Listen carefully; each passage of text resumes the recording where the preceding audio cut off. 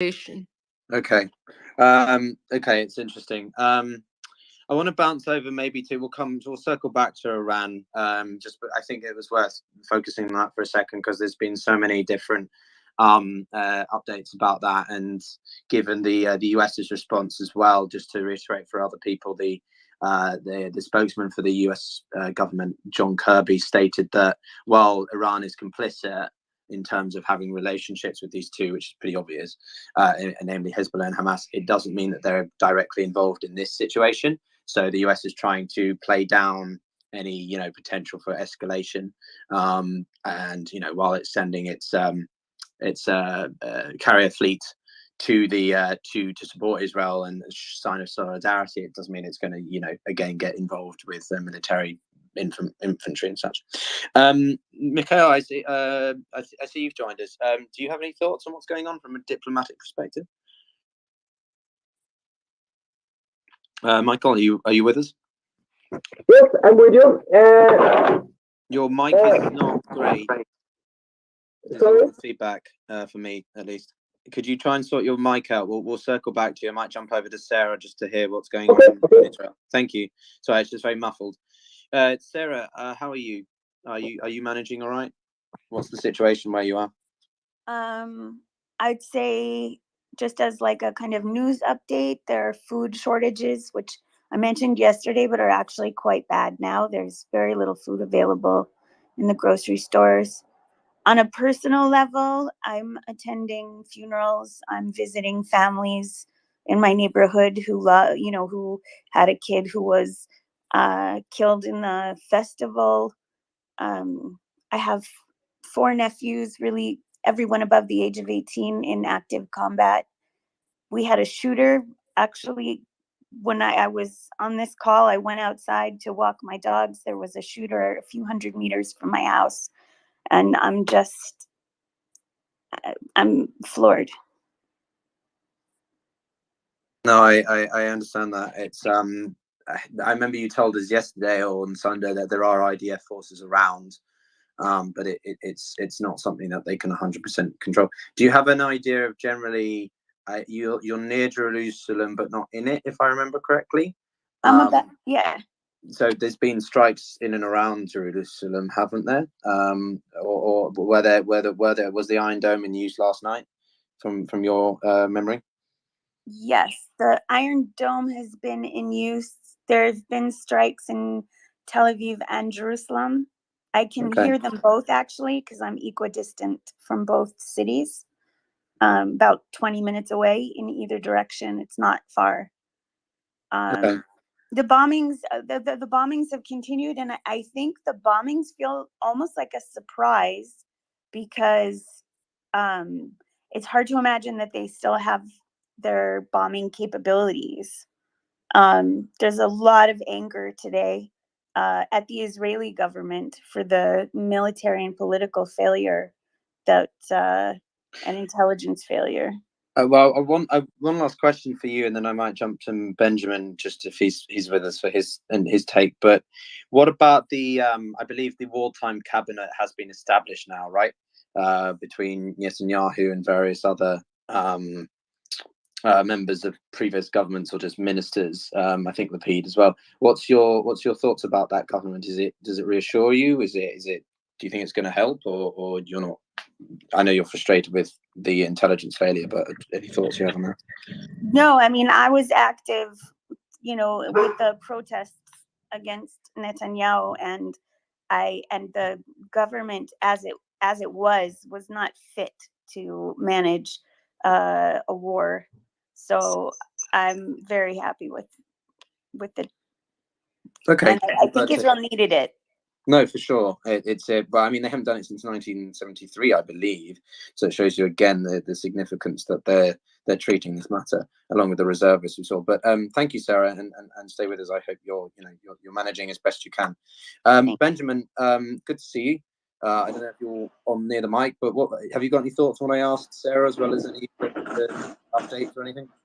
Sure. So I'm sorry again. My voice is probably not good. I'm getting over COVID, but I'll live. So I think that just talking to my family, some of them who have many years in the military and government experience in Israel. So I think there's an interesting dynamic, right? So I do think that Iran was behind this. I don't think I'm not going to take the Secretary of State or John Kirby or President Biden's word on this, because I think they are trying to save face with the Iran deal. And I understand the complexities of the $6 billion and the released hostages. I just don't think that they have any interest in,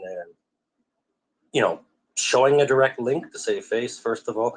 Second of all, as the hours that passed, my own family has, we know several people that had their children killed, 2 people that are, I'll just leave it at that. So it's a tough one in terms of this. I'm interested regarding the special, the special forces. That's a very interesting breaking news. I read it. I'm just not sure as to the validity. It's a little bit hard to interpret for myself, right? I mean, if you do have the active U.S. soldiers with, special forces rescuing hostages, that changes the calculation immensely. It does. That can't be overstated.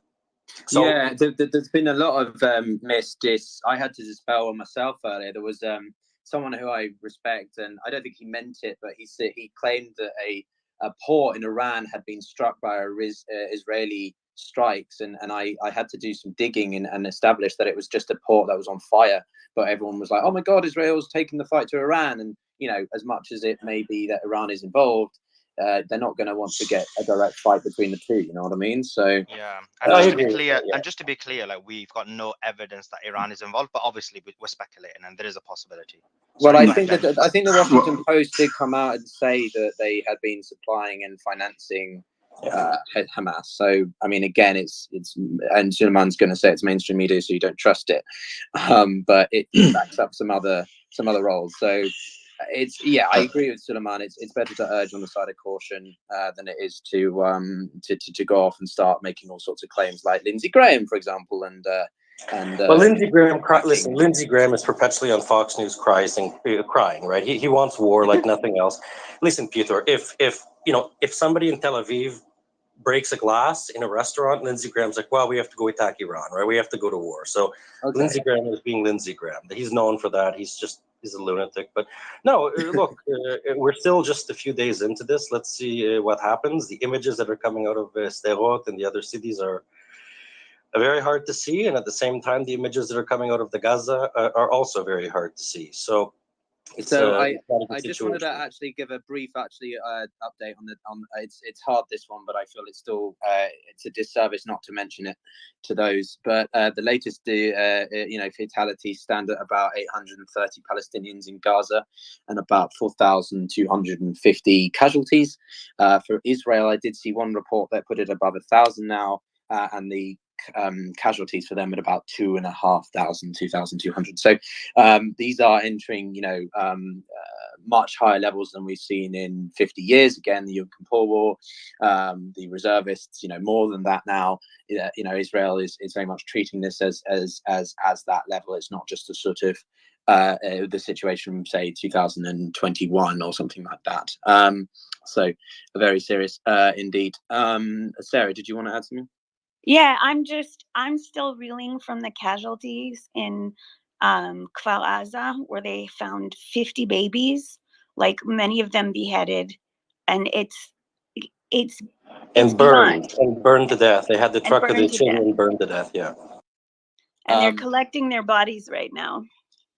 Yeah, I saw that. I saw a video of, I can't remember which media outlet. It was a woman, one of the women field reporters walking around a certain area, and they were saying what they had uncovered, which is absolutely startling. We read about it, but then you can see some of the stuff on the darker parts of the app. I'm sure there's people showing all sorts of can footage. We see some evidence to that? Because you have to really vet everything. Yes, absolutely. I would encourage you guys to directly, I'm not going to share that kind of thing here unless Mario shares it on his profile, because it's for me it's quite difficult to I'm not sure the extent people can handle that sort of stuff. Yeah, I can send you that. It was on the news. It's documented. We're not talking about random viral videos or articles. No, I understand. I'm just saying it's difficult to people creating stories. Okay, I just appreciate that. It's the just Syrian difficult just to one know thing, how Peter. to share that. Yeah, Syrian girl, I can send you my WhatsApp if you'd Yeah. like. I don't know if you're in a group. Is she in one of the groups of us? I'd be happy to go into a WhatsApp, like a group with you. Absolutely. I'm just gonna. Because there's a Yoel, lot you, of propaganda. okay, guys. coming Yeah. out. One at a time. Good.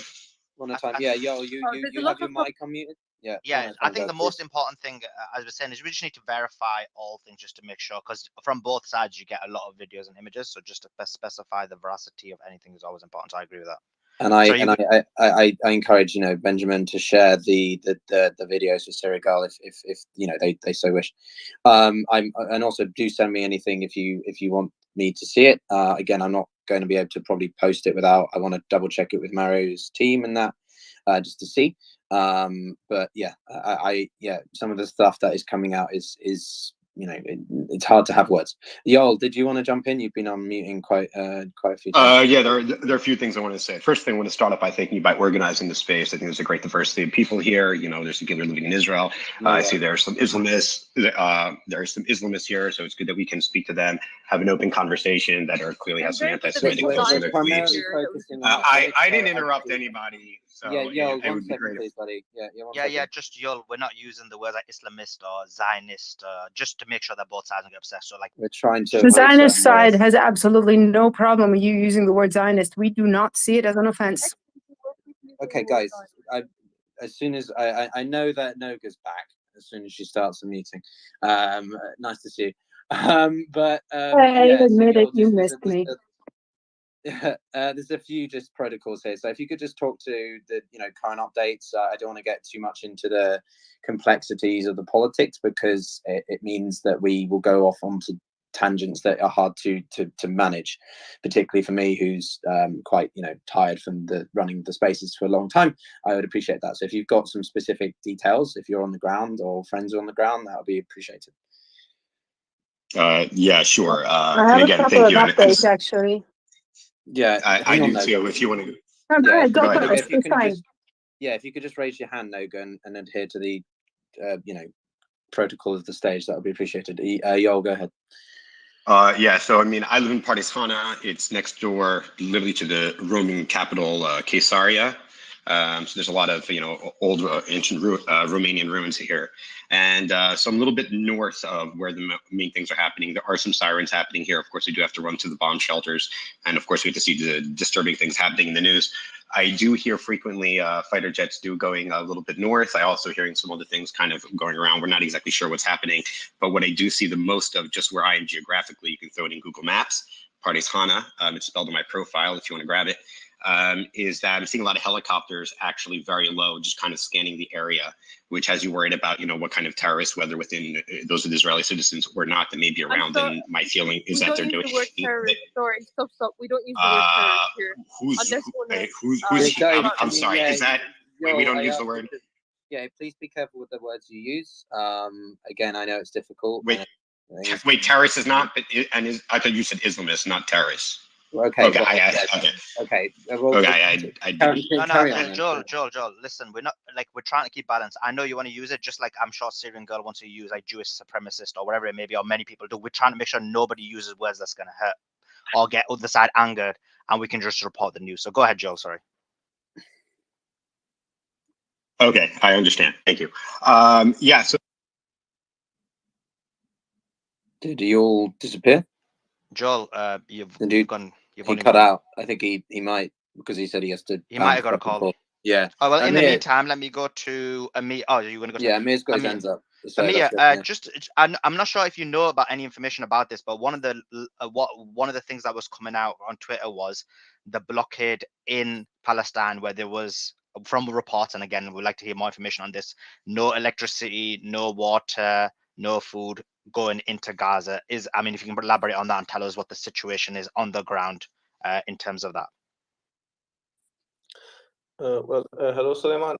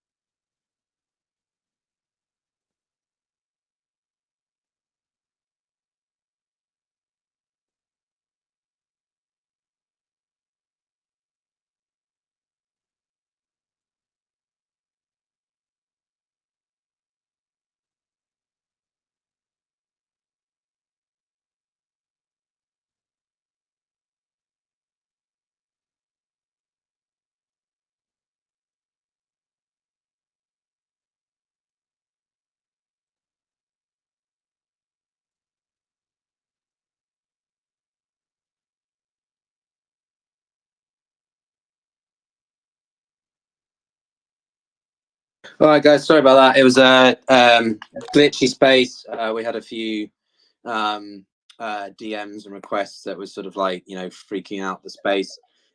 Keep in mind that the app is, I think, overwhelmed with the sudden uptake of people using it, and also there's a lot of big spaces trying to cover the situation in this one.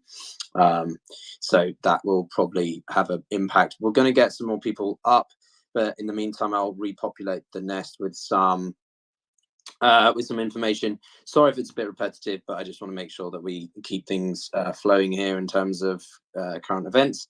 So yeah, the Israeli artillery bombarded the surroundings of the towns of Zabquin, Al Hayniya, Al Shayatiya, and Al Khalila. I do apologize. I know my pronunciation is not great, but I'm not Lebanese.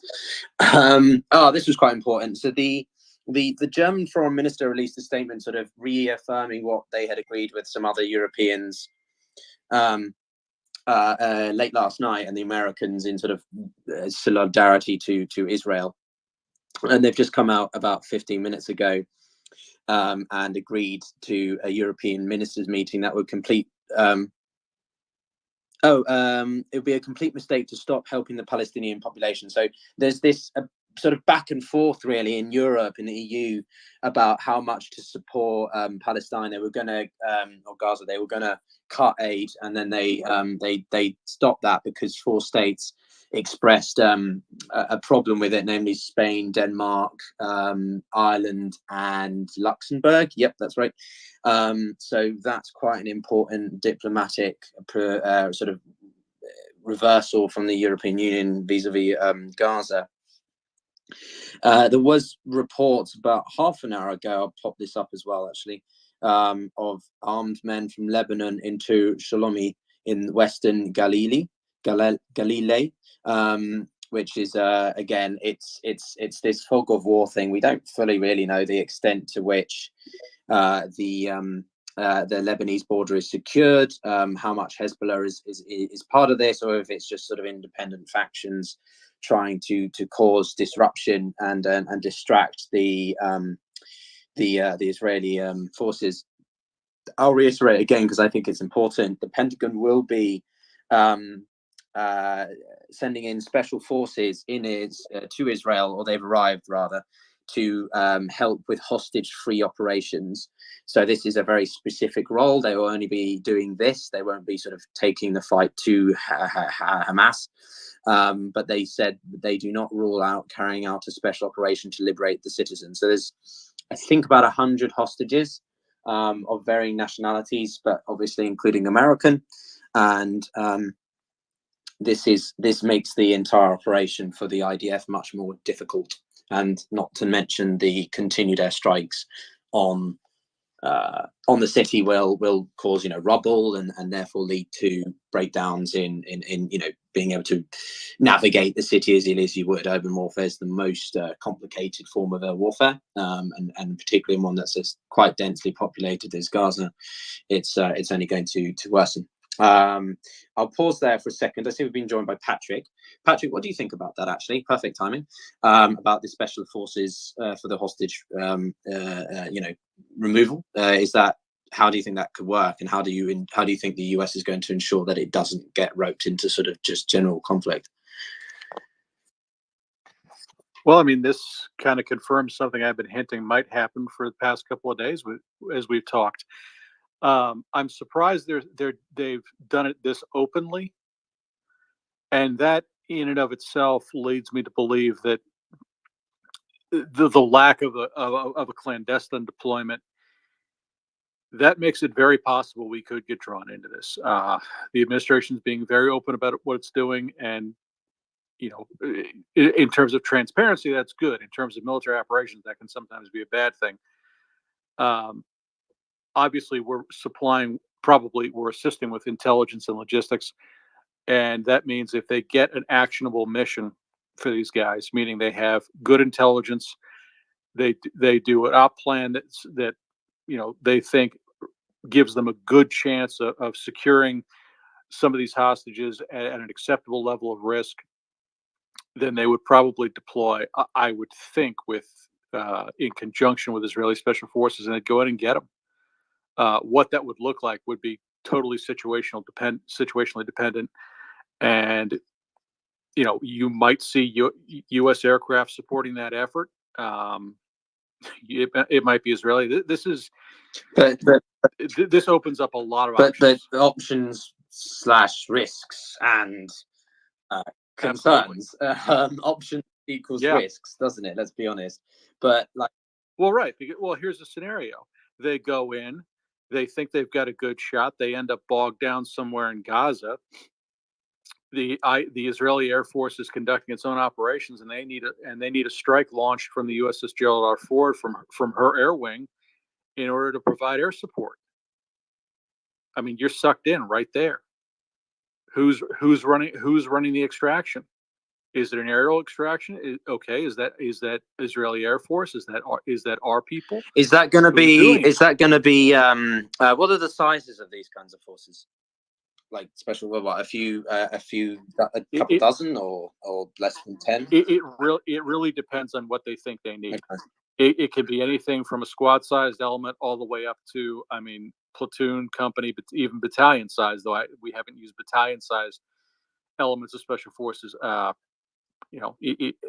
in decades, if ever, that I am aware of. That's not my area, so people may know of an incident where it has happened, but you could deploy a significant amount of people depending on how many have been sent and what assets they have on hand.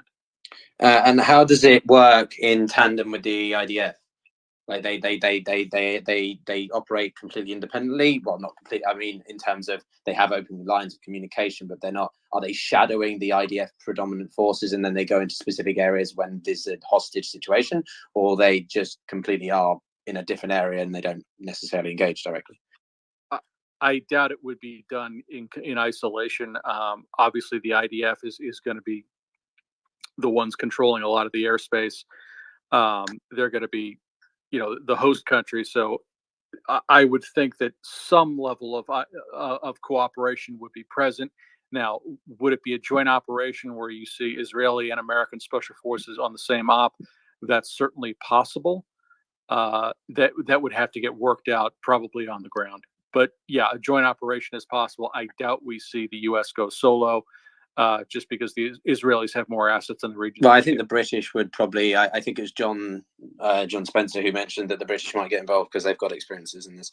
But yeah, SAS have a long history of hostage. Well, they're the originals, I believe. The Iranian hostage operation Nimrod, I believe it was called in 1980.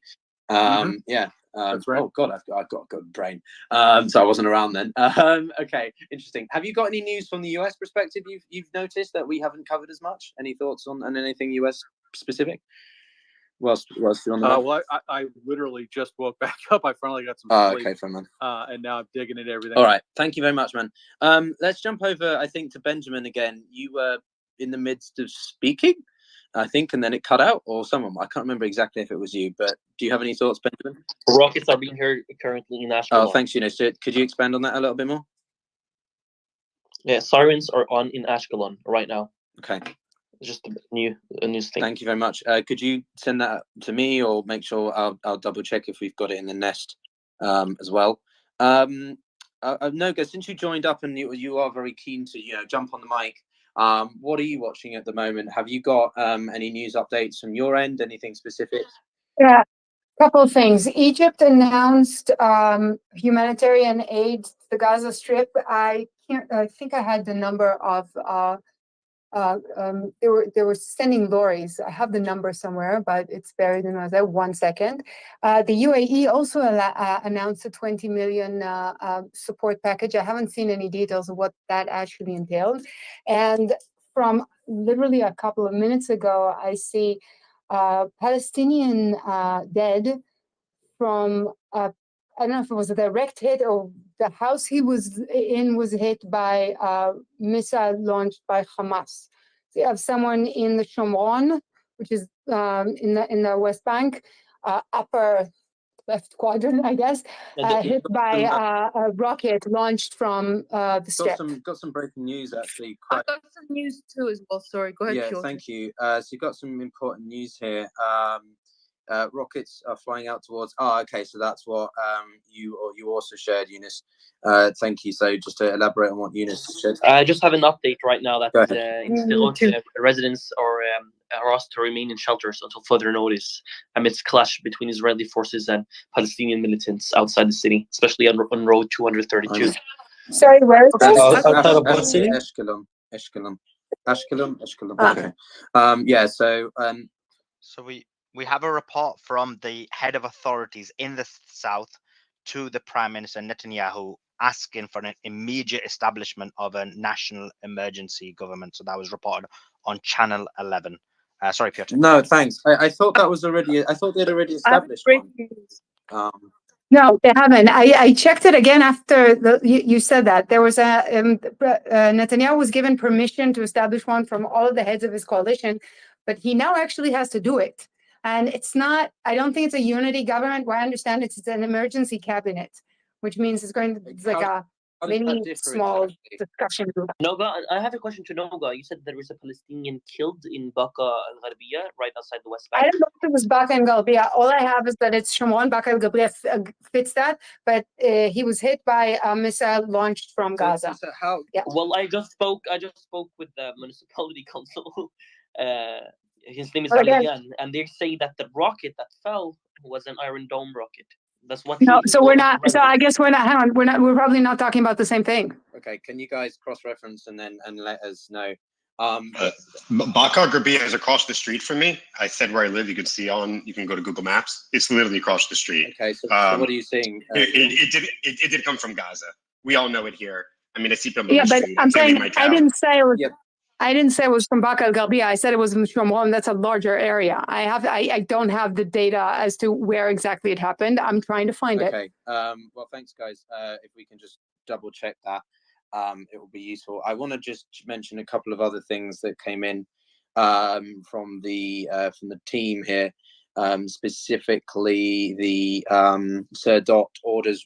Serdot has ordered residents to remain in shelters until further notice amid clashes between Israeli forces and Hamas outside the city. That came from the Times of Israel. A new batch of Palestinian rockets was launched from Gaza towards Israel. That came out about 2 minutes ago from Al Jazeera. And then an IDF spokesman is quoted as saying 15 launches from Lebanon, an exchange of fire in Sderot. The municipality called on the residents to lock themselves in their homes. That was Channel 11. And then Al-Qassam, which is one of the factions, if I remember correctly, says they claim responsibility for the bombing in Ashkelon, again in response to the displacement of civilians. So this is something we're seeing from that particular group. I think they've done this a few times now, where they will bomb it just arbitrarily because they demand the evacuation, removal of residents. Syria, go. What have we got? So the humanitarian aid convoys from Egypt, apparently reports by Israel's N12 News, says that Israel has informed Egypt that it will bomb any potential truck columns heading from Egypt to Gaza with aid. The source is Visegard 24. Yeah, I don't know. Visegard 24 is not a source. It's just a news channel. He's a relayer of news. But I can confirm that was confirmed by both Sky News and Channel 12 about 2 hours ago. And as well, Sinai. There's a human rights organization in Sinai. It's called Sinai Human Rights Organization. They said also that they were informed by Egyptian security officers at Rafah crossing that they demanded them to pull back the Egyptian trucks that came with fuel and food. Are they very reputable? I'm not trying to. Yes, of course. Okay. The most notable human rights organization. Okay, thank you. All right. Well, Hadi, you joined back up. Have you seen anything else since we last got to you? Now that we know where the missiles in Lebanon were fired from, it seems like this was most likely a Palestinian attack, not Hezbollah attack, because it was from the same area where it happened last time as well. And we got a message from the United Nations in Lebanon where they say their positions are still on hold. And they said, I quote, "Fortunately, that didn't escalate into a conflict and everything is calm now." So I think even the UN believes that this won't escalate because Israel responded by bombing outskirts of empty fields as usual. There was no direct hits, and that leaves us into we're just gonna have to wait to see who claims responsibility for the attack. And if it was the Palestinian factions in Lebanon, then Hezbollah still have to respond to the death of 3 of its soldiers. So just to clarify, so you're saying that this was definitely not related to Hezbollah? Not definitely, but I can give you like it's 80% not Hezbollah, because the area where the missiles were fired from is next to a Palestinian refugee camp in South Lebanon, and that's not where usually Hezbollah attacks. So the probability is that it's not. So who would it be then, or what could you speculate on that? I mean, it could be Saraya al-Quds brigades, the ones who claimed responsibility for the attack yesterday when they tried to when they killed Israeli soldiers during the clashes. It could be the same group, okay, because they're based in that area as well. And just to pivot back to you, Noga, could you explain to me the difference between the unity government and emergency one in this context? How the Israelis do that? Theoretically, unity government will require reshuffle. It means someone is going to have to give up his seat, and someone won't, and someone else will take its place. An emergency cabinet might be an easier way to do it, because in this case, every one of the current heads of coalition maintain their seats.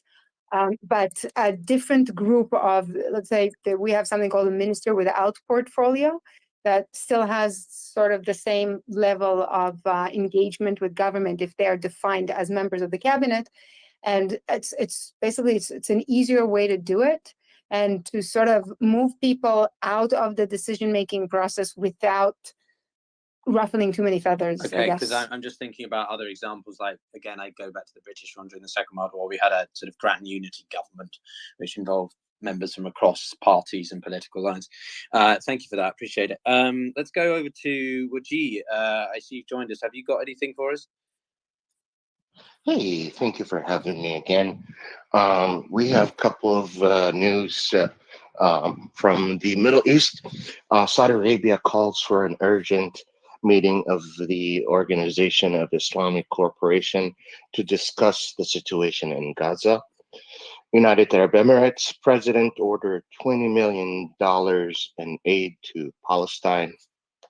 And you have the German prosecutor's office. We are investigating members suspected of belonging to a foreign terrorist organization, Hamas, taking I'm just quoting, taking hostages and killing German citizens.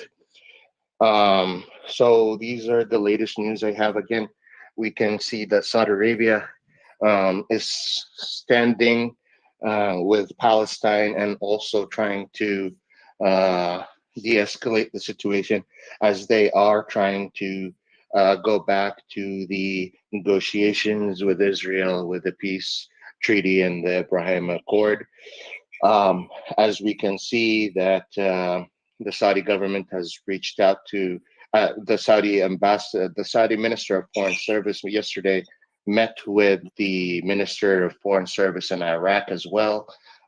So they are taking a stance with supporting Palestine, but they also benefit so much from having a peace treaty with Israel, as they have requested technology, nuclear technology and new weapons from the United States, and that wouldn't be possible without a peace treaty with Israel.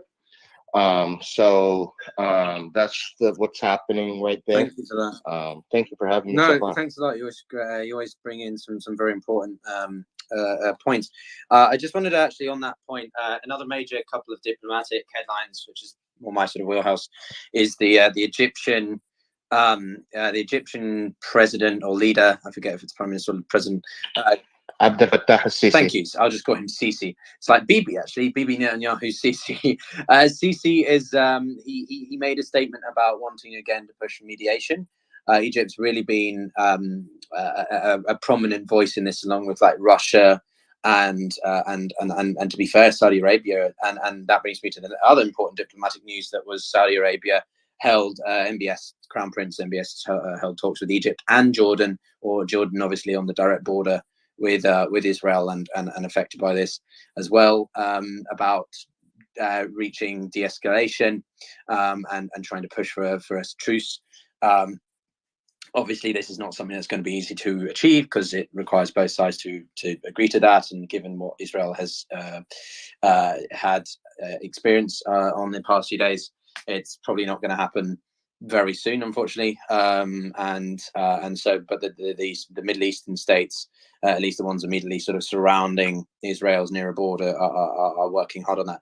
And just on the Israeli point, Saudi Arabian point, very quickly, I think it's important to take note of how much Saudi Arabia, despite obviously wanting Palestine to have its own recognition, is pushing for calm as much as it is that other point. It was one of the key points that NBS emphasized. And that is unusual. Yeah. That is, we have to say why it is unusual. And it's the historical standpoints that Saudi Arabia has been for a very long time, since King Faisal. There has been the war in Palestine and strong rhetoric of anti-Israeli rhetoric of wanting a one-state solution. We can see that this rhetoric is changing with the Saudi government today, which is a big difference. Usually we see the Saudi government escalating the situation with the Israeli-Palestinian conflict, and this time we see them de-escalating, which is a big difference. I agree. It's again, it plays into some news that we saw. Patrick, to your question, the sources, the U.S. Pentagon. So to your point, yeah, I think it's a notable shift. And as we reported also yesterday, I believe it was the U.S. Yeah, it was the U.S. that also said that the possibility of Saudi-Israeli normalization is not off the table. It's still possible, and many people were wondering what was the primary goal of Hamas, and some people think that may have been it. Not entirely sure, but yeah, that's one of the things that I think is worth keeping in mind. Bibi came out himself in an interview about a month ago, and they were asking him about his decision of going on having Arab state actors normalize relations with Israel, and he literally said that the reason we are doing so is we believe that the only way we can have a two-state solution is by having our allies, creating allies around the Arab states, so they could convince Palestine to do so.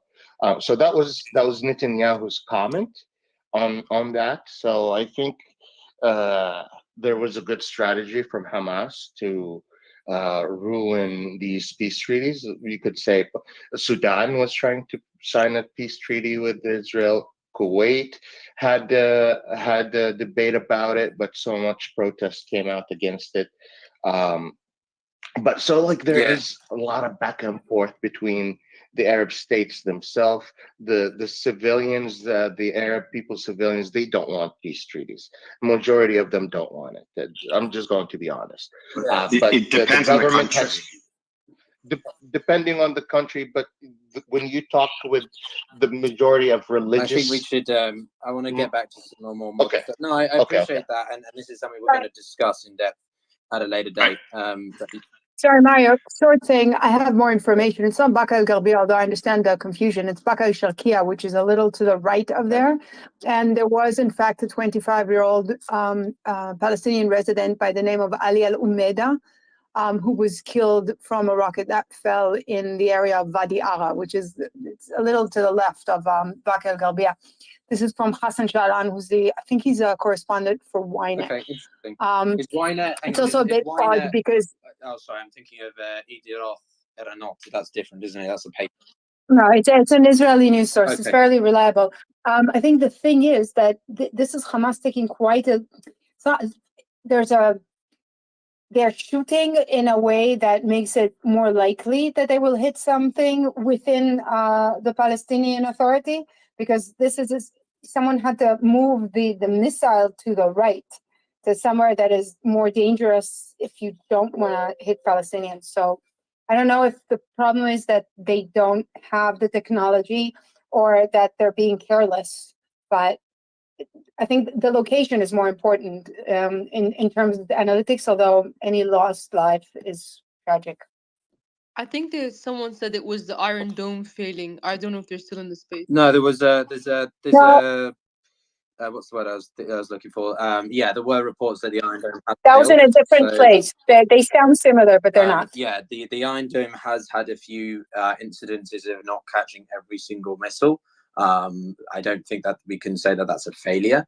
I'm not picking up anyone. I'm just. Oh, I mean, like the shell. Yeah. No, I understand what you mean. I'm not picking you up. I'm just saying, some people will be like, oh, so you're suggesting it's failing. No, I'm just acknowledging that it is experiencing an overtime in usage right now. But this is what it was built for, and this is why Israel's considered to be the military advanced state that it is. Thanks, Nogel, for that update. Sarah, I know you had your hand up for a while, so I want to go over to you. Then maybe we can hear from Amir, and then I see Colonel Jeff has joined us. Yeah, I actually have a question because I saw reporting, and I'm looking for it now. I wasn't able to find it. That Egypt said they would take 2,000 people a day over the border. And I even heard a discussion that it was not enough and blah, blah, blah, but I don't see it reported like in a way that I would trust. And I wondered if people here saw it. Thank you for that. Yeah, I did read reports actually about that. Is that confirmed? It's 2,000 a day from the Israeli. Is that the Israeli government or the military? Just curious because we've been discussing about the relevance of a humanitarian corridor and the ability to achieve that. The size limit is Egyptian, not Israeli. But since there were also reports about Israel stopping it, then we have to figure out if Israel would also stop that. Yeah, I'm looking into that right now because most of it is foreign reports, and I haven't actually seen any Israelis who talked about this. So trying to figure out how much of it is how true. much does that, no good to you, does that play into the what's the word? News that we saw about the Israeli warning to Egypt not to send supplies because they would be struck. I saw that from Sky News. I don't think it's I don't think it's the same thing at all. But I don't have information to support that. I mean, it would make sense. It would make sense that if Israel was trying to persuade Hamas to release its hostages, it wouldn't allow supplies in. It doesn't make sense not to allow Gazans to leave. And I think Egypt is going to be better at making sure Hamas doesn't leave than we are. So we really shouldn't have a problem with that. But again, I'm looking for reports because I don't have the information. As an Israeli, you believe that Egypt is, given the difficult history the two countries have, you believe you take it in its word that it's being sincere in its actions. I do. Yeah, I do. I don't think Egypt has any more interest than we do to empower Hamas. Not at all. Thank you for that. Wahid, you had a question or you wanted to raise something? Yeah, I just wanted to make sure that the news that you heard, that was Egypt allowing 2,000 Palestinians from Gaza Strip to go into Egypt every day, or Israeli citizens? No, that's Ghazian. Okay, thanks. Into Egypt. But as we're trying to ascertain it, Israel has made these pretty stark, warnings, or some media called it threats, to Egypt about getting Palestinian civilians out. So that is, it's a complicated matter. I do believe Israel has fully surrounded now the Ghazian strip and both maritime and terrestrially. So Amir, did you? Oh, Benjamin, go for it.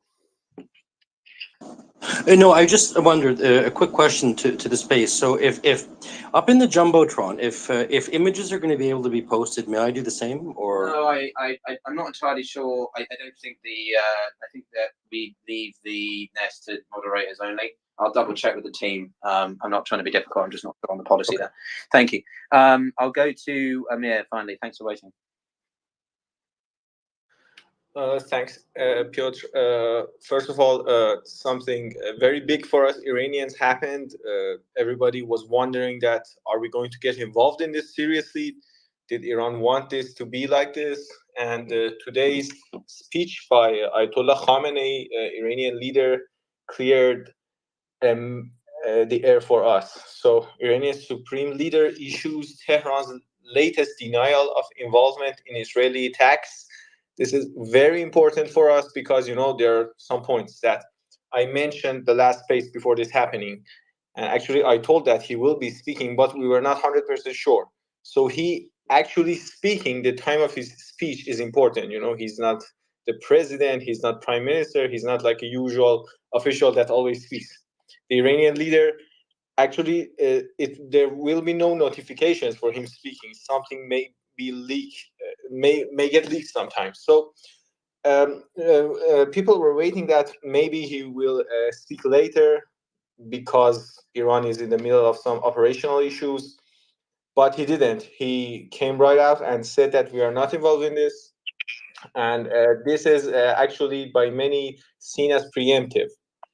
And many seen this as a very positive signal. But you know, it is safe to say that Iran is involved in all of this, but being directly involved or indirectly involved makes the huge difference. Yeah, so yes, no, I think yes. Suleiman would, point out that we don't have 100% data. I mean, I personally do think that Iran has probably had planning in this or an endorsement of it. You can tell that from the diplomacy, the statements. But I understand that the distinction between that and also that Iran has been, directly like training them for this or something like that.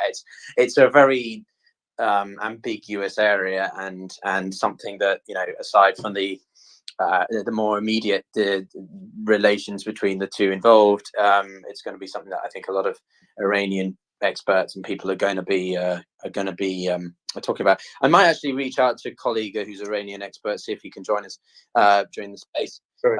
But Amir, did you want to add something?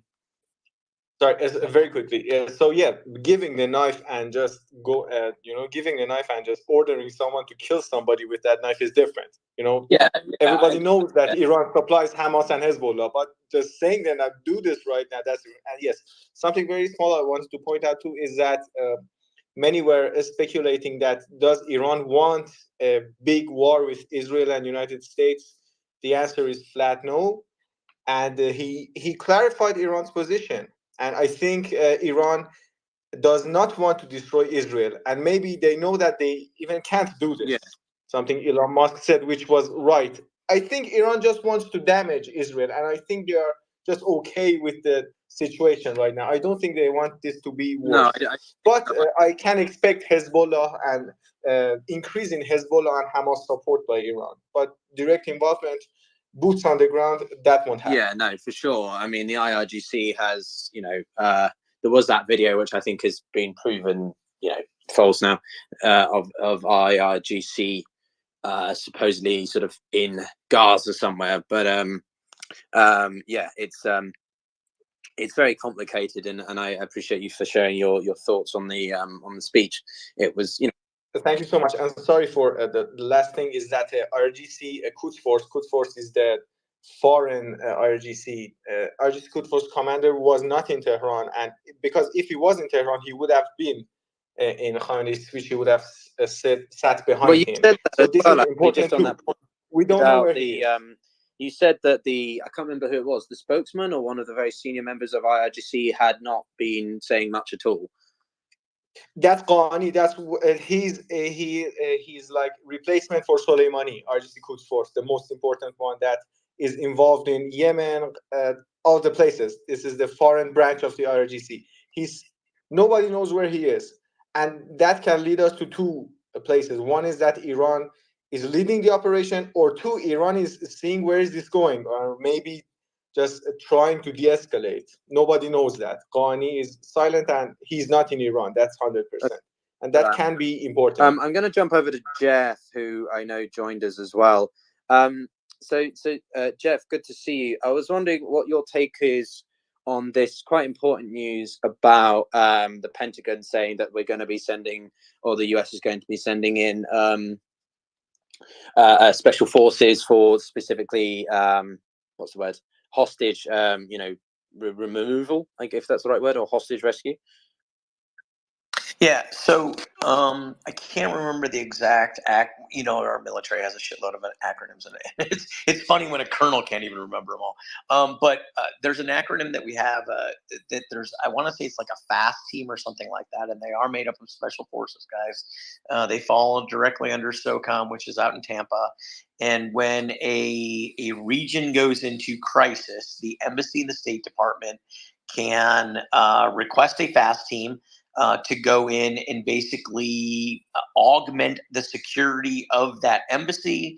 And then, upon direction of the president and SOCOM, they can then be tasked to go out and do certain missions. So I think what we have at this point probably is more along the lines of, if FAST is the correct acronym, so please don't hold me to it. We probably have a FAST team that's gone in. They're probably being briefed into the embassy at this point. The embassy and entities in the embassy with respect to security are talking them through, like, hey, we know that these are the Americans that are missing. We're working with the Hamas, or I'm sorry, Jesus, with Mossad to figure out, where they are, where we believe they're at, and then from there, plans of action will be done through the NSC and the president and SOCOM. Does that make sense? Yeah, it does. I have no bloody idea about the acronyms. If you don't, mate, I was hoping you would. Or Patrick, can you tell us what the acronyms are? I'm not right, maybe right now, but no, it's pretty complicated. But I'm very curious to see what this means for the broader direction towards, again, the upcoming intervention engagement of the Israelis in Gaza. As I think we can largely agree, there was there was going to be a lull period between the Israelis, responding to what happened on the weekend to undertaking this proper response. And as I said on Saturday, it's going to get worse before it gets better, unfortunately, and I think we're going to be entering that phase where it doesn't get much better. I don't want to predict the future, but I think this is going to be a pretty tough campaign by the IDF. On a slightly different bit of news, the Russian Federation has failed to regain its seat in the UN Human Rights Council. Not strictly directly related to this, but given Russia's talks about seeking, peace and everything. Obviously, this is in the context of the Ukraine war, and they've got a bit of a, trying to get that reputation improved by getting back onto bodies like the UNHCR. So just thought I'd share that. Might just check Mario's profile briefly. If you've got some, okay, we've got a few hands. Yo, we haven't heard from you in a bit. What have you got for us? Anything? Yeah, there are just two things, little comments that I thought were worth adding a little bit of context. Yeah. One was about Egypt and Gaza. So obviously people often forget that Egypt has a border with Gaza, and they very much despise Hamas and they see it as a problem. In fact, when Israel made peace with Egypt, Israel gave over Sinai, which is triple the size of Israel, which is smaller than New Jersey, over to Egypt. And they said, hey, take Gaza too. We don't want Gaza. And Egypt didn't want it. And in fact, I think several years ago, you can Google it, and I think I tweeted it, that Egypt actually pumped water from the Mediterranean Sea into Gaza, into the tunnels and all of that, because they understood that terrorists were using it to come in and try to make attacks within Sinai, within Egypt. Oh, sorry. This was Egypt quote. Okay. If you make a quote, then that's a bit. Yeah, it's on my Twitter. I tweeted it. You can look at the link. Even Al Jazeera covered it too.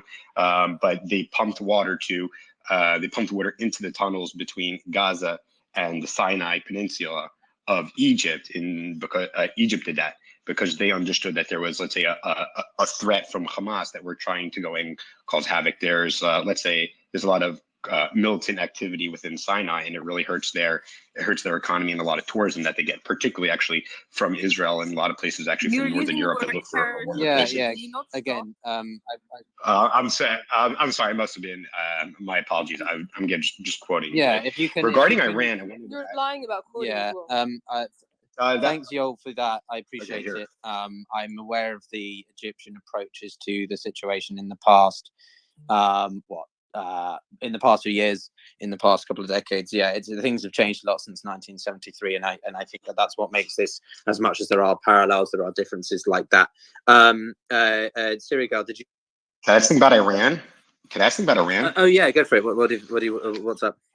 Yeah, I actually found something kind of fascinating. Obviously, there's a lot of disagreement on here, but I think the one thing that people kind of understand, even if it's not stated, what people say or don't say, is that Iran has been calling for the annihilation of Israel publicly. We know that. So I mean, it wouldn't be a surprise, or it's kind of like pretending, oh well, there's no official source, so they're denying it. But I think everyone understands that Iran is behind this in some minimal fashion. It seems Iran, like Israel, has very, very strong cybersecurity, and it seems, unfortunately, the tragic events that happened it was actually from a cyber attack from Iran that actually didn't let Israel actually see what was happening on the border with Gaza. And also, I think the Iron Dome was hacked too. Now, of course, there are not confirmed sources on this, and nor will there be. I was about to ask that question because that's the first time I heard this. I wanted to. Right. That is not. I want to be very clear that is not. I have many cybersecurity clients, and we speak about these things.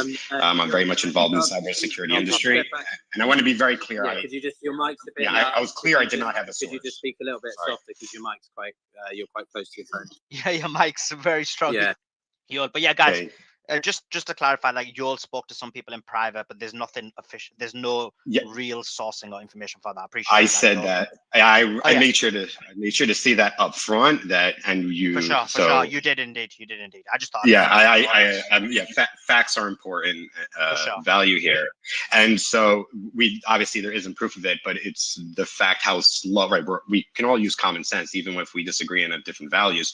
But how slow Israel was able to respond and find out what was actually going on, right? To the extent of the extent of the attack is actually proof that there was a successful cyber attack. And just as civilians around the West, this should be something we should be worried about. Is future warfare is going to be cybersecurity, I think, against civilians, and that's something we should keep in mind. Thanks for that, Yoel. And in terms of what you said, I wouldn't say it's a fact, but it's our proof. It's a hypothesis, and there's many other hypotheses as well. But we'll have to wait for the evidence to come out and the actual reporting. So there's an interesting news development here that the Israeli helicopter strike have targeted a Hezbollah observation post in southern Lebanon.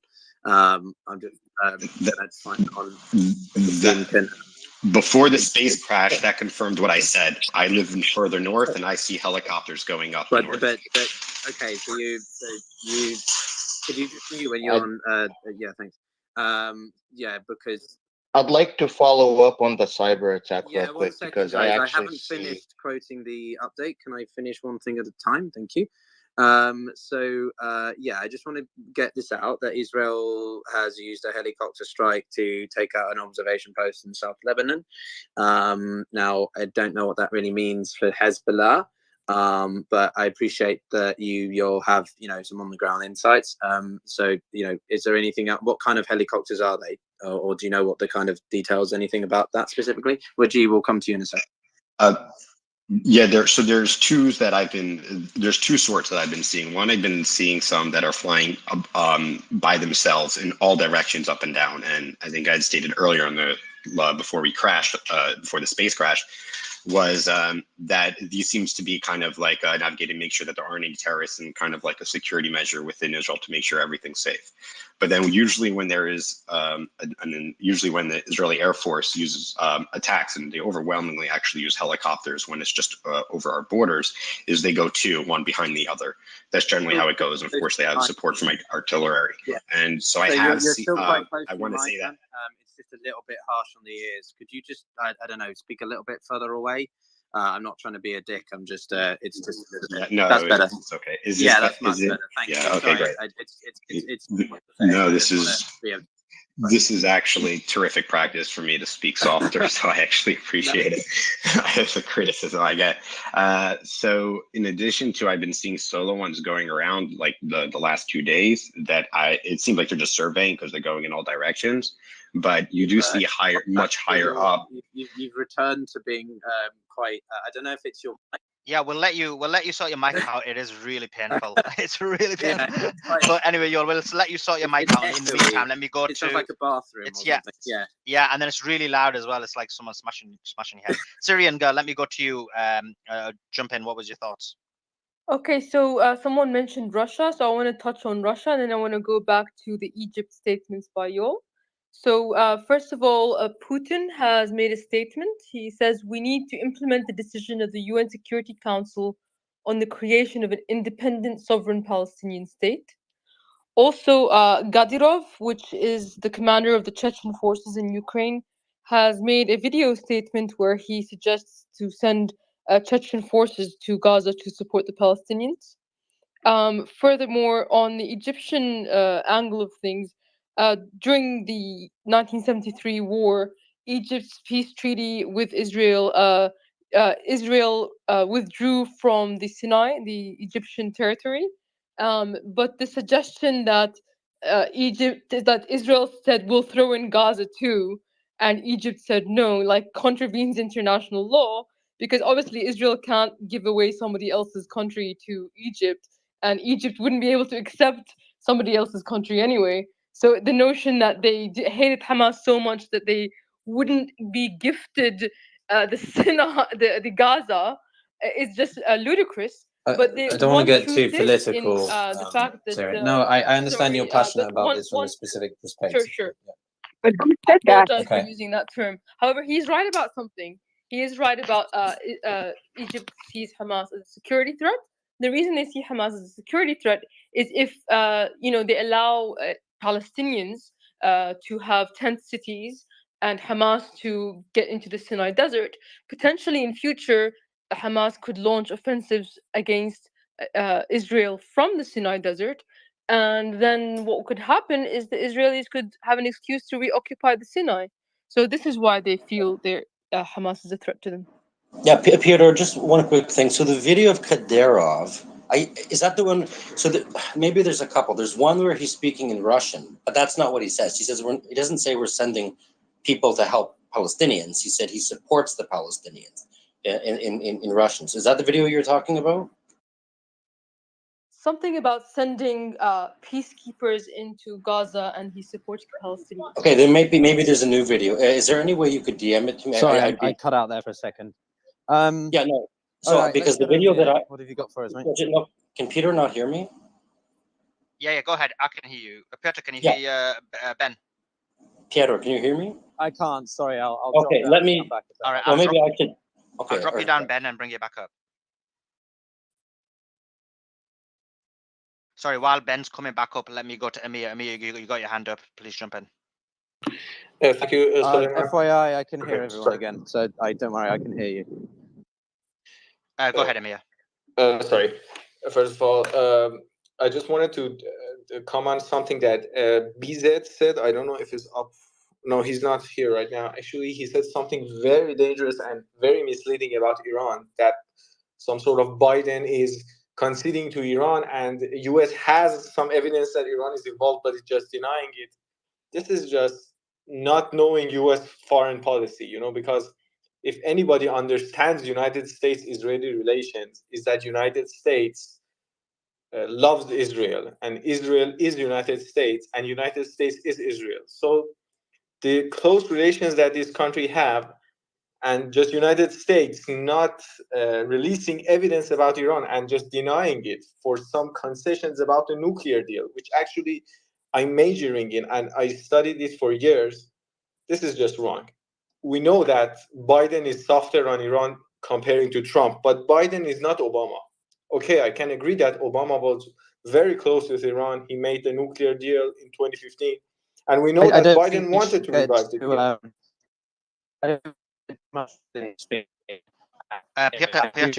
Piotr, you're breaking up. Potter, you're breaking up really badly. But yeah, we're just moving on from that because again, guys, no, it's echoing significantly. And I just want to point out that's not right. Just US that's fine. That's leave fine. Israel alone for some concessions with Iran, which actually back in 2022, Biden had a chance for the deal, but he didn't take it. Amir, can you hear me? Amir, can you hear me? Yes, oh yeah, sorry. Yeah, it's fine. I understand the importance of your clarification. That's fine. But we don't want to get into the politics aspect as well. We're going to do that after later on in a few days, or whenever this situation resolves itself. At the moment, we're focusing significantly on the news. And guys, if we can try our best not to use certain languages that'll offend the other party, that'd be brilliant. Yoel, I know you've got your hand up. I will go to Wajir first because we went to you before. Hopefully you sorted your mic out as well, Yoel. Let me go to Wajir.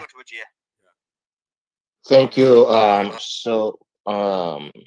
The Foreign Affairs Committee in the U.S. House of Representatives will propose legislations to Congress accusing Iran of being behind the Hamas attack and what is considered the first step to obtain Congress approval for any future military actions. The Palestinian Ministry of Health announced that 849 people have been killed in Gaza and the West Bank, and 4,360 others have been injured since last Saturday. 3,000 injured in the West Bank? 4,360 have been injured since last Saturday. Just in the West Bank? No, in Gaza and in the West Bank, both. Israeli government. So I did find a link saying that the Israeli government media websites are hit with cyber attacks with cybernews.com. And yesterday I saw that the Washington Post also wrote something about Israeli government and commercial websites being hit by cyber attacks. So there are official sources mentioning these attacks on Israeli cyber security. Appreciate that. Let me go to who have we got up? We haven't got many. Hadi, if you can give us an update about what's happening on the ground, that'd be brilliant. All right, so there's new escalations right now after the missiles were fired, which we doubted was Hezbollah. There's no confirmation it was Hezbollah. Now it seems like Hezbollah got involved by targeting, like I said yesterday, what might happen, Israeli vehicles on the borders with Lebanon, near the Israeli settlement called Afivim.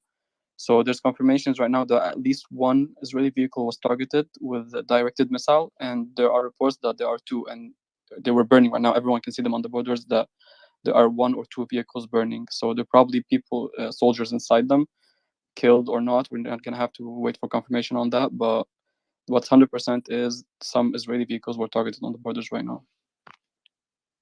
And that looks like Hezbollah retaliation, because that's what usually happens. They target soldiers directly on the borders. How's can you hear now? No, it's rubber banding still. Oh. Can anyone hear Piotr, or is it just me he's rubber banding for? No, he is rubber banding. Him. One way he could fix that is either turn off and turn on the Bluetooth headphone set, and turn off the Bluetooth in your phone. Exit it or come back in the app. All of these reset things help with fixing the voice. Cool. Thank you for that. That's your technical advice there, Piotr. Let me go to Yoel. Hopefully your mic's a bit quieter. Yeah. If this doesn't work, let me know. I'll just get rid of the Bluetooth altogether. I think there's something actually really positive that we started to talk about Iran, and we were talking about different nations obviously have different opinions regarding peace to Israel. People may not know this, but obviously before the dictator Iran came to power, Israel and Iran were very close. Israel tried to help Iran actually get nuclear weapons. And the people of Iran are actually very, very close with the people of Israel. This always was the case when we used to have peace, and that continues to happen today. Of course, the dictator there now doesn't feel that way. We don't have to say it, but I think we're also starting to see in Saudi Arabia, the younger generation in particular, and I think led by MBS, who does not get enough credit, is helping to liberalize the country. I think a lot of people in the West, I know I'm speaking in generics here, don't properly really understand the Middle East. They don't understand Judaism. They don't understand Islam. And they don't understand the difference between Arabs and Persians and Turks, etc. But I think what you're seeing is that the movement, I think, towards a lot of nations wanting to make peace is something that I think we should be talking about. I know right now, war is something we get very excited about. I mean, individuals. Unfortunately, we have a tribal, and human nature is not very good, and that's for any human being. And so we usually have to fight that. But I think we should really focus that, even though right now what we're going through is very scary for everybody and very worrying, especially those that are living here in the region like myself and that are victims of what's going on. But we just should know that in the future, we're going to look back on this. And I do think that this is going to be a turning point in some way, but it will take several years to flush out, where we'll see more authentic peace like we had in the Abraham Accords with the UAE, Bahrain, Morocco, etc. We'll be seeing more with Sudan, and God willing, Saudi Arabia, and with Saudi Arabia, all the other Arab nations will follow. And so, of course, this terrorist attack, and I think someone implied, and I agree with that implication. Of course, there's no evidence, but it's beyond suspicious. The timing was that it sounded like there was going to be a big announcement about peace between Israel and Saudi Arabia. I just want to correct one thing. Remember, in this room, we agreed not to use despite our personal, we agreed not to use the term terrorist. Like Thank you for reminding me, and I appreciate you reminding me every time. Of Is that course, a I know. list that we can discuss of the words that we're not allowed to use? Because I'd like to add that would be, I would agree. You want to add them? Yeah, I mean, it's not words.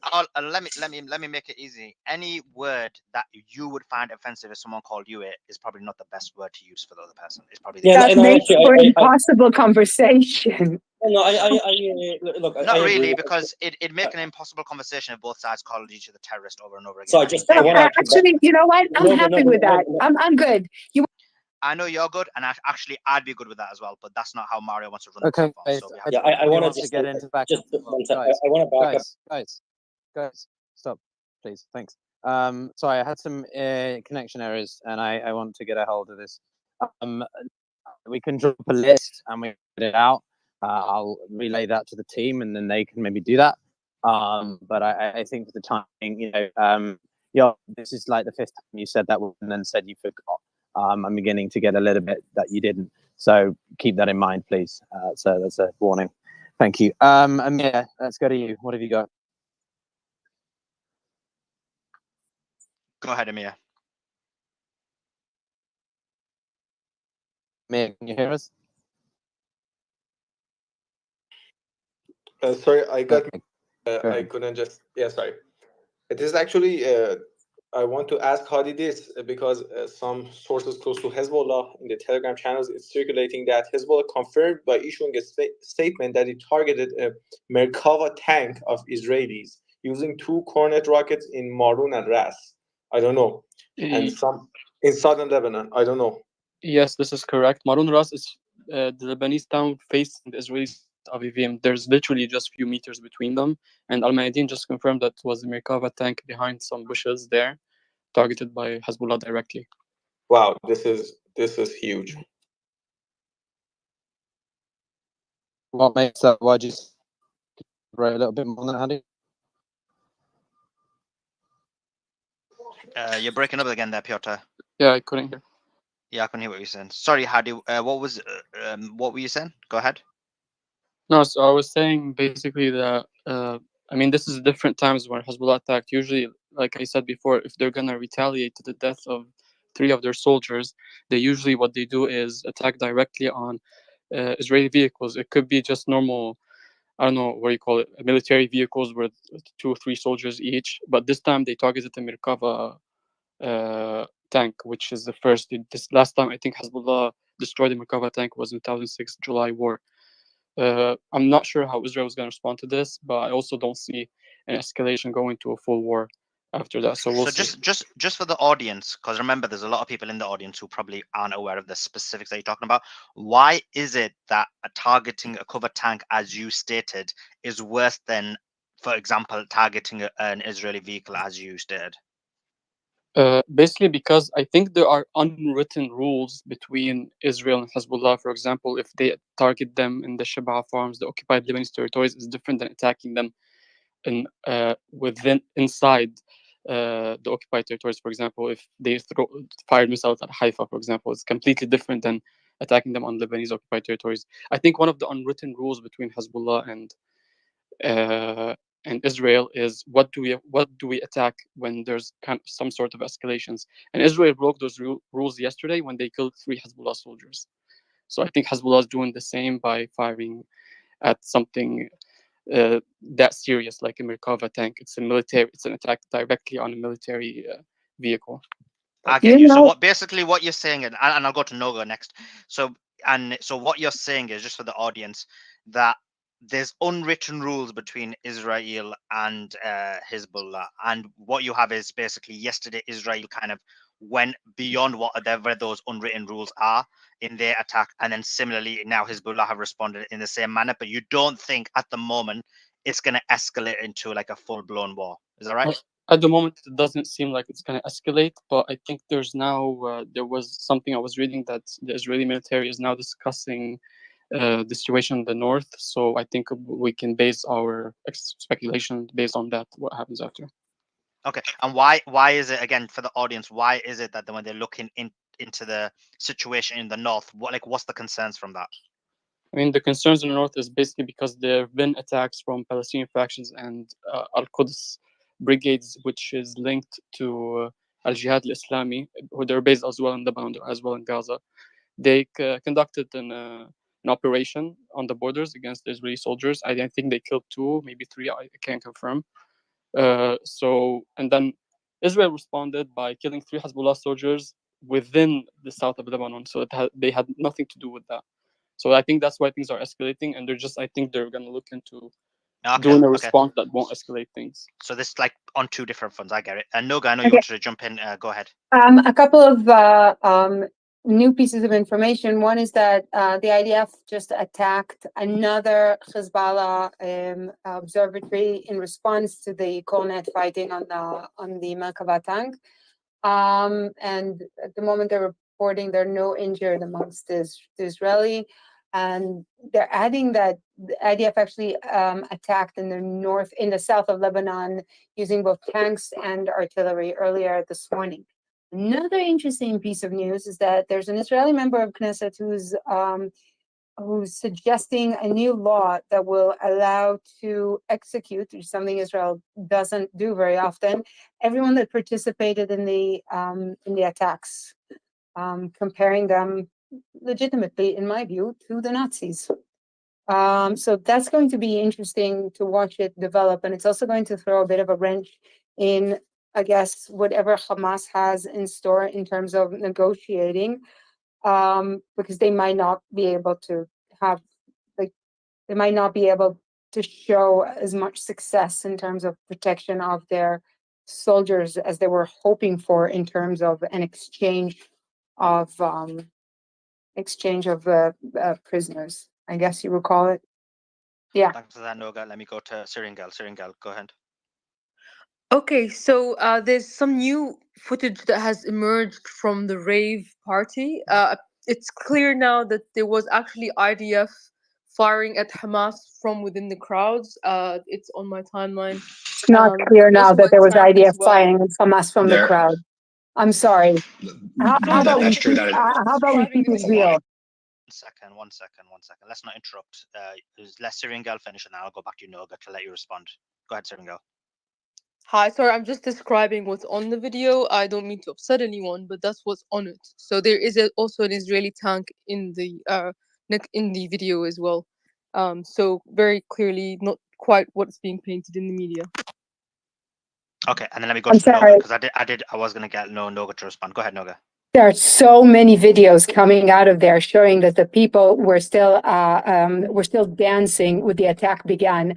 That I don't know what you're showing, and I'll look at it in a minute, but I'm telling you for a fact that it's a lie. Well, I'm telling you there for a fact that there was firing. Okay, I'm sorry, Siringal, are you arguing? No, hang on. Are you, excuse me, are you? Okay. We're not gonna, it's quite simple. Siringal, you can send your video, or it's a Noga, you can go on Siringal's timeline and look at the video. If there's an issue with it, then you can bring it up. But there's no point arguing about something you've not seen yet. Let me go to Amir. Yeah, no, I'm seeing it now. What Siringal put up is about 5 hours into the attack, and you see the first respondents coming into the scene and fighting back. And I cannot believe you would put this video in that context. How dare you? How dare you even try to assume that what happened on Saturday is something that we instigated? How dare you? I mean, you've been lying here for 4 days, but now you've really. Listen, calm down. Right. So everyone has heard Noga's argument. Everyone's heard Syrian's argument in terms of when it happened. In terms of Noga, she's made the argument that it's been 5 hours. I'm not sure where that is I coming from. believe that Biden is giving his speech about the Hamas attack. If someone could pull it up. Okay, cool. We'll Sorry, get someone in. Victor. Yeah, no, I appreciate that. The team will be on that, and I have to we'll see say if we can this. try and play it on the No, space. this is lying. This has gone too far. Yeah, this has because. Right. 1 second. What is going on? Like, I don't get it. We're not going to debate the issues. The video's there. People can see it. Noga's made her argument that this happened 5 hours before. Syrian girls made the argument that it happened earlier. People can look at it now and No, I'm sorry, Mario. No, because if she had put that video in without the lies, and it's lies, and she's been lying here for 4 days, that's one thing. But if you actually look at the video yourself, you can see, for the love of God. Your opinion is she's a liar. Her opinion is you're a liar and an agent. This is just like, we're not going to go into personal attacks, right? Let's leave it as it is. And I've told you now, Noga, 5 times. Each time I mute and then unmute, you just start screaming immediately afterwards. If you do again, I'm just going to remove you from the stage. No, the truth is not like what exists on your timeline. We'll agree to disagree. You can't. Okay. I'm not sure what's happening. Maybe I don't know why everyone's screaming as soon as I unmute, right? I've already explained it.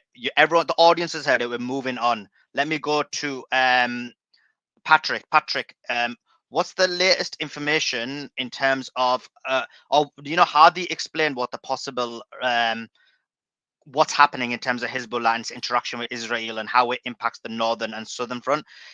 He thinks it won't escalate. What's your thoughts? It's certainly possible.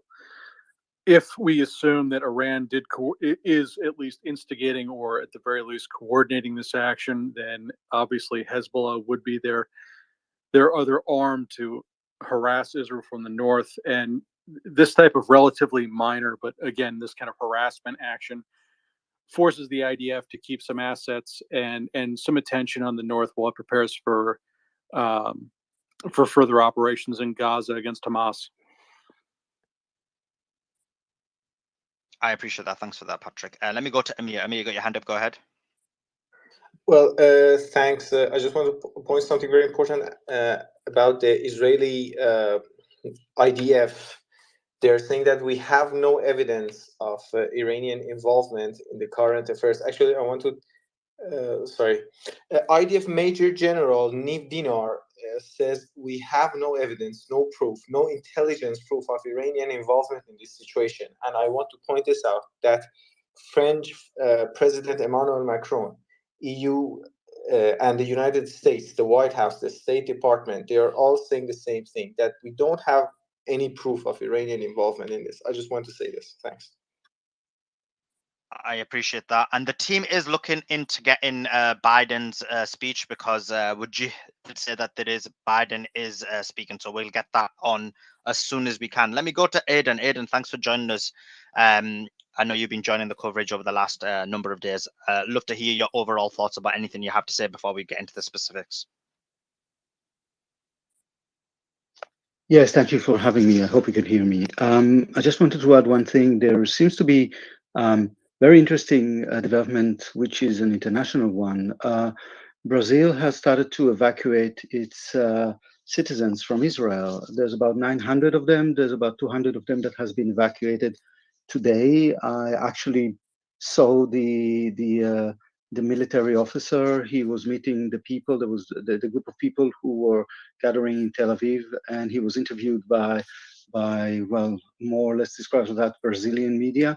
That's an interesting development of seeing a foreign country evacuating the citizens from Israel. I appreciate that, and yeah, that's going to be something that we need to look into. Let me go to Not Jerome. Not Jerome, what is your thoughts in terms of like what's happening in the overall region in Lebanon, or if any questions you've got, please jump in. Yes, Sulaiman, thank you. I was just speaking with my parents in Lebanon, and they said that it's relatively calm over there. I spoke with them maybe like an hour ago, but now with this recent developments, I don't know. And like my village is like near the border. It's like 30 minutes from the border, but they are relatively calm over there. And I hope nothing happens. I hope this doesn't escalate, but like the way we are seeing how this is unfolding, it's very disturbing, and I hope it doesn't happen, but we're going like from bad to worse. That's my opinion. Yeah, that is a big concern, and I know a number of people in Lebanon are concerned about possible escalations. Let me go to Yul, and what we have got is we know that President Joe Biden will be speaking at 1 p.m. Eastern. So once he is on this platform or on the stage, then we will basically be playing that.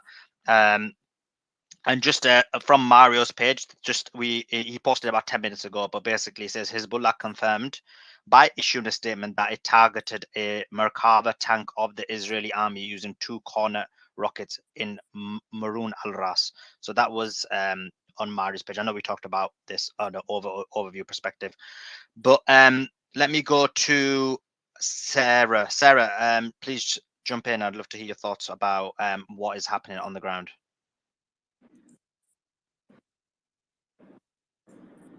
I'm actually still trying to recover from Syrian Girls Post, and I know we're dropping it, but there has to be integrity within this group. And posting that the people who died at that festival were caught in the crossfire between IDF and Hamas is such a blatant lie that it like hurts me to my soul.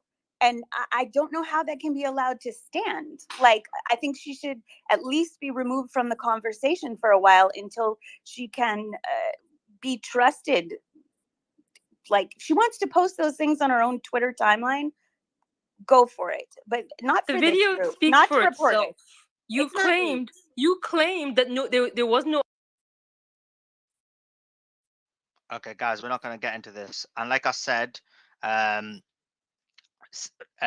we don't want to. I know you want to censor her, but we're not censoring anybody. She's given her perspective on the video. No, You gave she's your. not giving her perspective. She is lying. No, I'm not going to get into this. She's lying according to your opinion. According to her opinion, it's not a lie. Hence why we're not going into opinions. We're going to just go into what's happening in the news. Let me go to Hardy. Hardy, you know, you mentioned in terms There is of truth and there oh is my false. God. It's not an opinion. There's It's not no her truth opinion or and not. all right. And there Right, has okay. to be a modicum of integrity. You have to insist on it. And that's your Right, okay. It's like impossible to even get a conversation in, right? So like I said, this truth according to one side is falsehood according to the other side. Look, we're not going to get into this debate. We're going to do this debate for sure in a day or two, but we're not going to get into this debate right now. Let me go to Confluence. Confluence, please jump in. Yeah, I was just going to say we could move this from the debatable forum into timestamp validation. So maybe it's not the point for this now, but there is a way, if somebody can track down the source file of that video, to do timestamp validation on when it was kind of captured. So there's a way to get closer to truth so that people can remove emotions and get closer to facts. And yeah, what about how's my updates on how's the my internet, guys? Can you hear me now? much better? Yeah, Floater. it's a bit more. It's quiet, but it's Good. fine. It's not rubber Good. banding. Okay. I am appalled by the exchange we just had, and I expect the space to be much better handled than that. We will not be having those kinds of things happening again, guys. Okay, so I want to refrain from that kind of thing happening again. If I had had the Wi-Fi stability that I have now, I would have dealt with that immediately. So I want to make that very clear. Confluence, if you can have that video sent over from Siringal, then you can do the necessary bits you can to confirm it, and we will manage it from there. But I don't want these kinds of things to happen again. I'm not blaming any one specific person, although I do think certain statements by some were unnecessarily provocative. and leads to the reactions by others, which, well, given the sensitivity around this matter, causes the reactions we saw. Yeah, Piotr, we can't even hear what you're saying. Your volume's way too low, and yeah, it was handled, so I'm not sure what you're saying there. Go ahead, Syrian girl, you got your hand up. Suleiman, you did a terrible job in handling that. Piotr, no, I didn't. It's just that finally there's some balance on the space. But anyway, let's go to Wajir. I have news from the United Arab Emirates. The Israeli ambassador to the UAE, Amir Hakan, says that Israel does not negotiate with anyone in response to a question about a Reuters reporter stating that Qatari mediators are seeking to negotiate with the Hamas with the release of the Israeli hostages held by the Hamas exchange for the release of Palestinians and Israeli prisoner. You also have the United Nations Independent International Commission of Inquiry into the occupied Palestinian territory, introducing East Jerusalem and Israel, said reports of civilian hostages taken and the use of civilians as human shields consist of war crime. The commission said that imposing a complete blockade on Gaza would undoubtedly cost civilian lives, countless collect punishment. Netanyahu invites the opposition leader Gantz to meeting tonight after negotiations between their two parties toward forming an emergency government achieved significant progress. These are some of the latest news.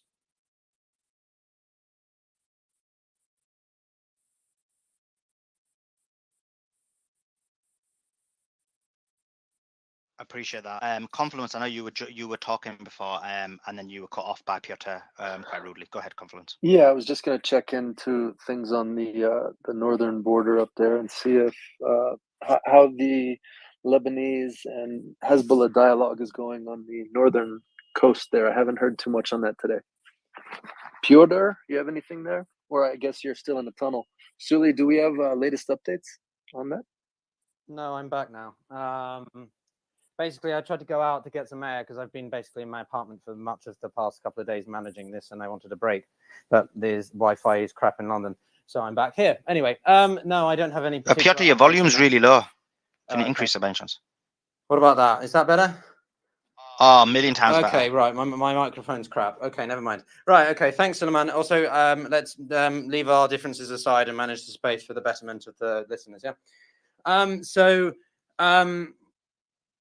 Do some quick updates here because I think it's we haven't done a proper sort of overview of them. This is interesting. So this came out about a minute ago. Netanyahu seeking quote political cover in the unity government. That's more of a political perspective, but I think it's an interesting one just to consider because the guy is under indictment, and he before this stuff took off, he wants to basically try and get the Senate to no longer view him as a well. He's trying to change the judicial system, basically. So that's quite an interesting thing to hear how he's trying to use this opportunity to sort of weasel his way out of it. A couple of minutes ago, Hezbollah targets Israeli tank with a guided missile. This is interesting. If Hezbollah, because there's still this. Actually, Patrick, I'd like your thoughts on this, if you're with us. But like Hezbollah's targeting a tank, that's not a base, that's an actual vehicle, right? Could we consider that an escalation, or is it just sort of it's still a indirect intervention confrontation? It's not troops fighting troops. So what do you think of that, if you've got any thoughts? Well, I mean, we saw a couple of those go down near the Gaza border over the past couple of days. One to what appears to have been a drone strike. I'm not 100% on that one. And then Austin Defender yesterday, yesterday or the night before, posted some pretty decent video of what looked to be a Merkava being hit by an anti-tank guided missile. So this may be Hezbollah trying to give us another repeat of that with a little indirect fire. But yeah, tanks are always good targets. They're expensive if you can destroy them. The crews are, hard to replace, though the Merkava is notoriously protective of its crew, and Israeli tank crews have a better chance than most of getting out before their tank cooks off. It's designed that way specifically. So, is it an escalation? Yeah, maybe. I mean, maybe you could see it that way. But so far, there hasn't been a real clarify volume. though, is it because this is incremental like changes, right? Now we've gone from striking random sites to sort of random areas to now a particular tank. Is Israel going to start targeting specific vehicles of Hezbollah, and then it becomes a barrack, and then it becomes troops, and then what I mean? Is it a slippery slope? Well, that is the way these things usually go. The question is whether or not Israel can afford to do that right now as they begin, focusing on Gaza. Piotr, I They've think also you might got- need to mute. I think we're getting echo from someone's mic there on Yeah, I Patrick. think we are. Yeah, there we go. That fixed it. And obviously, they're still doing internal security operations against these terrorist infiltrations that they're fighting. So they've got a lot of irons in the fire, and they're going to have to prioritize. Now, maybe they think they have enough people to really, kind of give Hezbollah a bloody nose and prevent them from continuing to do this. But Hezbollah is going to keep harassing them because that forces them to keep looking a little bit north, to keep some of their strength back, and it's a problem for them. So we'll see how it goes. It's going to depend on what the Israeli high command thinks that they can do, and how much they feel like dealing with this. Okay. Thanks for that. Yo, I see you got your hand raised. What have you got for us? Yeah, I just want to kind of chime in a little bit, just kind of like politically in Israel, just so people understand. Whenever there's been a war in Israel, there's always been immediately across the board coalition government. Generally speaking, like across the spectrum, left to right. If there's ever a time for unity, it's during war.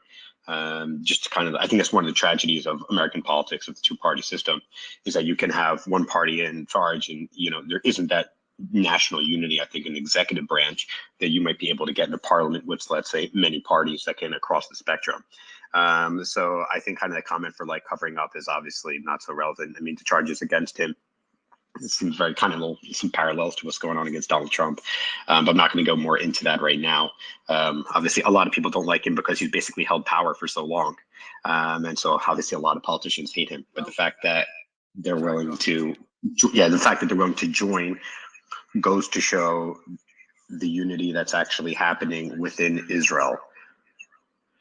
So I think that's so just from your perspective then, as objectively as you can, Netanyahu basically got into power in December because because the other coalition that formed to get rid of him before failed to be effective. What do you think about that aspect, to the fact that the political scene in Israel is so chaotic that he keeps being able to come back into the leadership? Well, I mean, I'm an anarchist, so even if I agree with some politicians, so I can't be more objective than most. But what I do see is that he's extremely popular with his base. Israel has an extremely large amount of parties, political parties. So the fact that he was able to garner 25% of the electorate is actually huge. So he's very popular, and therefore he's become polarized because he's been in power so long. I do think, obviously, new blood, new generation. It'll be great to see a millennial, such as like myself, of my age group, to join. I think we do need new blood. You're going to run for office. Interesting. If there was Congress, if there were local elections, but that's not how elections work in Israel, unfortunately. You vote for a party, not a person. We don't have local representation. It's national representation. Yeah, it's like the UK. It's very similar to the UK. I had an interesting It's terrible. conversation about it before. I don't think it's called abusive constitutionalism. I mentioned it a couple of days ago. Well, the UK doesn't have a constitution like Israel. I think we're the only two democracies in the world that don't have a Yeah, I think so. constitution, if I'm not But mistaken. no, that's a good exchange. I've got a couple more questions. Maybe we can talk about it later at another time. But I assume Mir's got his hand raised, so I'll jump over to him, and then I want to go over to Sarah. Well, thank you so much.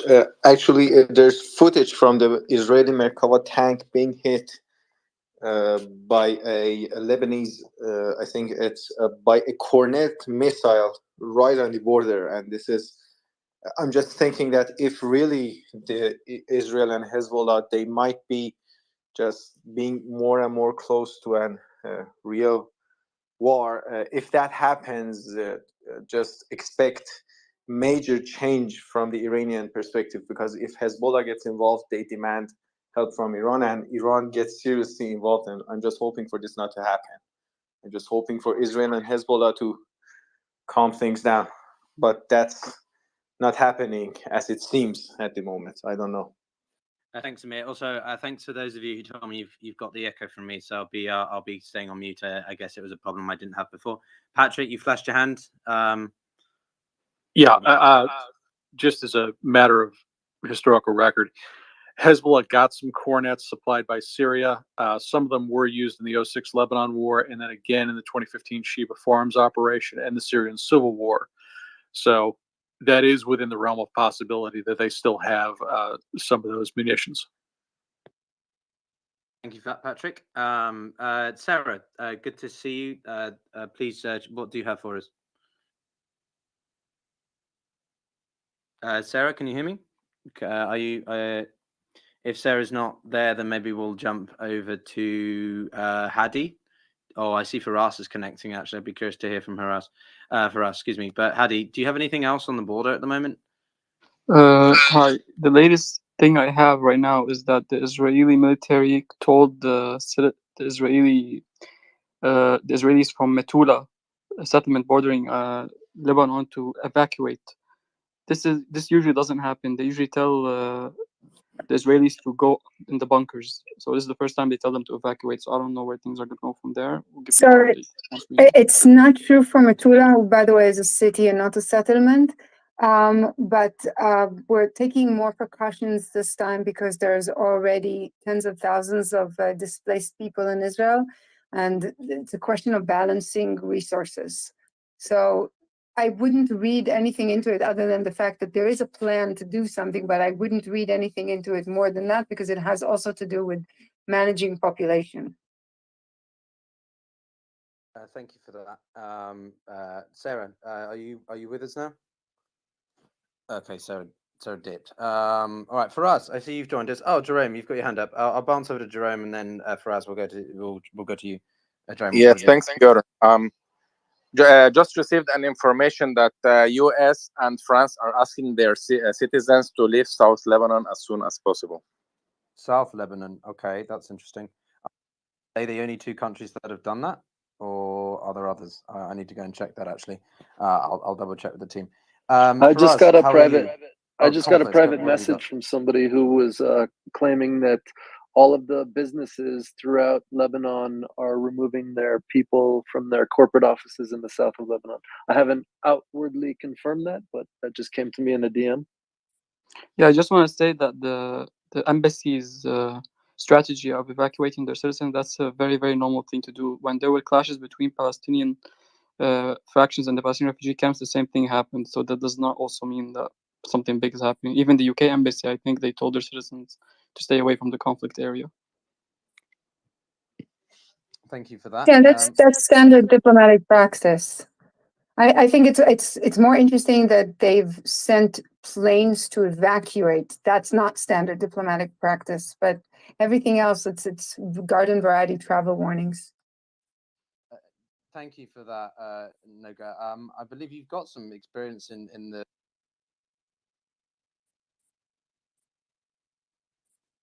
Piotr, you Sorry, broke up. Mario, I can't hear you. Yeah, he's broken up. Let me go to. What do you have, Suleiman? Sorry, I muted my mic by accident. No, you were gonna ask Noga a question, weren't you? Okay, yeah. Noga, I was just curious, because based on what I see from your, you've got some interesting experience in foreign policy. I'm not seeing it from my profile, are you? You're seeing it from Suleiman's big outing of my past as an Israeli MFA worker. I don't think. Well, okay. Well, that aside, I'm not sure about that personally, but what, as someone in that field, what does this tell? Can you break down that a little bit more from your perspective? What you feel about that? break down what? The fact that we would do things something like that? Well, just from the foreign policy Your mic standpoint, is unbearable at the time. Both of you are actually having some issues. Piotr, yours is just low, but Noga, you have some sort of technology echo, something going on. Yeah, I don't think it's me, because I've been using the same phone from the same distance like all day, and the space keeps glitching. No, I think yours is fine. I think it's when you and Piotr exchanging, maybe that was causing the echo. So it's from Piotr, because yours is fine now. Let me go to Amir. Amir, jump in. I just can't believe I'm having better internet in Tehran than Piotr in Washington. And aside from that, the Israeli army confirmed the death of 2 more of its forces in clashes on the Lebanese border yesterday. And so far in this conflict, the deputy of the Unit 300 of the Israeli army and 3 other soldiers have been killed. This is from a Hezbollah source, I believe. Okay, I think this should have fixed it. That. Oh, yay. Thank fuck for that. Sorry. Okay, this is just, we get this, everyone. Occasionally, just one of us will struggle. It'll be a space. The space originally actually crashed. So, this is what happens when you've got an amazing experience like, 20,000 talking about this and people from all over the world contributing. So thank you for that, Amir. For us, are you with us? I don't think we've heard from someone on the ground in Gaza, around Gaza for a while. How are you doing? Yeah, we're okay. I just wanted to give a few, updates about what's going on. One of the things that's happening is basically the Israeli Navy is shelling positions near the sea in Gaza right now. There's also there's some basically clashes between Hamas combatants and commandos and the Israeli commandos in Zakim military base. And there's been 3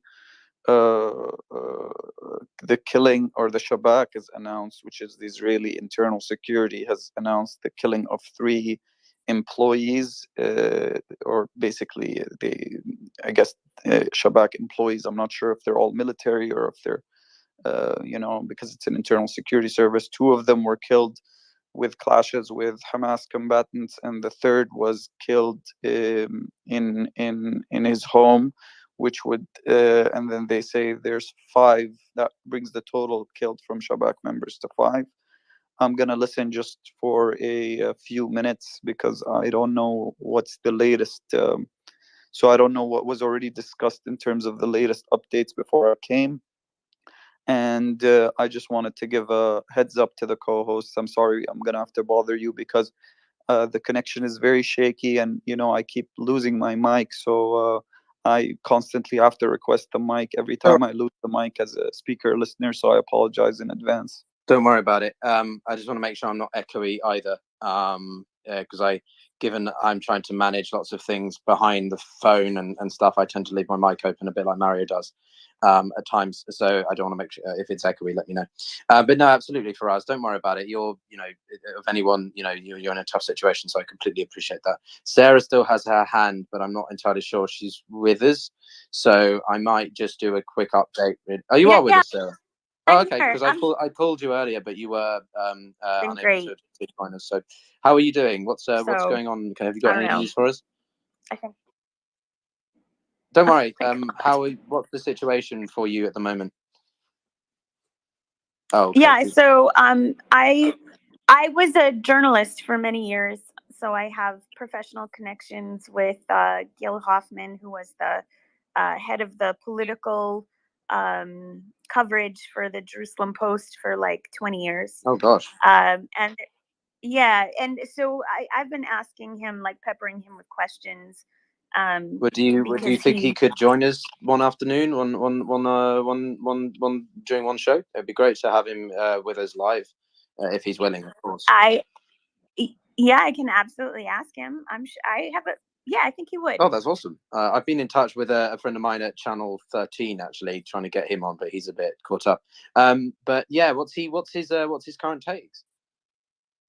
Well, his current take is that Israel has no interest in war in Lebanon, which I think is somewhat obvious. Like, I don't think anybody, just assumes that they want that, but that Israel is doing its very best to limit the incursions right now, and to hopefully just focus on what's happening in Gaza. Interesting. I mean, I'm oscillating between, going back and forth between whether or not they're going to get involved or not. I still really can't tell. I feel like the longer it goes on, the less likely it is. Patrick's, got his thoughts, which I think are interesting. I'm curious for anyone else's about this element, but I did want to just mention on this that War Monitor has come out and said that thermite/phosphorus munitions are being used by Israeli forces on the southern Lebanon border. So, I mean, I don't know how accurate that is, if someone has any other information about that, but that's War Monitor seems to be one of the more reputable accounts on X, apparently. So we tend to go with what he said. I don't know, Sarah, if you've got anything to add to that, if you know much about, if your contact has seen anything about that. Oh, not on that, not in particular. I was just going to say, though, that from a cultural perspective, Israelis see Lebanon as a awful quagmire that nobody wants to touch, like with a 10-foot pole. So I don't think there's any political or public will for this. If it happens, that's unfortunate. Okay, thank you for I that. can answer something about the white phosphorus. if you want. I did have something else. Okay, one that, second, Sarah. We'll go to you in a second, but Sarah, over to you. Gone. Sarah, are you there? Yeah. Yeah. So, what was the other thing you had for us? So the other thing was actually the original reason that I reached out to him. I saw a tweet by a journalist, and I saw named Noga Tarnopolsky, who's a well-respected journalist, writes for Washington Post, just did an article. So she posted, the Israeli government has decided that in the absence of specific information with specific sites of where hostages are being held, they will not be taking hostages into account in the planning of the military operation in Gaza. And that led to an even and more involved discussion, because I think Hamas was very much counting on the way Israel has behaved previously when there have been hostages, which has been to do anything and everything. Sorry, 1 second, Sarah. I think just this has been posted by War Monitor, and it's a statement by Hezbollah, and it says, quote, "In response to the Israeli attacks that target a number of observation points affiliated with the Islamic resistance, our Mujahideen this evening targeted an Israeli Zelda-type Mala at the Al-Sadr site, west of the town of Salha, the colony called Avivim, with 2 guided missiles, and it was hit and completely destroyed." So that's just a statement from Hezbollah. Sorry, Sarah, I did interrupt you. Please continue. Oh, sure. So I think Hamas was very much strategically counting on Israel's basically being notorious for having given, I think, 1,000 soldiers, 1,000 prisoners in return for one. And the conversation that I had with Gil, which is, I think, incredibly important to how things play out, is really, is there a will, and is Israel going to be looking to do prisoner swaps, or be negotiating for hostages? And the answer that I got was that the original tweet that I saw was a bit of a misrepresentation, because of course they're taking hostages into account, but that there may not be offers of hostage swaps, that we could potentially hear that ends up being completely off the table. Interesting. Okay, thank you for that. Yeah, lot to think about there. So I'm just digesting the update from Suleiman as well. Sirigal, I think you were next, and then I see Sammy's joined us, so I might go over to him for a new voice. But Sirigo, what do you want to share? Sure. About the white phosphorus, there is a video that's out right now that looks like there's been white phosphorus used on Gaza. I don't know if that's already been discussed. Yeah, there was a video I saw as well. And actually, I did want to ask Patrick this, if you're with us, Patrick. Someone told me, though, I was a bit confused. So sort of white phosphorus is also Willy Pete, but then someone told me that they're different. Do you have any insights on this that you could explain? If Patrick, you're there. Okay, Patrick's not there. We'll circle back, but for us, you on mic? Yeah, just breaking news. There's been another 15 Palestinians killed. The civil defense and Palestinian civil defense has just removed them from the rubble in north of Jabalia in Gaza. So that's the latest news. And the white phosphorus, there's actually a video of another video that was broadcasted on Al Jazeera Live of the white phosphorus from an aerial point of view being used. The way it looks like is basically it kind of breaks up into smaller, pieces. So it's a bunch of one white phosphorus. The bomb would explode, and then a many smaller white phosphorus. I don't know what to call them.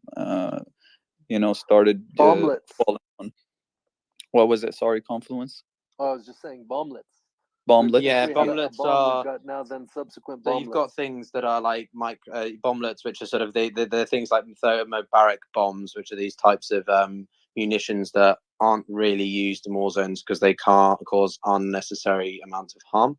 And bomblets are essentially when the big bomb blows, then there's lots of miniature ones within it, which can also create like shrapnel and shit like that. But sorry, Faraf, do you want to finish? Yeah, so this was the second video where we get like kind of another angle of confirmation on white phosphorus. And I have a friend in Khan Yunis right now who's basically, I'm waiting for him to send me a video from the ground. Sorry. Yeah, it was a hot mic. Don't worry. Carry on.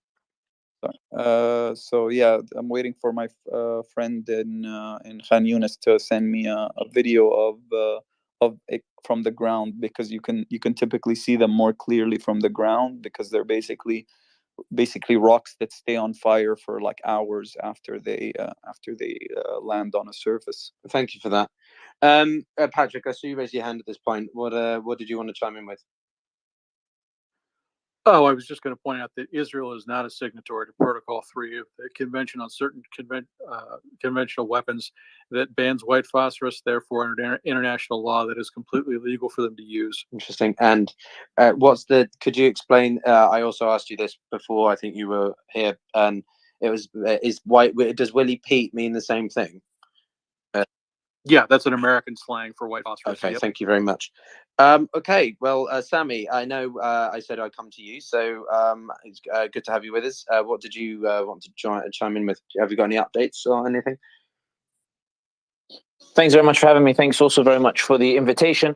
I think the only thing that I would want to chime in is that the stances of the Muslim nations or the US allies in the region is beginning to show signs that it's shifting, particularly over the past 24 hours, Turkey in particular over the past hour. So just for some context, in the beginning, we had Saudi Arabia saying in the statement or referring to Israel as a colonizing power. They've been toning down the language over the past few months, but then suddenly came out again referring to Israel as a colonizing power, suggesting that the Saudi crown prince was buckling under public pressure, while Saudi media was continuing to lend a sort of relatively positive view of what Israel is doing in Gaza. We're now seeing a very increasingly harder tone towards Israel in Saudi media.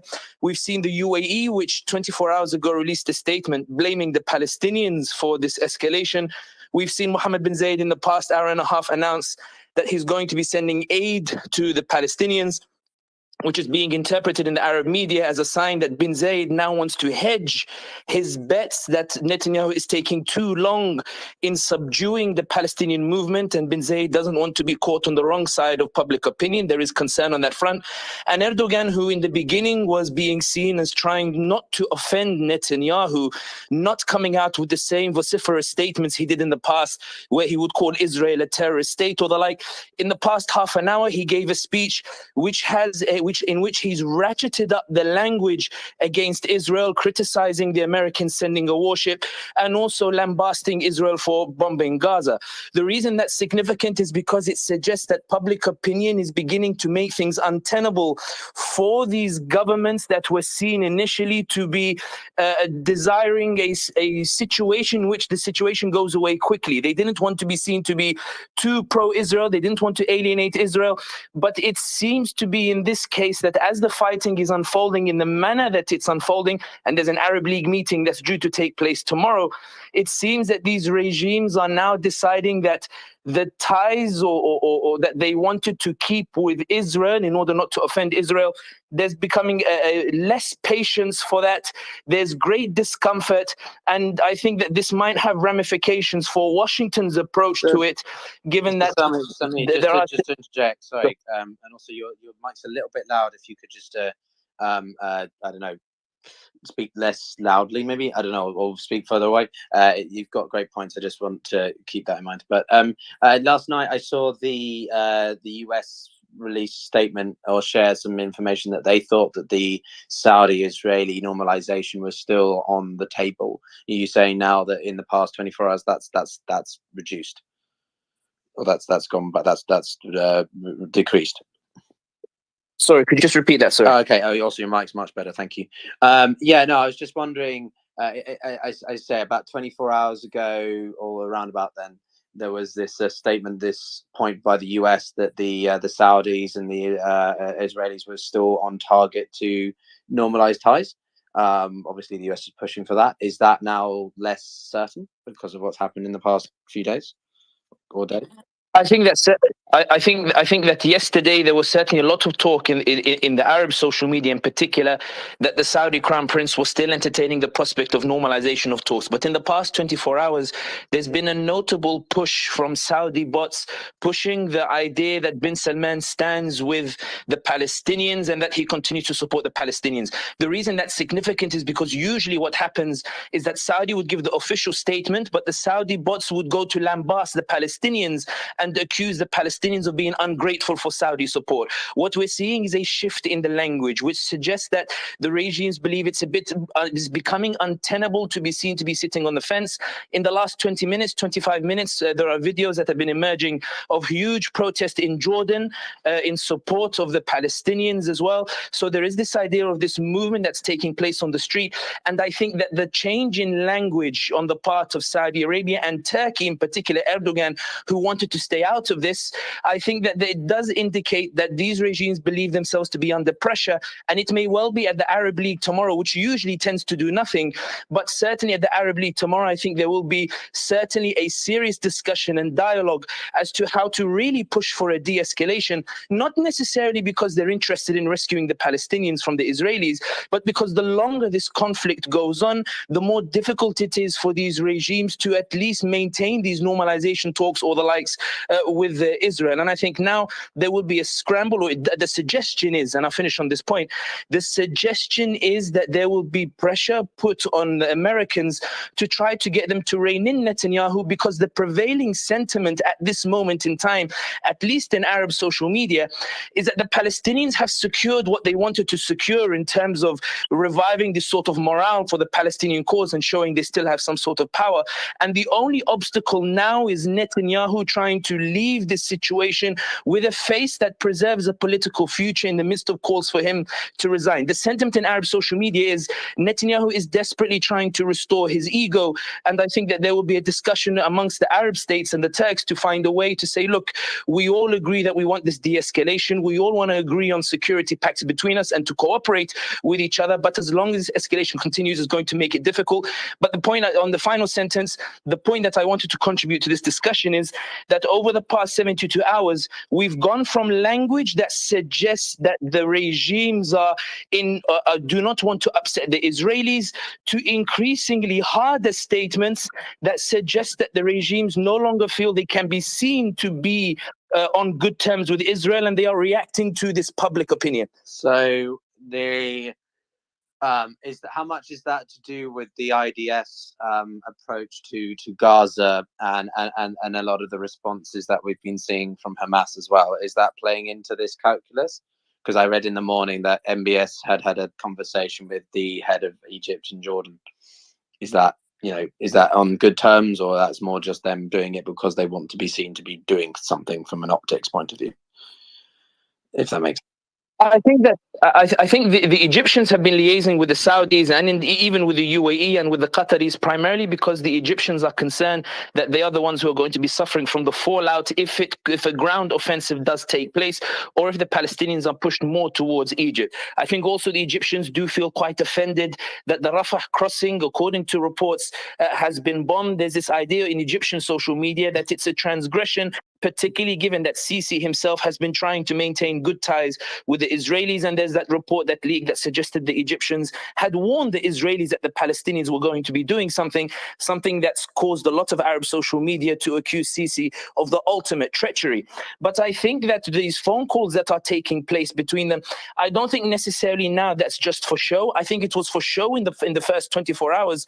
But I do think, particularly with regards to the UAE, which was very brazen in the way that it accused the Palestinians, going against the tide, going against the public opinion, I think that the UAE statement, which UAE was expected to maintain its stance as very pro-Israel and anti-Palestinian, I think given that the UAE is shifting or appears to be shifting in its statements, certainly suggests this is not about show. There's something that they're concerned about, and they will be seeking to try to leverage those ties with Israel and the US to say, we're not against you, but we really don't want this to go on for a long time. Okay, there's a lot there I'm going to mull over, because that's really interesting. It shows you how quickly the sentiments around the situation can change overnight. I mean, there was this idea, and I'm going to jump over to Patrick again, just because I'm going to jump over to a couple of people because I saw the hands raised. But yeah, this makes me think a lot about whether or not Hamas's one of their objectives was to undermine the normalization from the first place. That's what I said actually in the last space. Remember? I do remember, Sirigo. Did you want to jump in quickly on that point? Well, yeah, I remember we were discussing what possible objectives they could have, and I said they've already achieved the objective. It's to destroy the normalization. At the time, we were sort of trying not to speculate, but yeah, I told you. Look, I think also the calculus is that Netanyahu is so predictable. He fell right into the trap, and this is the And one other thing I'd like to say is this thing is going to go on for longer. There's no reining this guy in, number one. And number two, it's already been planned. And you'll see, What's it's going to be at least a month. The length of time this thing's going to take. Well, there's plan. They have already stockpiles. You don't have to worry about it. And just to go ahead, Suleiman. Just to add to that, Gallant posted, and I can't find it now, but basically he said that he expects this offensive in Gaza to take weeks, if not months, and that was from Gallant, who is the Defense Israeli Minister. Defense Minister. Yeah. He also said, "We are moving to a full offense. Hamas wanted a change in Gaza. It will change 180 degrees from what it thought. They will regret this moment. Gaza will never return to what it was. Hamas will no longer be in Gaza. Oh, yeah, sorry. This war will take weeks or months." Sorry, Piotr, go ahead. No, that's fine. I mean, Gallant has made lots of very strong statements about this, and the other one was about the no food, no fuel, no supplies of water. I think along those lines, I'm paraphrasing. And Netanyahu himself has been pretty clear on what he feels about the matter. He's shared a couple of those videos on Twitter. I've retweeted them just with the English translation about, and it's literally just clips of the destruction of Gazan buildings from airstrikes. So, yeah, it's interesting, really. Now we're sort of at this. I don't think it's going. I would say it's not only just what Netanyahu wants to do. I think it's quite clear that there is, a large proportion of Israelis who don't want this to go unanswered, and want the strip to be, properly sort of engaged. What that looks like, it remains unclear, but it's the Israelis are drawing up 300,000 members, reservists, and so on. So it's not going to be light. Patrick, do you want to chime in? Yeah, this is a bit of a rough one. The IDF has taken reporters and members of the press into one of the border communities, Kibbutz Kfar Aza.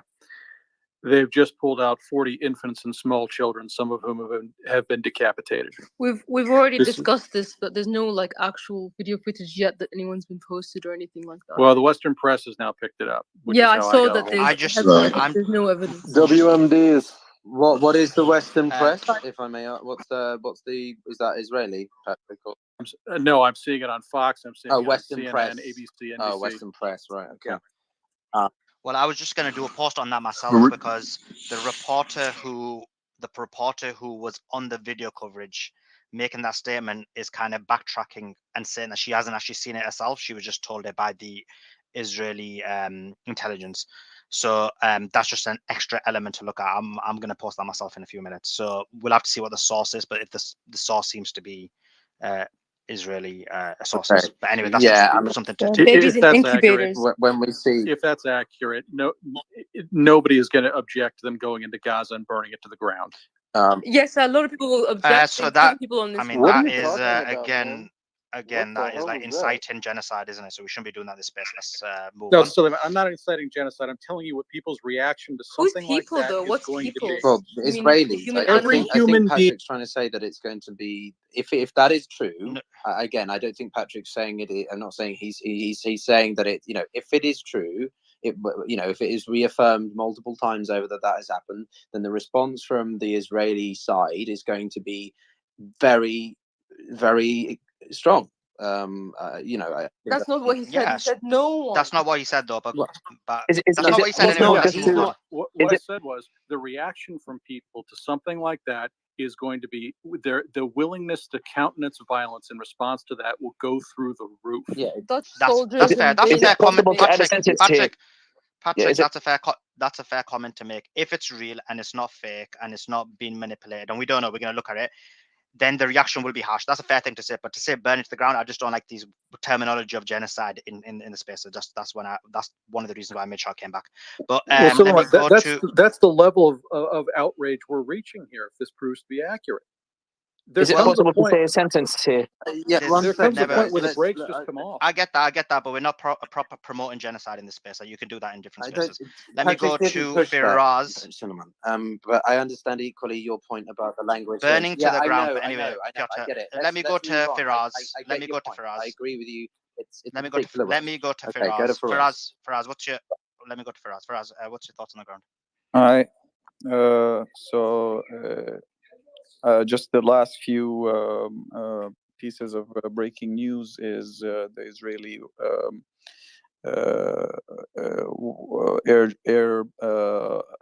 Israeli warplanes have been bombarding the Imam Ali Mosque, and the houses of Abu Rawah in Al Ajarma Street in Jabalia, and there are multiple casualties and injuries that are being pulled out right now. And the Israeli military spokesman has put out a statement that we have distributed thousands of pieces of weaponry to the settlements to strengthen them during this confrontation. I think this is in regards to the West Bank. And finally, there is bombardment of Rafah nonstop in the east and the western areas where there are multiple casualties. The bombardment has not stopped, and therefore it is unknown how many casualties have been hit. A question: How do people think the people's reaction will be to seeing actual videos of dead babies, I think we should specifically Palestinian ones rather than Israeli ones. Miguel, it's not really going to lead anywhere. I want to go over to Yol because he said his hand up. Yeah, yeah. How you doing? Just a few comments, if I may. One, Twitter X put out a statement from the safety. I tweeted a while ago that they're actually working on ensuring that some of these videos do not come out, which I'm happy about, and I think everyone should be happy about. The decapitation of children. I know some people here want to, deny any kind of butchering of Jewish babies. That's not new in this century or last century. Unfortunately, the app is kind of annoying the space. I can't see who was speaking earlier. There was someone who spoke actually at great length about what's going on in the whole region and, the different Arab states and leadership. And I actually find the diplomatic part far more interesting. I think, we're talking about right now in a sense of a fog of war, and we're looking at the trees, and we'll find out tomorrow half the things we discussed today will be inaccurate or misquoted or whatever, because that's kind of how things are when we speak about things that are in a war while it's happening. However, though, there is something more interesting going on. If you can tell me who was the gentleman that was speaking earlier, but about kind of just the UAE and the Saudi kind of the shifts that's going on in the rhetoric. Yeah, I will let you know. Who was that? I actually really enjoyed that. I just wanted to do a space just on that topic. I find it far more fascinating because I think what we're just talking, because I obviously prefer to talk about peace than war. Of course, that may have to come after war, but what his handle was, he just jumped off. Thank you. If you can, Absolutely, mate. yeah, if you can message it to me, I would appreciate it, because I think those are the kind of conversations I think that should be had, because these are things, the comments and statements that he made about UAE, why they didn't even recognize my existence as a Jew in Israel, literally, and it's actually safer probably for me to wear a yarmulke. I want to give John Spencer a chance to chime in because. Oh, but I have a question for Joel, just on the Elon Musk thing. So is it just the Israeli babies, or is he going to ban videos of Palestinian babies as well? Well, I know you're trying to make a moral equivalence and pretending that there's been Jews that went. Okay, guys, this is pissing me off now. I don't want to talk about that subject anymore, as insignificant as it is. I'm sorry to be. I am not going to please everyone. Trust me, there's a lot of complaints on both sides about this, but try and balance a conversation like this and come back to me about that, about how easily it is. I'm open to all it is, but I don't want questions like that. Thanks, Syria girl, because it's not helping. And I get your stance on that matter, and I appreciate it, and I appreciate yours as well. And I'm doing my best to balance this situation, right? But please, John, over to you. Hi, Peter. Yeah, I've been trying to follow the latest developments as well. I'm glad to be back in the space. I'm really working on a piece myself on what the challenges would be if and when the ground operation commences that we've talked about, and trying to predict when it will. I'm just trying to work through the major challenges based on past operations in Gaza and recent modern urban operations, the massive challenges that will face and what we'll see ahead of us. And what do you think we are expecting then? Do you think that? Let me think. So what we saw strikes from Israel onto the port of Gaza. Other reports earlier today said the city was essentially largely surrounded completely. What about the situation with that, John? How much do you think that that's going to play into? Oh, actually, did I ask you this? I want to ask you this if I didn't already. One of the biggest stories I think for me today, and Mario shared on his profile, and I think it's in the Nest if you want to check it out, others, is the Pentagon said that they are going to be using special forces to help with hostage rescue. Did I ask you about that? Yeah. No, I didn't. I have heard about that. I haven't seen the actual source. I know the team and the space is so good on waiting for multiple sources and double checking the things. I mean, to me, it's absolutely logical. Really, the opposite spectrums of this conversation is boots on the ground versus support.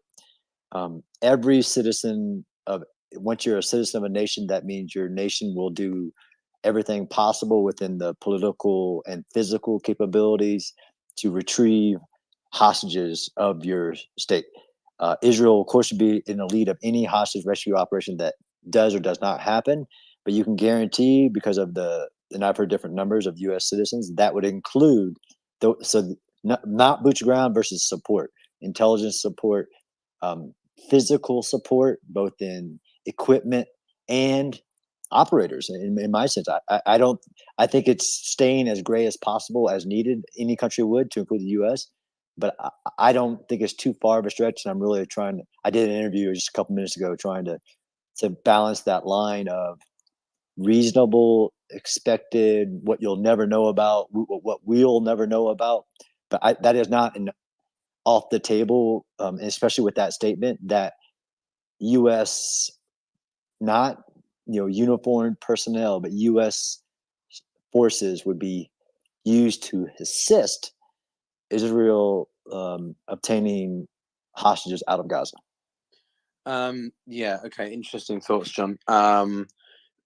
It's I'm just trying to get my head around what the situation is going to unfold like, and what the IDF is going to be encountering, along with what the Hamas side may well do in terms of responses. The drones thing, that I think it was you or maybe it was someone else mentioned that the other day, about the role of drones in this, which I think is going to make it very different to like 2006. I believe it was me. Oh, it was you. Okay, it was you.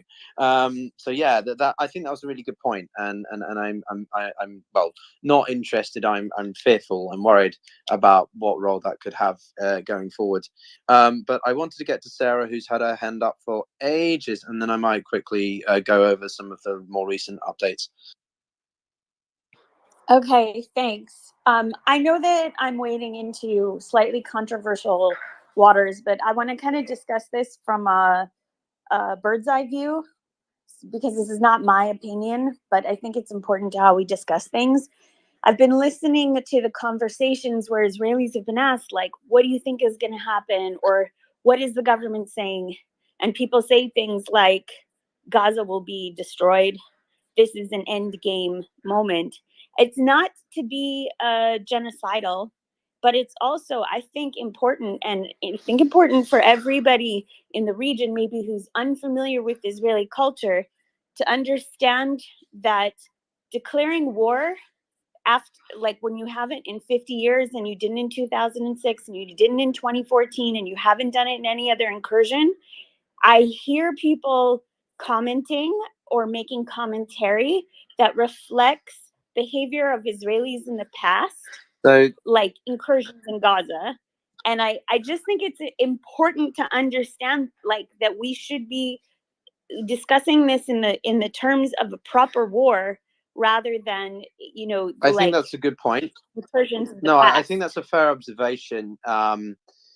This is a very different situation to what we've seen in the past several years. As I said before, and as I think we've discussed here, Sarah, you may well have been part of that conversation.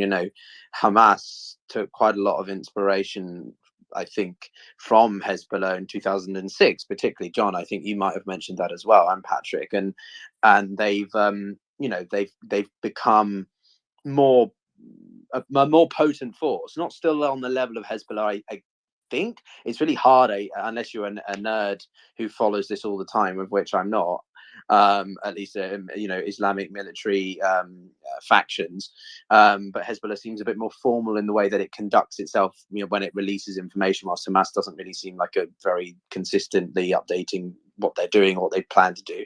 And then you've got things like the Gaza 50-day war in 2014, but Israel didn't classify that as a war.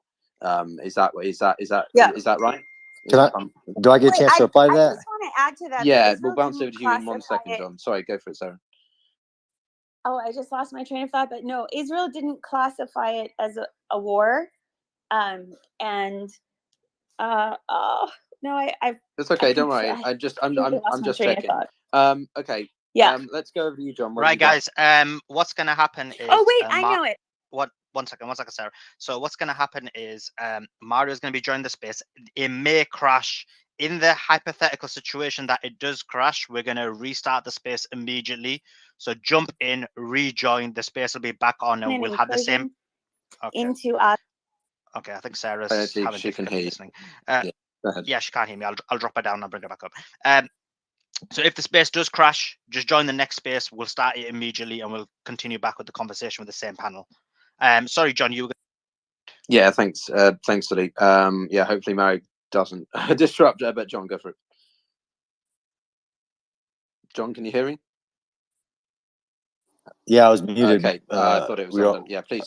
What do you want to share? No, I like to reply to that. I mean, what could be viewed as criticism. I'll make the statement again that the biggest prediction of what we will see in a ground invasion into Gaza, especially based on previous Hamas capabilities, is both the 2014 incursion into Gaza and modern history of the evolution of the character.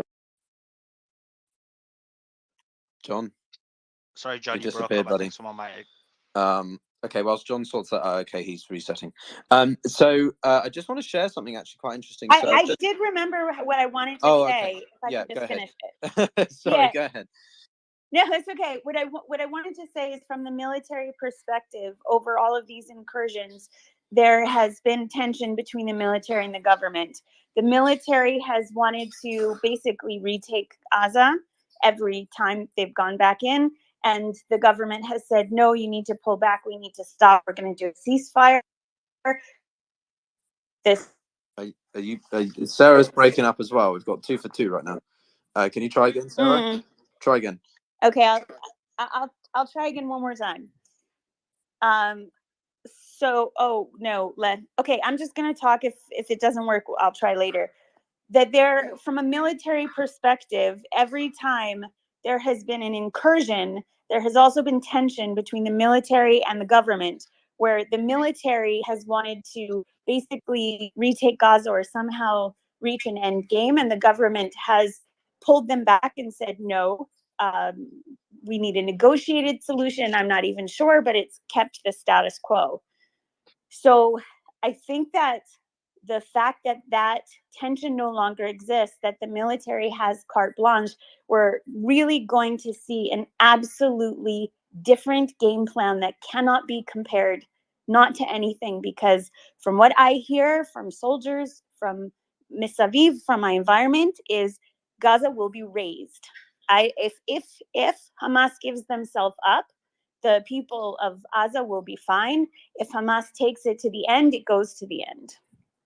So Sarah, with your observation and the distinction that you've drawn, that this is wartime and the response should be commiserate and non-representative of past response, what then would you say to maybe an opposing point of view that considered the asymmetric total of deaths, both civilian and otherwise, that have happened in the past, and then if the response is then leveled up from what was already asymmetric in terms of death totals, how do you think that works toward peace with the opposing point of view? It doesn't. The opposing point of view is destroyed, and there is a winner and there is a loser. And whatever dialogue we all had in the past that we expected of Israel, this asymmetric war, I think Israel views itself as having withheld much of its strength, most of its strength, and made the efforts. And I'm not saying they were good or bad efforts, and I'm not putting judgment on it, and I'm not saying what they're doing now is good or bad, but I'm saying that, yes, it's asymmetric, and so Israel will win. And that's the only point of view that people really have. So Piotr, can you? I thank you, Sarah, for your objectivity, or trying to be as reasonable as you can. I know what this is going to be making other people feel. But John, go ahead. I'm sorry for the technical glitch you had. Yeah, sorry about that. No, I mean, I just don't agree as a student of war in general. Sarah's trying to make an argument that previous objectives in Israel's wars were not that were all constrained, and by constraint, especially in urban warfare, that is the constraint on the use of force. There is, even though this is war, even though this is in response to the evil, the bad things that So I want was to just jump conducted. in. Sorry, John. I want to break in with some rather important breaking news, to be honest. All right, just let me finish though afterwards. Yeah. We'll Yeah, circle words like back. evil are not helpful. But I just wanted to share from the UN agency that's in Gaza that they've converted emergency shelters in Gaza with about 177,000 people that are seeking refuge. That's up from the 123 we saw the other day. That comes from Channel 11. There's also been an airstrike on Nusrat and quite a few other explosions around southern Gaza.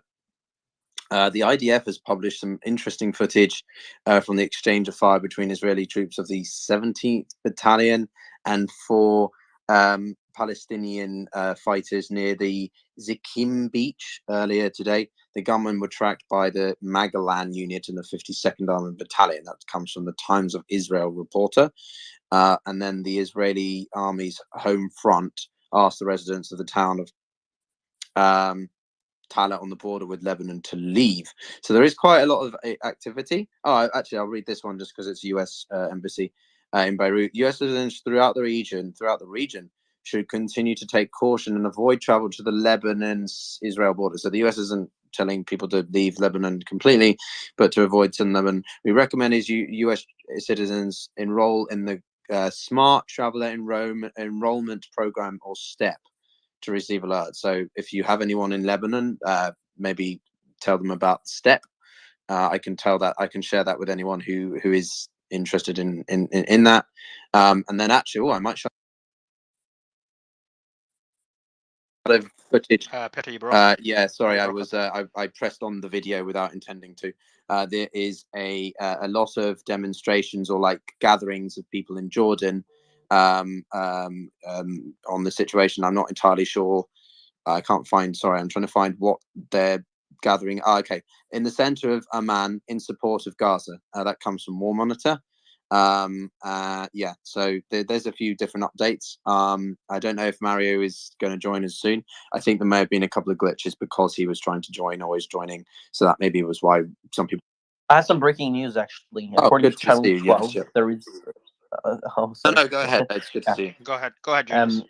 According to Channel 12, there are estimations. They are quoting the cabinet sources from the cabinet that the war in Gaza may last months. And Mario's just tweeted that the head of the Israeli Defense Ministry is that the same as the Israeli minister? I presume so. Said the army is moving to, quote, a full-fledged offensive against the Gaza Strip. That comes from RIA. So that kind of plays into what we were going around back and forth with before.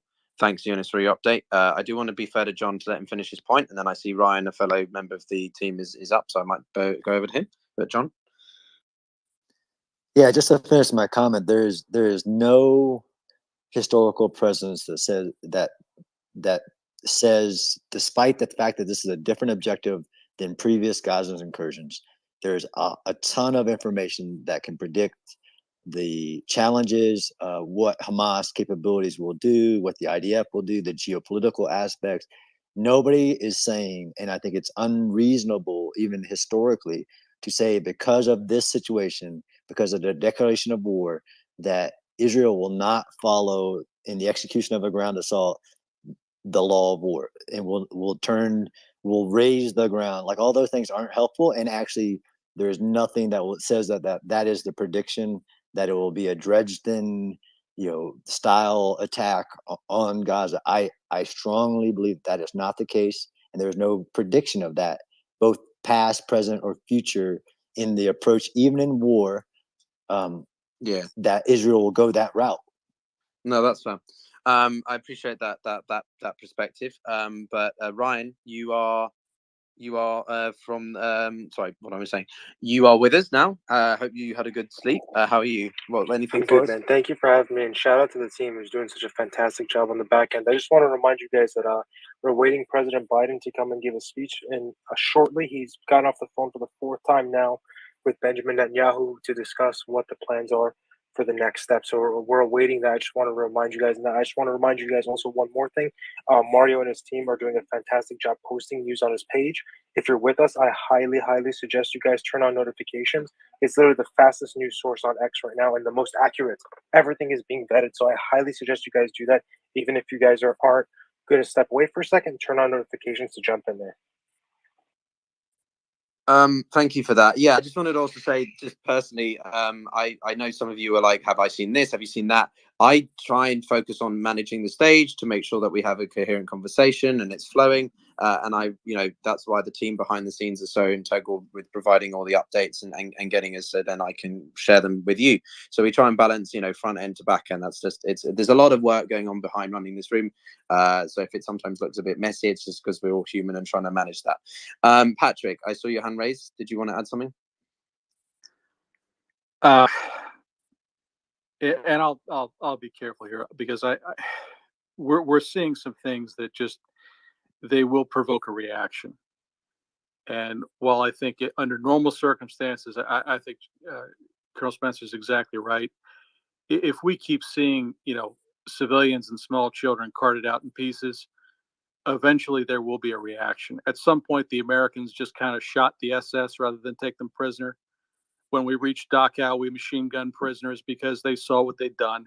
At some point, people just say, no, we're not going to deal with this. Screw this. We're not doing it. Just kill them. Yeah. And I am genuinely afraid that No, sorry, go on. The things we're seeing come out of here are just absolutely horrific. And they're the kind of things that do generate that kind of response. They really are. I appreciate that. I have a bit of breaking news that has to do with John's previous point, although I think they relate okay, to go this ahead, point as Noga. well. Yeah. IDF spokesperson is informing the public that a few very crowded, I'm missing a word again, compounds have been annihilated. Hamas was operating out of them, and he thought we wouldn't hurt them, and they're adding that the amount of injuries and deaths in the Gaza Strip is actually very, very low. Despite that, if you think about it, it makes sense. There have been more than 1,000 rocket attacks last night, and there are less than 800, or I think a little more than 8. That's less than one dead per That's some rocket breaking or news, something actually. like that. But Sorry I to think the interrupt. point is, hang on. I think the point isn't. Yeah, let's go to breaking Sorry, news. Eunice, you got some breaking news. We'll stop for Yeah, breaking the news. IDF just published a statement. 2 Palestinian militants were killed in Ghaim, several kilometers away from Gaza. Thank you, Eunice. And Noga, to your point, I understand that. I think I know, but the point I was making is that Yeah. the IDF has hit a few compounds Hamas thought were protected, and they're not. And not only were they hit, they were also hit with a relatively low death toll. Okay. Well, thank you for sharing that point. I think what's going to be more important is when the Israelis, I guess, enter Gaza and they begin going into some of these buildings, if not completely. Another breaking news, actually. In 15 minutes, there will be a heavy rocket barrage towards Israel because the PIJ just issued a picture showing the Tasiat al-Baha, the 9th of Baha, which remarks like the 9 o'clock they will launch a lot of rockets. Thank you. I think the other thing I just want to emphasize in all of this is that this is where information warfare is relevant. It's where one side is going to be saying certain things and the other side is saying certain things as well, right? What Patrick's telling us about the news, and now what Jonas is sharing with us, and Noga is saying as well. These are all parts that play into this complete and utter ambiguity that those of us who are not directly on the ground with our own eyes will be delivered with, right? Confronted with. So I'm trying to find the right words. I want to go over to Yol. Should we go to Ronnie? Let's go to Ronnie now. He's been Is Ronnie okay? I didn't know who Ronnie. Oh, is Ronnie? His name's Ronnie. Okay, hi Ronnie. What's up? Hi, thanks for having me. Absolutely. I'd like to start with an expression of solidarity with the hostages in Gaza. I'm talking about the 2.3 million hostages, including the Israeli ones. But the vast majority are Palestinians who are being bombarded, slaughtered at the moment as we speak. Men, women, and children, and elderly. This is, anyone who with a heart, let alone anyone with a heart and a brain, will understand that whatever atrocities you can see that took place in 48, also known as Israel, the part that was occupied in 48, all of those atrocities, as horrible as they are being belittled by what is happening right now in Gaza and what Gaza has to endure for the past 75 years. I thought we were doing that. I thought we weren't doing that as current operation. Well, Patrick kind of opened that front, didn't he? No, No. Yes, he did. Guys, He almost like, cried. let's go back to no, news. guys, stop. No, stop, Guys. Mario, do you want to go? Yeah, I'm Good to just see you, back. by the Sorry. way. Yeah, Thank no, you. good to see you as well. I'm going to bring. First, can you give us an update, Piotr? It's mainly for me. There's escalations on the Lebanon border by the looks of it. Well, yeah, there's a heck of a load of shit going on, to be honest. Sorry for the unprofessional language. Yeah, there's a lot going on. It's trying to keep track of it whilst also managing the talk is a lot. But yeah, the Lebanese border is I just saw an update from the Spectator Index, which was summarizing the losses there. There's actually been 5 deaths on the Lebanese border. I'm not entirely sure if that includes the Hezbollah fighters that we talked about yesterday. I think it was 3 or 4 that you guys had confirmed with the team. But yeah, there's been some exchanges of strikes as well between the Israeli forces and again Hezbollah. But these are mainly airstrikes, so it's not clear exactly, whether this is going to escalate. I haven't seen any other news, interestingly, I about. actually have. Sorry, No, I have some breaking news when you have a second. Okay, well, if it's really breaking, then share it. Go ahead. No, go ahead. Yeah, there's another report about armored battalion in Zikim. They identified 4 armed. What are we calling them now? 4 armed Hamas operatives. Video. It's from 3 hours ago. The 4 militants No, that were it's killed in Zikim. No. It's 3 old. Let me tell you, I'm giving you verified information. It's 3, but the IDF just came with a statement. Has there been Yunus quickly? Yunus and Noga. Has there been any recent incursions today from the Gaza side into Israel? Because I know yesterday, before I went to bed, the Israeli territory, or at least Israel announced the Israeli territory had no more Hamas members within it.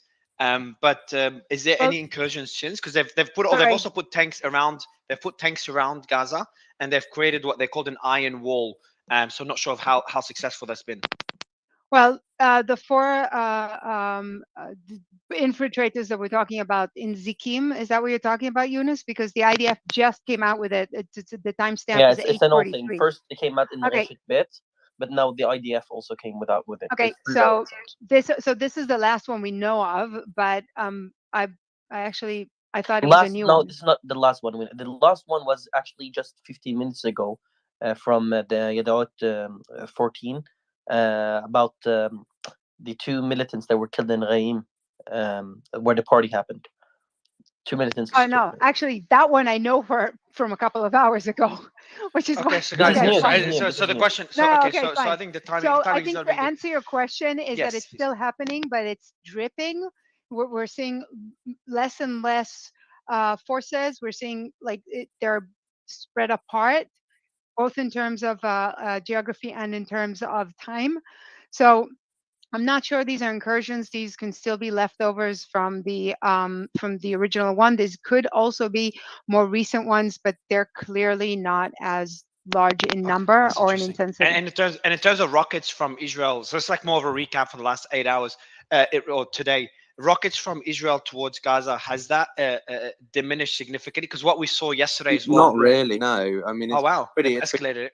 Well, no, I don't say it's escalated. I just think it's sort of at a level, right? There was a video, I think, Sint Technical shared, and it was, I think I shared it on my profile, but there was it was like a 30-second clip sped up, or a 2-minute clip sped up, and it's like you can see the number of strikes that are going, but I don't know how much it varies. I mean, I would need to speak. I think we need to speak to someone who has that. If for us or one of the others was here, they can speak to just that sort of thing. But for me, I feel like Israel reaches a certain level and they strike in waves, and then they take a break and then they strike again. I'm not entirely. I think it also depends on the targets, but I'm not entirely sure about all of that. In terms of targets, the more the targets are places like schools, you would wait for night to attack them because you want to make sure that there's little people as possible. So striking in the Guys, evening. Piotr, I'm sorry. Piotr, I got breaking news. I'm very sorry. I have to No, jump go in. ahead. Israeli media about the army. We are on maximum alert on all fronts. We will respond to any event in the north. That's one. Another one is we have 2 goals set. This is from Netanyahu. We have 2 goals set. A, liberating the hostages. B, dealing with strong blows to Hamas and creating a new reality in Giza. That is terrifying. I also have some breaking news, but this is a very interesting one, and if you want, you can discuss about this. Israeli military the IDF top spokesman Daniel Hagari just said that the top priority for this operation or war is to kill the senior Hamas members. With this also include Yahya Sinwar and Mohammed Deif. Mohammed Deif has been wanted since 1993. And since then, they have trying to kill him. They haven't reached this stage yet. Sorry, this is not news. It was announced 2 days ago when the war was. No, this is a news statement by the IDF top spokesman. This is my source is Manuel. No, it's fine. It's just repeating the original government statement. So that's fine. That's fine. That's fine. So it's good to refresh. Eunice, how are the strikes on Gaza as well? It would be good to get an update on that front. Has that escalated? Because it also quieted down yesterday. Has it escalated again? No, now it's calm from an hour ago. But you don't know. How about daytime? How about daytime, morning to the afternoon?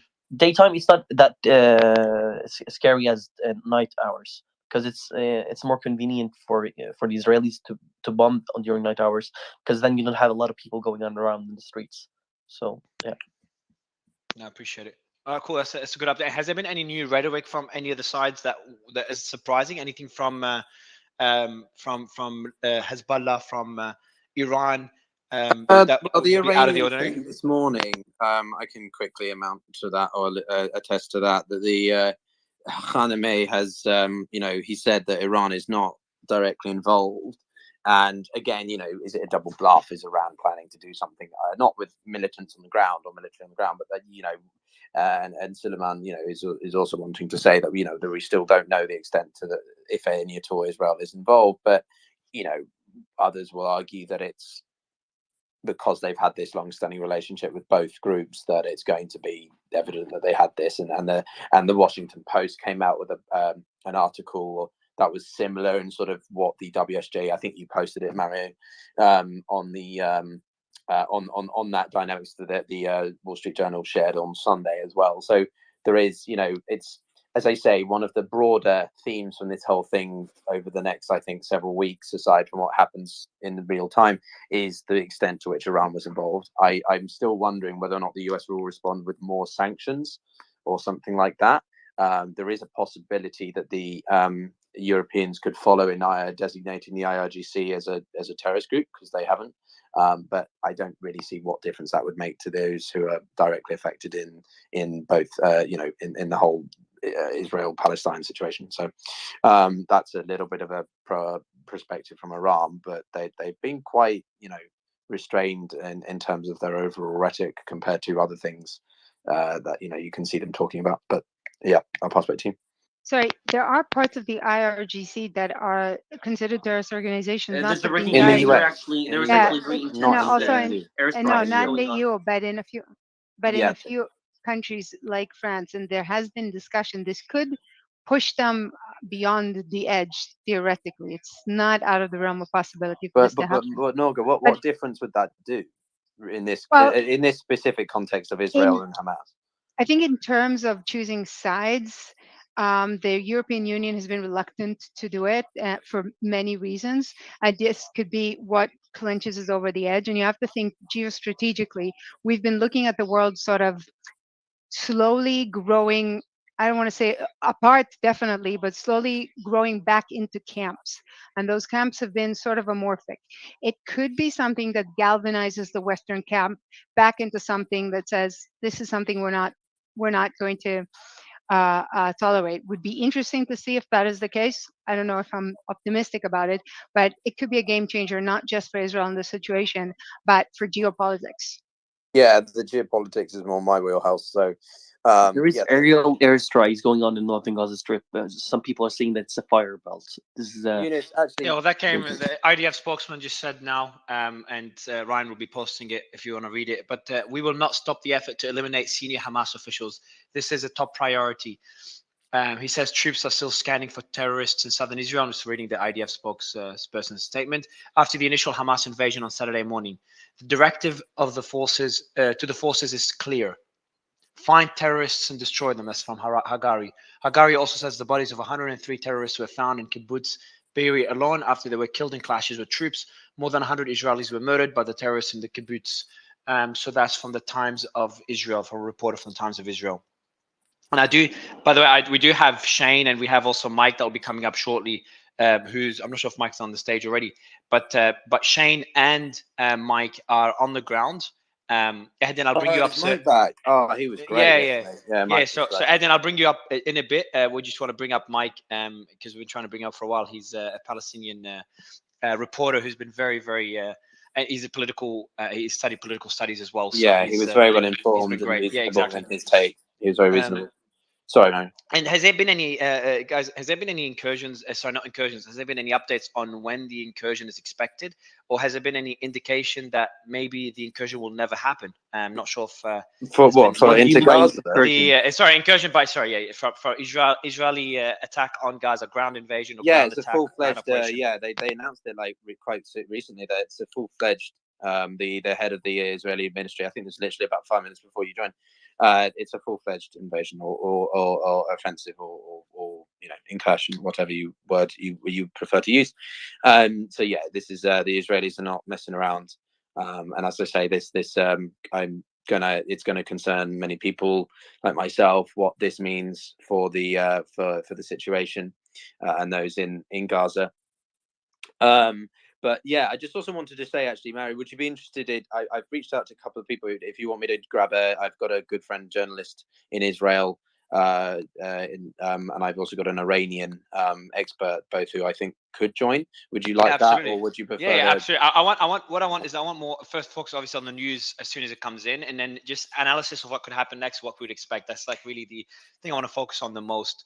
And what I'm really curious on is whether the clashes we're seeing on the border between Lebanon and Israel, whether this, because the rockets are still within that region where it's not a full-fledged war. And obviously, if it was a war, would be very different landscape there. All the attacks from the Lebanese side have been on the occupied territory, the Golan Heights territory. And then the Israeli strikes back have been pretty strategic on the Hezbollah positions. So it still seems like a tit for tat and no full involvement from Hezbollah. Is that a fair assessment? Sorry, could you repeat that last bit?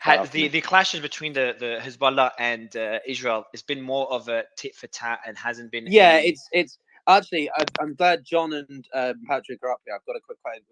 Guys, could you explain a little bit about the rules of engagement in what's happening between Hezbollah and Israel, like in terms of striking one site and then they respond proportionally and so on? If I'm making sense. Yeah, you said Hezbollah and Israel. It's talking about the cross-border. Yeah, just like rules of engagement, how that works in military, jargon. Well, rules of engagement are separate than the laws of war. Rules of engagement are really from a military to its subordinate units, tactical units. It can be mission dependent. So basically, when they can respond to, you always have the right of self-defense. So like a frontline military unit gets attacked, whether it's a guard post or whatever, always has the right to response. But the rules of engagement will then further detail what can be used, like what type of response can be given, and then if this, then that. That's what rules of engagement are. So, from a geopolitical stance of a cross-border incursions like this, like a rocket launches, that's not necessarily a rule of engagement. That's kind of a graduated response matrix. If this happens, then a graduated response. Yes. Okay, I've never heard that term in my. Okay. Right. So that's which is all the rules of engagement will tie to a law of war, right? Proportionality, right? So if a unnamed entity in Lebanon launches a rocket into Israel, a graduated response is not then to bomb Beirut, right? So it's to respond to eliminate the threat. This is the issue, right? What we have on the border, right? Is who is doing it? Is that approved? Is it state, non-state, different factions like that? So it's complex, but hopefully that answers your question. Yeah, no, for sure. It's interesting. Jeff, I saw you joined. Do you have anything you add to that as you hang up? No, he's nuts on it, man. It's graduated responses are really, really important, right? I mean, you can't you just can't launch a nuke because someone fired an M9 at an individual, and that's obviously the most grotesque example of the failure of measured response or graduated response. But yeah, John hit it on the head. Okay, interesting. The graduated response. I'm going to look into this. I've never seen it in military. Typically refers to a concept related to the use of force or military action. It suggests that the response to a threat or provocation should be proportionate and escalate gradually depending on the severity of the threat or the situation at hand. The goal is to use the minimum necessary force to achieve the desired outcome while avoiding unnecessary escalation. Interesting. Okay. I've done a really By the way, Piotr, one thing I want to point out is usually graduated or measured responses are actually dictated in your rules of engagement from within your own leadership. It's not something that is a law of armed conflict or Geneva Convention. So these are things that like general officers would set out in rules of engagement that are handed down to subordinate units. Okay, guys, thank you real for quick, that. I have a comment from Biden actually that just came in through Al Jazeera saying, I've discussed with Netanyahu coordination to support Israel, repress aggressor parties, and protect the innocent. That's a quote, by the way, that I'm reading. I also have another thing that came in from Al Qassam, which says we targeted the settlement of Western Galilee, Galilee, with concentrated missile strikes from southern Lebanon. That's from Al Jazeera. Thank you. Ziriga? Yes, comment about the escalation ladder and what Sarah said as well, because I do tend to agree with John that earlier Sarah saying, it's going to be total annihilation of Gaza, and this is the sentiment, and just that's her interpretation without taking any sides. But at the same time, I have to say that she does have a point. Like they may take it too far, to the point where it becomes a regional war. And I just want to discuss what happens next after that, because so far we've just said, oh, it's going to lead to the annihilation of Gaza, but we haven't really discussed how it will affect Israel. So what will happen, in my view, is that Hezbollah will destroy all of the airfields of Israel to prevent them from launching their aircrafts and bombing. They may even launch ballistic missiles at Tel Aviv and Dimona. If Iran is involved, there's going to be mass hysteria. People will try to escape the country, especially. I have some breaking news. Sure, go ahead. Actually, there are sirens going on in Ashkelon, and the PIJ just issued a statement that they're firing at Tel Aviv, but the sirens haven't been on in Tel Aviv yet. Okay, thank you. We'll monitor that. John? No, I mean, Sarah Girl was finishing her statement. I agree that the response, even within proportionality in the law of war, Israel has to make multiple decisions on if this, then that. That's war. That's the geopolitical. That's your area. I agree with her, but I didn't want to interrupt her. Okay, no, I appreciate that. It's nice when we can acknowledge the points of others like that. Okay, I see Mike's joined us, and also we've got a couple of new voices. I think Michael, good to have you with us, and also Shane. So I don't know if you guys want to jump in with anything. I don't see any of you with your hands raised. So maybe Shane, will go to you. Yep, would love to jump in. Thank you. Just a quick update on some stats. Over 1,800 killed combined. In Israel, over 1,000 killed, 2,700 injured. Gaza, 830 killed, at least 4,000 injured. Also, I'm working directly with groups on the ground to get families in and out of Israel. So like people who want to get in to be with their family and out. So if anyone needs that help, can also help there. And have boots on the ground with live updates here. So I'll chime in as I get them. Thank you very much. That's very, very much appreciated. Michael, first time, I think it's for you. Do you have anything you'd like to add? Yeah, one thing I would Yeah, flag really quickly. Sorry, Michael. Sorry, Mike. Too many. Mike. No, and no Mike. worries. No, we'll go to Michael and then Mike, because Mike, I'm sure you've got some other things to add. But go ahead, Michael. One thing I'll throw in really quick. You know, as a career intelligence officer, this is not really my area of expertise. But one thing to watch is also the U.S. House of Representatives, which is trying to pick a new Speaker of the House, following obviously the ouster of Kevin McCarthy. And if that process gets bogged down for any reason, or there are, you know, there's an inability to come to a consensus, that does have national security implications for the way that our system is run in the U.S. And I think that's very important, given how quickly things are developing, obviously, with you know, U.S. assets flooding into the region. We talked a lot, you know, last night about the carrier strike groups headed that way. It looks like 2 of them now, and you know, the IDF spokesman, you know, late last night also mentioning, you know, that U.S. air and naval assets would, you know, will assist, was the quote that he gave.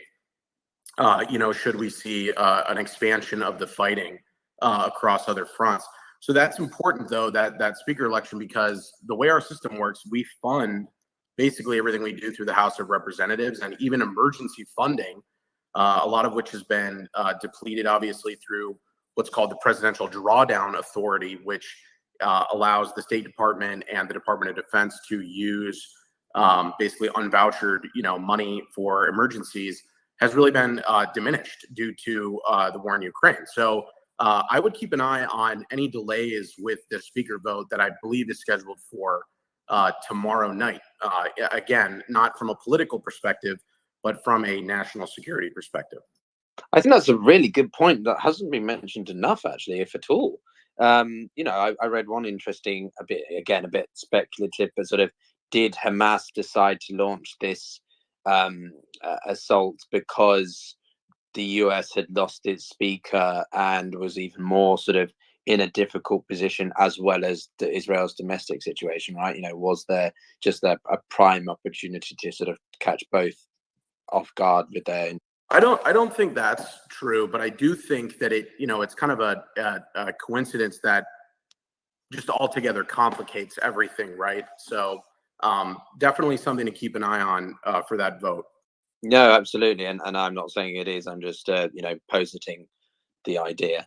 But yeah, I see we've been joined by Justin, but I want to go over to Mike first, and then as Justin, we can circle to you. How are you doing, Mike? Are you all right? How are you managing? All good, thank you. Thanks for having me. I just wanted to like a quick correction. It was 849 killed in Gaza so far, not 830. And I think Ryan's latest share was keeping everybody up to date on the news that are happening right now. And yes, there are some rockets coming out of Gaza to the nearby settlements by the Gaza Strip. That's basically it. Oh, and there is clashes in the city of Jenin in the West Bank and Tul Karam, and there are more than 12 casualties, basically injured within live ammunition. If you guys like want to ask me any questions, I'm more than happy to answer, and I'll be hanging here for. Well, what's that? We were trying to gather Mon and Mario's questions from earlier was about the extent to which the airstrikes in Gaza have changed. Is that something? Have they increased? Have they lowered? Has it sort of relatively been the same? I got the sense it wasn't sort of too much different from late last night. Could you enlighten us?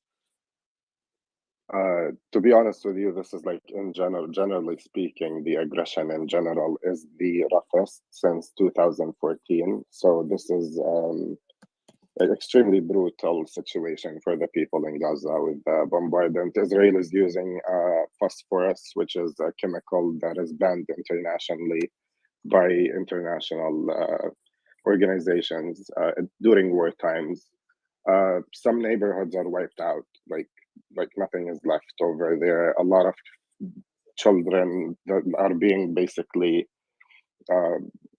not rescued, like they're grabbing their bodies under the rubble. So I would say, like, as we're speaking right now, the airstrikes are still continuing, but to compare it to the earlier hours or last night, I think I think you mentioned it yesterday, Piotr, like, or somebody mentioned it on this panel. The like Jerusalem time from 8 p.m. until 3 a.m., we always see a relative calmness within like airstriking. Like airstriking is still continuing, but it's not as heavy as it continues past 3 a.m. and pre 8 p.m. Okay, thank you for that.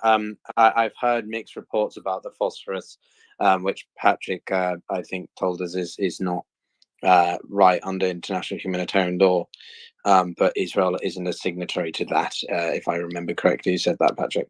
Yeah, it's Protocol 3 of the Convention on certain conventional weapons. They have not signed the incendiary protocol, which is Protocol 3. I have someone sending me some information about the pictures. I don't want to say anything before I see the information, but they're claiming that the pictures are not actually showing white phosphorus. Nor is there actually any evidence for its use other than the picture. So I'd be very careful about. There is I a have a video. video. There's a video of it. Yes, I There's know you videos have in a Tehran, video that says residents white reported that. phosphorus on it. You have a video Yes, we of do. shooting of something that you assume is white No, phosphorus. honey, it's I'm white waiting for the phosphorus. I'm a Maybe information. so. I'm a White snow chemistry that Okay, is so I'm guys, waiting for there's a few different videos going around. Someone told me that it looked like it was white Willie Pete, but then I clarified that that's the same thing. So I mean, it's not clear. Noga, I would appreciate if you could go back and verify that, and then if it is absolutely the case, then we have the answer. But at the moment, we're going to go round on this merry-go-round. For sure. It's the same discussion we've been having, isn't it? Like whenever you get any type of evidence, we don't have certain evidence at the moment about a lot of things, but we've got the video there anyway. Okay, thank you. Yeah, I understand the difficulty with this. John, by the way, since we're talking about videos, I've actually listened to the one that Syrian girl put up earlier that brought up the discussion. And the video goes, "Oh, do you have weapons with you? Do you know where the shooting is coming from? Get behind me. I got you." That's what their officers are saying in Hebrew. So, and I'm not even going to go into the fact that we have butchered children all over Israel and that arguing that We this is don't a have videos crossfire of was the ridiculous. children, and also okay, guys, you we're said going that the around video. again. No. I Hang on. specifically Hang on. I just translated what they Okay, said so in I the would video. appreciate it if you could take It's a that directly rescue to Syria mission. Girl. Okay, bringing out these things, as much as I get it, is not going to help matters, because we're just going to start all over again, and it was Okay, exactly fine. easy before. I just wanted to mention it, but there's another thing. There was an interesting analysis from Syria Girl about Hamas. What was it? It was attacking Israeli ability to launch from the I air or said something like that. Hezbollah. Okay, I'm sorry. I missed that. But I will note that arguing that Israelis will try to run away is a gross misunderstanding already of the way happening. Israeli society works, is a gross misunderstanding They've of the been way Israeli society airlifted to works, because Poland. what's being airlifted to Holland is people who actually live in Holland. But my point is that there's an IDF message from a few moments ago saying that we're bolstering Kitot Konenut.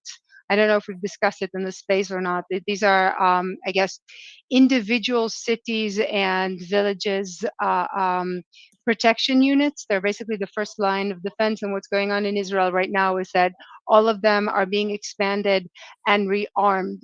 So what's going to actually happen, and I know Syrian Girl really wants Israelis to run away, but what Just usually a happens fact when of you what's piss going to us off happen. is that it's not a fact of what's going to happen. It's its best wishful thinking. It's just my But my point is analysis. that since we're talking, it's a bad analysis.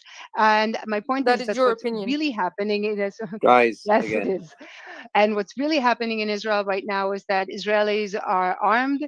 We have a few convoys, airplane convoys that are flying in with people who are coming back from all over the world to recruit. There's actually a line of people waiting to be flown in, to be recruited. A lot of support that has to do with medical staff. Israel is Israel's population has grown significantly in the past 24 hours, and all of it is What do you being mean it's grown rearmed. significantly in the past I 24 mean, hours? I mean, a lot of Israelis who were either living You abroad mean Jewish or people who were living abroad? no, I mean Israelis who were living abroad, So, because you can't join the army just because you're you're Jewish. Come on. I mean, wait, so Israelis who the, are. the That's actually population not of true. I Israel can is pull that about out. No, you 10 can't million. join the army in the middle And of a then, war hang if on, you're a Jew that's Noga, just coming in Noga, from the US. Noga, take a breath, like Christ. Like, so you're saying that of the 10 million in Israel, more or less, that you're now we're seeing a sizable growth in what? I don't know how Tens of many. thousands? Like, what? Be specific, because you're I making a don't. lot of I don't know how many. I claims. know there are a few planes flying in, and they keep on coming of people who are flying back in to be recruited.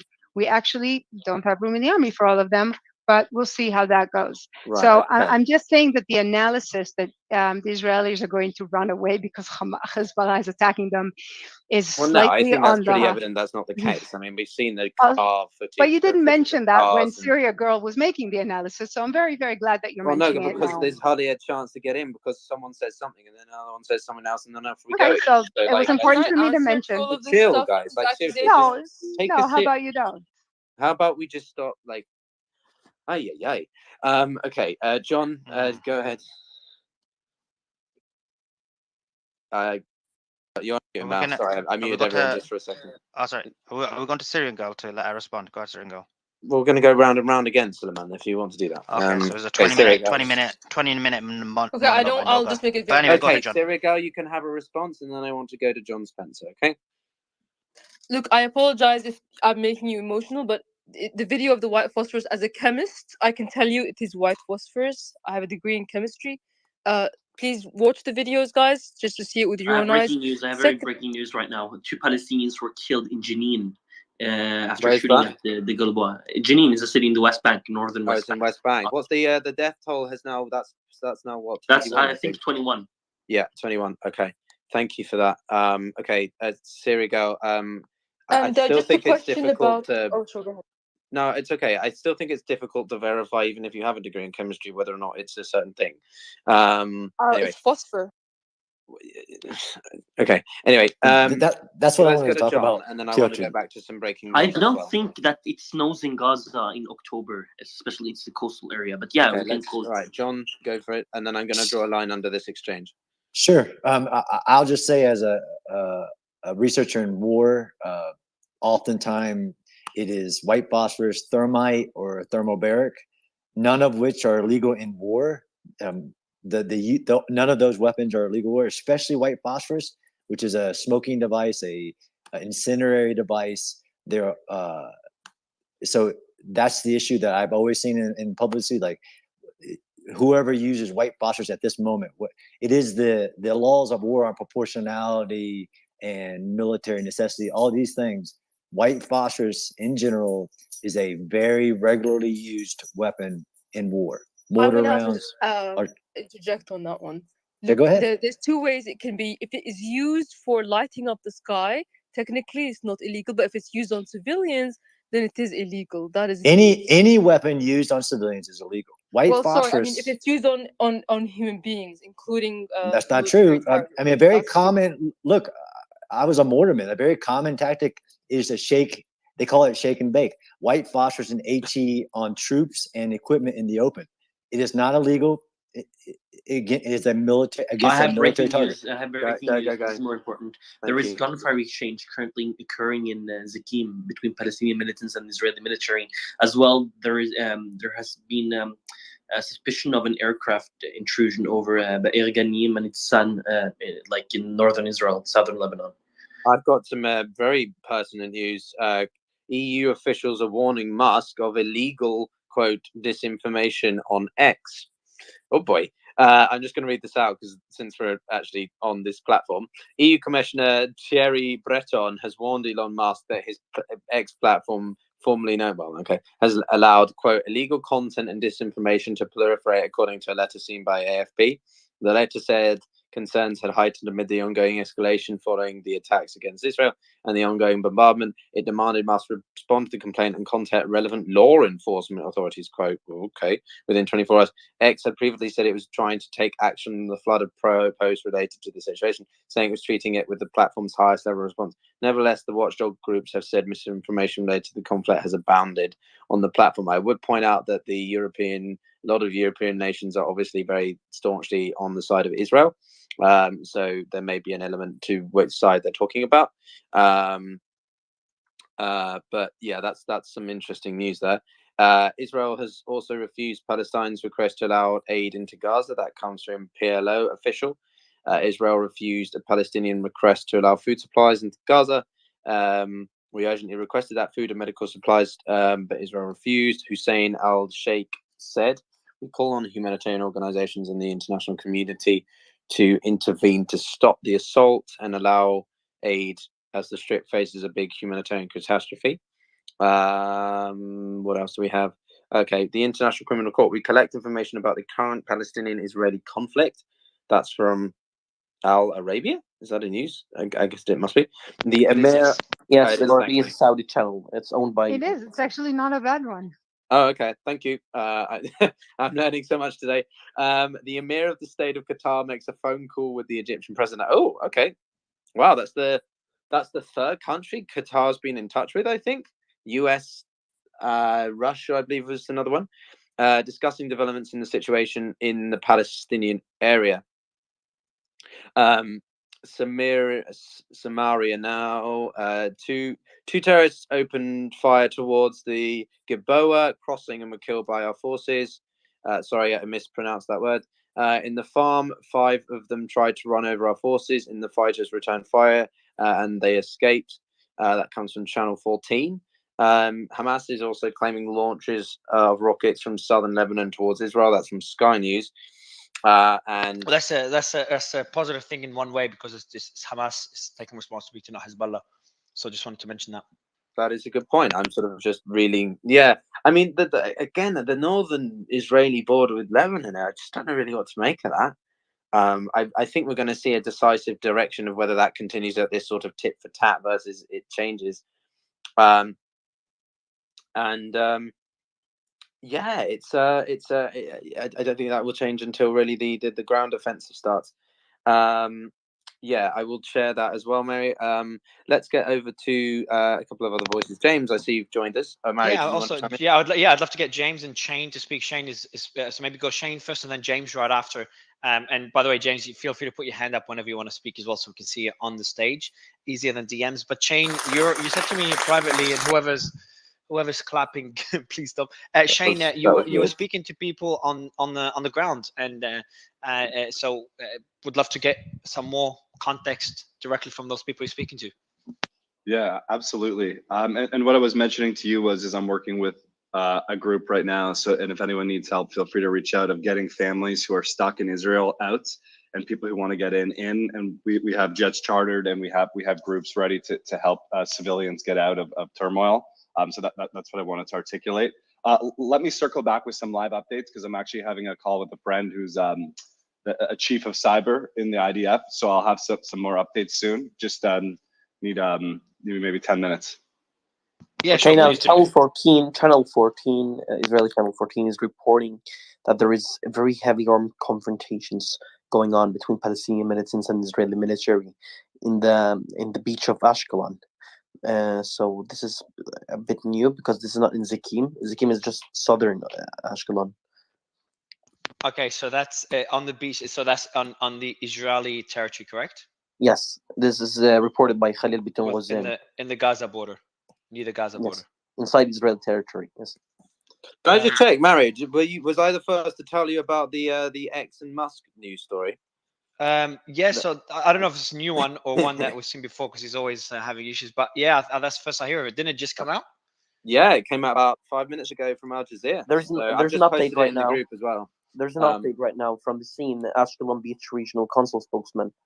Clashes of police and military forces with the Palestinian militants in the Qatsa area. At least one militant was on the scene. The incident continued, according to Evrim Barim. I've sent you, Eunice. I've sent you through my WhatsApp as well because you seem to have a lot of breaking news. So we add you to our back channels. Just keep sharing the news.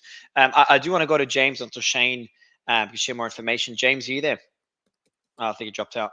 Let's go to Mike. Mike, how are you, man? It's been a while. Good, Mario. Thank you. I just wanted, since we're on topic, I just wanted to ask Shane a quick question about the organization he mentioned. Does it help Palestinian Americans in the West Bank or Gaza, or is it only inclusive to Americans in Israel? I mean, this Shane, is just that like a question this is was- like a non-for-profit group of like people who just want to help everyone. This isn't a formal organization. This is a bunch of friends, both Arab and Palestinian and Jewish, trying to just get innocent civilians out of the area. I don't know how much success they've had thus far. I know they've been. Hey, Biden's speaking right now. Yeah, Ryan, are you able to stream Biden speaking? Mario, no, I crashed. Let's get Nick up here, please. Nick, Nick, if you're there, can you please request? Or Jeff, are you able? Jeff, can you send me the link on WhatsApp? I would play it, but mine was crap. Or last Twitter. time. Yeah, just Jeff, just send it to me on Twitter, the link to it. Or Ryan, send it to me on WhatsApp. Mario, the link is in the chat right now. We just dropped it in. All right, thanks. Let me play it now. Which chat, bro? Can you send it to me via DM, please? Just sent it to you directly. Thank you. Let me play it now. Sorry, mine's on TV. And held hostage.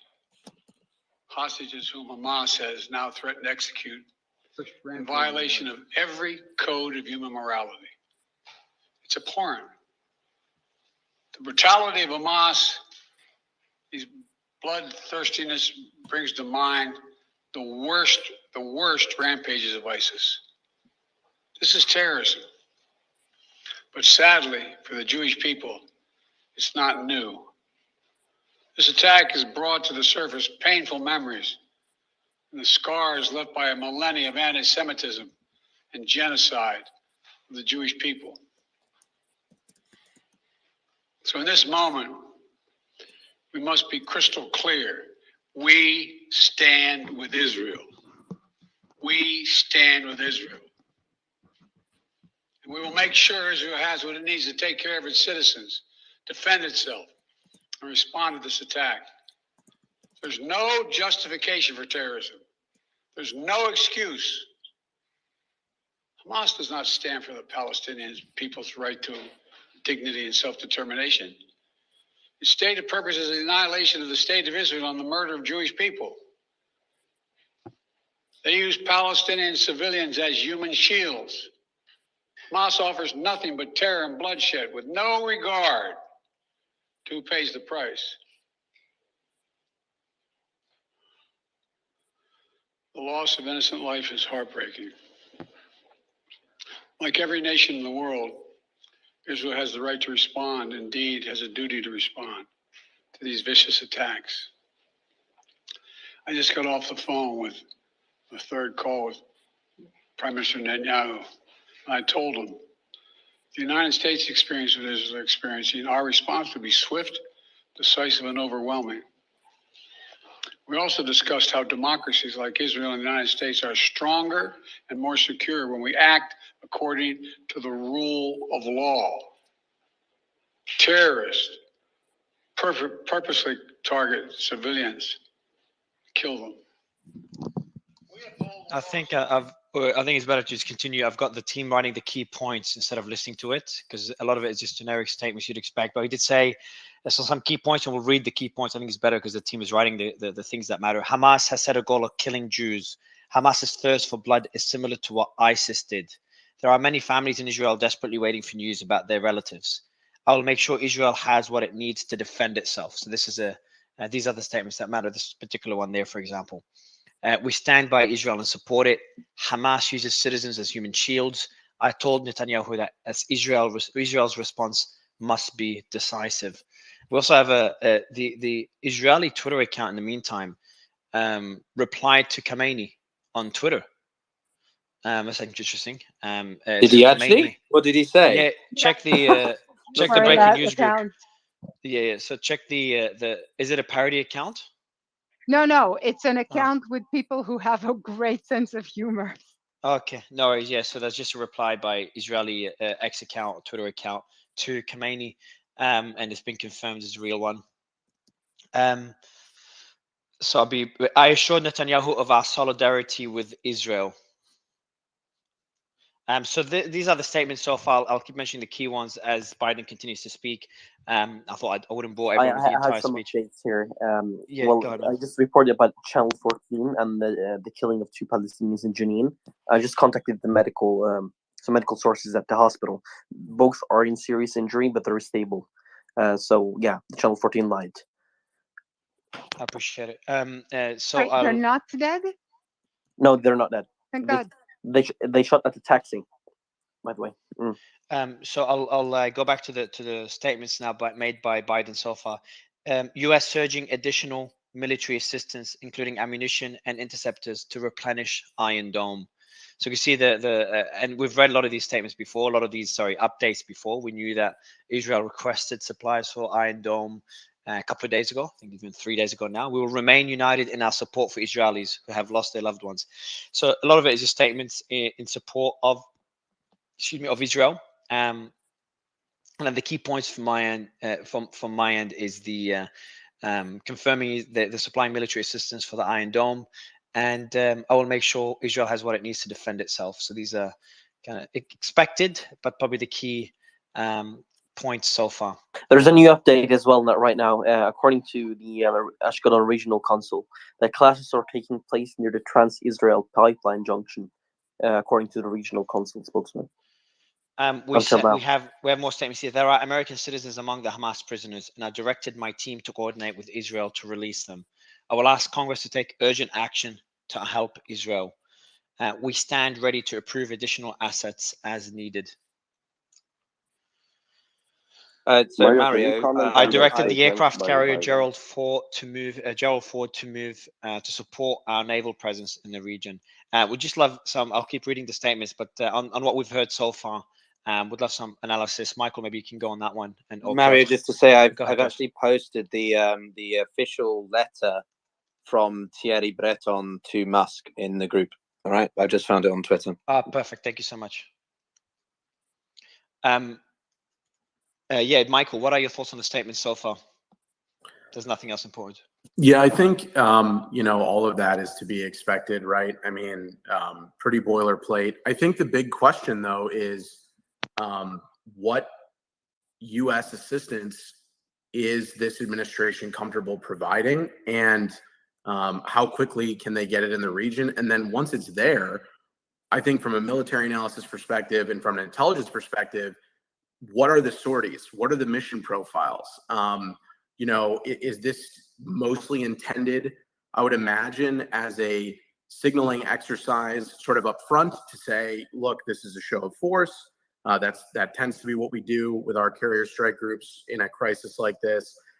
But I think beyond that, the bigger question is, again, what sorts of missions we could see the various naval aviation assets that are part of both of these carrier groups doing. Are they going to be performing targeting assistance that they'll provide to the IDF? Are they going to be providing electronic warfare support, monitoring, emissions from the battlefield, right? Whether that's radios or other things like that to generate, actionable intelligence. Will ground forces? Right, guys. Just to update, Turkish President Erdogan has just posted on Twitter, and he said the following: Gaza is not supplied with water. There is no electricity. There is no electricity. It is not provided. We don't know what the conditions of the hospital is, whether they work or not. Unfortunately, places of worship, hospitals, schools are all being hit mercilessly. The world is silent while these things are being done. Nobody is saying anything. What about human rights? So that is from President Erdogan of Turkey, who's come out with a statement on Twitter. I have some breaking news if you want to verify it. Apparently, the Israeli Defense Minister Yoav Gallant said the Israeli army is launching a full-scale offensive on the Gaza Strip. We have abolished all the rules of war. Our soldiers will not be held accountable for anything. No, I don't think that Hold was on. said by Yoav So Gallant. Syrian, Yeah, yeah. it's Do false. you have a source? So Syrian girl, you can't mention news and then tell us to verify it while you mention the space. If you don't like, just send it to us in the back channels. I think you got my number, and we can verify it before I have putting it out. breaking news. I have very Oh, please, yeah. Go on, disturbing Eunice. news. According to Alan 24, it's Palestinian media channel in Gaza. It's very verified. 15 Palestinians killed in an Israeli airstrike in Jabalia. Most of them children and women. Is that in Gaza? This is in Gaza, Jabalia. Appreciate it. What's the And source? I want to go back to what's the source quickly, Eunice? Alan 24. It's a very known Palestinian news media. Could you put it in the? Could you put it in the group, please? I will publish it. Apparently, Thank you. 14. I'll have to edit it. Go ahead, I see Shane. 14 American citizens killed in Israel.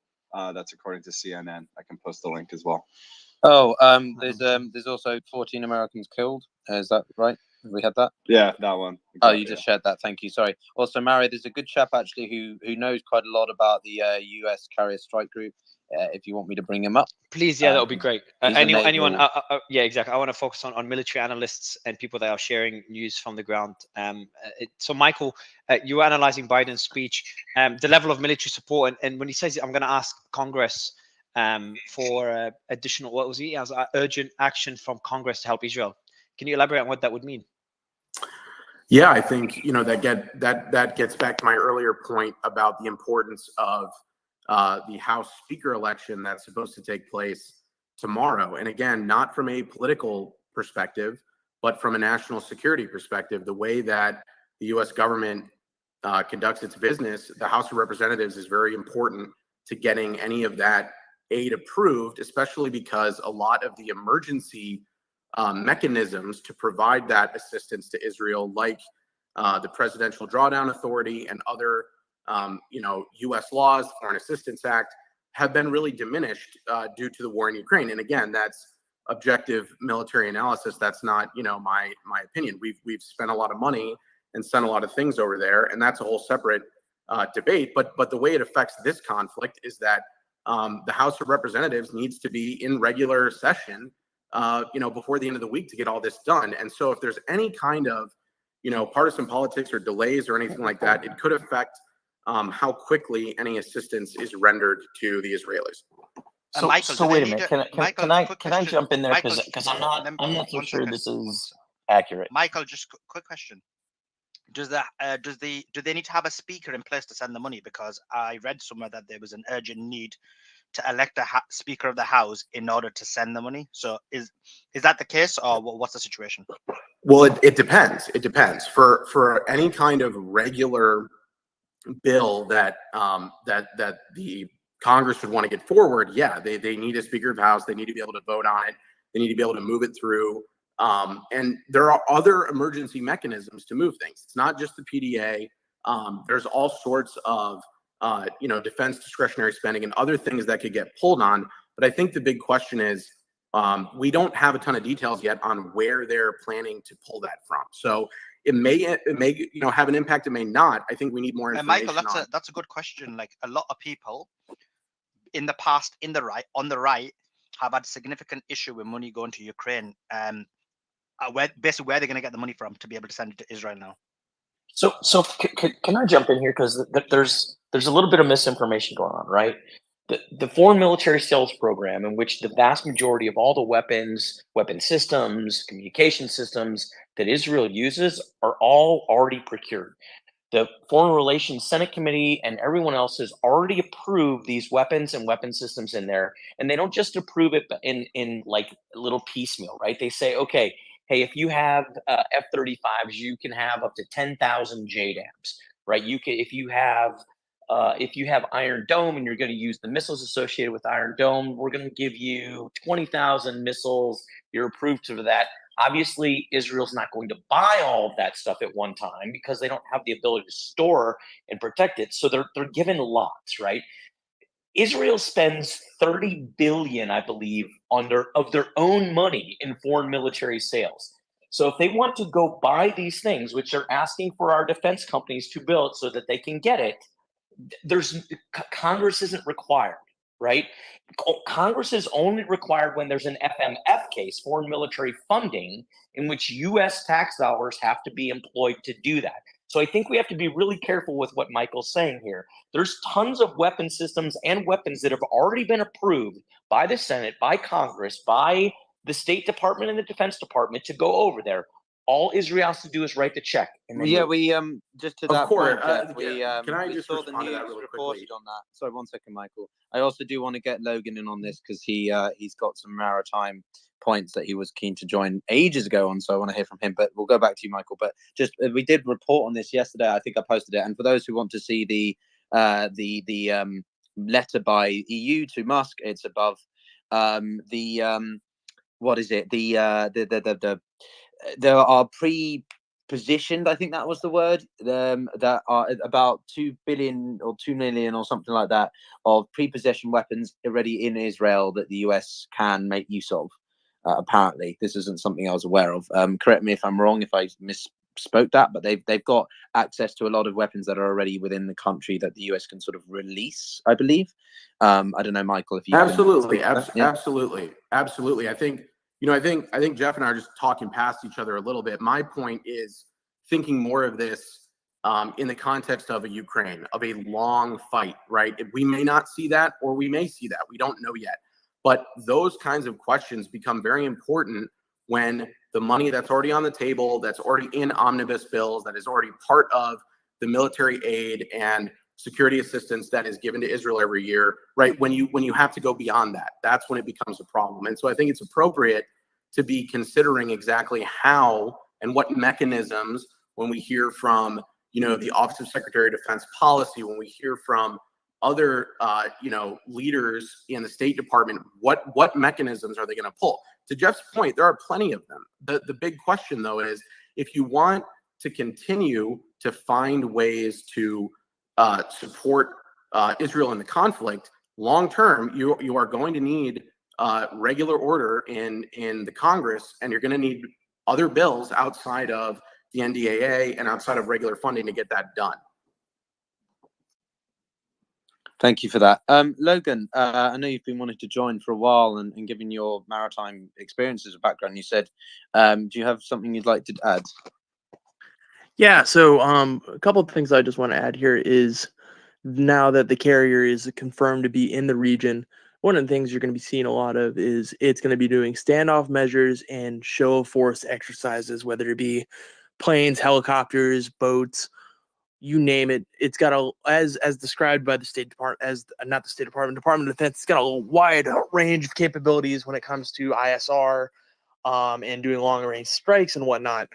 But the real warning sign here that, things might be starting to get a little bit hairier than expected is them possibly bringing in a second carrier.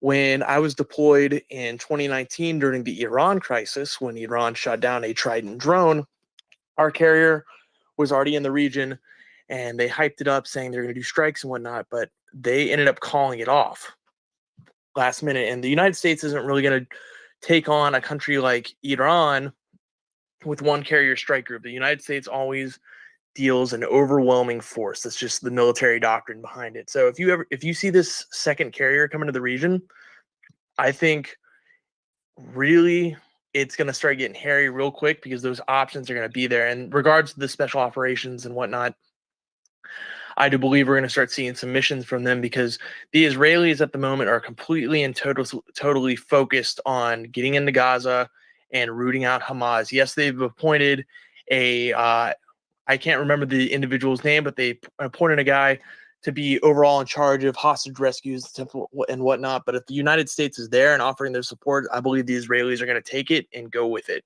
and say, hey, take lead on getting your guys out. And what about the carrier group more specifically? Like, are they just going to be providing personnel? Oh yeah, so the carrier group will provide air support and whatnot. You're not going to. There's a pretty good chance you'll see, depending on how, because the confirmed number of hostages, I haven't seen anything on it. Breaking news: 11 Palestinians killed after a bombing on Shaladan family in Deir al-Balah. You have 15, now we have 11, you have 26 Sorry, a Palestinians bombing killed. where? Bombing targeting Shaldan family in Deir al-Balah. 11 Palestinians killed and 15 injured. Thank you, Why was it targeting a family?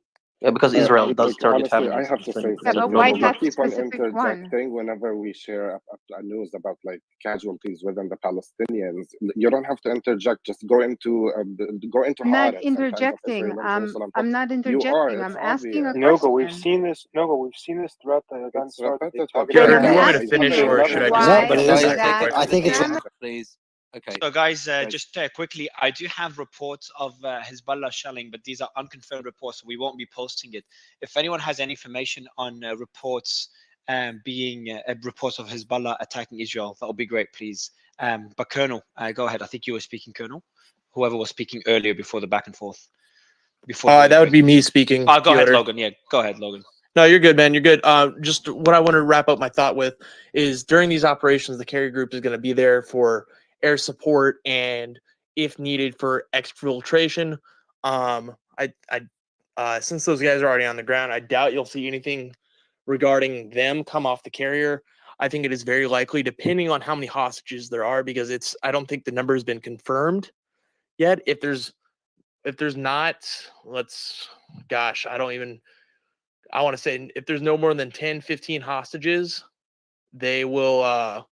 they'll probably fly them onto the carrier. If not, they'll probably get them over to near the embassy or something like that in country, just because you don't want to risk flying that many helicopters over enemy territory into Gaza and whatnot, just because that's a really, really good way to get something shot down, whether it be on accident or on purpose. So I think these next coming days are going to be very, very interesting to see what exactly that strike group is going to do, but they're going to be there to provide any option available, and it's going to be more of a show of force than anything. If that second strike group comes in the region, that's when I would start expecting to see major strikes on Hezbollah and possible Iranian targets.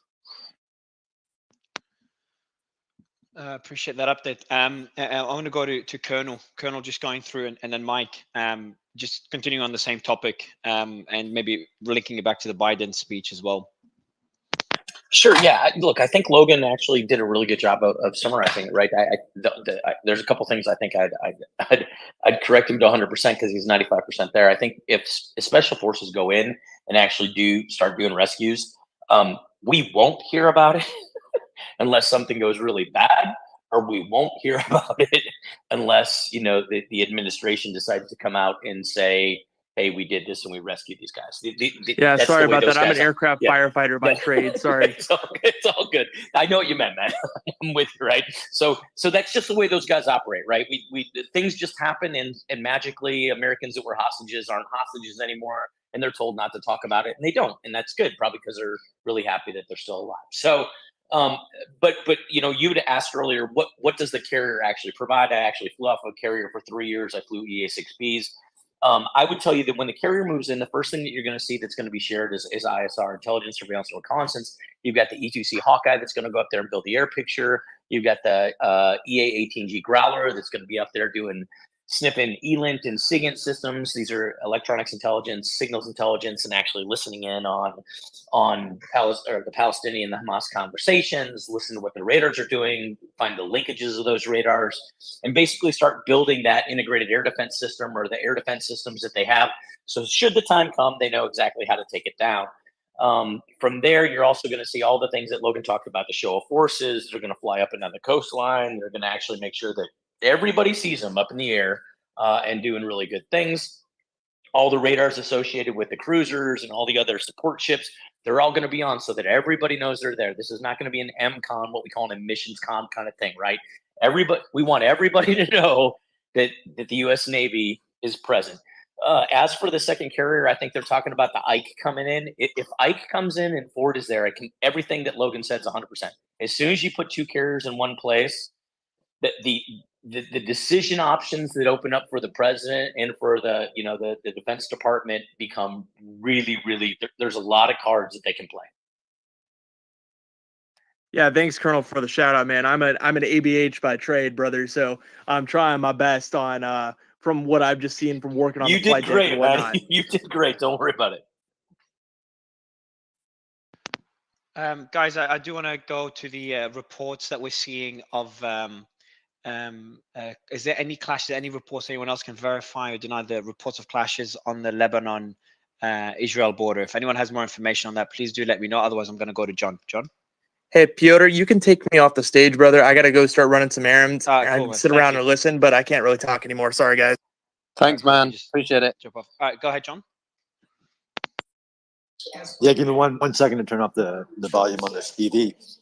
From analyzing the speech, I think the important part, which was relative to our conversations, was his emphasis on the rule of law, like democracies. Even though the response should be swift, overwhelming, democracies follow the rule of law. I think he was distinguishing between the Hamas actions on Saturday and versus the Israeli response. One just in legality, like both sides follow, no excuses, but they both follow the law of war. I think that's a prediction of almost like a not only stating a fact but also an encouragement, follow the law of war. And that's why when you talk about like a strike, to automatically assume it's a war crime or a violation or what the target was. I sincerely think that law of war will continue to be a major topic of the ongoing operation. Cool, Piotr. Mike, go ahead, and I'm going to give you the mic a bit, guys, just the moderators, just because I have to verify something. Okay. Can I add something to what was just said? 1 second, Mike. Good. Can I come with breaking news? I want you to see the video from Dar al-Balah because there is what is it called? Beheading of babies in Dar al-Balah. I blurred the video. You can see the baby without the head blurred. We don't share gore videos here. I know it's some people will say, Mari, this is the reality of war, but just based on access terms and conditions, we avoid sharing that. But if any of the speakers want it or any of the audience members want it, they can DM Eunice, and that's nothing to do with us. I will go to Mike. Yeah, so regarding the Hezbollah news, nothing is official yet. And usually, like in the Arab world, we take the news from a channel called Al-Manar. It's the official channel that gets the first, basically, information from Hassan Nasrallah and Hezbollah's personnel. So once Al-Manar publish anything, Al Jazeera will take after them, Al Arabiya and other outlets. If I may, just in 40 seconds or like less than a minute, quickly from a professional, like communication professional perspective, on Biden's speech and the points. And like, if you look at it analytically and from a critical way of thinking, the continuous or the usual, there is no surprise of the disregard of the Palestinians in this situation. The equating of anti-Semitism and the Holocaust revisionism, that is basically, according to IHRA definition of anti-Semitism, equating the Holocaust to any current event that are happening is actually anti-Semitism. So the speech on its own, according to definitions of anti-Semitism, is anti-Semitic. The loose use of the terminology terrorism and when to apply it and who to apply is also a little bit triggering. And just a rhetorical question to the panel and my fellow Americans, as a Palestinian American myself, is my life as an American less important than Israeli Americans? I thought we weren't doing this. This is what about it? Yeah. So I think yeah. But Mike, every life, as I've said this, I'll answer that for you, Mike. No, every life is equal, whether you're from Sweden, Switzerland, Nigeria, Latin America, Australia, Gaza, Israel. They're all the same. And we're all human at the end of the day. So that will be the answer to that question, Mike. And I do want to go to actually Noga. You messaged me. You wanted to make a quick comment on the phosphorus discussion earlier. There's a Newsweek article about it, but basically it's quoting an IDF official saying the allegations about the use of nerve gas, phosphorus that is, are completely, utterly, and absolutely false. The IDF does not use nerve gas at all. These allegations come from Hamas-run health ministry in Gaza and only further demonstrate that such sources are untrustworthy.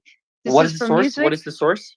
The source is Newsweek, actually, and I put it. It's Newsweek? the IDF Newsweek, yeah. and Newsweek sold Gaza. That's not a reliable Yeah. source. It's a shit source, guys. It's an opinion piece. It's okay. Anyway, it's an interview with an IDF official, and I put it in the group so that you could see it. Eunice, what and I did think you that I'll make the correction. Clear that one side's going to say that and the other's Yeah. Yeah. So Noga, I was going to. Eunice, what did you say about Newsweek? Yeah, I think Newsweek is in. There is no journalists from the. No, but it Newsweek doesn't. But I think it doesn't. Even if there are journalists, I think because the And we don't- source of the Eunice, hold on, the source of the Newsweek article is an IDF member, and obviously the other source for the other side is, Can I I just- think, but, Palestinian group. Okay. But Mario, I want to go back to will you give me the privilege of just give me. no privileges just The for other now, please, source Eunice. is, I'll give you. the other source was a video as well, though, Mario. But I get what you're saying. Both sides are going to say that, yeah. Yeah, exactly, because the video can be interpreted in different ways, and I don't know who's right or who's not. It's hard for It's me. impossible to ever know who's gonna. Well, one's gonna say one thing, the other's gonna say another. This is this is Ukraine versus Russia. This is any war. This is just war. This is what happens. Exactly. It's Yeah. So I've got some news, guys, from the Palestinian Ministry of Health. The number of deaths in Gaza has risen to 900, with 260 children, 230 women, and 4,500 others injured as a result of the Israeli airstrikes. So that's from the Palestinian Ministry of Health. And I'm getting reports that there is no clashes at the moment from on the Israel-Lebanon border. So it seems to be quieting down there. The U.S. National Security Advisor says there will be work with Congress to provide support to Israel. We did not move our aircraft carrier to confront Hamas, but rather to prevent escalation. I'm glad. Any news, anything that shows de-escalation efforts has always been just something I enjoy seeing, and we are seeing more of these de-escalation efforts, which is really good to see. And that would be so. For my question will be to the panel, the aircraft carrier that moved to near the Israeli-Palestinian border. Is that a common thing for the US? As far as I know, it's relatively common. Whenever they want to show support or solidarity with an ally, they would move aircraft carriers in that region. And generally speaking, those carriers do not engage. Is that a fair statement, or did I get it wrong? Just for the panel. can you repeat that last bit? Sorry, when there's an aircraft carrier moving to a region and they want to show support for an ally. Go ahead. So that this is the Colonel again. So when we have carriers deployed, they'll go out for 6 months. They will be active in a given region, whether it be the European theater, or the CENTCOM theater, or the Pacific theater, right? I have some breaking news, actually. Go ahead. The breaking news is following: the Israeli military tells Anadolu news agency, which is a very reputable news agency, that they have no information confirming allegations that Hamas beheaded babies. Yeah, just for you to know. Sorry, could you repeat the source? Yeah, of course, Noga, my friend. And it's called Anadolu Agency. It's a very reputable news agency. It's They a said that the Turkish Israeli news military. agency. It's a Turkish news agency. Yes, indeed. Okay. The Israeli military said to them they have no information confirming allegations that Hamas beheaded babies. They like said you it to spread them, but they didn't I say would, but guys, to but any Noga, I would. Israeli outlet. Come on. No, but I would. It's a Anadolu news agency. Guys, this is. Guys, we can always be skeptical of every source, which is fair to do. So Noga, you pointed out what the source is, and we'll let the audience discern if it's. I'd also if it's add, since we're adding this, I will also add the fact that there's a CNN report that I've put in the group also that says that they've seen beheaded bodies of men, women, and children. That and then in said the- because you're lying. Now I'm gonna refute it. All right, guys.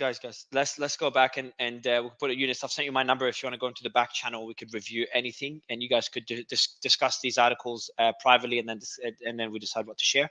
I do want to go. Galant, how are you? It's been a while. Yes, it's been a while. I was a bit. I had to work as well. Thanks for having me, Mario. Sorry, I have a question for you. How are things in the ground in Israel right now? Is it slowly moving back to normal life at the moment since the airstrikes have or the rockets have dropped significantly? Yes, I would say so. But it's very slowly, as you asked. It's like people are still having the effect of what happened on Saturday. We're the people trying to get back slowly to normal life, but as you know, there were quite many events since Saturday inside Israel. So that's what's happening. Even though I'm traveling, but I'm all the time in contact with family, friends, etc. Regarding your questions about the carriers, really doubt it. That there's a very breaking news right now. Channel 14, Channel yes. 14 reports that they're shooting in Ashdod near Leonardo Hotel. Forces are on their way. That's in the east, no? No, Ashdod is northern Ashkelon, between Tel Aviv and Ashkelon. So they're shooting in so that's within Israel near a hotel. Yes. Can you? Okay, Ashdod. so Yunus, yeah, I need you to do me a favor. I've sent you through my WhatsApp. Can you message me there so we can go through all the breaking news in the back channels as well? I can send you Telegram, but I don't give away my phone number. Okay, Mario, right, we just nice. posted in our news channel as well. We got it. Okay, perfect. I appreciate it, Ryan. Yeah, If we you have can the post source. it, can you post it on Twitter as well, please, Ryan? Yeah, I'm trying to finish the Elon post. That's why Elon, now I'm pause that one. Let's get back to the breaking news. Okay, So you so got and actually want to go after Gilad. I want to go to Mike to get an update on the ground in Mike. You're in West Bank, correct? Mike, are you there? While waiting for Mike. So Gilad, I'll let you finish off. Yes. So two comments. This is number one. I don't think really carriers will. I cannot see any intervention from U.S. military in this situation. I cannot even think of where will it start from and why. And Mario, this is another thing which I really want to raise, and I hope no one will disturb me. I think that trying to balance what had happened by accusing Israel of any military operations which are targeting families, children of any kind, I think that is outrageous. This is absolutely not the way that Israel is acting, and trying to balance. I mean, this is an opinion. I this ask not to disturb no, me, but please. yeah, but Gilad, Please. Gilad, we No, are Mario, please. No, but Mario, Gilad, I mean, I've told you this before. I'd love to give opinion as Gilad, well, but we're not allowed to. Yeah, exactly. So you'd want to give an opinion. Eunice does, Mike does, Colonel does. Everyone has an opinion, though, Gilad. And while I respect those opinions, the issue with them, Gilad, is then we move away from the news and what's happening on the ground and sit there debating and discussing opinions, which is something I recommend that's exactly we do. my point. Yeah, but this not no, but it's not your point because you're actually doing exactly what we're doing, Gilad, and I'm trying to be respectful about it. So, like we are, because I know where this will head as we continue with the space. That's the only reason, and that's why I'm moving away from opinions at least for now. And I try whenever someone does it, or whenever someone tries to diminish some event or move away from the news with an opinion, or tries to interpret something, or especially offers misinformation or unverified information, we try to stop it immediately to keep to stick to what's happening on the ground as people are listening to us to make decisions, and sometimes decisions that are life or death decisions. Sullivan did say, by the way, that I think he thinks there's 20 Americans missing after the initial attacks by Hamas. So just something to add to someone mentioned the deaths earlier. I think it was about 19. Piotr? On West Bank, yeah, it's gone up to 21 now. So a brief breakdown. So confirmed fatalities. Again, it's incredibly difficult to share this news, but also to really, the numbers are higher, right? This is 1973 kind of levels where we're going into now. We're not in the hundreds anymore. We're in thousands, and that's for both casualties and fatalities. It's 1,008 for Israel. I think it's over 1,000. Oh, is it 850 around that for the Gazans, for the Palestinians, and so many casualties, so many. It's just injured. called Gazans, not Gazians, just for your information. Okay, thank you, Gazans. All right, I'm used to adding something like an Ian's on the end of sort of too many academic terms. But yeah, so in West Bank they've caught up, so there's about 21 unfortunately confirmed fatalities now. But yeah, that's it, man. Back to you. Shit, Mike, are you with us yet? All right, Mike, I think you Sorry, dropped out. Mario, could I ask, since you already posted it as a tweet as well, that you correct or at least delete or change the tweet about the phosphorus, since we clearly don't know what's going on at the very least? Ryan. Yeah, sure, Ryan. If there's a tweet on phosphorus, can you edit it, say it's unconfirmed or whatever needs to be said? I think it was a while ago when I was sleeping, Ryan. I think you should add that the IDF was vehemently denying it. Send me, yeah, sure. I'll add both sides. If you can send me the link to the post, please, that would be great. Via DM, Noga. I do want to go to Colonel. Colonel, how are you? Good. Hey, Mario, I just wanted to close the loop on that. So a carrier is going to be assigned to Sixth Fleet, which is the Mediterranean. And basically that commander says, hey, I need you to move over there. So I want to be clear that the carrier didn't leave Norfolk, Virginia, and steam all the way across the Atlantic to go there. Carriers are regional. So it's basically just moved from one part of the Med to another. Yeah, no, I appreciate that update. We have the U.S. National Security Advisor says we do not know why the Israeli government did not notice the attack before it occurred. And there's more comments there. I've posted all the comments by the National Security Advisor about 2 minutes ago. Let me just read them out. And it's kind of reinforcing what Biden has said. So he says, there will be work with Congress to provide support to Israel. We did not move our aircraft carrier to confront Hamas, but rather to prevent escalation. There is work to prevent escalation, and we are consulting with our allies and partners to stop the escalation. Beautiful. This is exactly the rhetoric I want to hear. We are coordinating with the Israeli government and our allies to resolve the hostage crisis, and our priority is the safety of our citizens.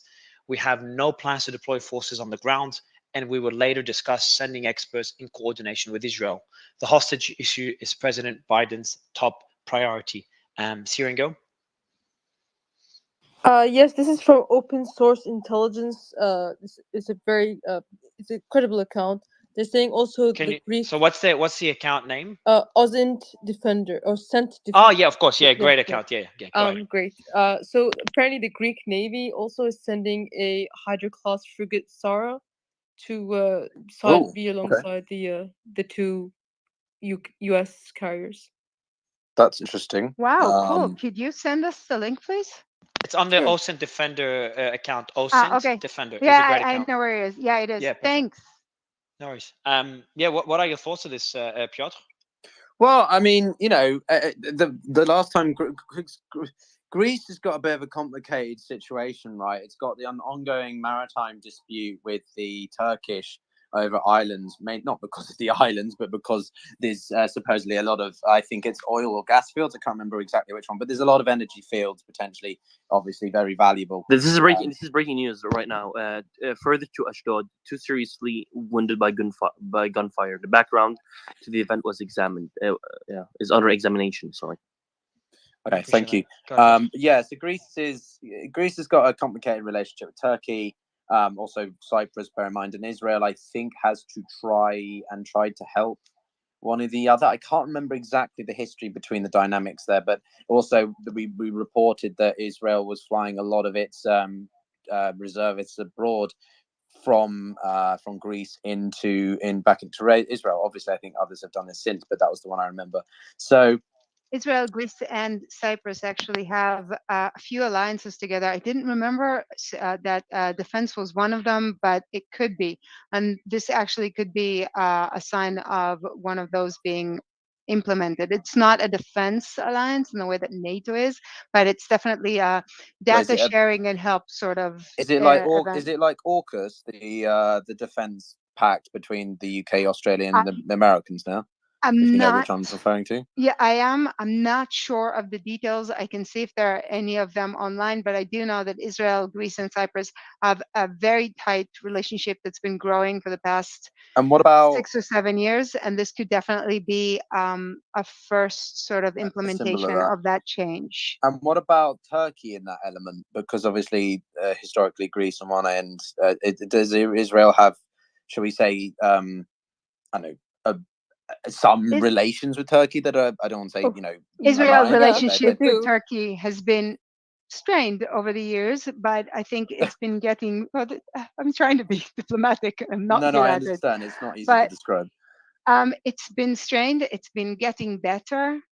Obviously, this Greece, Cyprus, Turkey triangle doesn't make it easier to navigate, but this is a wait and see sort of situation, because I think if I could characterize this, and I'm doing this very, very carefully, since Erdogan seems to be, and I'm sorry if I'm mispronouncing his name, it's just, I never understand the G there, but it's my fault. I mean, I'm not saying anything, I'm pretty sure I'm wrong about it. He's a semi-dictator. I don't have much time. Nobody cares about him. But I think the point is that since he seems to be taking a side, it makes sense for the Greek to go on a different direction. But again, this is the first time it's happened, so remains to be seen how it plays out. If you can dig that up, I'd be very interested. I'm sure many other people would as well.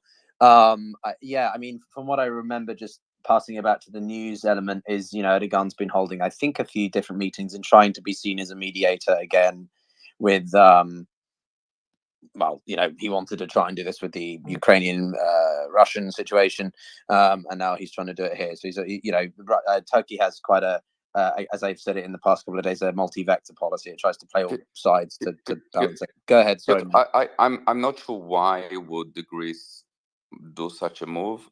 Like, no idea. Also, I don't know if you mentioned that because I just came in. Maybe it's just vicinity. Maybe it's just proximity. Maybe because Greece is so close to Israel, and yeah, but makes no sense to me. But I don't know if you spoke about it, but Ynet is saying that the estimation of total death toll in Israel is now 1,200. Okay. Thank you for that. Yeah, I mean, as I say, the actual numbers are going to be much different. Yes. Thank you, Gilad. I did actually want to share something else, and I'm just sharing this. I'm not going to go into it again, but I got a message from a group who do like video assessment things, and they said that the video concerning the festival that we were obviously difficult earlier on, but they said that there's some more detail here. Again, I'm not going to go into, I don't know, I haven't seen the video at all, so I don't know. But apparently the Israeli PD had set up a hasty roadblock there to try and delay action with delaying action with just pistols, something off of and that sort of caused more confusion and led to this video that makes it out to be from the different perspectives, what was going on. So they're saying that because of some other elements that we don't see in the video very clearly, that it looks like mass hysteria and all sorts. So again, it's that sort of thing where more analysis of the video after time really helps to break down some more details of it, again, without really knowing too much about it. Sirigo? Yeah, so apparently Bild, the German newspaper, is reporting that Shani Luke is alive. Like, this is the girl that was in her bikini in the back of the pickup truck. Nah, I just saw that, and I think we should look for a little more confirmation than I'm just made up reporting picture. what We Bild don't. says. It's okay. I don't think Noga's attacking you for that. I think she's just saying to verify again with another source, if that makes sense. So we have the Appreciate shooting, you sharing. guys. We do that have for every source then. we do have more reports. I've just posted a video just now at the Ashdod hotel. If I'm mispronouncing it, it's fine. But if you want to check it out and some updates there. So it seems that gunmen have stormed the hotel. So I'm not sure if there's a hostage situation there ongoing at the moment.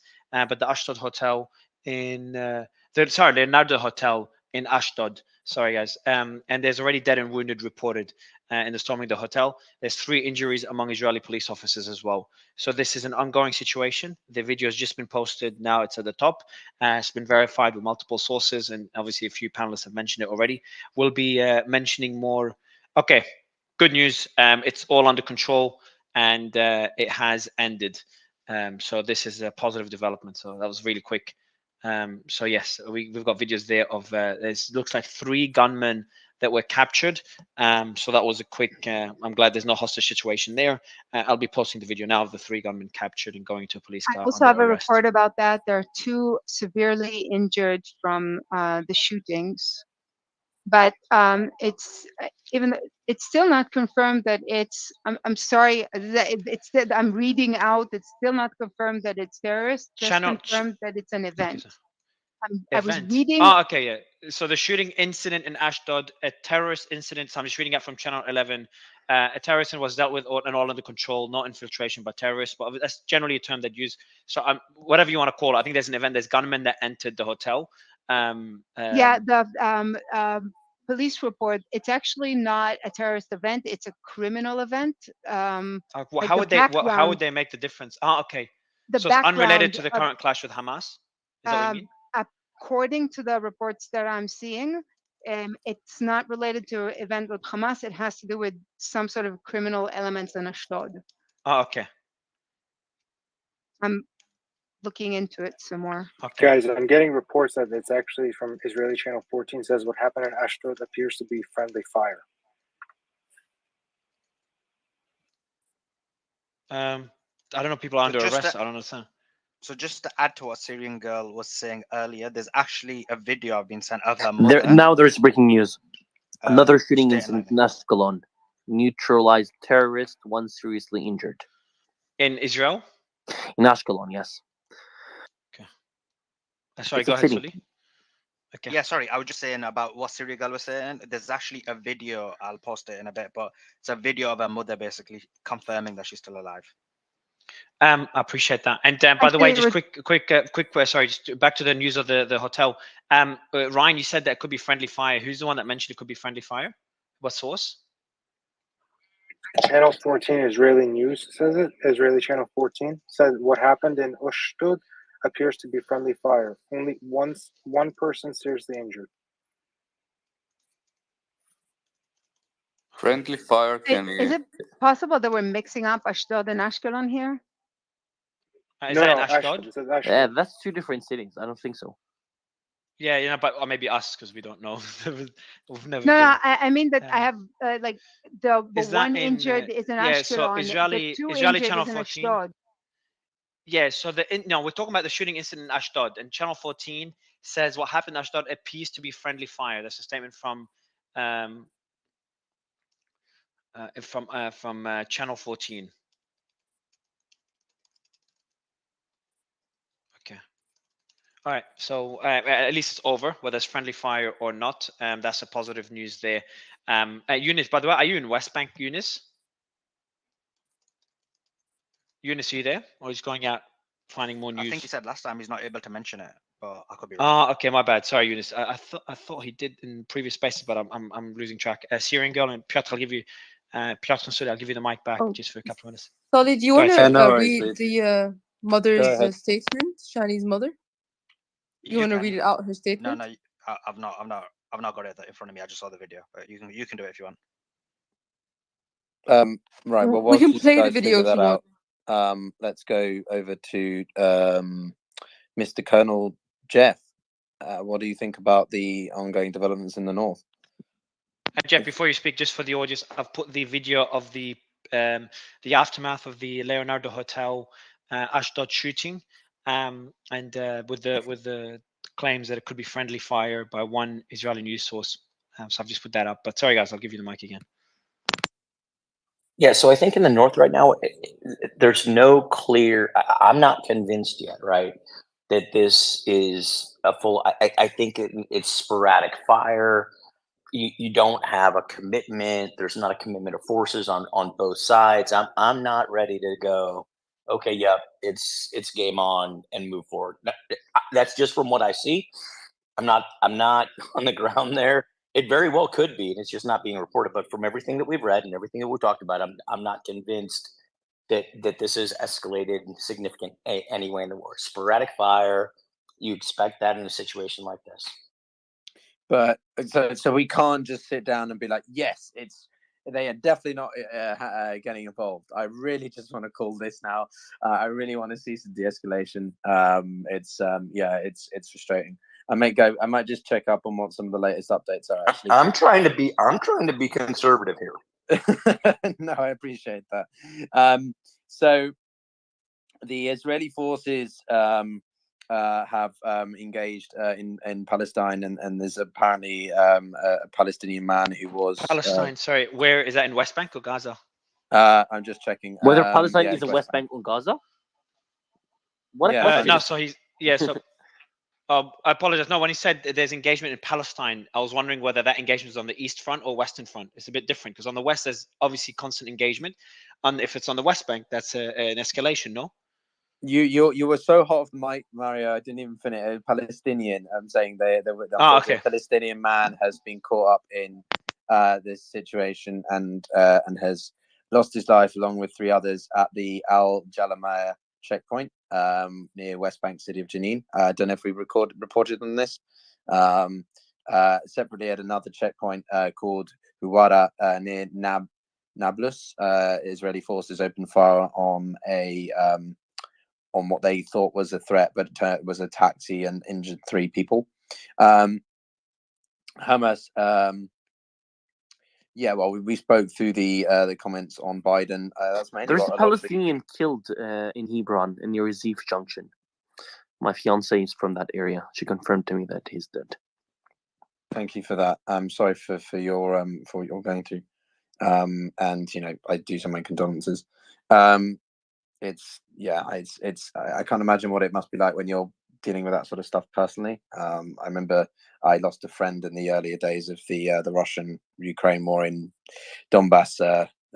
My family grew up with him as well, so it's not something you ever can really process fully. Israeli Sorry, raids on guys, the areas I in just Gaza got Strip this. about a minute ago. It's from the Oh, sorry. Go Biden ahead, speech. Noga. Biden's speech about a half an hour ago. Sullivan was saying that Iran is definitely part of the Hamas assault. Did anyone else catch the speech? Well, we were going through the speech. I mean, it's the Americans. Well, Sullivan is confirming that Iran is a member, and since they were trying to keep Iran out up until now, it's interesting that the Americans are now bringing it back into the fold. But what can you clarify the language used? I think that's No, an important I distinction. can't. I'm seeing a translation. I need to see the original. Okay, because Kirby said literally 24 hours ago that it's not reasonable to claim that it. Sorry, I'm a bit tired. Right. Okay. So Kirby said that there's no evidence to suggest that they're directly complicit in this role, but there is long-standing relations between the three that is pretty clear. So I want to clarify what exactly Sullivan is saying. If Jake Sullivan is saying that it's Iran is like running around in this situation as well, then that There's just quickly. There's another shooting incident. I'm guessing it's a Hamas member opened fire on a security patrol near Kiryat Arabia and escaped. There are no casualties. There is no Hamas like militants. Normally in West Bank, Palestinians, it's either. Oh, is that in the West Bank? Or is that on the West Bank? Kiryat Arba Yes. is in Judea and Samaria, but It's in, no. there is One Hamas second. there. It's in the West Kiryat Samaria, West Bank. Okay. But Kiryat Arba is in Judea and militants. Samaria. Cool. Can we let Eunice finish his point? I didn't even hear the entire. He finished. So he just said that this is on the West Bank, so it's not Hamas. So I thought it was on the Hamas border. No, but I'm sorry. I don't understand why we're arguing that there's no Hamas in the West Bank. First of all, everything is fully. No, but we don't know. No, we don't know. So no. So you can't argue that it's. Okay. What he's saying is that we don't know it's Hamas, so we can't make that statement. It could or could not be. So that's why I've made that. There you go. So Eunice agreed with me. So he just asked me to make the correction that it's just militants. We don't know if they're Hamas or not Hamas, because there's other groups as well. I'd go to Colonel just to move on from that point. Yeah, I don't know if it's been brought up. Colonel? No, this is serious. Hear me out. For the first time since the beginning of the war, a report of a mortar fire from Syrian territory. One second, An alert Jeff. was activated in an open area near Ramat Magashim. No casualties are known. Where's that? What territory? Golan Heights, Syrian territory. Okay, so that's in the border. Just for the audience, that's the border. The Golan Heights, the border between Lebanon and Israel. No, the border between Syria and Syria. and, the disputed territory. Okay. Well, I It's mean, occupied, Israel would just say it's disputed. I think we would say one side would say it's disputed. The other, No, it's not two sides. It's not the West Bank. Syria, it's occupied. It's internationally Let's just recognized by call all. it. Yeah, let's just call it Golan. Okay, if it's recognized, whatever you want to call it. Piotr. Well, internationally recognized as Syrian territory. Yeah. So Piotr, I'll let you decide what to call it. Okay, I need to the double Golan check on that Heights. because I'm not sure. Well, just call it Golan Heights. Yeah, call it by its name, I guess. Yeah. Syrian Golan Heights would be nice. Well, we'll see about that. Depending upon I know we're never going to please everybody, Syrian girl. I just go with the United Nations. Peter, can I say something very important? It's not a. All right, guys. I think it's better not to get. Yeah, I want to go back to Colonel. I see Benjamin's down as with a joint. Yeah, as I was well. wondering if you. Sorry, but Jeff, go for it.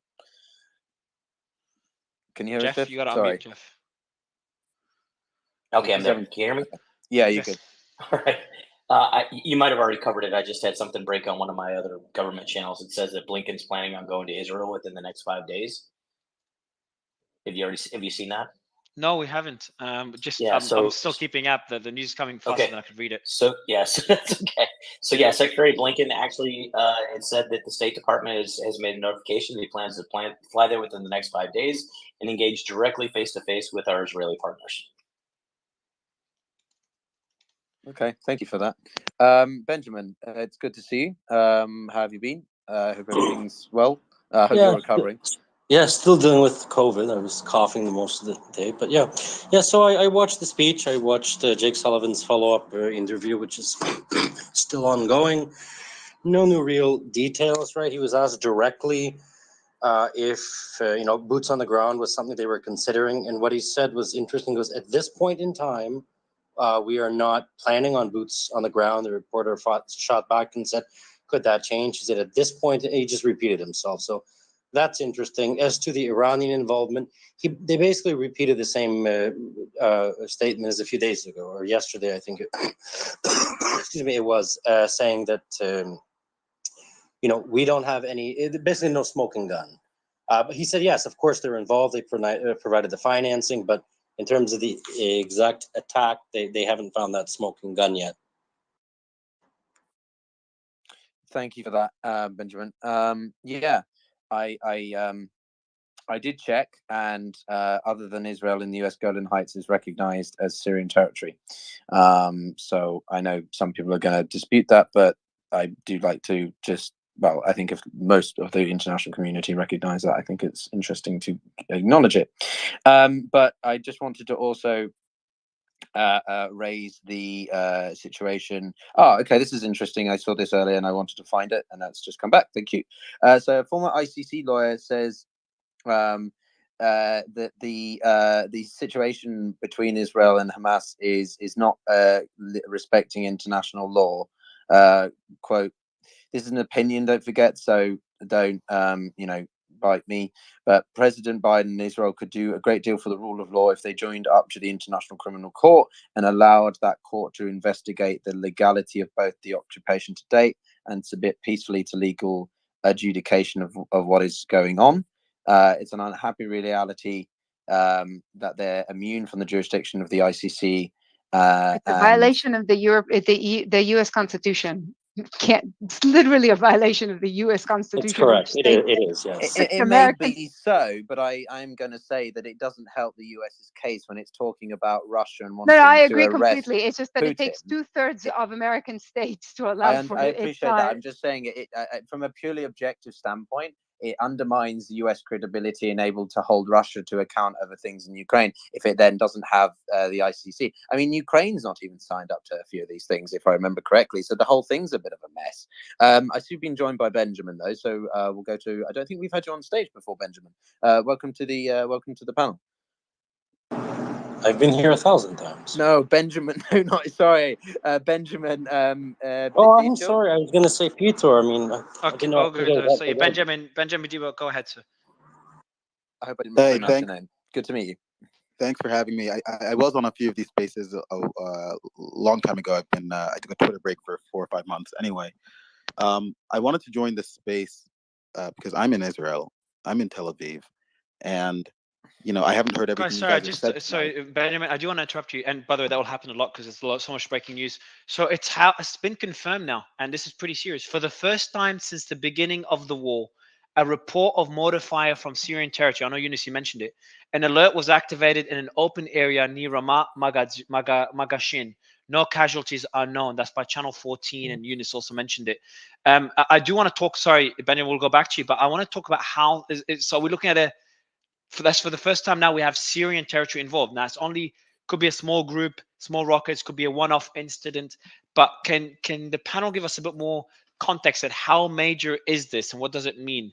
Well, I think we need to know firstly a little bit more what triggered the mortar fire. Was it an Israeli airstrike that went skew with? Is it militants that just feel that they need to start supporting Hezbollah, or has the situation with Gaza crossed the point that they just want to start doing things? Is it mortar fire, or is it a is it 100% confirmed? Just to double check. It's been multiple sources now, yes. So the team is saying so we can say that it is Channel 14.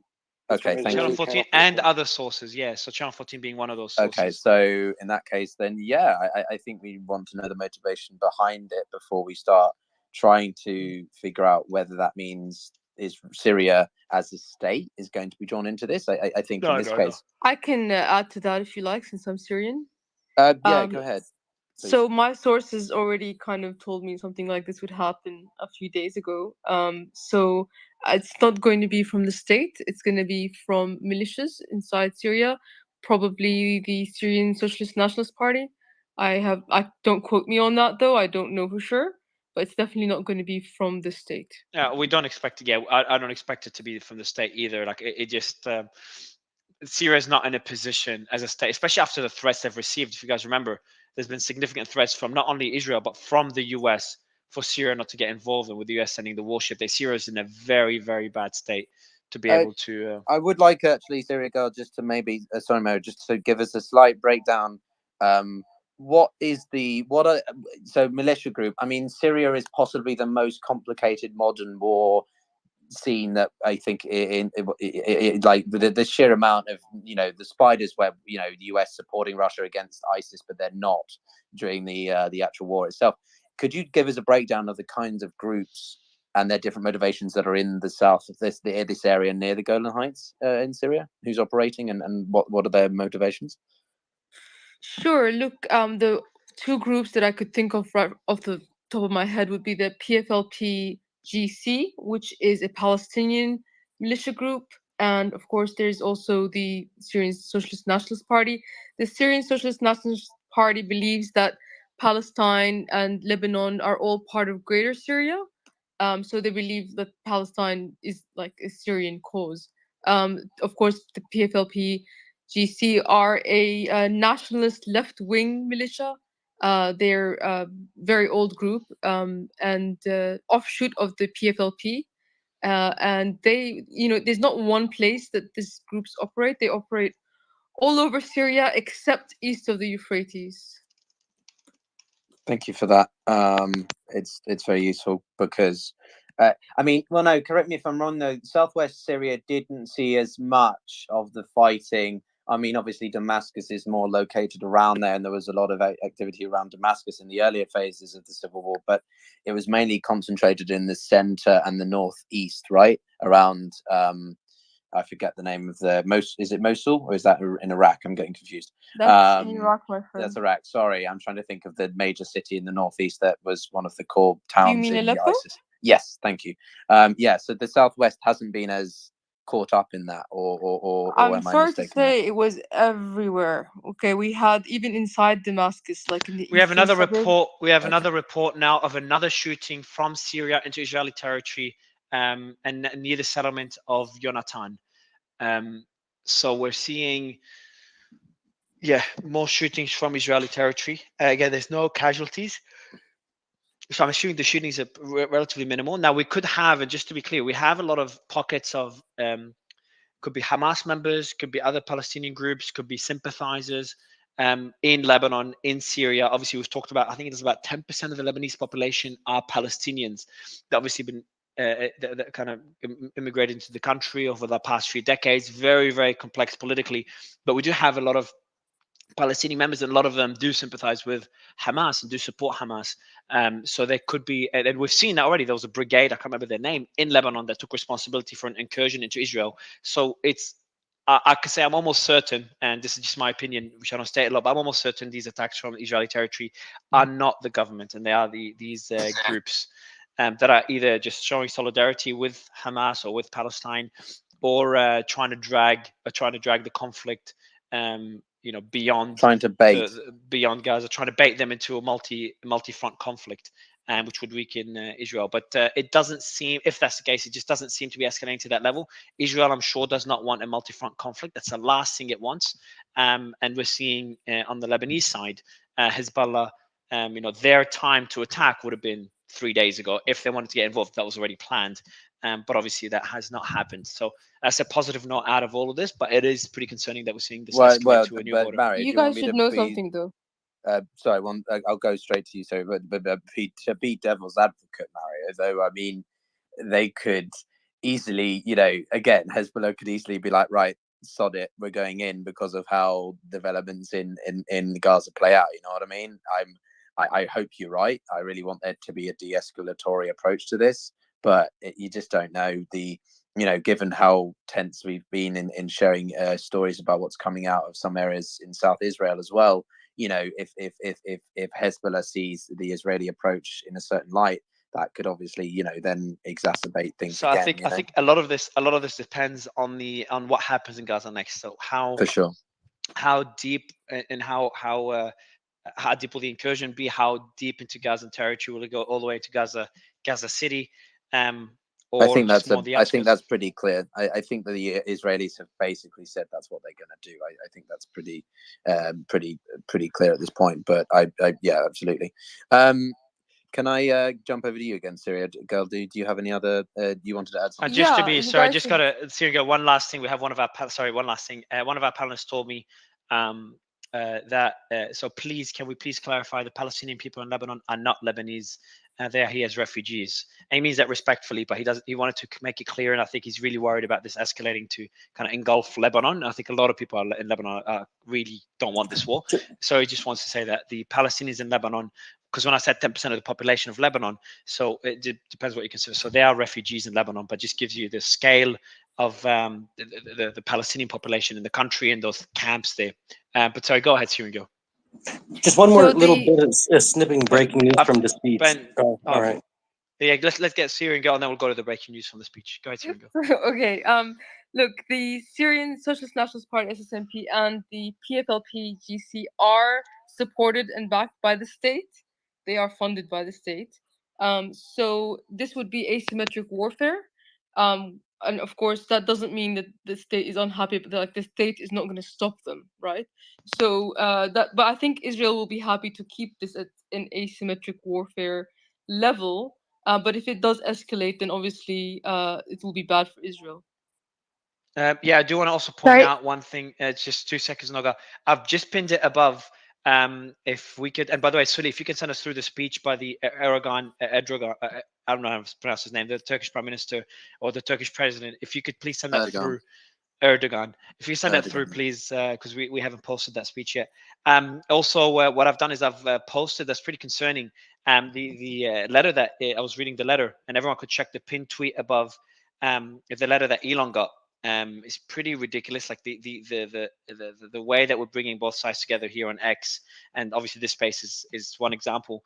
And for him to get a letter like this, he has 24 hours, I think it was, Ryan. 24 hours. Yeah, he's got 24 hours to respond to law respond officials and like contact with law enforcement. Yeah, it's just it's ridiculous about Moscow illegal disinformation on X amid Israel-Hamas conflict. So I don't know. Well, I don't know what to say. Did you see the e-safety policy as well, which had an update? So many people are concerned about that and how that coverage might end up becoming quite biased on social media. Well, the EU is going very, very much towards this protective sort of. I call it. Well, I heard someone call it protective speech. Like you sort of freedom of speech, but it's protected through certain sort of things. Sorry, Ryan, go ahead. The issue here is with this kind of. Sorry, go ahead, man. Sorry. I was going to say the issue here in times of war like this is there's no, 1 second. The issue here in times of war like this is it's who defines what's true or not. Once you have footage coming out from the ground, someone could just mark it as fake and it can get taken down. That's the problem. It's like this is the time where we should be emphasizing footage to come out more and more, and then later as things come out, people are updating. And credit to a lot of people, even our own team here. There's been some stuff that we've had to update, and we do update. So let's please keep that in mind. It's very important to keep the flow of information going, in my opinion. Yeah, so I recommend everyone just the pinned tweet above, just trying to make it heard. Like the last thing we want is just further censorship to come back to X. So you could retweet it and. Sorry, Mario. Breaking news, or sort of breaking. The Jalame event is over. 2 of the whatever we're calling them now are killed. And also, I'd like to mention we actually discussed this yesterday.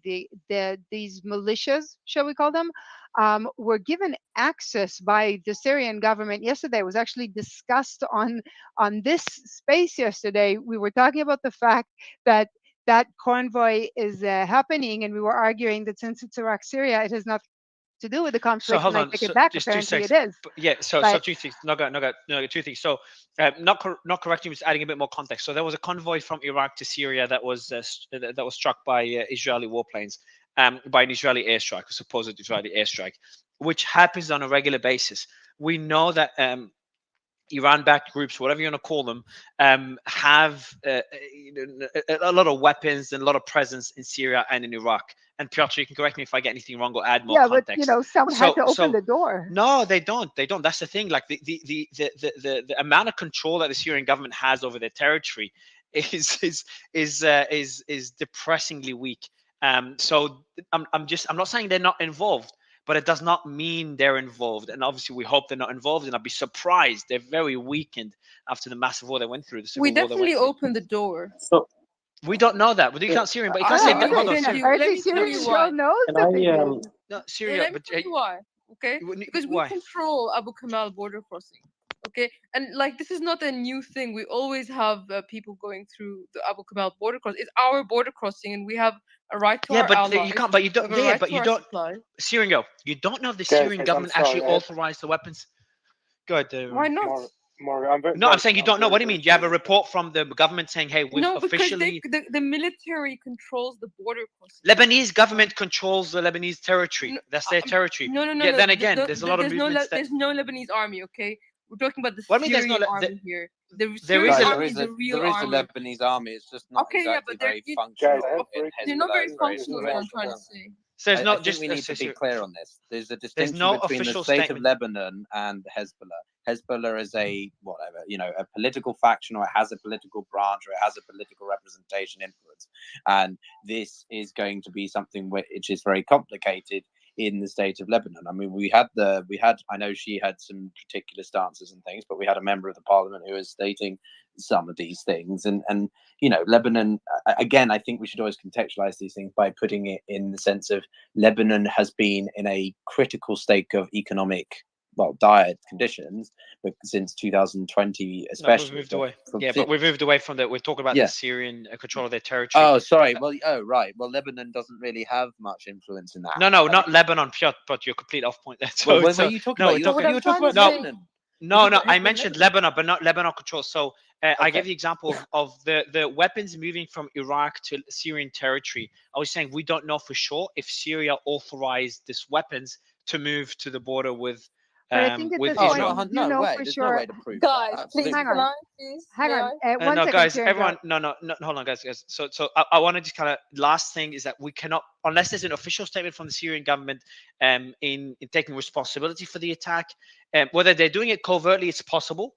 But we don't know. We don't know if Iran's involved in the current conflict, if they're supporting Hamas, if they help plan it. The same way we don't know if Syria is involved or the Lebanese government is involved. Now, obviously, we had a member of parliament come on stage here, and we know that the Lebanon is very split on whether to support Hezbollah, and most people don't want a new war.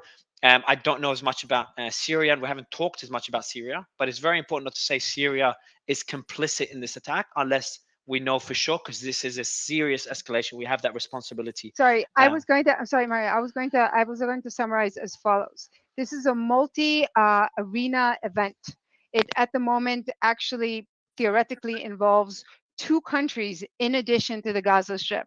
And I understand the need for caution where it comes to the Syrian regime, but in fact, because of the fact the Syrian regime is not in control of its territory fully, the fact that Iran can operate from there just means that Iran has a launching pad. So it's like out of the frying pan and into the fire sort of situation. But the bottom line is that there's another country involved, whether it's Iran from Syrian territory or Syria. Yeah, but not directly, okay? Bad. The indirect provision. I understand. I'm saying they're both equally, not even Yeah. equally, but they're both They're bad. not in great. Yeah. And yeah, so we at the moment have a multi-arena event with attacks from at least 2 separate countries, and yeah, I prefer to use the word multi-fronted input, if that's even a term. Just yeah, because but the problem Netanyahu, is, yes, yeah, sorry, but the problem with that. Let's go to Mario. Guys, she's got an update. Come on. Yeah, go ahead, Syrian. Go. Last, I'll give you a comment on this particular matter. Please go ahead, Syrian. Go. Sure. So please listen up, because I know Syria. Syria is very open about its support for Hezbollah. Okay, that's not a secret. Hezbollah saved us from ISIS. While look, I'm sorry to say, but the Israelis actually openly did say that they want ISIS to stay in Syria. Hezbollah was. We're moving way off the point, but okay, Syria, we're moving off the point. No, the border. No, but you can talk about Syria, but you can't talk about what the Israelis said about it. Yeah, I understand. I apologize. So the border, things are passing through that border all the time. The Syrian military is not like the Lebanese military, okay? The Syrian military does control the border points. They do control what happens. The militias take the orders from the Syrian military. It's called the NDF, the National Defense Force. So the militias are under the control of the Syrian military. So you're saying Syria is attacking Israel right now? I'm saying that it's asymmetric warfare, and Israel's going to take No, it that wasn't the question, though. Are you saying that Syria is attacking Israel right now? I'm saying that Syria is never going to admit to attacking Israel right now. Yeah, so I'll summarize it in this. Syria may or may not be involved. We do not know. There's going to be different opinions on this.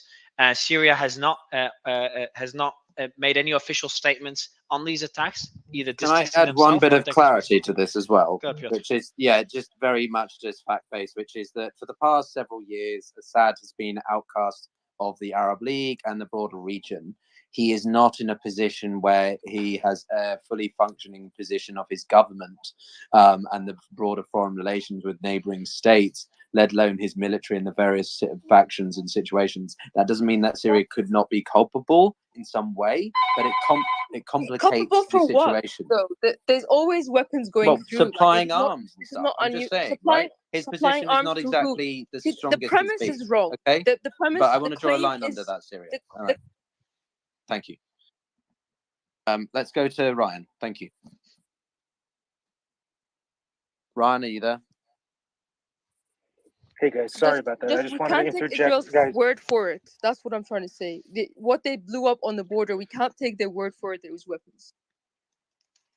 Thank you, sir. I just want to interject here. I don't know if you guys did this on top of the hour, but I wanted to reset. This is very important. Is that Blinken, U.S. Secretary of State Blinken, is heading to Israel on Thursday. So I wanted to throw that in there. And this is the quote. He said, "It will be a message of solidarity and support." This is from Matthew Miller, who said this at the briefing. And it says, he, of course, wants to hear from the leaders of Israel, hear from them directly about the situation they're facing, about what they need and how he can best support them. So I don't know how he's traveling there with all the airlines shut down. Seems very risky. God forbid something happens, that would Air Force instantly Two. escalate. No, I know. Come on. I'm not even gonna say that. I don't know what you just said, Ryan. So the last bit I said. No, bro. I was just saying. Look, I know Ryan, commercial it? airlines have stopped because there's insurance involved. Air Force Two doesn't have that problem, and No, we he have won't fly seen. Air Force Two. I want to go That's to for the vice we president. haven't He'll heard fly from on a him VIP for a Sam while. flight. Mohammed's a new voice on stage we haven't heard for a while, and then Emir's back in the conference. Mohammed. No, Mohammed's not a new. He's one of our most. No, I regular... mean new in the sense of he's new. Can I finish the point I was trying to make? Yeah, go ahead, Benjamin. Go ahead. Yeah, so it is an important update. So indeed, Egypt, the United States are working on opening up a humanitarian corridor to have civilian evacuees from Gaza. That was confirmed by Jake Sullivan. I believe that's an interesting development. Yeah. Go ahead, Mohammed. Mohammed, are you there? While waiting for Mohammed to speak, and I'm not sure if Mohammed, he's not in Gaza at the moment. Amir, any updates on the Iranian front? Well, guys, I just wanted to jump in on the Syria part. Actually, the closest border between Syria and Israel, that part is actually Russian control. It's not Iranian control. I just wanted to clear this out. If you look at the map, actually, Mario, you have this in your Twitter page. It's back in, I think, 4 or 5 months ago when we talked about the escalations between Iran and US in Syria. Actually, you posted the map about who controls what in Syria. The division between Iran, US, and Russia. That can be helpful right now. Actually, the closest that Syria is to Israel, that part is controlled by Russia. Thanks. I appreciate the clarification. Confluence, go ahead. It was just about an earlier point, just in the same way that Syria Girl was kind of reprimanded for overstating her role officially, which I don't think she meant or intended to, but it was a little lighter than that.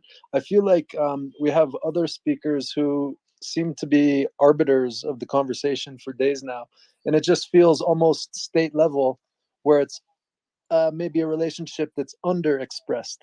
That it just feels strange sometimes. Yeah, that doesn't help at all the discussion, Confluence, but I appreciate you sharing the breaking news and the updates. I do want to go back. There's just a lot of information. So commentary on the panel and different speakers doesn't help much the conversation. We do have the US State Department said, we ask Qatar and all countries to use their influence to prevent other parties from entering the conflict and secure the release of the hostages. Israeli media said there's renewed shelling from Syria and activation of sirens and Ramat Magashimim. So that was about 9 minutes ago when we were having the debate on how involved Syria is. So there's also activating the alert in the Golan after reports of mortar shells originating from Syria. So there's a lot of just developments on the Syrian-Israeli front now. So quiet on the Lebanon front, quiet on the relatively quiet on the Hamas, on the Gaza front, but it seems to be escalating on the Syrian front. So there is also sirens sounding in settlements surrounding the Gaza Strip. That's from Al Jazeera. And then Putin expresses to Erdogan his concern about the high number of civilian deaths in this war between Israel and Hamas. And Netanyahu, I made it clear to Biden that a strong and long military campaign must be carried out in which Israel wins. Just pointing out the important ones. Ryan, I'm just pointing all the important ones that need to be posted, man. Yep, I got it, brother. I'm on. Thanks, Sorry, I bro. was in the bathroom.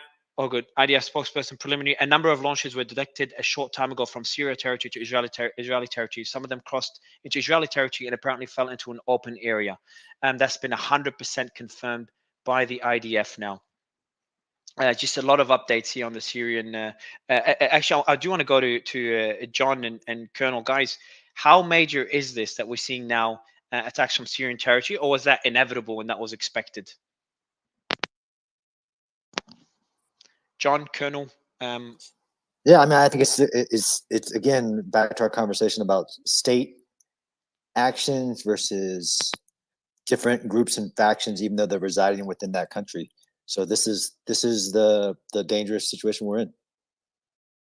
Yeah. Yeah. Again, I know you and Peter are trying to get me to bite, right? And I'm trying to remain conservative. Whoa, here. Don't bring me into this. But what do you think about what Mario said? Committed. Yeah, I'm just not committed to saying that this is a state actor and that the Syrian government has ordered it just yet. So no, I agree. So I'm just having some pasta. I don't know. I don't know what this changes, if anything, in my calculus. To be honest, I am still more concerned about the Lebanon border right now because it's Hezbollah, and Hezbollah are the more, at least in my understanding, potent force. They're more willing to sort of get directly involved in sort of some different groups in the Syrian side. But Syria, do you disagree with that? No, I just wanted to reiterate I am not an official in any capacity. Okay, please, everybody that thank you. listens Okay, to thank me, you for doing that. take that everything I say with a grain of 2 salts. Okay. But I do know Syria. I've been covering the Syrian war since 2011. I know it like at the back of my hand. So when I hear things like this part is controlled by Russia and this part is controlled by Iran, I have to tell you. I've got a like, question on that's that then for you. Correct. So one of the things that I keep thinking about is obviously Russia's view on this, because it's quite complicated. Some people saying Russia is behind much of this, but I'm still not sure that makes sense from a grand strategical perspective. And here's why: because Israel has been, should we say, having to coordinate with Russia about making strikes into Damascus. Sometimes we've seen this in the past few years. What's your perspective about that? How do Russia and Israel engage over this situation, and how do you think that could seep into the situation now with Syria and Israel exchanging fire, if at all? Well, the Russians have always been complex because I think there's 2 factions within Russia. One that is very pro-Israel and one that's kind of getting sick of Israel and is definitely, like, both of those camps are pro-Syria. So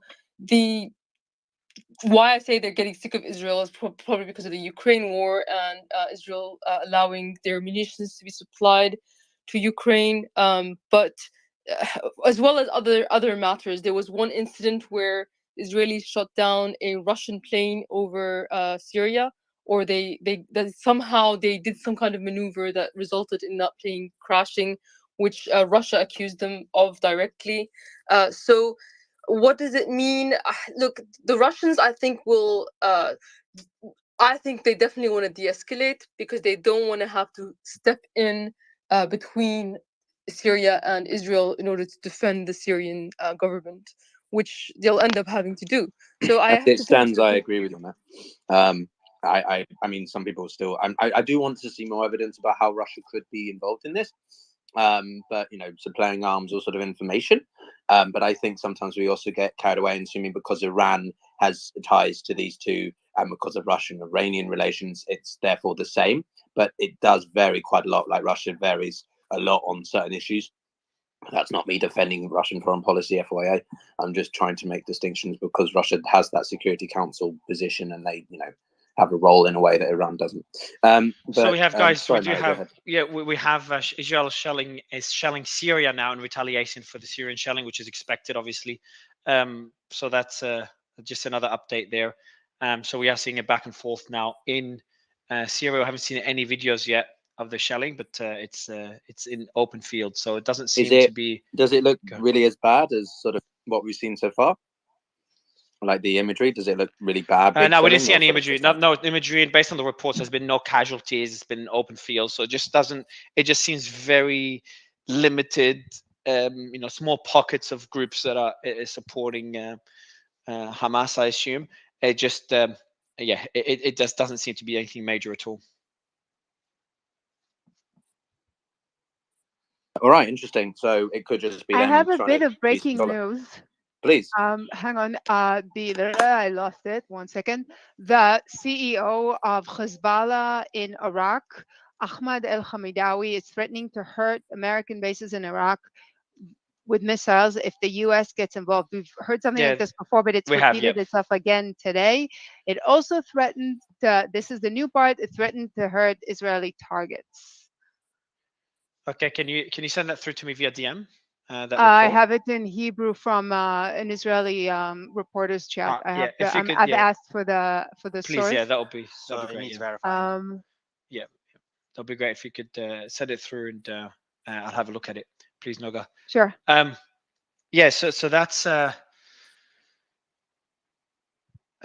By the way, let me fix something here. Sorry, I have my DM settings apparently set to only people that are verified, so I'm going to fix that so anyone could DM me. Someone just told me now. Let's go to OG. OG, you're recommended up on stage. How are you, sir? Thank you. It's Mrs. actually. Sorry, that's okay. First of all, I just want to thank you guys so much for having this space and for caring about what's going on in Israel. This is a very, very sad and serious time. And we are all shocked, traumatized, and we really appreciate the support from the world. So thank you guys. We really appreciate it. So any data, anything to share? Yeah. The reason I came here is we want to share. We just we need your guys' support.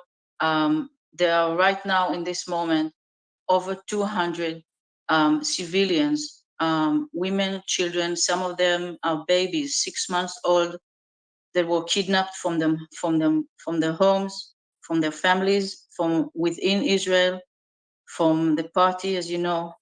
They are held and they are still free and they are still alive. They are still alive. We don't know what they're going through, but we need the world. We need to create international pressure for Hamas to set them free right now. These are babies that are still breastfeeding, some of them. We can't. Yeah. This is not a situation where soldiers are kept. You do soldier deals back and forth. That's okay. We're talking about babies. We're talking about women. We're talking about elderly women, elderly men, people kidnapped from their homes. Please, we must make Hamas set them free right now. We need them back. They're still alive. 900 slaughtered. They're still alive.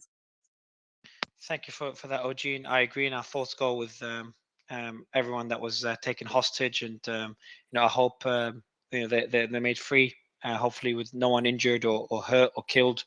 And hopefully we'll see a prisoner exchange and things de-escalate. So our thoughts go to everyone that has people. We had someone on stage come in a couple of days ago who found out, not long before coming on our stage, that his friends were a part of those taken hostage from the festival near the border with Gaza. So 100% our thoughts go to them and every other civilian caught into. Can I just add to that, actually, Mara, just some positive news on that I think I didn't share enough before, but the Qataris and the Americans were apparently making some progress in the discussions around POWs. I know that focuses on Gaza specifically, but I hopefully that can be the case with all those who have been captured in this way. Amir, you've got some thoughts?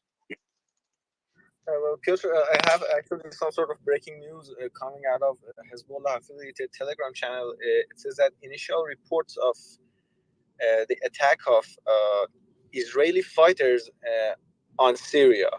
This is just broke right now. I don't know any attacks on what? Sorry, Israeli fighters where? Israeli fighters attacking Syria. This is yes, came out yes. of, We've talked to Amir. Yeah. There's tit for tat. There's attacks both ways. So there were rockets that came from Syrian territory towards Israel, and then Israel hit back, and the IDF confirmed it. And now there's rockets. There's strikes, not airstrikes, but there's rockets from Israel to that Syrian territory. So yeah, there is a back and forth there, and we're pretty concerned about it. We've been speaking about it as well. I do want to speak to Anya. Anya, how are you? Anya, are you there? No, I think you're having the glitch that speakers have all the time. Waleed, are you there? Waleed, are you there? No one wants to talk to you, man. No, they're both glitching. Yeah, they're both glitching. They both dropped now. I think okay. we're going through that phase where it starts starts glitching a bit. Yeah, that would be great. So Waleed and Anya, you can both request, and we can bring you up. I'm not sure if Mohammed now can speak. I see the professor is connecting. Is that Anya's rejoined? Oh, Mohammed can. Yeah, but finally Mohammed's here. I'm here. Hey, Mohammed, how are you doing? Here right now. Good. How are you? So basically, where should I start? Latest updates. Yeah, give us some updates on the ground and what's been going on, man. It's been a while. We haven't had you on stage. Okay, so the first update and the most important one is one I got from European diplomatic sources in Ramallah and Jerusalem today. And they're basically saying that there's not a single European government, not a single European official that is pushing for de-escalation in Gaza or even bringing up Gaza to their Israeli counterparts. And the verbatim quote that one official told me is that they're giving Israel a carte blanche to do whatever they want with Gaza for the next 72 hours. And I asked specifically about the Israeli, European, and Israeli American hostages in Gaza if they have any care to that, because the Israeli army is saying that they don't take necessary precautions to ensure that those remain alive. And he said, we've been asked to gather information about them, but the European capitals, there's no interest in keeping them alive or in pressuring Israel.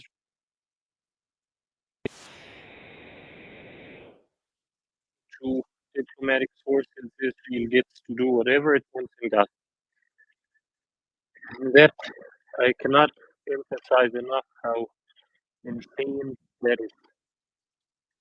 The level and magnitude and scale of what transpired in Gaza in the last 48 hours, in particular yesterday, was very, very extraordinarily tough. Almost everyone I know there was collapsed in tears. I've never seen such destruction and such death toll in any previous round of escalation. And today even outscored that and managed to score about 900 deaths now in total. The latest statistics is that 260 children were killed, that's 230 women, 7 journalists, or I think 9 medical or 9 medics, in addition to 22 families that were completely wiped out. The main problem is that this military campaign, it does not have eliminating Hamas as the main goal, according to the IDF. The rhetoric that they are using is basically ensuring a defeat of Hamas's threatening capabilities to Israel, but not uprooting it or not eliminating it. So in other words, at the end of this round, it's going to be the same as every other round of escalation in Gaza. Gaza completely leveled with no prospect or hope for reconstruction for the next decade. And at the same time, Hamas stays in power and in control, and we go through that scenario repeated over and over again. In terms of the situation on a humanitarian level, I'm losing touch with a lot of my sources in Gaza. Electricity blackouts are now the norm in 90% of the Gaza Strip. Same with internet and phone signal loss. Most people there, they didn't have electricity more than 2 to 3 hours in the last 2 days. And now water is going down as well. I've been calling people and they say now I'm running out of drinking water in my tank and I don't know where I'm going to get the rest of it in the next hours. So there's a very imminent crisis in terms of starvation and thirst. And again, the problem is that there is no European or American official that is pushing to constrain the Israeli military conduct in Gaza or to discuss, even bring up Gaza as a topic in discussion with Israeli counterparts. The Israeli military, they have their own objectives, but they are under immense pressure from the most right-wing government in history. So moments ago, there was an Israeli member of Knesset, Limor Har-Melech from Ben Gvir's party, that is openly saying, verbatim quote, flatten Gaza, there are no innocents in Gaza. So there's immense political pressure to make this campaign unprecedented in severity, magnitude, and scale.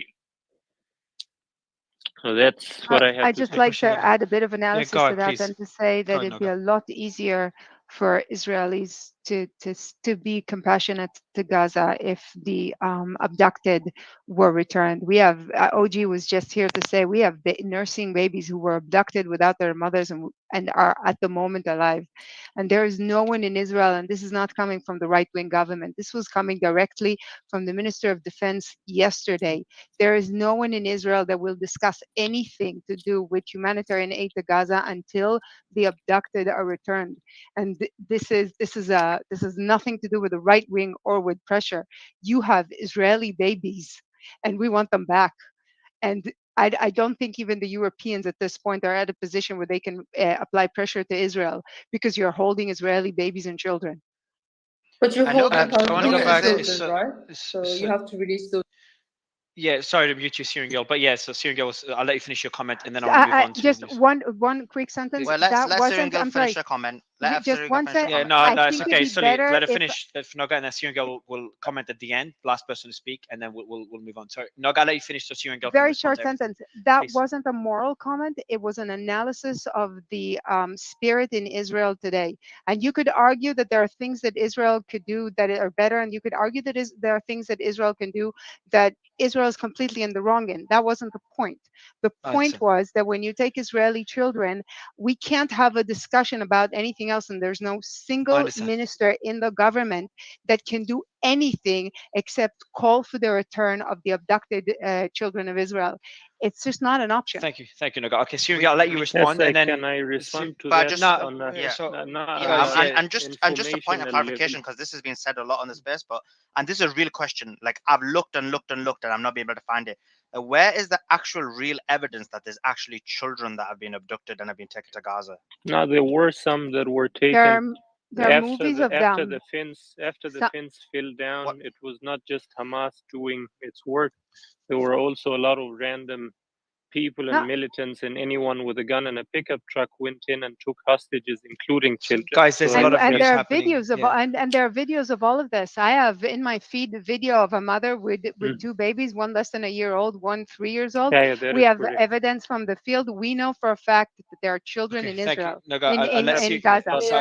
On a practical note on this, I know many people who've been pressing Hamas for the last 3 days to release the elderly women and children. I'm aware of the intense pressure on them from many sides, but the latest middle ground was that they get to release women, children, and elderly in return for Israel releasing Palestinian women and children that are detained in Israeli prisons. That was the only compromise they were willing to make. But the question is there a listening ear in Israel for that? My information is that nobody in the Israeli government is discussing even that proposal. All right, so I think Mohammed's responded well. Look, I want to go to Brian Cunningham, guys. Brian, how are you? Brian, are you there? Brian? Oh, it's having that glitch again. Brian. Brian. Oh, great to see Brian. Yeah, this will be a great discussion. So Brian, if you could try to unmute. If it doesn't work, just drop down and I'll bring you back up. In the meantime, I could read some news. And I know that Waleed is here and Joe is here, but I've got some news as well. I was actually going to post this on mine, but there's basically reports that there's 74 children who've died from the Palestinian side, and they actually think it's going to be up to 140 since October the 7th, and that's from the Defense for Children International. I appreciate that update. Also, we have there's a meeting between Netanyahu and Gantz that's going to be tomorrow at 11 a.m. local time, and it's because Netanyahu is in a hole in Syria. Someone, Noga, can you clarify what that statement means, or is that just false translation? No, I'm sorry. It's accurate translation. It's just okay. It's a central. Would also call it a Hamas. It's a central events room, I guess. Where it's there's like when you have a room with all of the screens in it, and the army runs the operations from it. Operations room, or the operations room. Thank you very much. Cool. So no. Sorry, it's the okay. primary operations room of Israel. It has to do with its location. I'm not. Don't worry about it. But yeah. Oh, good. No, thank you so much. In the meantime, Brian is up. I think Brian, is it working now? Can you guys hear me? Yes. How are you, Brian? We're doing great, thanks. Hey, sorry about that. Just two quick international law points that I think are relevant, and apologies if the colonel or somebody covered them before I jumped on. But one, this idea of the exchange of prisoners of war, that only is a thing if Hamas has Israeli soldiers. What they've done is violated the laws of war and possibly committed crimes against humanity and kidnapped civilians. There's no exchanging for that. Those are not POWs, point one. Point two, and I think maybe more importantly, on the subject of Syria's responsibility, I'm sure many people on here know there's a doctrine under the laws of armed conflict that if you are attacked by a state that either cannot or will not control factions within their territory, you are entitled to strike back against that state. So from a legal standpoint, it's sort of irrelevant whether the Syrian government is directing that or not. Thanks. So sorry, Brian, can you explain a bit further? The Israeli government and military have been bombing sovereign Syrian territory on a nearly daily basis for the past several years. So we got to start asking if Israel's striking back, who started it. Well, so excuse me. You're making a political / propaganda point. I'm making a legal point. I'm making a historical fact. That is just a fact. It is a fact. It is a fact. Get out of here with your propaganda. Anya, this is not okay. Anya, you could, if you want to respond, if it starts getting heated again. Yesterday's space was a lot more cordial on all sides, so we can go back and forth and disagree. So, Brian, what's the point that you're making? I understood, and I heard Anya's response. Yeah. But the point you're making is that it doesn't matter because it's coming from Syrian territory. It doesn't matter if the Syrian government is involved, or I misunderstood. I'm not talking about the morals or ethics or the politics. I'm saying as a matter of the law of armed conflict, if a country is being attacked from the territory of another country, and the victim country, air quotes, in this case Israel, tells Syria, hey, you make this stop or we're going to make it stop, Israel does have a right to strike in that country, regardless of whether Damascus is actually ordering the attacks. The flip side, by the way, is also true to her point. If I don't know the facts, Israel launches unprovoked acts of war into Syrian territory, under the laws of armed conflict, Syria has a right to respond. Brian, well, Israel is eagle. So, Brian, so everyone, ask everyone, please let me. Quick point. No, not yet, Anya. Anya, not yet. I'll go to you afterwards because I want to go back and forth with Brian. I'll do the same with you, Anya. So, Brian, you've talked about as a matter of international law, but then we've got these unwritten rules. For example, when we were talking about Lebanon earlier, and we talked about Hezbollah striking a radar, an Israeli radar. So the location of that radar played an important point, because if it was within the Golan Heights, then that is not considered to be an escalation from Hezbollah or an entering the war. It's more of either a warning shot or something more symbolic to kind of to indicate support for Hamas. Graduated something or other. Brian, correct me if I'm using, I've got the right term, but like yeah. So when we go to Syria, for example, if we do have a group that fired rockets into Israel, but that group is acting independently, and then Syrian government either denounces the attack or just does not comment or just indicates no involvement, that would likely indicate that Israel will respond in a very limited way to strike back at that group and at those targets without involving Syria. Would that be a fair statement? Yeah, I don't think it would be proportional under the laws of armed conflict to strike Damascus in a situation where the Syrian government is failing to stop the attacks from within its territory. What would be proportional and therefore legal is attacking those elements that are doing the attacks on Israel, but not the Syrian government. But Brian, if I can just add to that, so is this the concept of graduated response then in the military sense? If you're familiar with that term. Well, it's both actually, and that's a good clarification. What I'm talking about is the right of a country to attack inside the territory of another country, and that is pretty clearly established along the lines I just talked about. But the victim country, quote unquote, in this case Israel, still has to be proportional and only use as much force as is reasonably necessary to stop the threat. So to your graduated response point, if they hit this one cell somewhere in Syria, and I'm driving so I can't see the map or anything, but they strike one group of what I would call terrorists inside Syria, they kill them, nothing more happens, they don't have the right then to escalate against the Damascus government. But if it goes on and on and on, then they do.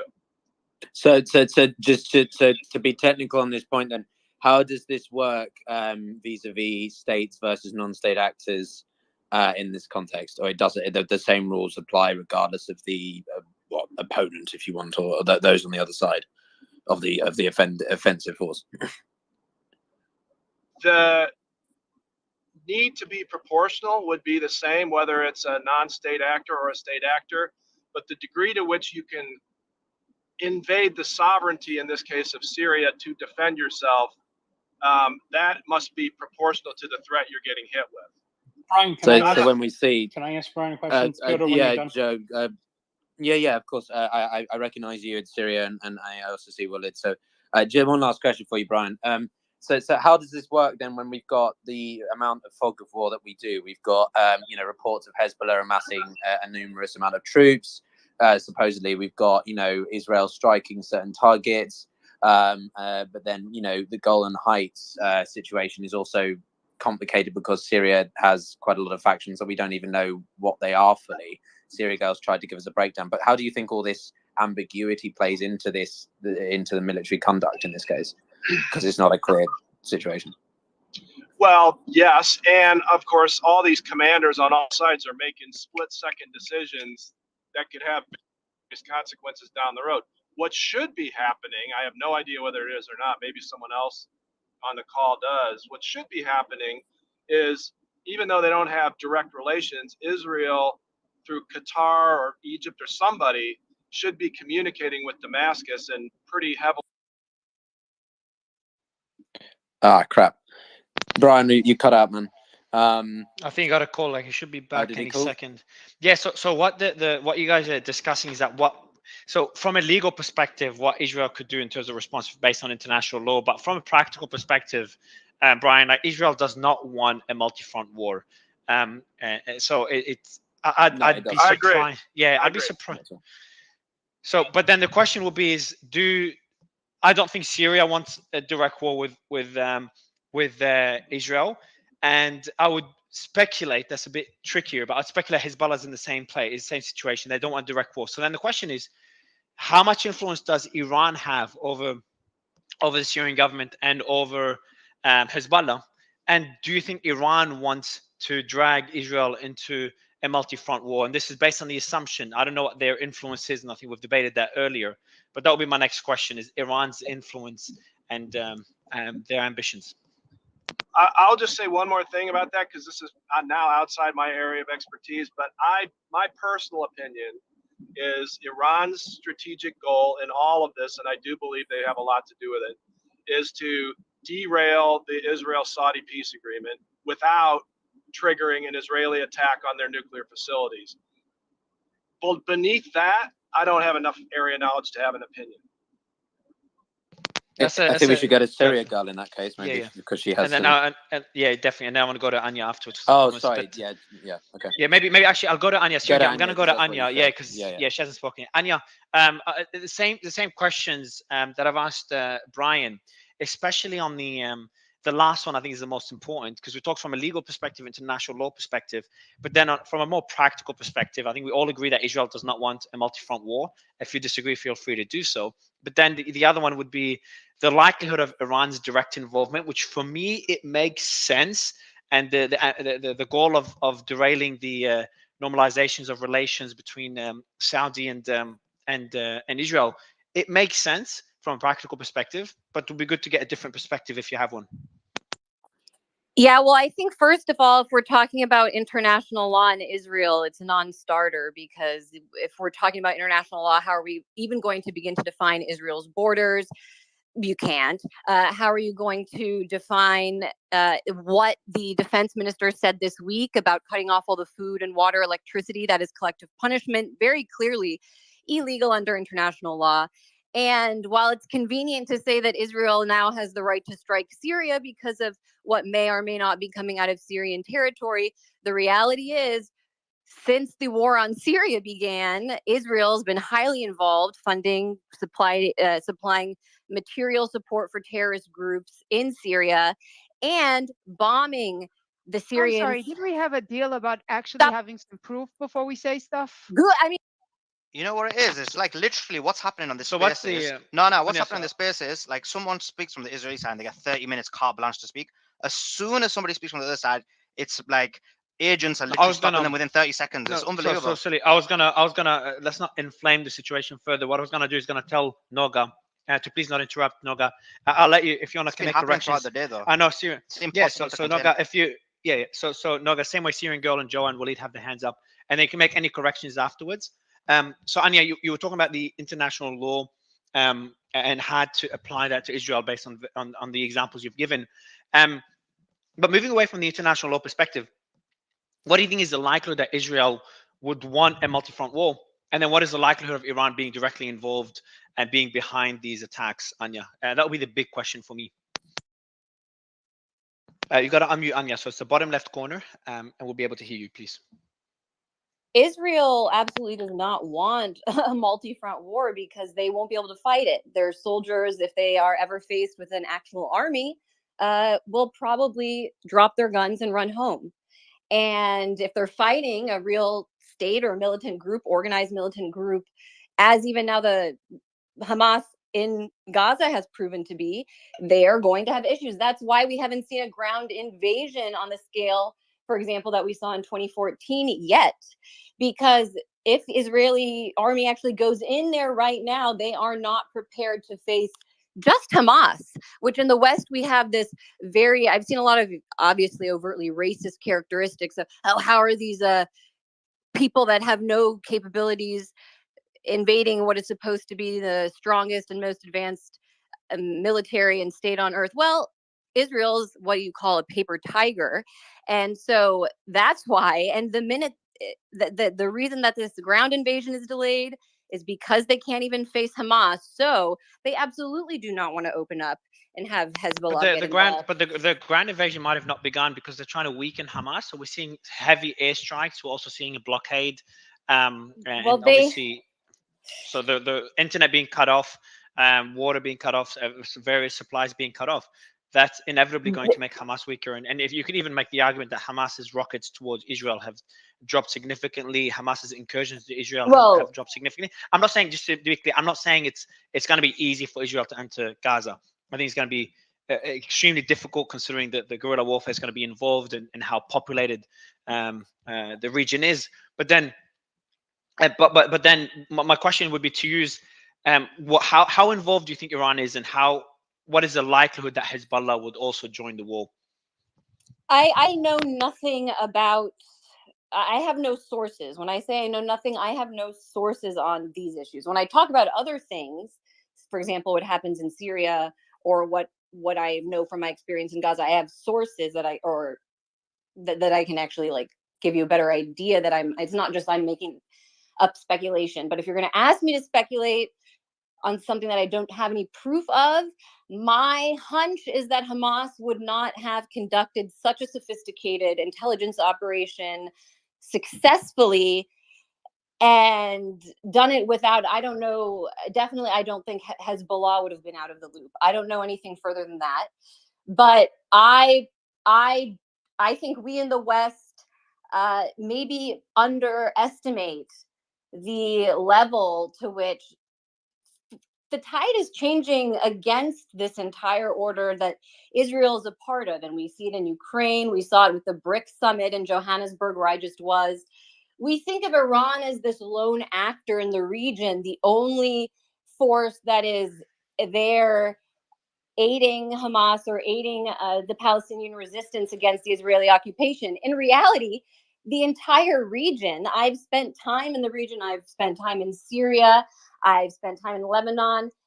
I mean, you can remove the governments of any of those states from the picture. The people and the region as a whole are completely standing, like have been standing with the Palestinians for years. And the sense is that Israel is going too far. When we talk about Israel, the current Israeli government being the most right-wing in history, this is not about politics the way that we think about it in the West. It's actually about a religious, fanatical ideology where they are seeking to establish a Temple Mount, a Jewish temple. So on I want to just chime in there. on the Al-Aqsa Mosque, and the Go whole. ahead. You think Saudi Arabia is going to put up with that in the long Well, run? yeah. So to Go that ahead, Piotr, point, go. Anya, a couple of things that I thought was of note. I do want to push back on the BRICS thing a little bit, but we maybe could save that for another discussion. Which is that in the past 24 hours, that we had another gentleman, I forget who it was, in the space, and Israeli normalization with Saudi seems to be very close. MBS wants to achieve this because then it makes Iran seem quite sort of isolated, at least from some people's perspectives. And in the past few hours, this gentleman told us that the sentiment is beginning to shift. To your point about the a lot of other countries in the region and communities are not comfortable with the response Israel is doing and could well do in its subsequent response into Gaza, and that's changing the calculus of Saudi Arabia. So how do you think things could develop in the short to medium term if depending upon how Israel responds specifically in Gaza? I mean, well, if you get my point. Yeah, I mean, when it comes to the Israeli response, and if they're going to give us another catastrophe in Gaza, of course, that is only going to work against them in the region. And I think even in the minds of the higher ups, I would like to get into their minds. I don't know for sure, but in places like Saudi Arabia. But what I'm talking about here is not just this one incident and how it's going, because what I'm arguing is that we should be trying to think of this history kind of in a scientific way, where there's motion, there's physics. Every action has an equal and opposite reaction, and everything Israel has done, really since it was founded, but especially over the last 20 years, has pushed in the direction of a major confrontation with regional forces. They thought they could take out Iraq, Syria, and weaken the entire Arab resistance, but they really couldn't. And now, what I'm saying is, aside from even just the military and the bombs and the bloodshed and everything that we're seeing play out right now, it is the actual radicalism of what they see as a messianic Jewish state, where they are attacking not only Muslim holy sites, but Christian religious holy sites, including in the past year, seizing Christian churches to turn over into Jewish settlements, or now going for the Al-Aqsa Mosque. And okay, that is Mario, not going to work out. We had a deal about this. So just to build on that, sorry, Mary, do you want to go? Go ahead. Yeah, I'll let you respond, Piotr, and I'll get Noga. I know she's wants to counter a few points. Yeah, I'm sure I apprite that. No, we'll go to Noga first, Syrian. Yeah, we'll go to Noga just to balance. But I someone, I just wanted to ask you, from a slightly different angle, the So what about then? So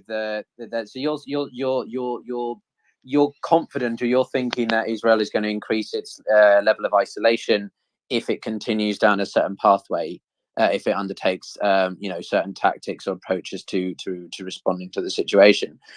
So would there be a way to, I don't know, amend the situation? I mean, Egypt, Turkey, other countries seem to be quite sort of trying to mediate the process, and find a more peaceful, constructive way forward. But you don't think that those efforts are going to be realised because of the situation as it stands, if that makes sense. And yeah, you're on mute again. Bottom left. Oh, I'm sorry. I thought you were. Well, can you just repeat that question? I thought you were asking someone else. No. I just wanted to get another question to you, and then we'll go to some other panels. Oh, sure. Go to Noga afterwards. Yeah. So basically, I'm just wondering, because it's for me, it's really difficult, because we've got this situation where you've got some Middle Eastern states that are trying to be balanced. Even though Saudi Arabia has been quite nuanced in its approach and mainly emphasizing peace, or just engaging in peace talks, and Egypt trying to help the Palestinian situation, and then Israel responding with that pretty strong warning. What do you think that just means for the short to medium term in Israel's case? Is it going to be a case the US has to come to the aid of Israel more through a sort of logistical sense? Of course. I mean, that Israel doesn't have anything else, do they? That's why they do have quite a military. The $6 billion a year, we gave them their military. The UN gave them their state. So, I mean, they are. That's why they you are have quite a all of competent these military force. So I don't think we can deny that. Whether yeah, but it doesn't come out of nowhere. There's this myth that it grew out of the desert with like some miracle. No, but they have developed their own independent. Well, I think we're learning. Yeah, well, they're very good at things like that, but when it comes to actually fighting and intelligence, as we're seeing play out over the last 3 days, it's a paper tiger. And mark my words, I mean, if Israel does go into Gaza, it will be, I think, unlike something we've seen before. But in terms of the short term, Israel is just not in a good position. That's why I don't buy the narrative that this was something that Netanyahu let happen because he needed a war. No. In fact, I have pretty good sources in the region who told me that Netanyahu was panicked, had no idea, was caught off guard. The entire military establishment did not see this coming, and they were begging Biden to come help them, because there's been reports, just to chime in on that point, and then I will pass back to Mary, which is there was one resource, Israel has refuted this, that Egypt tried to let Netanyahu know that this was coming about 10 days before, and Netanyahu apparently didn't believe this. Again, I'm not saying whether or not, but this is what was reported by some other. Hubris. But that's my point. Is always Egypt's the great trying to be downfall. constructive, and so it's rather confusing, because we're not in 1973. We are in certain ways, but we're not in other ways. So it's. I just was curious for how you see that from a historical comparison. But I'll pass back to Mary. Thank you very much for your response. Yeah, I want to go to Noga just to balance it out. Noga, I know you've heard a lot of statements. You tried to jump in a few times. I'll let you jump in, and then I want to go back to just news on the ground. And Noga, if you can respond to a few points, but then link it back to your thoughts. I've never asked you for this. Your thoughts on Iran's involvement, and whether Iran would want Syria and Hezbollah to get involved. Because if Iran is involved in this attack, and if Iran's goal is to derail the discussions between Saudi and normalization between Saudi and Israel, have they done enough? Could they do more? How far could Iran escalate if Iran is directly involved? Okay. First, I want to mention a point of order. There were discussions upon discussions about the rules of engagement of this space.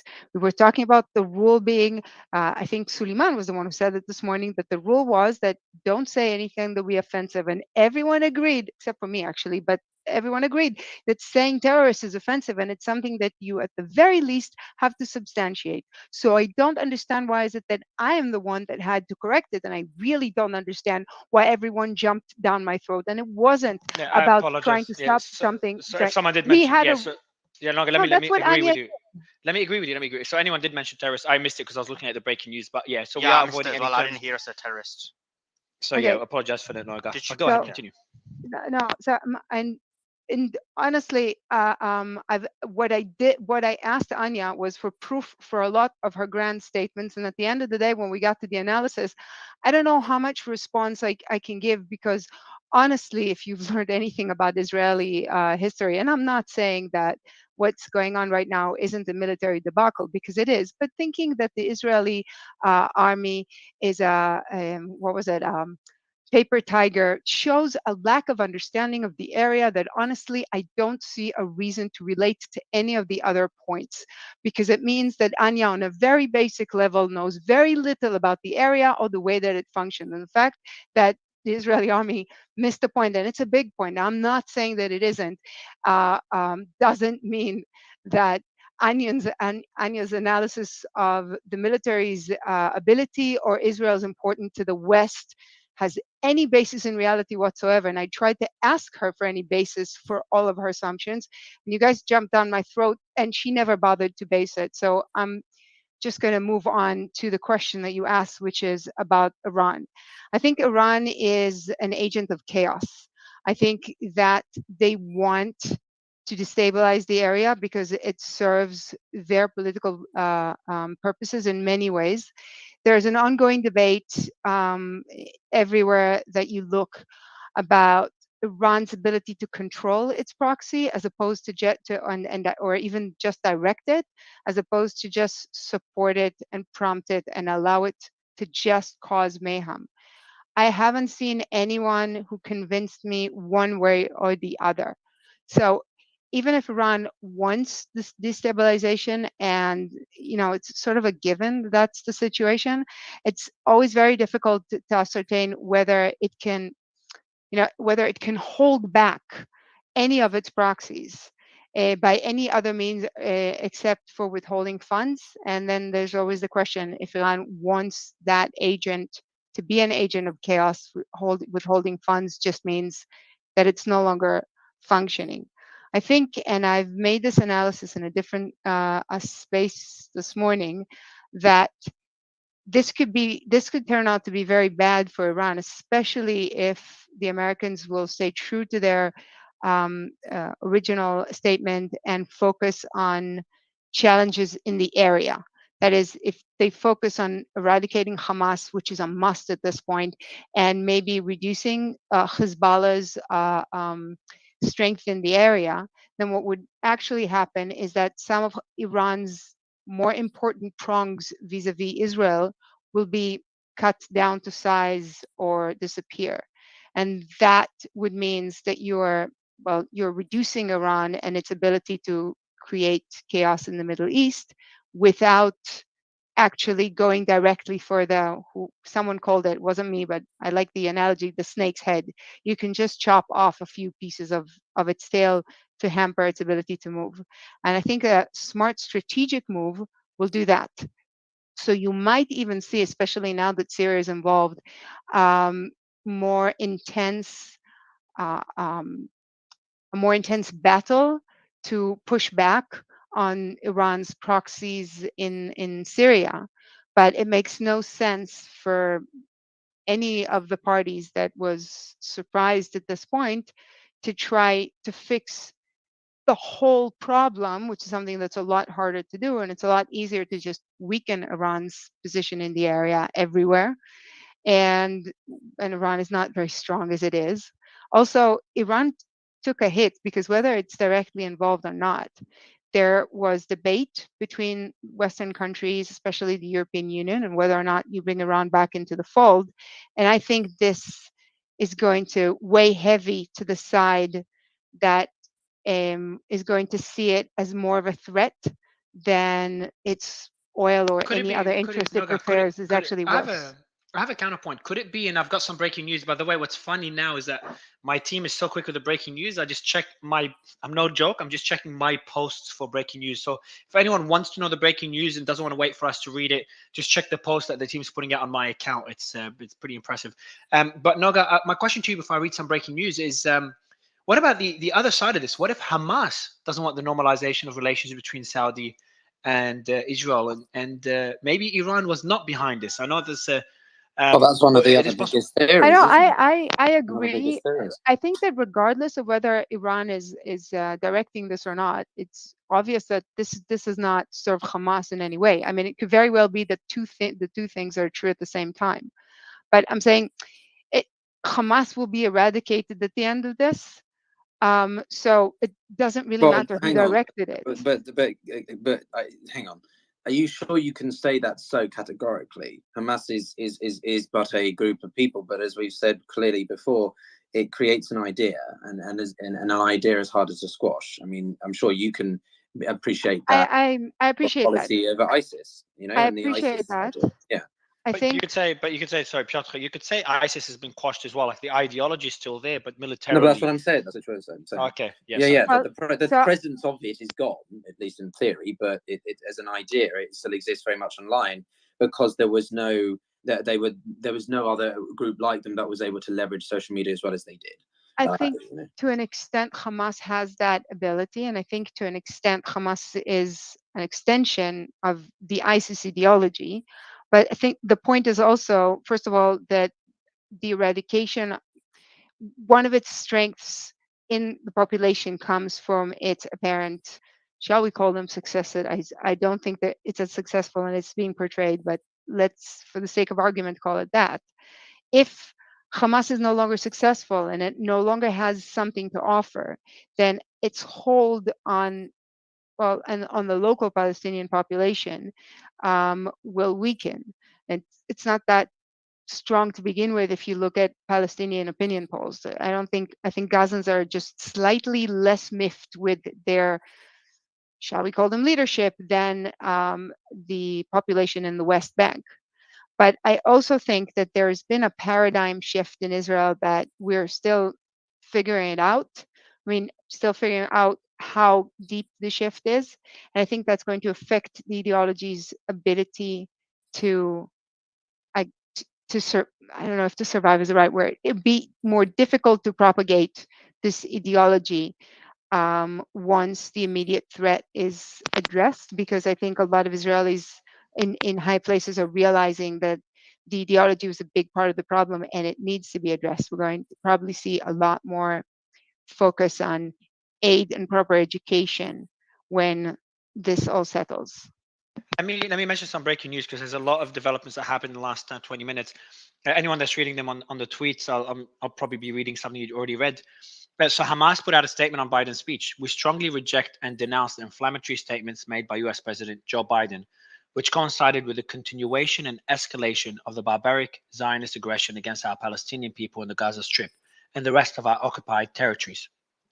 We consider these statements to be an attempt to cover up the criminality and terrorism of the Zionist government that has soaked in the blood of our people, as he did not refer at all in his speech to the massacres committed by Zionist forces against our people in cold blood and in full view of the world. So that was a statement by Hamas in response to Biden's speech. And then we have a breaking. Qatari Foreign Ministry said the Prime Minister and Minister of Foreign Affairs received a call from Guterres, during which they reviewed ways to reduce the escalation. So Guterres, for anyone that doesn't know, is Antonio Guterres, who's the Secretary General of the United Nations. Just quick thought before I continue. I want to get your thoughts, Piotr, on the statement that was just made by Hamas. It's pretty much what you'd expect, isn't it? Piotr, you there? So while Piotr is getting back to his mic, I'm not sure if it's a glitch.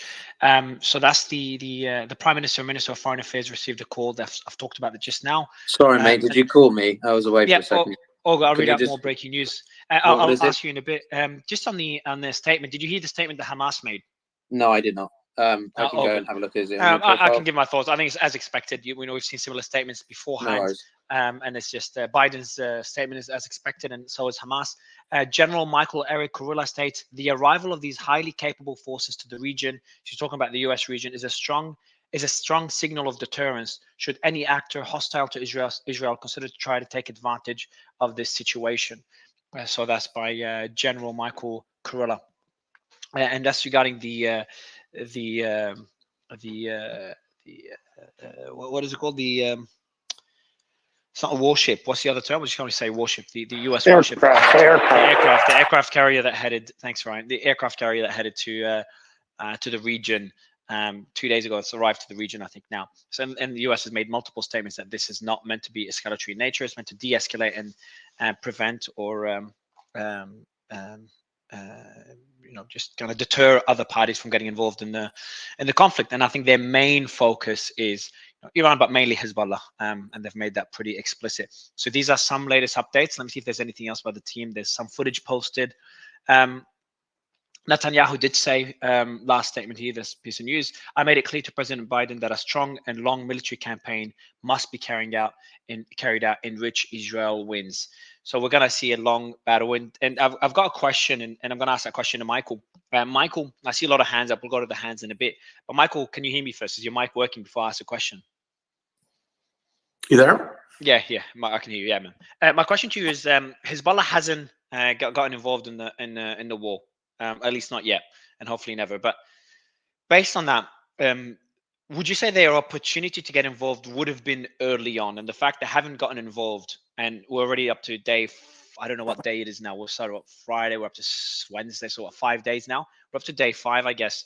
The fact that they haven't gotten involved could be an indicator that no one else wants to get involved, and that's kind of the end of the aggression towards Israel, that Hamas attack. And now it's just going to be a back and forth between Hamas and Israel. Is that a fair statement, Michael, or do you think that they could still get involved if Israel's response in terms of entering Gaza and what happens and how long the war drags on for could end up forcing them to get involved? Yeah, look, from intelligence and counterterrorism perspective, you want to take the advantage and you want to seize initiative. And Hezbollah had the initiative a couple of days ago, right? When the IDF is on their back foot, when Netanyahu is confused and there's, additional internal turmoil over, what happened with the Israeli security services and why things were missed and why they weren't.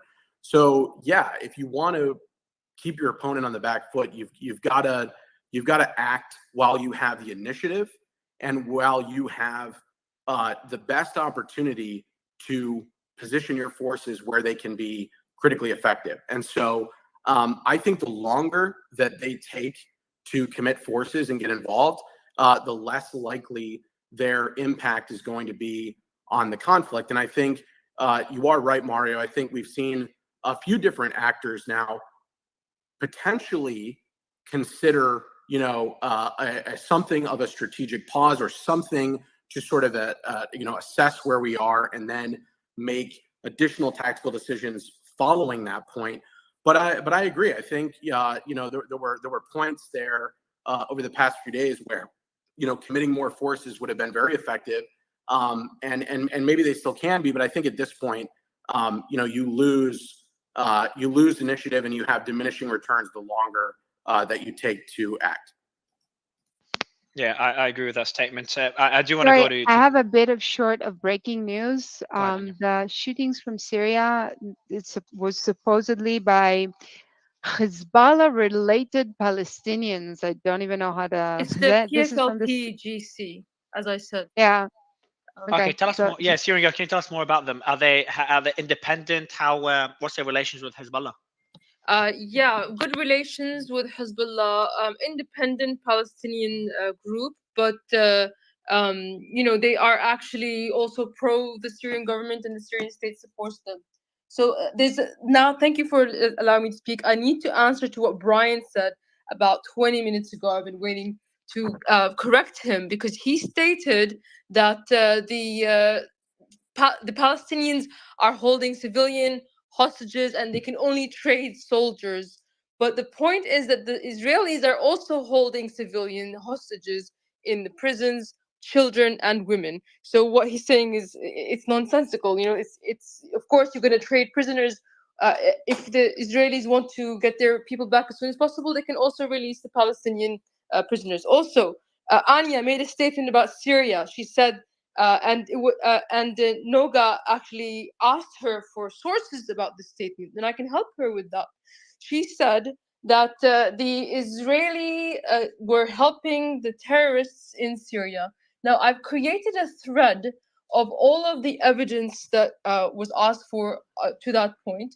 And it is on the spaces. I put it on the Omni bus, I think this called. Pinned it at the top. Yep. So we're trying to prevent. All right. So we'll pin it a bit, but then we'll remove it. So we try to keeping. I'm just pinning some things myself just to keep it all objective and Sure, not sure. have I mean, this everyone was flooding it. But go admitted ahead. by. This has been admitted several times by Israeli officials that they were providing medical aid to Al Nusra Front, which is the Al Qaeda faction in Syria on the Golan Heights. One of the officials' name was Major General Herzi Halvi. His statement was, "We do not want ISIS defeated in Syria because they're in a difficult position." The other statement was by the former Mossad director Ephraim Halvi, who admitted on Al Jazeera to providing medical assistance to Al Qaeda in Syria.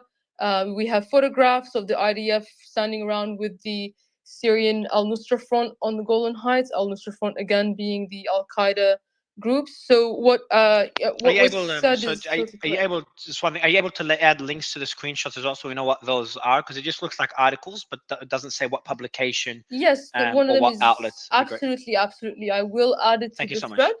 There's the cable, there's Perfect. Al Thank you. Jazeera. Yep, there's a lot. So I to see the Al answer your Jazeera one. Yep. question now, your question was about the PFLP. Was that correct? I think that last question I asked you is about that group that took responsibility for the attacks from the Syrian territory towards Israel. You said that's an independent group. They sympathize and support Hamas. I think you said they have a good relationship with the Israeli No, government. I didn't say Sorry, they with the Syrian sympathize and they government. support Hamas. I said that Oh, they my are bad. a Palestinian resistance group. They are okay. So with the Palestinians, there's several resistance groups. Some of them are left-wing secular nationalist groups, and some of them are like Hamas, like they have slightly more religious angle. So PFLP is one of the secular groups. They are they're another Palestinian resistance group. There's no animosity, but it doesn't mean that they are like the same thing. The other thing is that the Syrian state does support them, and they of course are friendly with Hezbollah as well as Hamas. Friendly is the word I would use. Friendly. I appreciate it. Yeah, cool. But it's important to point out that they are independent. So that's what I wanted to be clear. Sure. Sorry, Mario, And just can kinda, I respond to something go ahead, that Noga. I'm sorry, I will also apologize. I'm working from my computer because my phone keeps crashing the app, and in the computer you Oh, don't we have can the hear you ability to perfectly raise your fine. hand, which is why I'm Ah, waving. okay.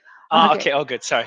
Okay. A couple things. Prisoners in Israel, most, not all, but most of the people who are held in Israel, and definitely children or young adults and women, have been through the criminal system, which means that they were charged with a crime, they were tried, and they were convicted of it. They're not That prisoners. is not. They're not. I have to They're answer. not.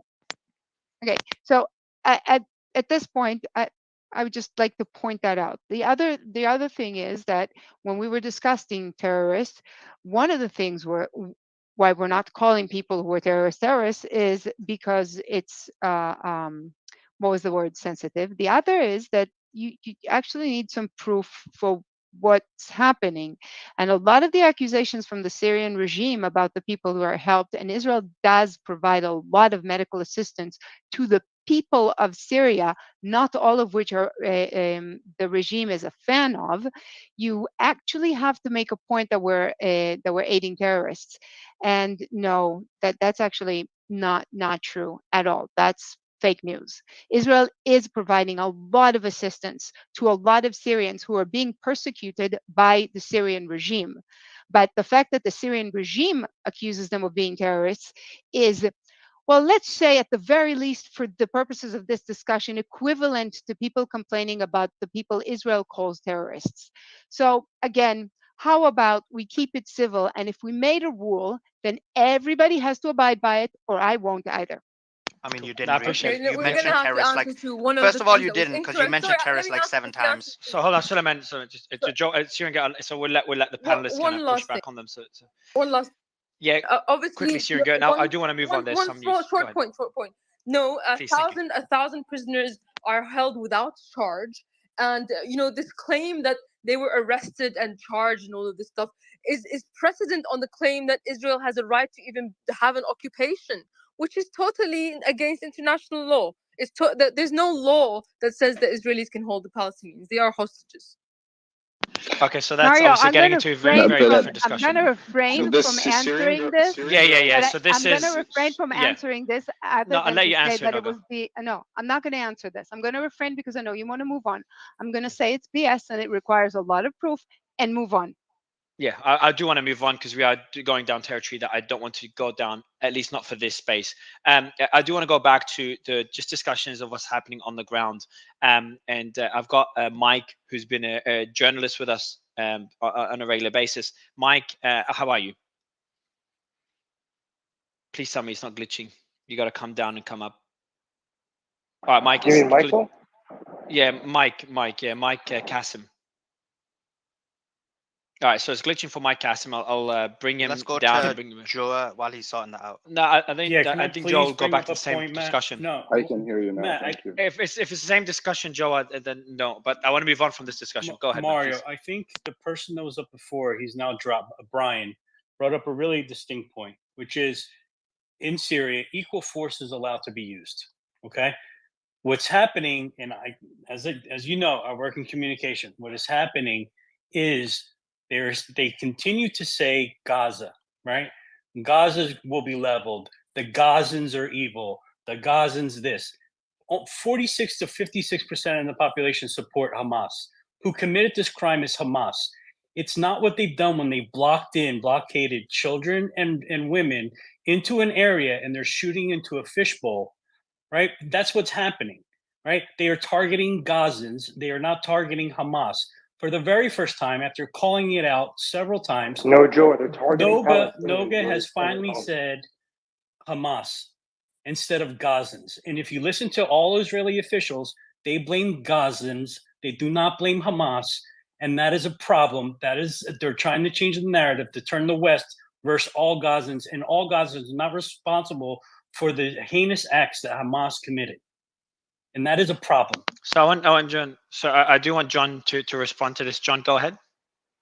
John Spencer. Yeah, I just want to. I know you're trying to do your best to control that situation. No, I am. Yes, thank you, John. Go ahead. The accusation of indiscriminate firing, right? That's something that it's not provable, right? The IDF says they're engaging Hamas military targets. One side says they're indiscriminately bombing civilians. I think that is not accurate and can't be proven otherwise. Like you can. You just look at the past. You look at the past 20 years. Sorry, but Joe, let's not look at. I'm avoiding exactly that, Joe. I'm avoiding looking at the past. I'm avoiding politicizing it. What's happened? No, well, we're talking right now. Is it? Yeah, we're talking right now. So, Joe, if there's someone's past actions, no, you said they're shooting into future actions. Joe, today. Joe. Yeah, so the past actions, we're talking about actions right now. If we're going to go into past actions, we've opened up a debate that will probably take 6 days to finish. Does someone's history not prove their present? That's all. He asked for proof. No, of course it doesn't prove their present. If someone's committed a crime in the past, committed 3 crimes in the past, and then does something, does that mean he immediately committed a crime? No, he may have. It might increase the likelihood, but it's not, to use the word prove is not fair at all. And you're taking me down a path that I'm asking you, and I'm asking you nicely just to move away from this discussion, guys, so we can go back to discussing the current events and the breaking news that are happening. So I'm not sure if your microphone is working, Mike. Yeah, it is. But we do have the Saudi. So I'm just going to read out some news that the team posted in the meantime. The Saudi foreign minister engages in talks with the British counterpart addressing the gravity of the military escalation in Gaza and its vicinity. So it's just discussions between Saudi foreign minister and the British counterpart. It'd be curious if I've got a question. How is Saudi responding to all this? How's the narrative from there? And I know they said that the normalization discussions are on pause from memory. Correct me if I got this wrong. Which would be, that's pretty expected, considering what's happening. But does the panel think that they're dead, or it's just a temporary pause, and once this conflict is over, they'll likely continue? Genuinely curious on that point, and maybe I'll go to Mike. I'm actually going to ask you that question, and probably go to Michael afterwards. That question and maybe updates on your end as well, Mike. Sure, thank you. So yesterday, I think the Saudi government held a meeting for the parliament. If you want, I can look at the talking points and translate them, and I'll send them to you. But I believe it's like, according to what I'm hearing here and there from political analysts on Al Jazeera and other Saudi-owned news channels, I think it will be a temporary pause on the normalization process between Israel and Saudi Arabia. I don't think Saudi Arabia is interested in interfering currently or giving any statements, given the past tensions between them and Iran. And some say that Iran is basically behind this, or we don't have evidence so far. So I don't think Saudi Arabia is interested to take sides. So far, they're just urging both sides on controlling their military and controlling their emotions. I know you wanted to move on, but I wanted to speak about Hezbollah's involvement. I heard some. Yeah. So just an update quickly. The first U.S. ammunition, a first plane carrying U.S. ammunition lands in Israel. That came in about just a couple of minutes ago by War Monitor. So just thought I'd mention that. But go ahead, Mike. Sure. So Hezbollah's involvement, I think it's still early to say that they're not going to make a move or anything. I would say we have to give it to the next 48 hours, like 2 days from today, especially after the Hamas spokesperson said that on Friday he urged all the Muslim communities after the Friday prayer to basically do something or get involved. So we have to wait until then.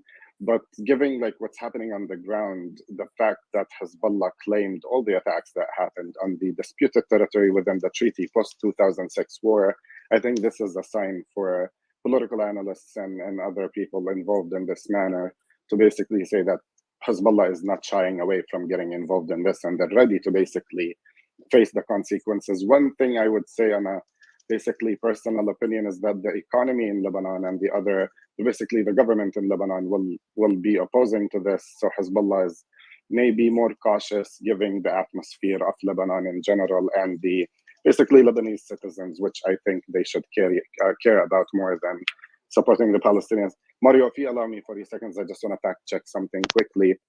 Somebody mentioned that ISIS and Hamas are basically branches of each other. That's an extraction of ISIS. Just for context, ISIS is a Salafi movement. It's a Salafi Islamic sect where like they believe in Salafism. I don't want to give explanations or definitions just for the matter of like time. So go ahead. I think we weren't. But I think we were not. Yeah. So Mike, we weren't comparing ISIS and Hamas. I'm not saying we shouldn't. I'm just saying. Oh, sorry. Go ahead. It was Nova. It was Noga. I'm sorry. Noga said they basically are extension of each other's, and I just like. You're talking about the group. Sorry. Yeah. Understand. Yeah. Good, so cool. I know it's just fact checking. I'm not trying to like debunk. And Mike, question to you as well. The group that Syrian girl was talking about earlier in Syria that took responsibility for the attacks. How independent are they from Iran, Syria, or Hezbollah?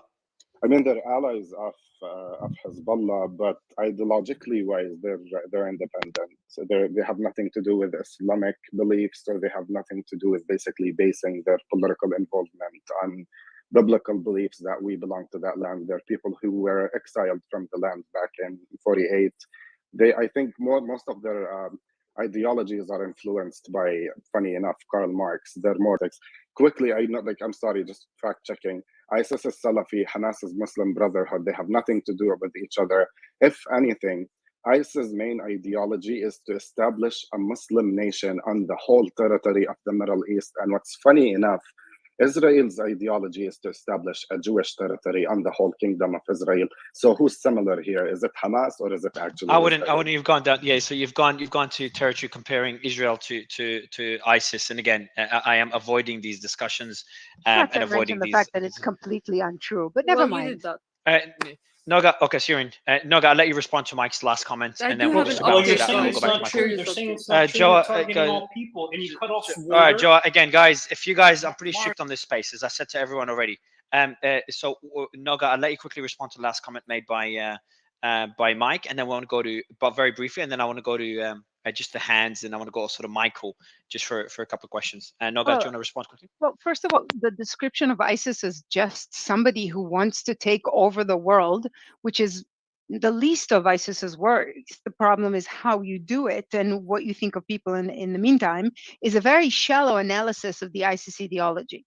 And I would like to remind you that the Hamas Charter specifically calls for the annihilation of Jews in a way that looks like it's been copied from Mein Kampf. So honestly, I have texts on my side saying that there's a destructive, somewhat genocidal ideology on the side of Hamas when I say that, because it's in their charter. arguing that Israel wants more territory, whatever. Is seriously, regardless of the fact that it's an ongoing debate in Israel that has not been settled since, I think, since 1948, but definitely since 1967. Sorry, I have an update, guys. The implied analogy to ISIS is quite frankly ridiculous. And yes, you're right. Israelis are very angry after what happened on Saturdays, and maybe they're not distinguishing between Hamas and the name of its base. But there's a very big difference between what you argue that Israel is doing and calling for the annihilation of Gaza. If only because if you look at it, people, including myself, who have been calling for the annihilation of Gaza, keep mentioning that it has nothing to do with its population. The problem is that Gaza is being used as a base for terror. The base for terror, which is Gaza, has to go. I appreciate it. So now I want to move away Mario, from this why discussion, are you guys. allowed to advocate for genocide? Syrian, That's not right. Syrian girl, That's go not ahead. right. I'll let you respond. Yeah, so guys, look, Syrian girl, I'll let you respond to balance it out. I'm reading the breaking news. So if Syrian girl, you can respond, I balance have out the breaking discussion so we news. can Well, please move I have on. an update, so that's what I was interrupted for. So my sources tell me that the Syrian military has now gone on high alert. So we might see some kind of mobilization. Hold on, this is pretty major. So they said the Syrian military gone on. Actually, I wouldn't say it's major. There's rockets fired from their territory towards Israel. So the Syrian military has gone on high alert, correct, Syrian Yeah, girl? I think they expect some kind of airstrike. So sorry, I didn't mean to interrupt. I know I was muted No, earlier, that's but fine. I wanted to do this breaking news. I just wanted to say that to reply to her, Ben Gurion said that they want the Nile to the Euphrates, but the breaking news is more important. I appreciate it. I'll let you respond as well, just to balance it out, because every time one side speaks, I get attacked for not balancing things. So I'll let you respond to balance it out, Syrian girl. But just quickly, the source that the Syrian military is on high alert. Yes, exactly right. Yes, we may see What's the source, just to mobilization. confirm? Do you know what the source is? If you Yeah, don't mind, just I have people that I speak to. Okay. Okay. We ask the people just for sources, just if that's okay. Yeah, but the sources I are wouldn't be in surprised. Syria, so they are, they're No, but there's people, but the Syrian girl, there's people in Palestine, there's people in Israel, there's people in Lebanon that give me conflicting information. I had people in Lebanon saying Hezbollah has already declared war on Israel, and I can't mention that. And then Mario, what's your source? Oh, people, they're in Lebanon. Or Mario, it's a Hezbollah group, so it's important to have the sources. I'm a Now, the journalist. Syrian military. I can't give up my sources, but I have friends in the military and in sort of thing like that. So that's it's not okay. So if you can mention this, if there's a source that's confirmed, like a news outlet that actually mentioned it and put it out, then we can mention it and mention Like what a that news Syrian outlet news is. outlet? Yeah, Syrian news outlet is I fine don't as well. think we would put that on the news. Yes, they would put that on the news. The Syrian military would probably announce that as well. Every time any military is on high alert, that announce that pretty publicly. It actually helps the army become more. It helps with deterrence. It's a good idea to do that. Yeah, I don't being on think high we do alert, it yeah, that exactly. way. Sorry, guys. Yes, the Syrian military does do it that way. They've been on high alert multiple times before Syrian go, and it's very normal for them to deter either Israeli responses, like to escalate, or to deter further attacks from their territory. But I do want to, Ryan, I want to give you the mic to kind of balance out the last point made, but also move on to the discussion just to breaking news, please. Yes, definitely. And so, first of all, I disavow anything that says calling for genocide of anywhere because we don't. There's human beings there, so I just want to disavow that. But I'll move on. Yeah, not sure if that was called. If someone called for genocide in any side in the space, 100%. Yeah, she called for the annihilation of Gaza. Which No, I didn't, okay. and I made a point of. And I made a point maybe of saying that. Okay, so Sully, maybe you could. Sully, maybe. Yeah. She didn't call for annihilation. What the argument that was being made is. Her argument was that it's in Hamas's charter that they want the annihilation of Israel. And on the other side, we've heard many people ask for the complete annihilation of Gaza. And one would argue that both are unacceptable. Well, anyway, someone who's not biased and isn't on one side would say both are unacceptable. And see, there's a huge similarity between the two. Oh, thanks for clarifying, Celine. Thanks for doing it objectively. I do want to move to breaking news, guys, and I'd appreciate if everyone does the same. Mario, I have news for you, man. I wanted to echo on what you said about the aircraft carrier. One's already there, and there's also been discussions of a second one going there. So if this is for de-escalatory purposes, I don't know how it de-escalates when you're. First of all, this is the one most prominent, most advanced one, and I checked this with Nick as well. It's one of the most prominent, most advanced, most biggest ones there. So it's not like it's something that's being a baby warship that you put on the water just to kind of scare people. This is heavy duty stuff. And they've also mentioned a second possibility, of a second one going there to kind of quote unquote assist. So I just want to keep that in mind. I don't think that you send in your biggest one into the waters there just to quote unquote de-escalate. So we have, so Gaza Civil Defense did put out a statement. We do not have enough heavy machinery to remove those trapped under the rubble, which threatens to increase the number of victims. This is something I've always thought of. I remember thinking a lot about it during the Turkish earthquake, which I think we covered here. And just seeing those videos of people, like imagine there's an earthquake or an airstrike, whatever it is, just more of a general statement, and then the building falls and then you're stuck under the rubble. And it is sitting there waiting under the rubble. If you have claustrophobia, must be freaking out now, but it's just such a heartbreaking feeling. And we do have the Israeli army says the arrival of the first plane carrying advanced American weapon. Okay, that's we've reported that already. There's more outlets reporting that. We have, okay, Hezbollah showing now live video of them targeting an Israeli tank earlier today. That's from Hadi. Okay, so that's relatively common, just to be clear. And there was a marketing video or propaganda video, whatever you want to call it, by Hezbollah. It's just more of like a recruitment video or by Hezbollah that was posted yesterday. I didn't post it on, we didn't have time to post it on our channel, but it just is pretty Okay, poorly made, so I didn't think it's worth there's posting. been an update as well for the high alert. There's now news out. Now the news has come out to support that. It's on Al Masdar. Perfect. So I'll Perfect. give Yeah, you I'm not, that. and again, as I said, I'm perfect. I appreciate it. What's the source? Actually, I'll add you in our back channel so you can actually Source share it is with the Al team. I've just Masdar. added. It's a pro-government news. Cool. Can you war post news it? I've just I've just on what pinged you on WhatsApp. If you could put it there, that would be great. And the team is there, so they can post it, verify and post it as well. But I appreciate it. And again, I'm not surprised. I said earlier, wouldn't be surprised for them to declare red alert or high alert for the Syrian army. We do have Hadi as well that will come up and give us an update from Lebanon and an update on the Hezbollah front, which has been pretty quiet other than that video that was posted. Correct, Hadi? Yeah, hey Mario, I just didn't quite listen. The last part was muted. That's all good. I was just saying that there's been pretty quiet on the Lebanese Israeli front, other than that video posted by Hezbollah. Oh, it's not really escalation, but as you said, video posted of them targeting an Israeli tank. Is that correct? Yeah, that's correct. They usually post the video of their operations hours after it, and they just did that on their official TV channel. It's called Al Manar, and that's the video you're going to post right now. Cool. So we have so if you can put it in our group, that would be good, and I'll post it on the channel as well. I do want to go to Shane. Do you have any updates on the ground? I know you're working with a group of Israelis. So I ahead, actually have an update here on the ground. This is actually in the last 30 minutes. So I don't know if it's even broken into mainstream news yet, but I know that there was a group of Israeli civilians in a bomb shelter, about 30, and were basically smoked out with grenades, and all 30 are now dead. That's a voice note I just got from a friend in Israel. As soon as there's a news source to confirm I'm sorry, it, I'll right DM it to you. now? Right now, yeah. So as soon Where? as there's I just asked where this was, and as soon as there's a news source confirming it, I'll send it to Mario. But this is a friend Yeah, of we'll mine. definitely need a source. Yeah, if we definitely need a source. So your friend of yours heard it, or he was a part No, of the? a friend of mine is at the hospital right now and sent me the voice note. He was the only person to survive. So Oh, okay. Oh, I'm your gonna friend send of you the your update. friend of yours was impacted by this event. Yeah, I actually have a voice note here too from them, but I'll wait for it to be confirmed. It'll be confirmed very soon, anyways, and I'll send that right away. But pretty horrible. Yeah, I've just sent you through a link. If you could join that link, I know we've been talking on Instagram DMs. So if you can check your Instagram DM and Yeah, click on the okay, link. and I just found the location. It was near the party on the kibbutz. There was a bomb shelter that they were hiding in. So I'll send that over. Okay. Again, our thoughts go to your friend, and obviously I'm everyone sorry, else. they were there for 4 days? Looks like it. That's the information I'm receiving right now. Yes. So when did the event of them getting smoked out? Did that happen at the It happened in a lot first of of attack?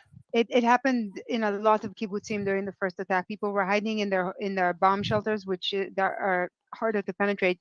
So what the infiltrators did was to burn the house down so that people will get out, and then they murdered them. That's And why we have so many Are you burnt guys bodies. taking like messages from people on the ground, or this is news? Because no, it no, we sounds like can. No, this is yeah. So we take messages from the ground, but we do mention it, as Shane said, that this hasn't been confirmed. But so I know Shane well. This will be confirmed. Yeah. So I know Shane well, so it's not someone I just met on Twitter.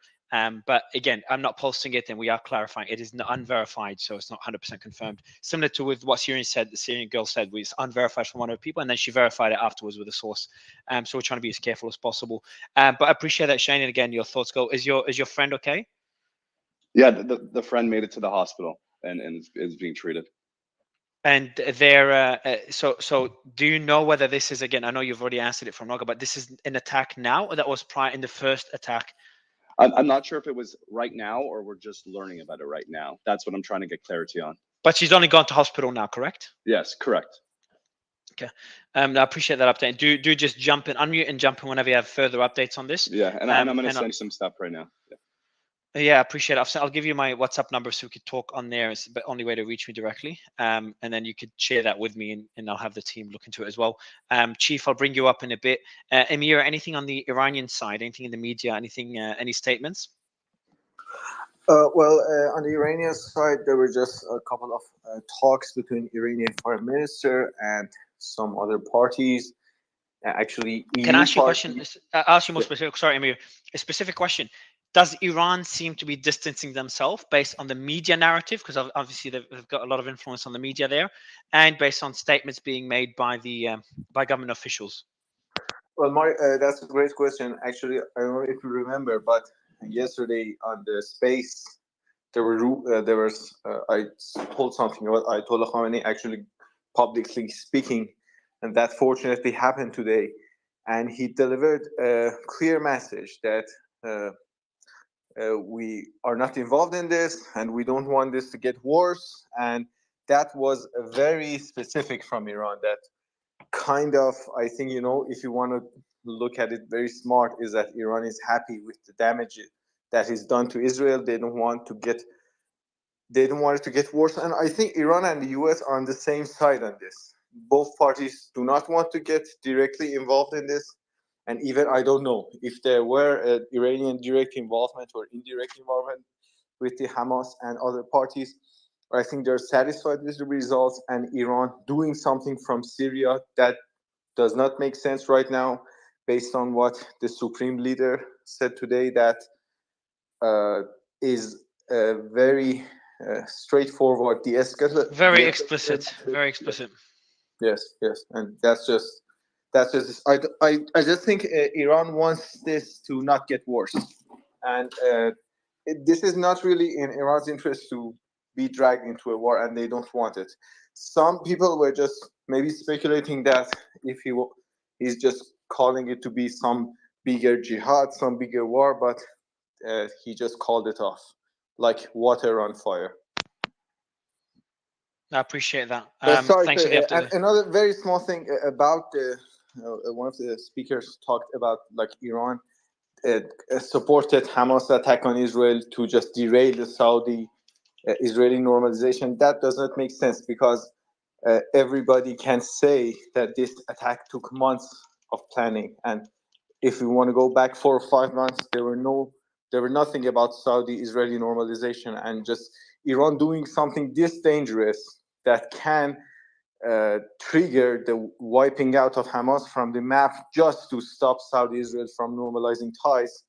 And I have to say this again, this attack probably took months of planning. This does not make sense. Iran just playing the Hamas card for this. This doesn't make sense. Can I just jump in with quite interesting news? So I was just taking a moment to have a break. The Czech foreign minister, Jan Lipinský, I think I'm saying that right, is actually the first foreign minister to visit. I'll just pop it. To visit Israel. He was doing so to meet with Eli Cohen, his counterpart, and also the president Herzog. This happened, I think, earlier this afternoon. There were a couple of pictures of them meeting, I presume, in Tel Aviv. So that's quite interesting that they're the first foreign nation to do so. You thought it would be, someone who's more in that other way, but I guess, Europe wants to make some moves as well. I'm not entirely sure what they discussed. I haven't been able to find any other information about that, but the longer this situation endures, the more we may be seeing foreign, diplomats and heads of state, even possibly visiting Israel. I think, it makes me think about the situation when Ukraine started and countries go, members of states or whatever, delegations going to Ukraine and Kiev. And then that resulting in responses from Moscow. Think of the missile shots, as I said earlier, when Biden visited Poland, and then the very secret train ride and all that orchestrated stuff earlier this year with Biden to Kiev. So just an interesting thing, and wonder how that plays into the diplomatic scene. But I'll pass back to you, Mary.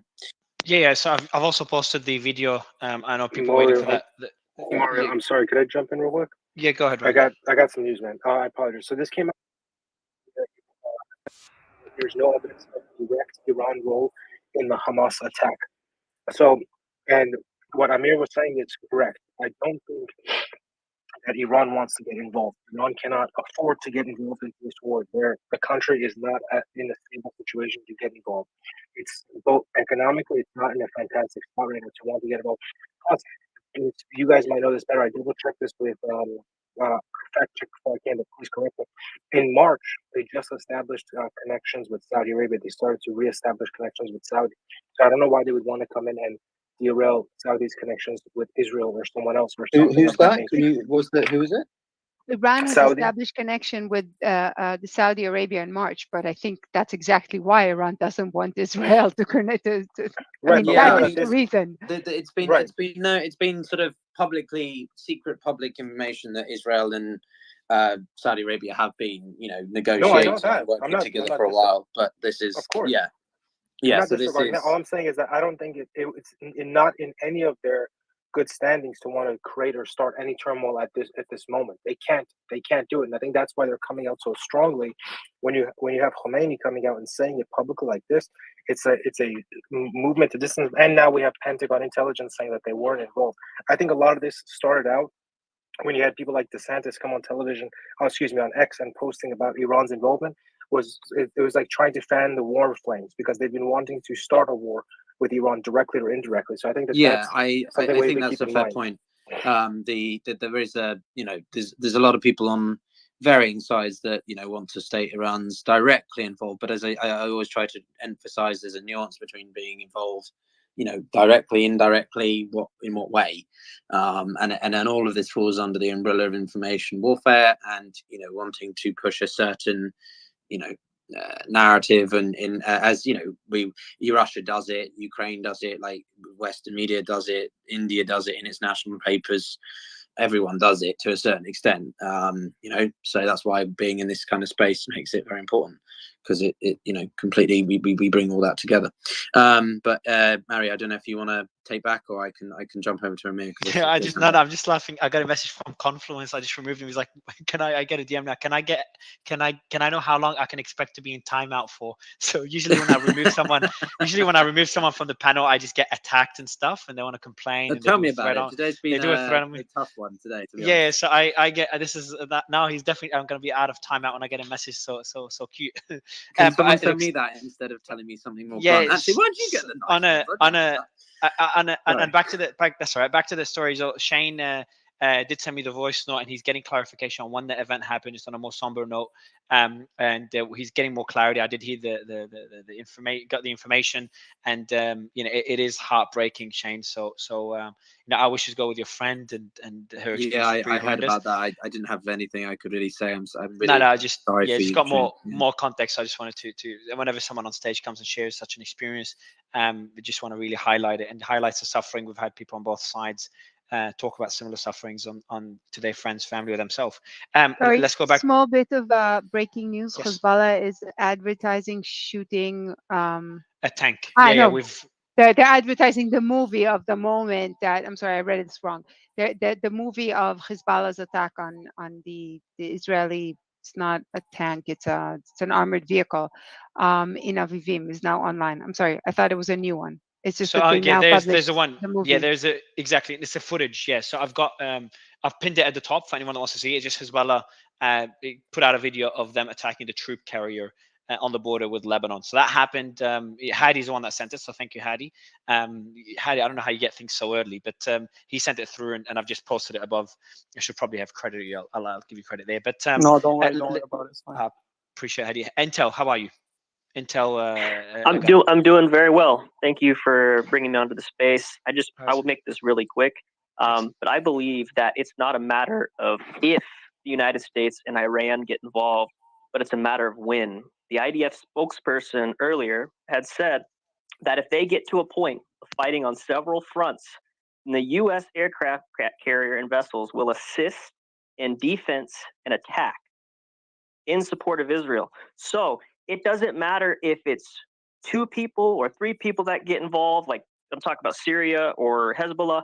If another force, in addition to their already attack on Palestine, comes into the fray, then the IDF spokesperson is saying that the U.S. aircraft carrier and vessels will assist. If the United States gets involved in any sort, way, shape, or faction of doing any sort of attack on whether it be Syria, whether it be Hezbollah, what we're going to see, I believe, this is just what I believe that Israel will feel emboldened to make some sort of attack on Iranian's nuclear structure. Someone earlier said that Iran is not prepared to take on any sort of attack from Israel right now. Israel will have the defense of the United States and potentially even NATO. There's some sort of, I could be mistaken on this, but isn't there some sort of NATO force already in the Mediterranean? That's in addition to the carrier strike group. My last point. So on that point, just I think it's important. Yeah. So let's comment on this. And John, I want you to answer the second question about NATO presence in the region. But let's go back to the first point you made. Yes. So the US did explicitly say, and Israel highlighted it as well, the US will get involved if Israel's facing, if Hezbollah, I think it's a direct warning to Hezbollah. Maybe there's been other warnings, but the one I remember is that they've said if Hezbollah attacks Israel, they will get involved. And I think that was through back channels when we first read it, and then it became more and more explicit as time went by. Now, the question, though, is, because you said it's not a matter of if, it's a matter of when for Iran and the US. But what we know is that the other players don't want to get involved. So Israel doesn't want a multi-front war. But it seems Iran is distancing himself in Iran. Like, I'm really happy with the statement that Amir mentioned. And Amir, if you can send me through that statement via WhatsApp. I know it's from earlier, but I really want to make a post highlighting how important that is. This is a Khamenei saying we don't want to escalate this. I'm sending you my WhatsApp now. We don't want to escalate this. So if Iran does not want to escalate this, that means if Iran has a lot of influence on Hezbollah and Hamas, Hezbollah, we're talking, and any groups in Syria or Syrian government, then we wouldn't expect Hezbollah and Iran to get involved. Now, if Iran does not have a lot of influence on Hezbollah and Syria, well, then we have to look at those two parties. Hezbollah most likely does not want a war, considering what Lebanon's going through, and they'll probably lose a lot of support. And Lebanon will go through, destruction, probably worse than 2006, considering how bad the situation is right now. And then when you go to Syria, Syria is just the military is not in a good place at all. The economy is ruined. They have their own problems. I think this is one of the most complicated geopolitical issues right now is Syria, along with Ukraine. So I just don't think Syria has the capacity to do much and has not much incentive to do anything either. So I think based on all, if we look at this based on all angles, I don't think, Intel, that any of them will get involved. That's my 2 cents. Unless you disagree, Intel, and then we'll get John to comment on your NATO point afterwards. But I don't think any of them will get involved, Intel. What do you think? Do you disagree?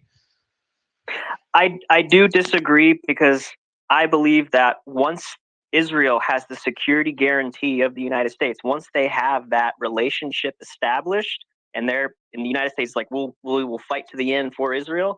Now Israel has an entire nation to support them in their attack against Iran. So it won't just be Israel attacking Iran or Hezbollah, but you have the United States. And it may even develop potentially to the point of NATO getting involved to attacking Iran. Because if I'm not mistaken, there is a NATO force that is supporting the carrier strike group in the Mediterranean. And that carrier strike group is slated, I'll provide the sources here shortly, that strike group is slated to have some sort of transition in the near future. So if there is another carrier strike group that comes into the Mediterranean to relieve them, then in that area, you're going to have two carrier strike groups. However long that transition or that the oncoming force to take over that position in the Mediterranean from the other carrier strike group, you're going to have two carrier strike groups in that region, and those two carrier strike groups could be used for some sort of military strike capabilities in addition to NATO. If NATO feels like they want to support CENTCOM in their fight against whether it be Hamas or Hezbollah, then that's going to be a choice that they're going to have to make at that point. What are your thoughts, Mario? Can I ask a question about this? I mean, go ahead, please. Just a clarification. You really feel that NATO involvement is something that is relevant to discuss at this point? That's something that is the probability of which are relevant? I really do. I respect. And I'll go to John afterwards. Yeah, go I ahead want to jump in. Sorry, I was and listening. Piotr. Yeah, take over, Piotr, please. Okay. Whoa is what I'm going to say. There is absolutely little to no reasonable grounds that NATO is going to get involved in shit. They're the North Atlantic Treaty Organization, right? I'm not dispelling that they have conducted operations elsewhere, but like launching some kind of I don't know, comprehensive offensive, I don't even know the right word to call it, but it's a sort of engagement with Iran based on this is no way. Like and I know people are going to disagree with it, but in NATO's terminology, it is a defensive organization. It is not it is not an offensive one. One can argue about expansionism because it's grown. So yes, okay, it's expanded, but in terms of its actual like doctrine, it is not going to take the fight first to Israel is also not a member state. There is no legal obligation of the NATO alliance to come to the defense of Israel. If unilateral states, i.e. the United States and Britain, for example, want to come to the support of Israel, they can do so, but that does not mean NATO will do so. Moreover, because you have 32 states of which all have to give the go-ahead, and I guarantee you at least 3 of those states, or 4, possibly the ones that denied the aid being cut off to Palestine, will probably have something to say about that. So let's start with one situation, Israel going to Iran, then let's talk about another one, US, what does that mean? And then if we really want to go down a badger hole, let alone a rabbit hole, then we can talk about NATO. But that's that. John, I mean, do you want to go? Because I think you might agree. Yeah, I mean, there is so let's do it facts versus a lot of speculation there. Fact, there is a NATO strike group in the Mediterranean because of the Russia threat since the invasion of Crimea. I agree, 100% agree with Piotr, and where all the assumptions were there with the U.S. security guarantees. That's not true. If this, then that. None of that is actually. It's all complex political decisions to be made at that moment. There are no guarantees. Matter of fact, there's only deterrence. Stay out of Israel's operation against Hamas in Gaza. We have a lot of cross-border stuff. That there's a lot of ways you can go down that way. The U.S. could move a second carrier strike group into the Eastern Mediterranean, no problem. They don't need NATO to do that, but there is no guarantee that U.S. will strike anybody, and nobody has said that. And I actually found that interesting. An IDF official says the U.S. will do this. Like, no, that's not the way it works. So we do have just leader of Hamas. The consequences, right? Guys, there's a lot of breaking news. Once you start, you can't go back. Piotr, there's some breaking news. Sorry. Yeah, some breaking. Yeah, sorry, man. And I think you have something, Noga, as well. So we have Khaled Mashal, who's the leader of Hamas, who lives in Qatar, is now giving a speech. So that's just came out now. We'll be getting the key quotes from that speech because obviously it's not in English. You have something as well, Noga? Yeah, the IDF is reporting killing 2 armed, whatever we're calling them now, in Kfar Maimon, which is actually a little further south. So you can just use the word militants if you like. Okay, works for me. I'm guessing that's 2 fine. armed militants in Kfar Maimon. Okay, is it hold on? If it's on the Gaza border, we'll just call it Hamas members. If it's on the east, I think Mike was calling it. Someone's calling it Hamas. militants. It's on the Oh, Hamas. Gaza We'll go with border. It's Hamas actually members. okay. Hamas armed Personnel Hamas members. whatever you call it. Yeah. Okay. So we do have also the just another American Airlines has suspended its flights to Ben Gurion Airport until December 4th due to the war between Israel and Hamas. That's just a statement being made now. Till December 4th. Why would they suspend it from now for such a long period of time? There must be in communication with authorities in Israel. But That's a very good question, actually. That's a 2-month suspension. I mean, That might be, they might have gotten some intelligence. Well, isn't it a bit of a reading of the room, the extent that the direction this is going to take? I mean, I think we can all agree that whatever happens in Gaza is going to be ugly and well, to use, I'm sorry to say, but the Israelis' own words, full-scale invasion, full-scale operation, whatever. Like, Israel is not preparing for a short, quick thing. It's preparing for a long, sustained engagement until it deems the threat or situation resolved. Well, yeah, but you only suspend the flights because you're afraid that someone's going to shoot at them. And the fact that Israel is staying in the Gaza Strip just means that the likelihood of that goes down. Well, so that's not a. Well, can we guarantee that? We don't know how no, well but I Hamas mean, are kitted my out point to is that defend theoretically, Gaza. the fact that the skirmish goes on, the war goes on, doesn't affect flights. Well, no, but we are also talking about a situation that we haven't seen in modern times, right? This isn't 2006. This isn't 2015. This isn't 1973. The circumstances are very different with a lot of different weaponry. I'm not positing anything specifically different to you. I'm just saying that, maybe that it's an overly precautionary thing because we just don't know. If I guess No, if Hamas were I able to do understand this in the first I understand the argument, but and I even agree with it. I think there's more to it than that. I agree with your But argument. if I think Hamas it's not fled all to of the it. extent that they did, the initial operation, then what could be waiting in store for the idea Piotr, of they're Hamas probably going to be in staying Gaza? there for that period of time. These guys are in connections. They've probably heard something. Hey, we plan to be there at least until this time, so that's why they put out the timetable. These guys, remember, they lose a ton of money. Like even when it was during COVID stuff, they were canceling it like at 2-week sprints. They were canceling flights and movements. This is a 2-month sprint. This is a big deal.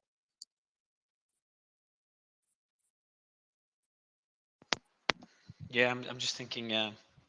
Let me read out some more news, and I'm waiting for some. If anyone has any quotes from the speech, look how quickly news is coming. If anyone has some quotes from the speech by the leader of Hamas in Qatar, please do send them through, or mention them if you're on the panel. But there hasn't been anything coming out yet. So if anyone could get that information, that would be great, please. Sorry, one bit of breaking news that I just got in. This is from Palestinian reports. The IDF has told the residents of the Al Moksi neighborhood, no idea where that is, but it does say West Gaza, to leave their homes immediately. So we're probably going to be seeing something happening there within the next hour. Well, so where's I have that? a point on that one, please. So before you go with your point, Syrian girl, just want to understand the location. So where's that location? Sorry again, Noga. It says the Al Moksi neighborhood in the West Gaza. I honestly don't know where that is. It's beyond the geography that I'm familiar with. So it's in Gaza. Cool. Sorry, go ahead, Syrian. Sorry, there's breakup there. A few things about what's being said and just that last point. Yeah, it is sort of, these are people's homes. We should remember that when we talk about these things. The other thing is that when it comes to Syria's response, yes, Syria has been weakened by the war, but if Israel, it poses an existential threat to Syria, of course Syria will have a response. I mean, Syria is still. But what do you mean? Israel poses an existential threat to Syria? Israel is not conducting any operations against Syria. Yeah, but There's if only a I'm few saying in strikes the against scenario certain... in which that they do. Of course, yeah. I think if there's an existential threat to any group, whether I think it's Syria or no matter how weak the group is, they have no choice but for survival to respond. Well, but then my question, yes, go ahead. So I have a question for you, Syrian. Like, I'll just link it to another question. But do you think if there is no existential threat towards Syria, you think they'll stay away from this war? Well, I wanted to expand what I meant by existential threat because, like, the resistance axis is one thing, right? So the resistance axis must rely on each other. So if therefore Iran has to go in, because the the Israelis are, as they're saying, some of them are saying they want to like re-change the face of the Gaza Strip and annihilate the Gaza Strip. If that were to happen, of course Syria will come in. We'll all go in. Yeah, if Iran, I think if Iran gets involved, I'm almost certain Syria. If Iran gets involved, we would be having an extremely different conversation. If Iran is directly involved, it will be.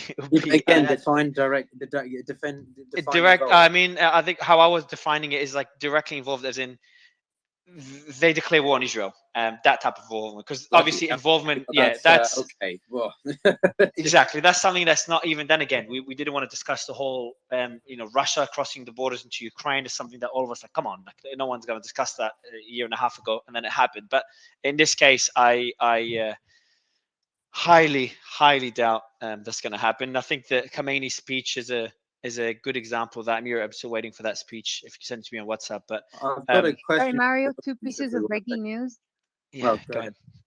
Sorry about that. The IDF is reporting, and they're saying annihilating, but pick a different verb if you like it. 2 armed operatives near the Jalame barricade, which is very close to Jenin, and Oranit, which is Jenin is at the West Bank. And the thing is that I'm seeing that just before that, but this is from like 20 minutes ago, there was reports of a shooting skirmish in Oranit, which is also somewhere in Judea and Samaria, not the same area though. It's a different location of so there are 2 skirmishes going on right now. Well, one of them has just ended, the other is still going on. There's more. Yeah, there's shelling. I think warships shelling. Let me just read the news again. There's so much happening. I think things like it goes quiet for 10 minutes and then blows up again. So we have two things. So we have one of them is from Ocean Defender. The Israeli Navy has begun to shell the coastline of the Gaza Strip once again. So that I think you mentioned that already, Noga, that they've asked people. I'm guessing this is where you said on the west of Gaza. So that would be where the evacuations were ordered, I assume.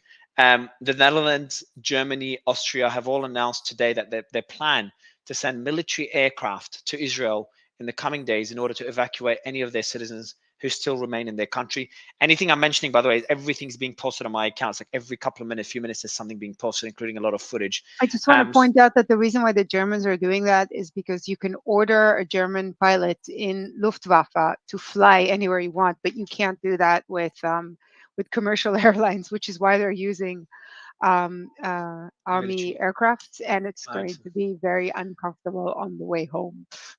So we can see American Secretary spoke to the Israeli President Herzog. Blinken emphasized to the president the unwavering support of the U.S. for Israel and expressed his condolences for the murdered. Yeah, so I'll go to the panel. Go ahead, Brian. Go ahead, man.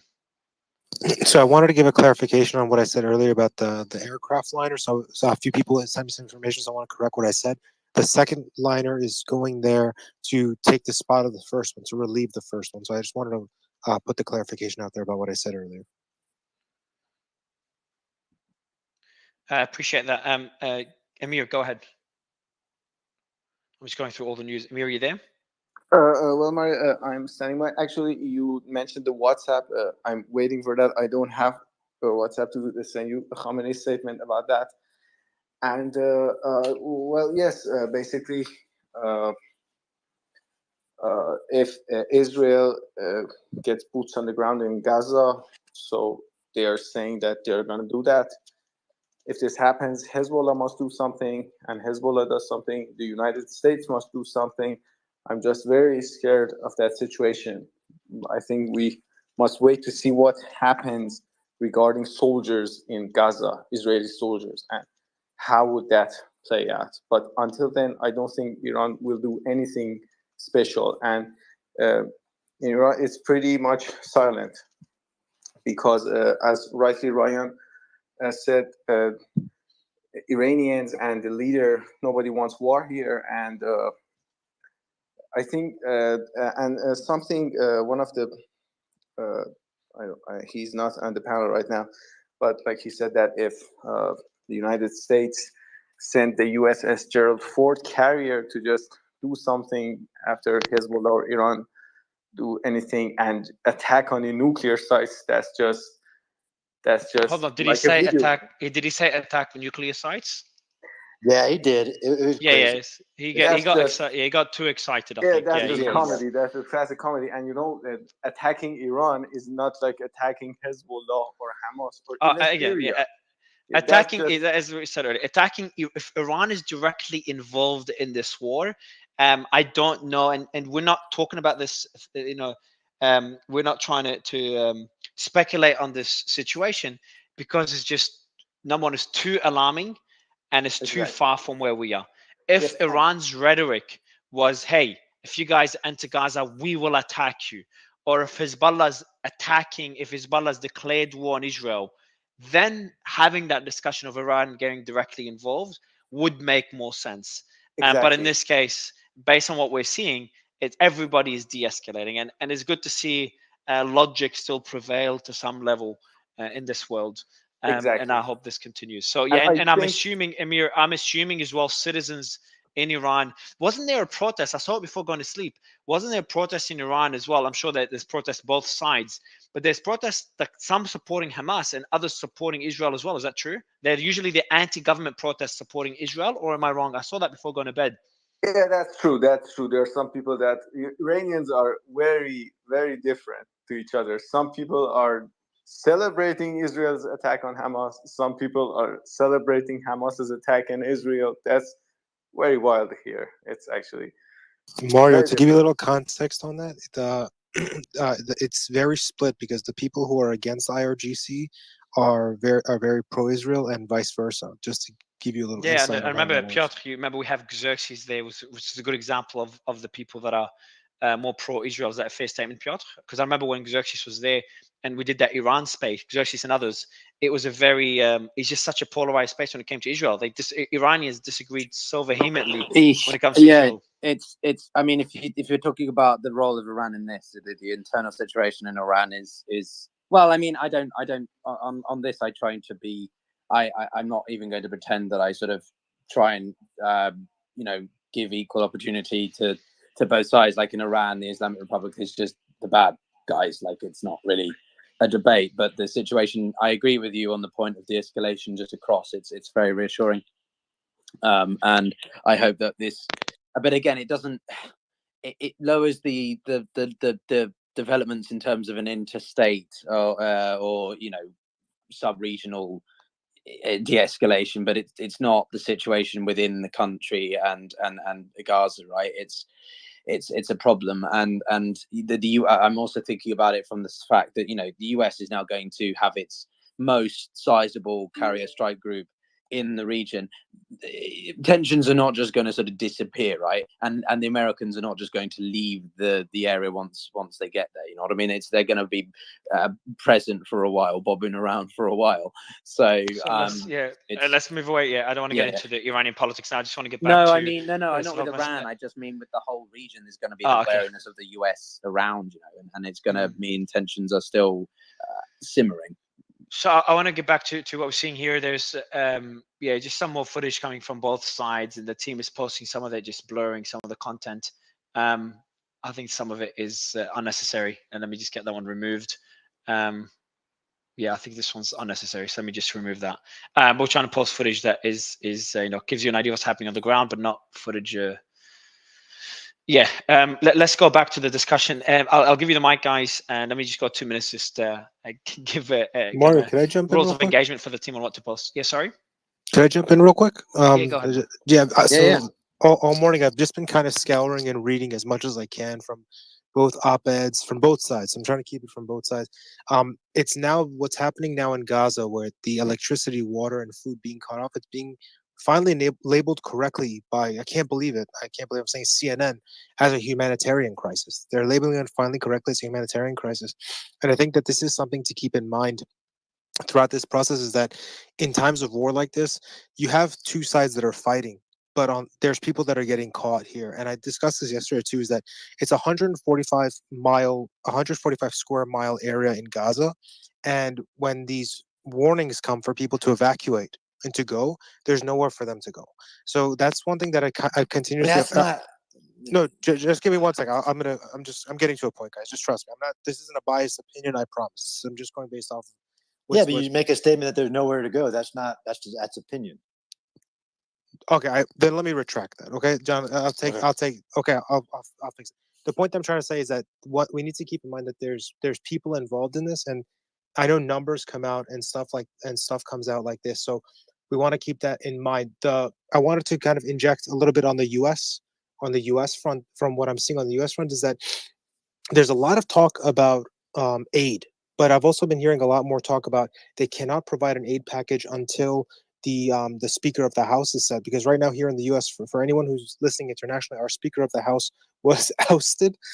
Is probably, if you want to put it that way. So that's kind of the head of the head of our Congress, right? So he was stepped out. So they're going to have talks. I believe tonight is the first time where they're going to be discussing who comes in. Who they're going to be having their initial bids for the two big people. And So I think after that, without a speaker, just on that, I'm just trying to understand the point. Without a speaker, the U.S. cannot approve aid. So Biden himself cannot sign for Israeli. Biden can. I believe Biden aid. can. No. I believe Biden Okay. can. I believe Biden can if he wants to. But if the normal chain of command, how it usually works is you'll need the Speaker of the House and all this stuff to go through. That's the only. I just wanted to kind of inject that in for a little bit of the U.S. standpoint. That's all. If you guys want to go on to John, please. Yeah, no, thanks, Ryan. And I agree on the humanitarian crisis. I mean, this is, it just is. And that's not passing, opinions on both sides. It's a humanitarian crisis. There's millions of civilians caught in the middle of it. I can agree to that. On the aid package, it's new funding, right? There are multiple mechanisms within the U.S. government who have existing funding for humanitarian crisis, from the State Department to military apparatuses. I mean, that can be done. It's the new funding, like a new package, but it's not like there's no resources, especially humanitarian aid, that can go without the congressional new funding stream, new actions. There's a whole bunch of existing actions, but I agree that they should make it happen in a new funding bill for that. But I think Colonel Jeff was in here earlier talking about particulars that I'm not that's not my area of expertise, but I know there's lots of funds that can be accessed, and even resources in the region that can be accessed to provide humanitarian aid. Of course, you got to have NGOs and others a part of that conversation to make that happen. For sure. So I just did a quick. So I did a quick fact check. Oh, I'm sorry. Go ahead. Yeah, go ahead, bro. Quickly. Now, I'll let you do the fact check because I have breaking news. Go ahead. Sure. Yeah. So I did a quick check because I know this is a question that keeps circulating. So I said, why not? Let's do a quick check. So it says, in context of the United States government, sending aid typically requires authorization and funding from Congress, which includes the Speaker of the House. The Speaker of the House is the key figure for legislative process and plays a crucial role because of this. But while the executive branch agencies can take some actions independently, significant aid packages and funding allocations usually require congressional approval, which involves the Speaker of the House. So just to kind of put that question to bed, you need the Speaker for substantial stuff. Okay, so not for substantial. Can't Biden himself sign for substantial new stuff though? Yes, new stuff. Yes, I'm sorry, new stuff. Okay, so let's move on from that one. Assistant to the Secretary of Defense for Public Affairs, Kirby, to Al Jazeera. The aircraft carrier Gerald Ford is in the region as a message of deterrence and to protect our interests. Kind of counters the point. At least for now, counters the point that the other gentleman made. Any party such as Hezbollah or others must think carefully before making the decision to intervene into conflict. We are in contact with our partners in the region and in Europe, and in contact with Qatar. We'll support Israel's effort to defend itself. So I think now, I don't know if Hadi, you're with us. Hadi, there's an aircraft carrier near the Lebanese coastline right now. A U.S. aircraft carrier, and they've just explicitly warned Hezbollah not to get involved. Can we put to bed the possibility of Hezbollah getting involved in this conflict? No, we cannot totally put it to bed because I don't think Hezbollah will be threatened by any U.S. threats, and I don't think the Hezbollah decision is based on Hezbollah already knows if they get intervened, other forces will intervene on the sides of Israel. So that's not something surprising to Hezbollah. They already knew that. And those threats for them are not something new. So if Hezbollah wants to intervene, they'll calculate their intervention. But it is new. The only reason I think it's new, like if you're saying not new for the last few days, then okay, but new compared to in 2006, It was just Israel versus Hezbollah. There was no other military got involved in supporting Israel against Hezbollah. Yeah, exactly. But because it was two sides fighting, but now you have Hamas fighting with Israel, and then Hezbollah is intervening. That's something different. So Hezbollah already knows if they intervene on the side of Hamas to fight Israel, another force will intervene as well. Just like what happened in Syria, there's forces from both sides intervene to help their allies. So when Hezbollah was fighting with Israel in 2006, it was only two sides. So there was no third side for anyone else to intervene on, except like military support from their allies. That's it all. No, I appreciate that. So that's the comments by Kirby. Let me see if there's any other breaking news. I know there's shelling on the. Did you see that apparently John Kirby was actually quite emotional during one of his deliveries? I can't remember exactly which one, but there was. Yeah, I saw that. Yeah, but do you know what the situation was there? Like he was just. It was one of the first comments, and then they showed footage of some of the massacres and everything, and it choked him up for a good 30 seconds, and he couldn't talk. Or so it seemed. Maybe he was terrified of the upcoming war. That's why he was tearing up. No, you're tearing up. Literally, I'm telling you what I watched. They showed him footage of the massacres. I think, but guys, I know who said that comment, but like we need to make. We are dealing. We can't say with the upcoming.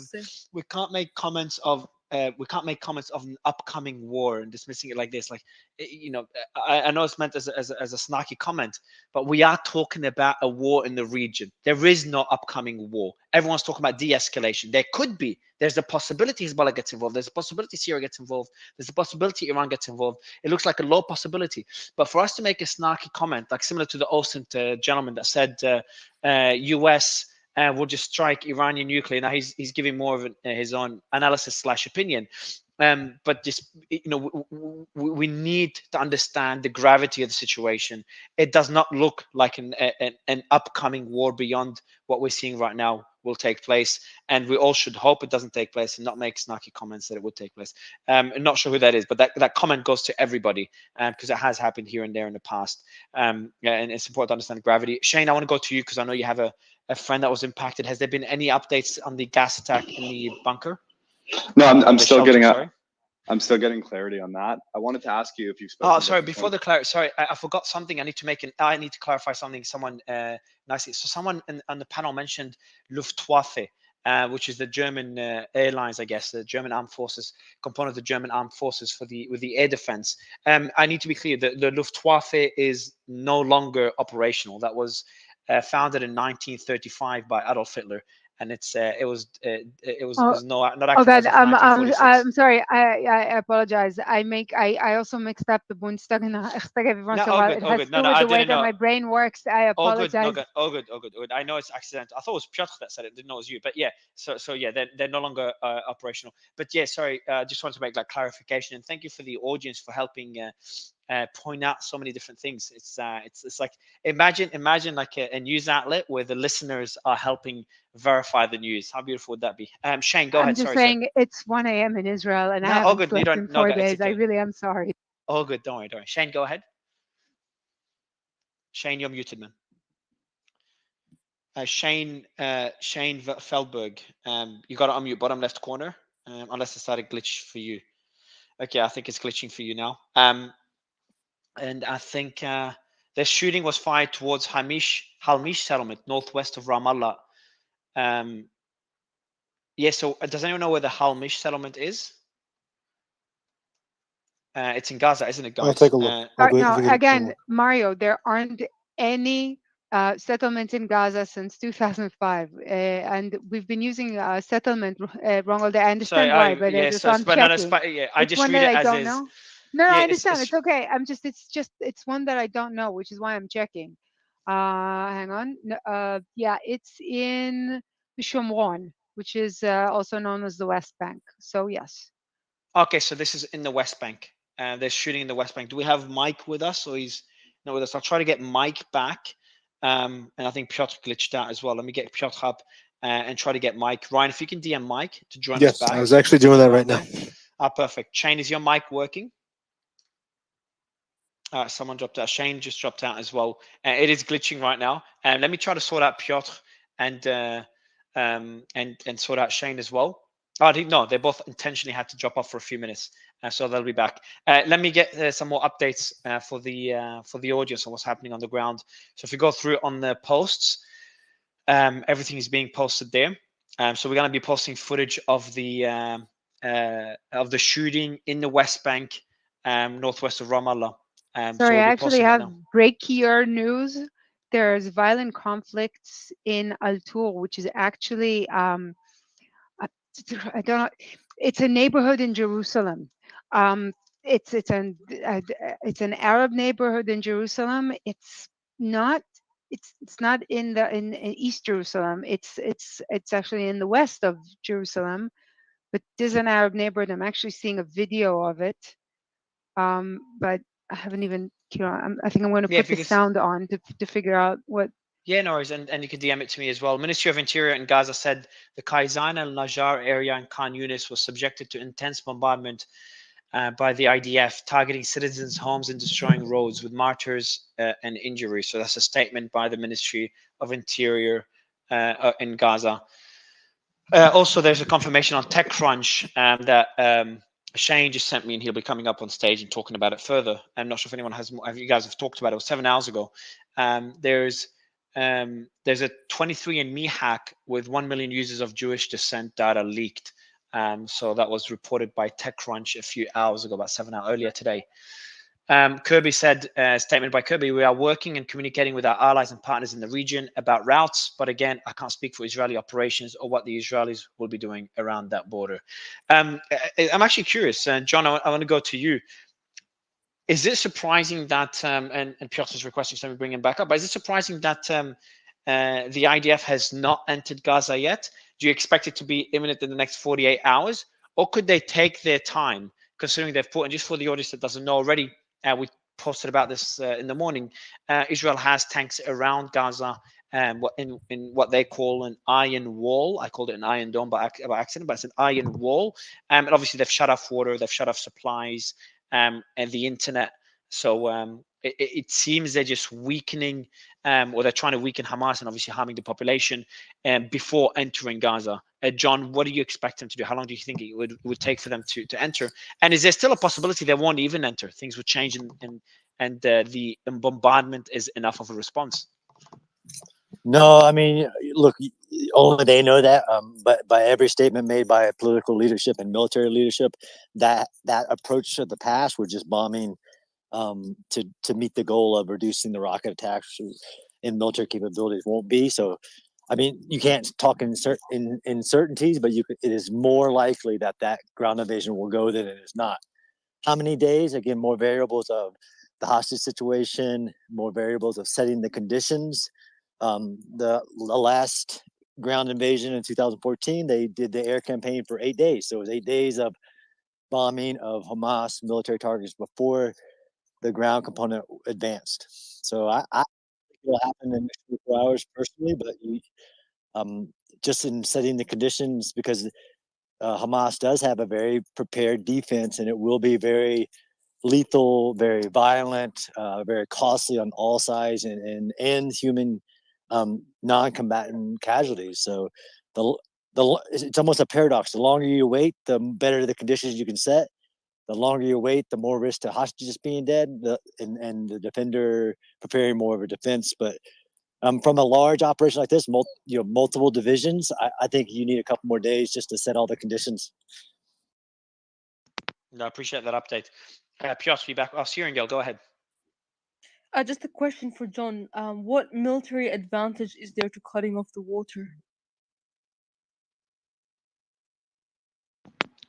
John, are you there? I'm there. What's up? Can you hear Syrian Girl? No, I didn't hear it at all. Oh, okay, so Syrian Girl asked a question. I think it's a glitch where you can't hear. So the question Syrian Girl asked, what is the military advantage of cutting off the water, if any? Yeah, I mean, that's a tough one. I actually looked that up on, is it usually like after the siege of Sarajevo, cutting supplies to the population is viewed as basically a violation of IHL. I actually looked it up. There's after they actually did it in 2014 as well, but they cut the fuel, electricity and didn't cut the water. So it's a great question. I actually don't have the legal objective. I mean, clearly it's to weaken the Hamas fighters and to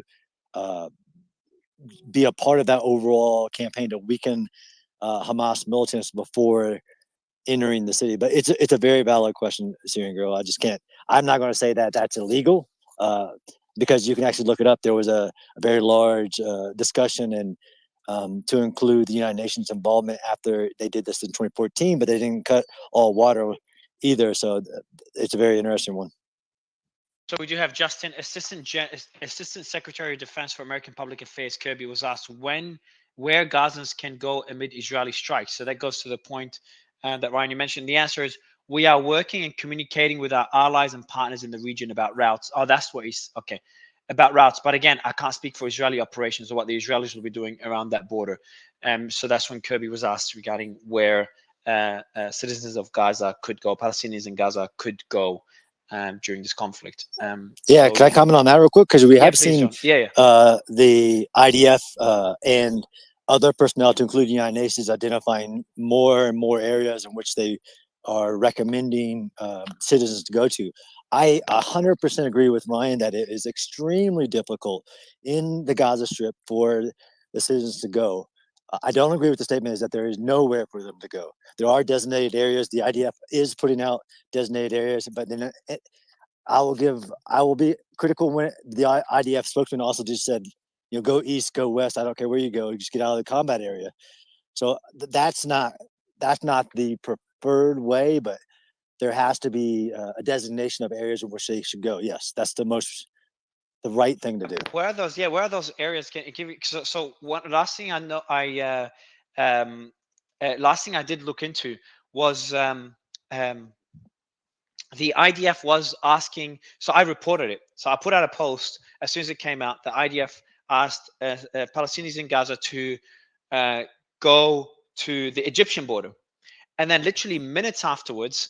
I did see that. Yeah, they said no. Yeah, and then minutes afterwards, they're like, actually, no, don't, because the actual border is closed. And then later he put out a statement. I don't know if I think we messaged him and he responded, or he put out a statement. I can't remember. And she said, like, look, I was being asked. It was just more the context was different. He's No, like, he also put go on. out a very detailed statement, and we actually put it up in the space yesterday with maps that show you exactly in which city where you can and probably shouldn't go. And it was in Arabic, and there were maps involved with arrows to show you where the areas that are safe that you should probably go to immediately. All of that information was online. It was actually and we put it in the space yesterday, and it got retweeted, so it should have But been. the internet is down Everyone and there's seen no it. electricity, so how can Well, they there are be a lot of online? movies coming out of Gaza, so I guess they do have connection to. So if you have enough You connection mean to take journalists pictures, are I'm saying that if you journalists have have, satellite phones. well, first of all, this was 2 days ago, and they were Is asked. The every second of Gazan a all, journalist? Does every Gazan second have of a all, satellite there's phone? still electricity in Gaza. There's still information in Gaza. The information We just does heard flow. for the You could last use. 20 You could. hours that there isn't any more electricity. Yeah, Dana was saying that there's no electricity when she was hosted here, while she was hosted here saying Because she's she in had a Gaza. battery on her phone. Oh, so you say there are batteries on your phone where you can There's do batteries, doesn't mean So there's we've clarified. electricity. Yeah, so we've clarified the point. Yeah, Ben, go ahead. I'd like to answer the question that Syrian girl asked earlier about the water. I can tell you why they turn the water off. I'm not saying I agree with it. The reason why they turn the water off is to create a situation on the ground in which the local population starts to have their sentiment turned against Hamas. That's for the prisoners and so forth, right? Because if the people of Gaza, unfortunately, I'll just be very blunt here. If the life, before whatever incursion happens becomes unbearable for them, there's a possibility, because it's a community, right? People know people. Sentiment can be put against Hamas to return the hostages. That is the reason why they turn the water off. Could I also answer? Could I jump in there? Because we were I've been asked. told as well that this is like a common tactic that's used. It I is. was speaking to some ultra orthodox Jewish friends of mine, and they were saying that this happens to them as well in the areas that they're in. But this is just what I've tried to. I'm sorry, guys. like If I could just, guys, hold on one second, guys. Hang on, no. So everyone, I don't know. Everyone's speaking together. Let me go to Ryan, because I think you have someone say something completely unrelated, which would be great. Ryan. Yeah, definitely. So I did a quick little. John asked a great question about the legality of turning water off and on. So what I've been doing in the background here is like a lot of these questions that get asked that we can't answer. I try to look for their answers. So it says it's an international armed conflicts intentionally. Excuse me. Let me just start again. I apologize. I have very lack of sleep. It says an international armed conflicts intentionally cutting off water supplies to civilian populations is generally considered a violation of international humanitarian law (IHL), which includes the Geneva Convention and other treaties, sets out rules and principles that govern the conduct of parties in armed conflicts, and then it lists the rules. So based off of what I'm Yeah. reading, it is illegal. It is illegal according to the IHL and Geneva Convention. No, Yeah, no. Mario, we do need a military expert from the pro-Palestinian side just to give us some balance because that Yeah, information sure. wasn't Just given out until Brian. let me comment on what Ryan just said. I mean, because I deal with this a lot actually in big conferences, even to the United Nations. IHL puts in their vagueness. It is generally illegal to cut water supplies to civilians, right? Well, one side will say, "Well, I'm cutting water supplies to the militants. I'm not cutting." It says generally, so it is not. I mean, There's I know actually a bunch. John, I know you're trying to blag it, but in reality, the water supply is not just being cut off the Hamas; it's the entire region. So although you can try and blag it and play defense, the entire No. region is basically being stopped from water supply. So I mean, I'm as making much as it. I get it. I get no, and there's nothing wrong with what you're saying because that's your position on here. Like you're trying to provide an No, answer I'm not based on even your providing perspective. my opinion. Okay, I think guys. Okay, we're starting to escalate again. So essentially, John, the point here is that if they cut water supply to Hamas militants, that should be legal by international law. If they cut water supply to Gaza, that's not legal by international law. I'm not sure what you guys are disputing. I think from what we've read the reports, the water has been cut out to Gaza because it's difficult to cut water supply to militants, but not the rest of the population. Not sure how that can be done. And not sure if that's a fair summary that everyone would agree with. And then the strategy of kind of diminishing the support, the local support for Hamas, which is about 40 below 50, but above 45%, about 48, I think it was, percent support, but plus or minus, to diminish that support and to get the citizens to start, potentially rebelling against Hamas. Cutting off supply is one strategy. Legal, not legal. Obviously, if it's to Gaza, it's not legal. Is that a fair? Okay, Ben, I'm actually gonna get Ben. Ben, is that a fair summary so we can move on? In my opinion, yes. I appreciate it. I will go to, I know not everyone wants me to move on, but I will if that's okay. And just looking at any breaking news that's gone on. So it's confirmed that there is a shooting on the West Bank. So just to kind of point it out here, and the video has been posted on my channel. The clashes in the West Bank. We did have two journalists from the West Bank earlier. I'll try to bring them on. Mike will be great for Mike to join back again.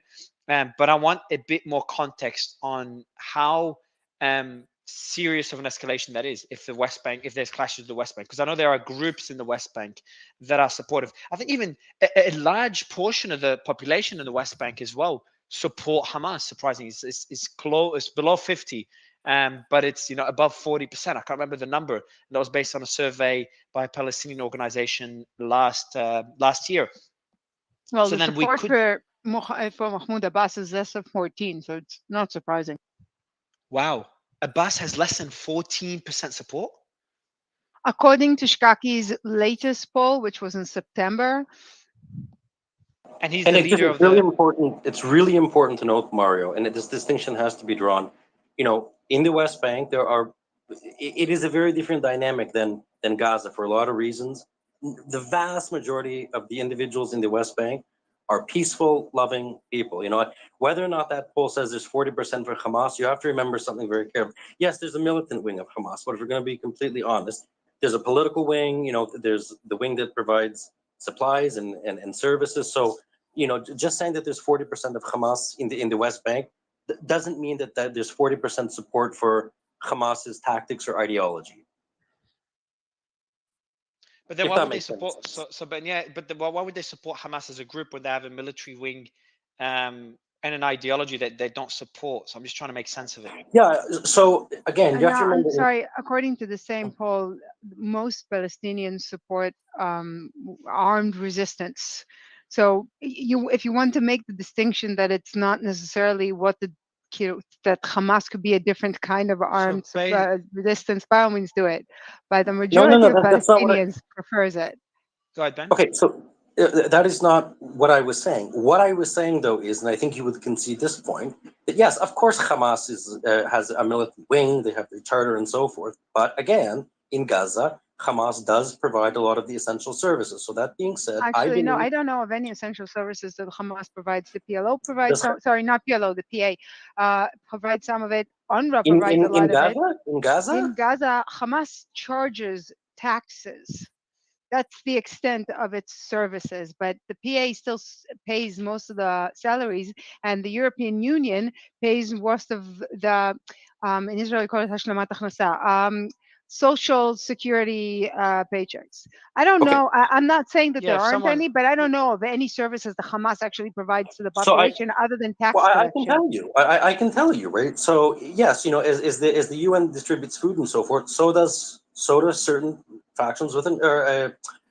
How do I phrase this? There are certain arms of Hamas that provide food, healthcare, and so forth for those who it's not as straightforward as people think, and I know this, right? This is not. I agree that it's not straightforward. Okay. So I just want to make my final point, and then I'll be quiet. So at the end of the day, in the West Bank, look, if people are saying there's 40% support for Hamas, keep in mind that doesn't necessarily indicate there's 40% for the violent parts of Hamas, right? Keep in mind. Yes, and what I was saying is that there's more than 60% support Hold on, Noga, for the use of violence, I'll let you respond. regardless of the support for Hamas. It's good. Yeah, so it's not the use of violence. It's, you said, armed resistance, and obviously they think they're being occupied and they're being abused and put in an open air prison, and then they want people. Suleiman, can you explain to me the difference between armed resistance and violence?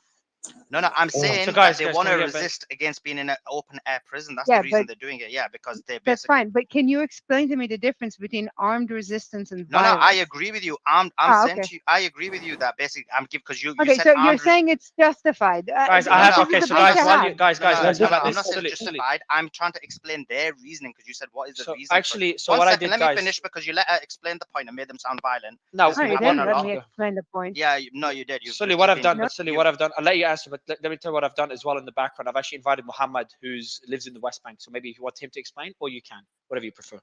No, I'm gonna explain this point, but Muhammad can explain about, because I'm not really bothered about who gives them the supplies or not. It's irrelevant. It's, for me, that's not, like, I'm not a supporter of Hamas, so I don't care. But my point on what she said, because what's happening is the argument she's trying to make is 60% of the people support Hamas. Therefore, and then she wants people to think, oh, well, all of them support Hamas. So what does that mean? And then she wants the people to think that actually there's a lot of supporters. First of all, that area has 50% children in there. So whenever you're killing someone in that area, 50% chance it's going to be a child, or a high percentage. The second thing is when you've basically got a scenario, and this is according to their opinion, I'm not saying mine, that in their minds they're thinking that Israel is basically oppressing us. They're putting us in a prison. Look, they've basically committed human rights violations on war crimes right now. So it's normal that in their mind they might be like, we need to resist. So that's what all I was saying. That's not my opinion. I'm just saying, because you were saying I don't understand the logic behind it. You stated a lot of things as if they were my opinion. No, hang on. So guys, all right, no, hold on. Whew. Okay, so what we're going to do is, Ben, I'll let you finish your point. That was before Noga interrupted you and then Sully jumped in. So, Ben, I'll let you finish your point. Noga, I'll let you respond to Sully. And then, Muhammad, there's just a discussion about, we veered away from breaking news for a bit and we'll get back to it. There's a discussion about Hamas support, PLA, and what Hamas does beyond the military arm. So, we'd love to get some context for you, being someone that covers this on the ground and been in Gaza for a big part of your life. But, Ben, go ahead, finish your point, please. Yep, sure. Yeah. So the only point I was trying to make is this: simply because if a poll says there's 40-60% support for Hamas in the West Bank, does not necessarily mean that there's 40-60% approval or support for the violent actions of Hamas. You have to look at the Palestinian Authority, Mahmoud Abbas, before that, the cabinet and so forth. They have a very low approval rating. So, and also the poll that you quoted, right? Well, what were the options? Was there just one question? Do you support PA or do you support Hamas? All I was trying to say, and I'll finish with this, is that in the West Bank is very different from Gaza. And if there is support for Hamas there, it doesn't necessarily, in my mind, equate or have to equal support for all elements of Hamas, if that makes any sense. Sorry, I think Mohammed, you're a West Bank gentleman. I'll get Noga. Yeah, I'll go Mohammed because I just promised Noga, and she didn't interrupt you, which is beautiful. Noga, I'll let you respond to the points made, and then right after we'll get Mohammed to respond to everybody. Well, the first is that Suleiman made a lot of assumptions about what I meant that were not in evidence, to say that the least. I was talking about the facts, and I was literally talking about the Shkaki poll that I recently read, and it was from September, so it's pretty recent. And the point of it was as follows. I agree with what Ben said about the fact that support for Hamas does not necessarily indicate support for Hamas methods. In fact, I agree with him to the extent that what the Shkaki poll actually said was that neither Hamas nor the PA enjoy as leadership figures enjoy particular high level of faith. I don't because Hamas actually doesn't provide a lot of the services. It still enjoys a higher level of faith than the PA, surprisingly enough. But the fact of the matter is, neither of them is particularly popular. However, what the poll also says is that many Palestinians, to the extent to somewhere between 65 and 80%, depending on the question that they were asked, support violence regardless of their support of Hamas. So while Ben is correct, he's correct the other way around.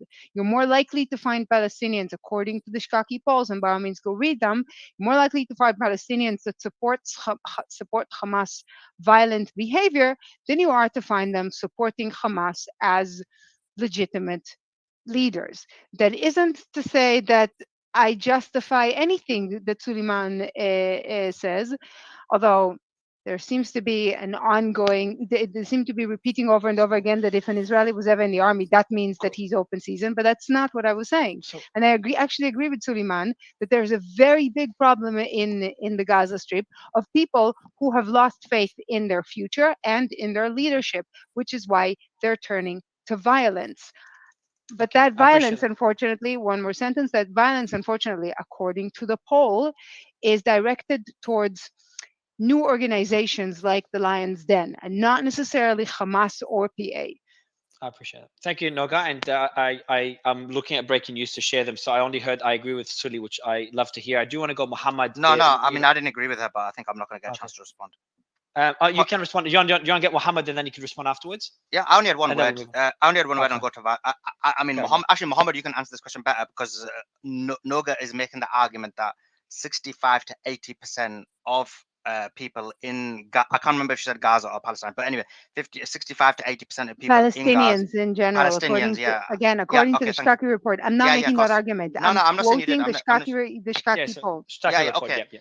She's reporting the poll that says that 65 to 80% of Palestinians, because remember Mario thought it was just a Hamas thing at one point, 65 to 80% of Palestinians support violence. Now, my question to you is, because it's a poll, so obviously it depends on the reasoning for the poll as well. But anyway, let's assume that poll is accurate.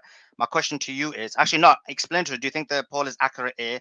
And B, the second question is, if it is accurate and there is people in Palestine who support violence, what is the reason for that? Is it because it's response to violence to them? Like, what's the reason, Mohammed? I think the last question you ended with was the most brilliant one. If that is true, then why?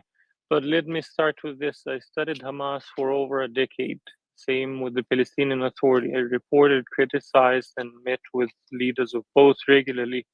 Khalil Shiqaqi, the one who conducts the poll, is a friend, and so is Dalia Shindlin, Israel's most eminent public opinion poll conductor. I know both, and I meet with them regularly.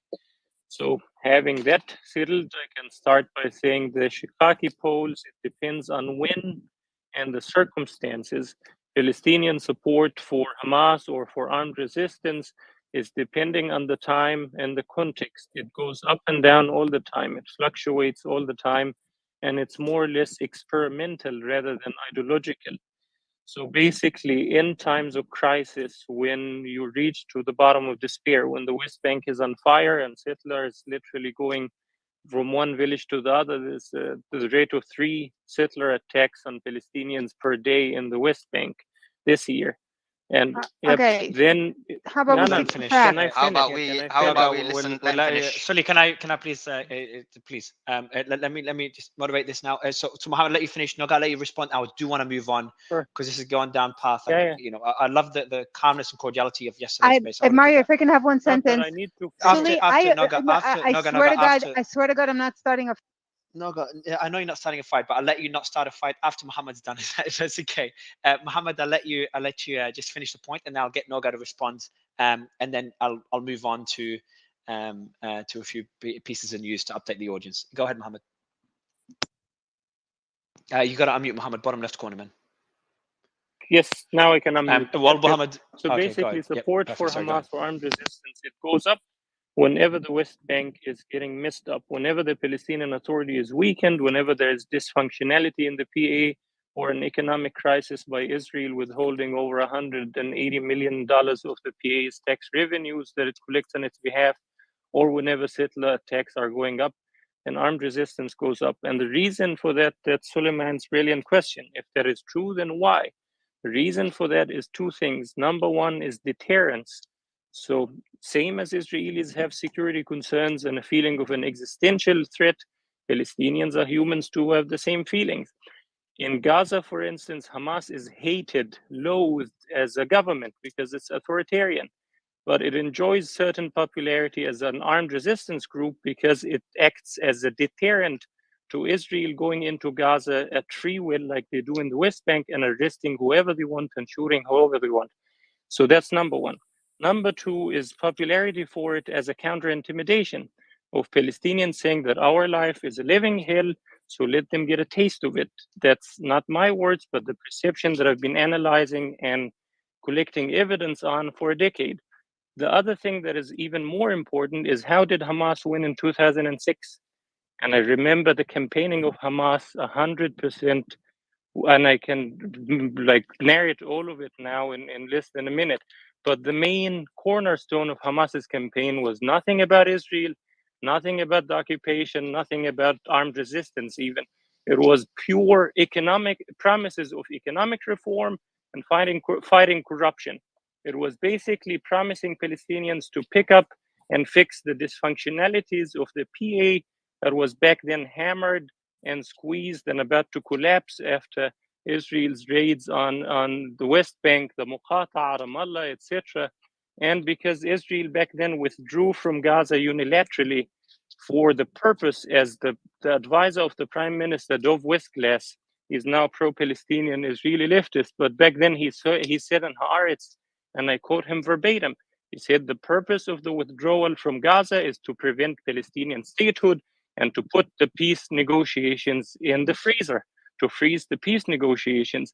So after that unilateral disengagement, Israel cut Gaza's entire labor force from Israel itself, about I think 50 to 70,000, causing what Jewish, religious Jewish Harvard University top economist Sarah Roy described as the worst economic crisis, the worst economic depression in modern history. So that gave Hamas a lot of boom. I remember Haniya coming to campaign in my neighborhood at the time. He would come to any sort of family gathering and he would go in it and say, okay, I promise you one thing. If we win in that election, my office is not going to be that giant mansion. It's going to be in the mosque.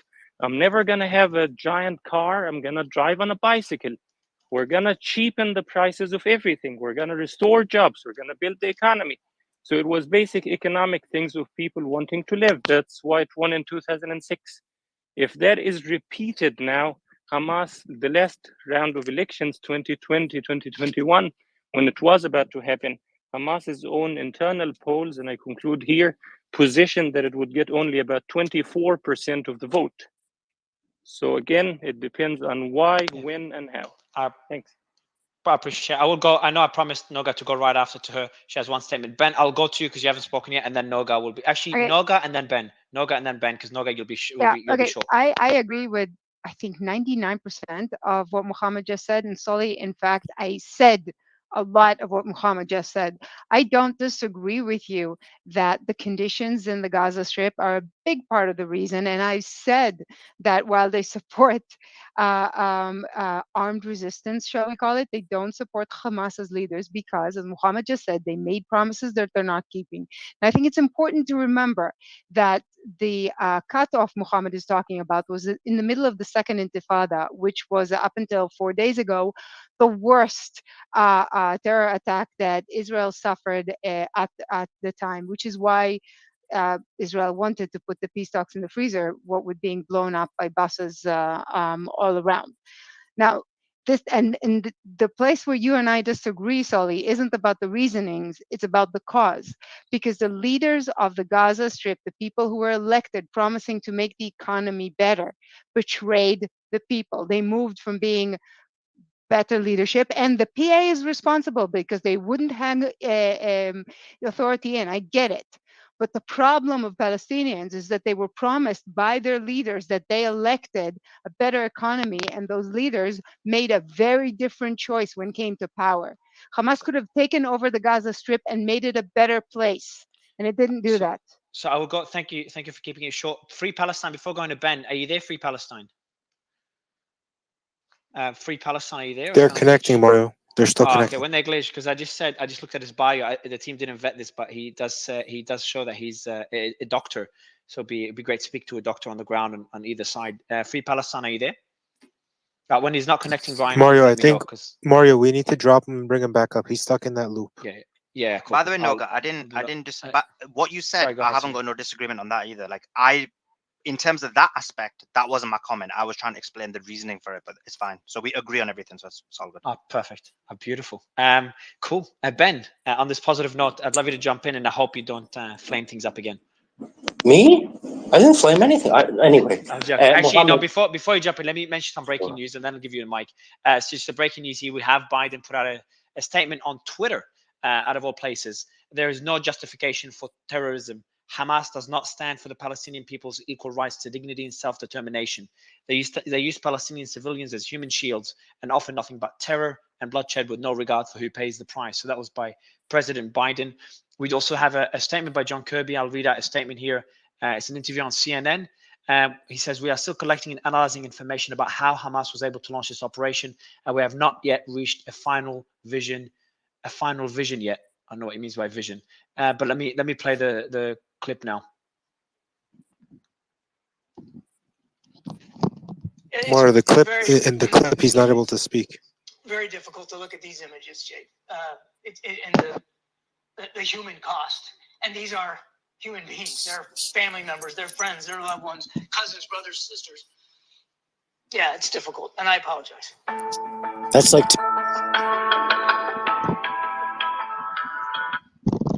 Was someone constantly speaking on the stage while I was playing? I couldn't hear, but it seemed like someone speaking. So I just played the clip by John Kirby. I think this is the clip where he was emotional. That I think, John, you were talking about you and can't remember who else. I think Piotr mentioned where he got emotional on CNN. So I just put that. That was yesterday or the day before, yeah. But yeah, he got it really emotional. Yeah. So I didn't. No, it's not breaking. Yeah, sorry, it's not breaking. The post doesn't say breaking either. So just want so Anderson Cooper did the same thing. Okay, I appreciate that. So Ben, go ahead. Yeah, it was just a question for Mohammed for clarification's sake. So Mohammed, you would agree with me then when I say that if a poll or a survey, if there is support for Hamas at whatever percentage within Gaza or the West Bank, that is not necessarily indicative of support for Hamas's, I'm going to just, can we use the term militant wing? I believe that's what they self-identify as anyway. So you would agree with me with that, right? That simply because there may be support for Hamas doesn't necessarily indicate that it's their support. That support is not reflective of. Yeah, a lot of the time it's an angry vote. So basically, being pissed off with the Palestinian Authority being dysfunctional and weakened by Israel and economically sort of suffocated by these cuts of the peace revenue that Israel collects, that people become fed up with it and then turn to Hamas out of desperation. But it does not necessarily reflect. That's why I said it depends on when and the circumstances. Thank you. I want to go to Syria and go. Thank you. So, on the popularity of armed resistance and why that is, I think it's obvious. Palestinians have a right under the UN to violent resistance against occupation. The Israelis are breaching the UN laws by doing the occupation. So the question should be, in fact, why do the Israelis continue to vote for Netanyahu, who has an expansionist policy of going into the West Bank? I appreciate it. So this is the end of this discussion. So I do want to go back to the discussion on the ground. I want to get Free Palestine up. It would be great to speak a doctor. Any doctors actually on either side of the conflict, and would love you to come up on stage. It would be good to get experiences from people on the ground. Obviously, it will be probably heartbreaking discussions. I'm going to invite Free Palestine, but while doing that, I want to go to Ronnie. Ronnie, how are you? I'm good, thank you. It's great to be here to speak. No worries. Go ahead. Okay, I know you've been talking earlier about Lebanon, and I have some friends that were called up to the army to reserves, and now they are guarding the border. And I've been speaking to them through encrypted channels, and I've been getting messages that things are cooling down there. They've been told that a major conflict is not really an option there. This is why the aircraft carrier from the US came there for deterrence, and things are looking very optimistic over there. Very, very Okay, optimistic. that's okay. So let's I do this. actually have a friend. I actually have a friend that came back from reserves to our neighborhood because they did not need them there. Okay, so this is interesting. So first, who are the people? Obviously, none of this is verified for the audience, but so you're speaking to people on the ground on the Lebanese border, on the Lebanese side. No, I'm from Israel. I'm speaking Okay. to my Okay. friends who is in the military, called up for reserve, and they're Israeli guarding the military. Sorry, border. my bad. Yeah, on the Israeli military. My bad, Ronnie. Okay, and what you're saying is that on the Lebanese border is de-escalating, correct? Yes. Okay, I'm glad. And what else did they tell you? There's something about an aircraft carrier. So the aircraft carrier is playing a role in that deterrence to de-escalate the situation. Yes, and obviously the message from President Biden, who says his unequivocal support to stop the message of the whole purpose of the speech was to de-escalate the region of Lebanon. Now that Israel could not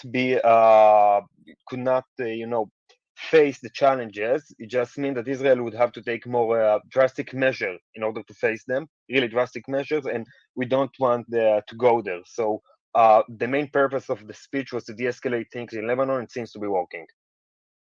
Okay, that's straight. And in terms of the yesterday's clashes, were you talking to those sources or those personnel yesterday as well, or not just today? Yes, I've been talking to them. I have a friend who's actually patrolling the border with commando, and seems not to be Hezbollah. Although they're saying that there seems to be actually Hamas militants that are firing from Lebanon into Israel. So they're like playing the deterrence game, but seems to be cooling down. Okay, and what was the sentiment like yesterday? So the sentiment was more worried yesterday or not? I've been talking to my friends. Not really, not that worried. It's like, people don't get it, but it's more of thing as usual over there. A little bit of conflict, but just much more than usual. Not that much. Okay, well that's good to hear. I'm glad that we are going to get Faraz is going to be coming up on stage early. I think he's up already. Hold on, Faraz, you're there. How are you, Faraz? Hi, Faraz, Mario. you there? Mario, Hey man, he's stuck in the how connecting. things? No, he's not in the connect loop. I can hear him. So Faraz, how are things on? First, how's your family? I know that you've. I've been I know you've suffered. You can give us an update, please. there was another person that's related. Basically, again, just to preface this, my brother's wife is from Gaza and her whole family, and I mentioned that her uncle was killed yesterday, and now we just got news a few hours ago that her cousin, basically the daughter of the person who was killed, also died today. And another friend of mine as well, Marwan Hillis, also passed away. So you know, it's it's not it's not looking good. It's very, you know,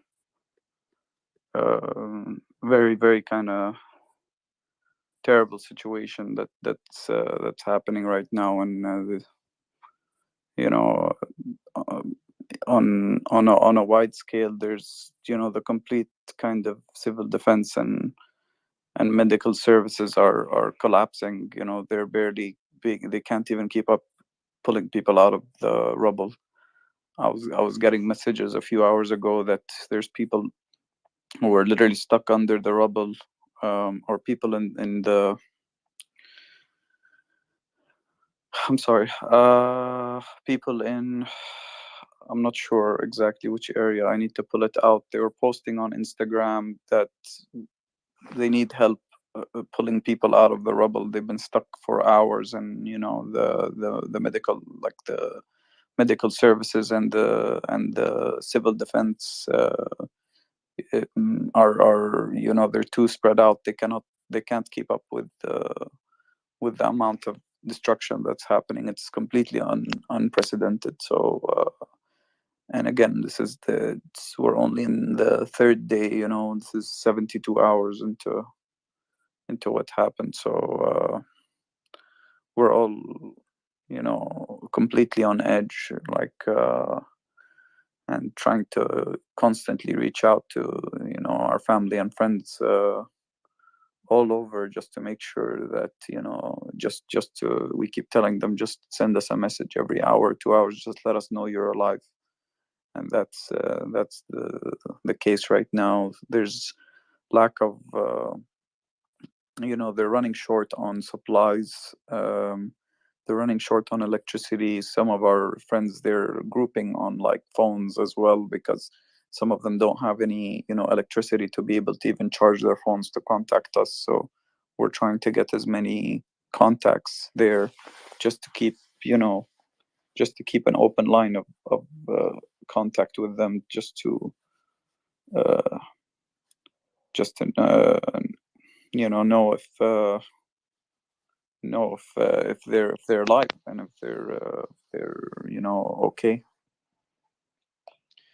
So the question I have to you, Firaz, is first, I'm sorry for what your friends and family are going through, and I'm sorry for your losses as well, including the friend that you mentioned. Obviously, you told us about your uncle yesterday, and sorry, your fiance's uncle. And I just realized I have a friend, not too close, but he just got married. He was just in Palestine not long ago. I think he's back out of Palestine, but he just went to Palestine to get married in Gaza. So I'm actually gonna message him now. I just remembered, I completely forgot. But Faraz, the question I have for you is there any way? So how does the people in Gaza get an indication of where to go, and what indications have you received?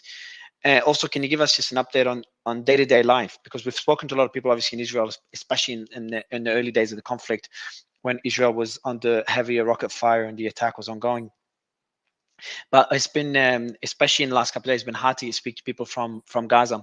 So how's day-to-day life? I posted a video of a girl, and she talked about how her day goes in Gaza.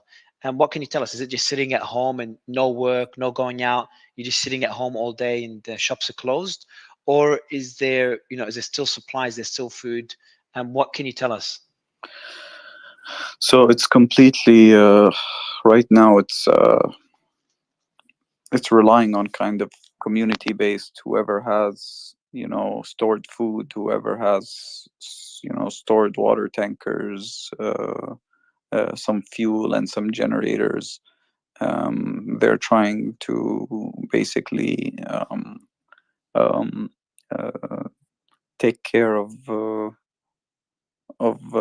whoever's like you know, had their house demolished or has left their house because it's in a, you know, an area that's being heavily bombarded. And again, you know, the nighttime is always you know, worse than the daytime.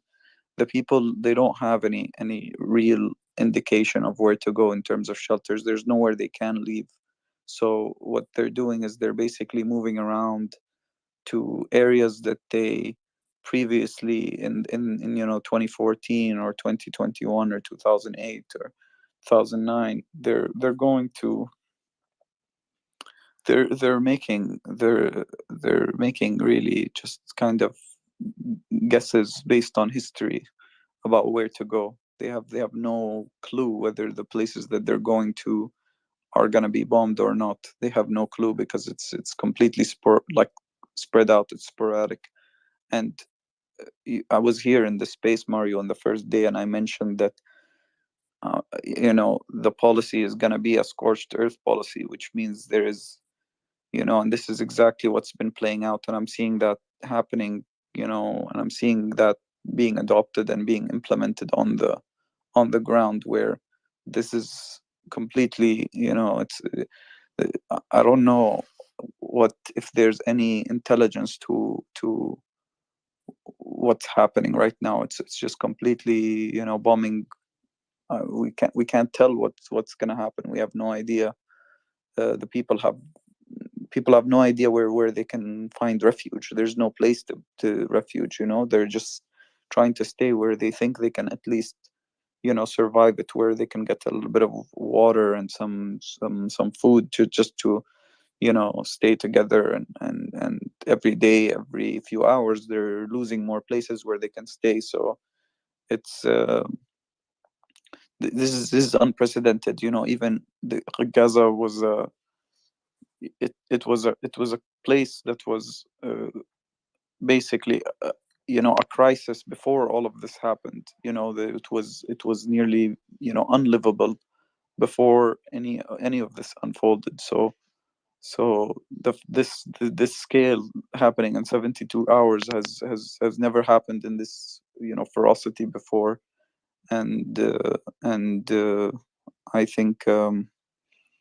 I think we the problem is all of the rhetoric that we're hearing, as well as that this is going to go on for weeks and months. So we the people are just trying to help whoever they can in the community, and friends and family, and pulling people out of the rubble, and trying to house whoever has lost their homes or people who have been displaced. There's I haven't even seen the last figure. The last figure that I saw was 180,000 displaced. I'm sure it's more right now. The people who've been killed, I'm sure that it's much worse, because every few minutes, we're receiving more news about more bombardments, and pulling more people out of the rubble, because there are still people stuck in the rubble, bodies, people who are injured. There was a report as well for us that that didn't have enough heavy machinery to pull people out of the rubble as well. So again, heart goes out to all citizens that are suffering this conflict, and anyone that as well for us has gone through this. I do want to read out some updates and give the mic to Piotr. And again, for us, my heart goes out to you, and I appreciate you coming and still joining us. And anyone that has experience, we had the speaker earlier today that had a friend, and he sent me the voice note, and I'm still trying to find out if this was just recent, or I'm guessing it's from a previous attack, because we haven't seen any reports of it. But she was in a shelter, and there was a smoke grenade. The shelter was smoked, and she was the only survivor in hospital. So he was on the panel earlier. So I do want to read out some updates. The IDF, the Israeli Defense Force, says the American aid plane that arrived for our forces is the first of many aid to come. Also, we know there's airstrikes in Al Buraj. And there's also the Taj building on Yarmouk Street. The residents were warned to evacuate. The National Bank branch on Salah al-Din Street has been struck. And there's also artillery shelling of Beit Hanun of north of Gaza. So just a bit of an update on the regions right now. I'm just getting a lot of updates on that. Khan Yunis as well. There's a strike that hit Khan Yunis, and reports of injuries. So this is just a quick update on those fronts. And I will keep sharing the updates, and the team is tweeting them out as well. Let me get Piotr as co-host. Let me go to Zafar. Zafar, how are you? Good. Thank you very much for giving me the opportunity to speak. Thank you, Mario. You're doing and your panel is doing a wonderful job, letting everybody to speak for their views. And everybody has a right to share their views. There's no problem about it. But I would like to bring into your attention a very important fact that the United Nations has passed a resolution, sorry, 45/130 that states that every citizen has the right to defend themselves against the aggressors using all available means, which means all available means. Like Ukraine, Russia invaded Ukraine, so they have every right under the United Nations, this article, resolution. So same way, the Israelis are the aggressors and the Palestinians are defending their land. So when we characterize them as a criminal or terrorist or whatever, but they are still, but they are still, but they Yeah, are we're still. gonna. So This John, is. I'll let you. We're So we're John, not getting into that because I then wasn't it'll listening. move. So but I'm very focused on breaking news. If it does happen and you guys Sorry, don't see me jumping in, I was posting a tweet. So guys, yeah, you just jump in if we miss it. But yeah, So we John, have I'll let to. you. I'll let you. I'll let Eden push back quickly. Well, I can jump in. Yeah, go ahead, Piotr, please. Okay, so look, I mean, this is what happens with these sorts of things, which is that the more this goes on, and there's a reason why I think that this thing that we are experiencing now, I don't even really know what to call it anymore. Is I just had some pretty bad news about some people I know in the area have been killed as well, which is why I disappeared for a bit. So the longer this goes on, it's just this is the most, I think, complicated. I don't even know thing, and so the point that was made about Israel being on one side, I think, but then that's how the Israelis are going to feel about what happened on Saturday morning. So this is the problem. This is the underlying systemic problem that exists in this part of the world, and why it's so difficult to find a solution. That's why the two-state solution has always been, very much sort of a long shot and not really ever made traction. So, I think it's really hard to talk about it, and that's why I do appreciate these spaces that people do come together, and as difficult it has been today, which for me has been quite tough. I think talking about it is important, and sharing the news as we do is a way for us to keep abreast of that. And I appreciate everybody for being here and well, being is sort of restrained, measured, composed during these times, I'm just going to read a couple of updates, just moving to that, because I think we should just keep being informed. I think is one of the most important things to be able to do, and cross-referencing and comparing information that we find, and then hopefully being able to double establish what really is going on, not our truth, but the objective truth. Mario's just shared that an Israeli aircraft has struck the National Bank in the central part of Gaza, and the strikes are continuing into the east. Piotr, can I ask you a question, Piotr? And I was waiting Yeah, for you to go come ahead, back. mate. And By all means. first a personal question, then not a business, a one related to the current events. First, you said on a personal level, people were just impacted. Not sure exactly where. Well, I hope they're okay. It's in Gaza. It's in Gaza. I've had people I know who I did humanitarian work on this, and I'm not biased because of that. I'm just saying I knew people who worked in a humanitarian capacity have unfortunately been caught up in one of the blasts.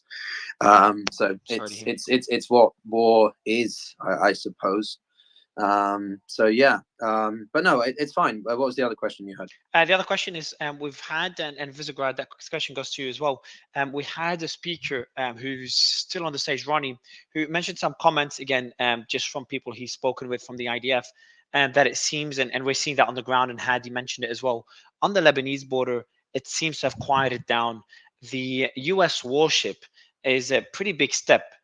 Sending out a warship and threatening Hezbollah not to get involved. It's a pretty big step by the US. And obviously on the Syrian side, we saw some clashes, but it's very minimal, unrelated to the Syrian government, just a group. And it was very minimal strikes back and forth with Israel. So based on these developments today, I'm a lot more. There was clashes earlier today on the border, but I think that was a response. Maybe you can update me, because that was when I was sleeping. But that was a response. Hezbollah was reacting in response to their soldiers that died, and they kind of forced to respond. But again, and nothing deep into Israeli territory, and everything was it just limited tit for tat.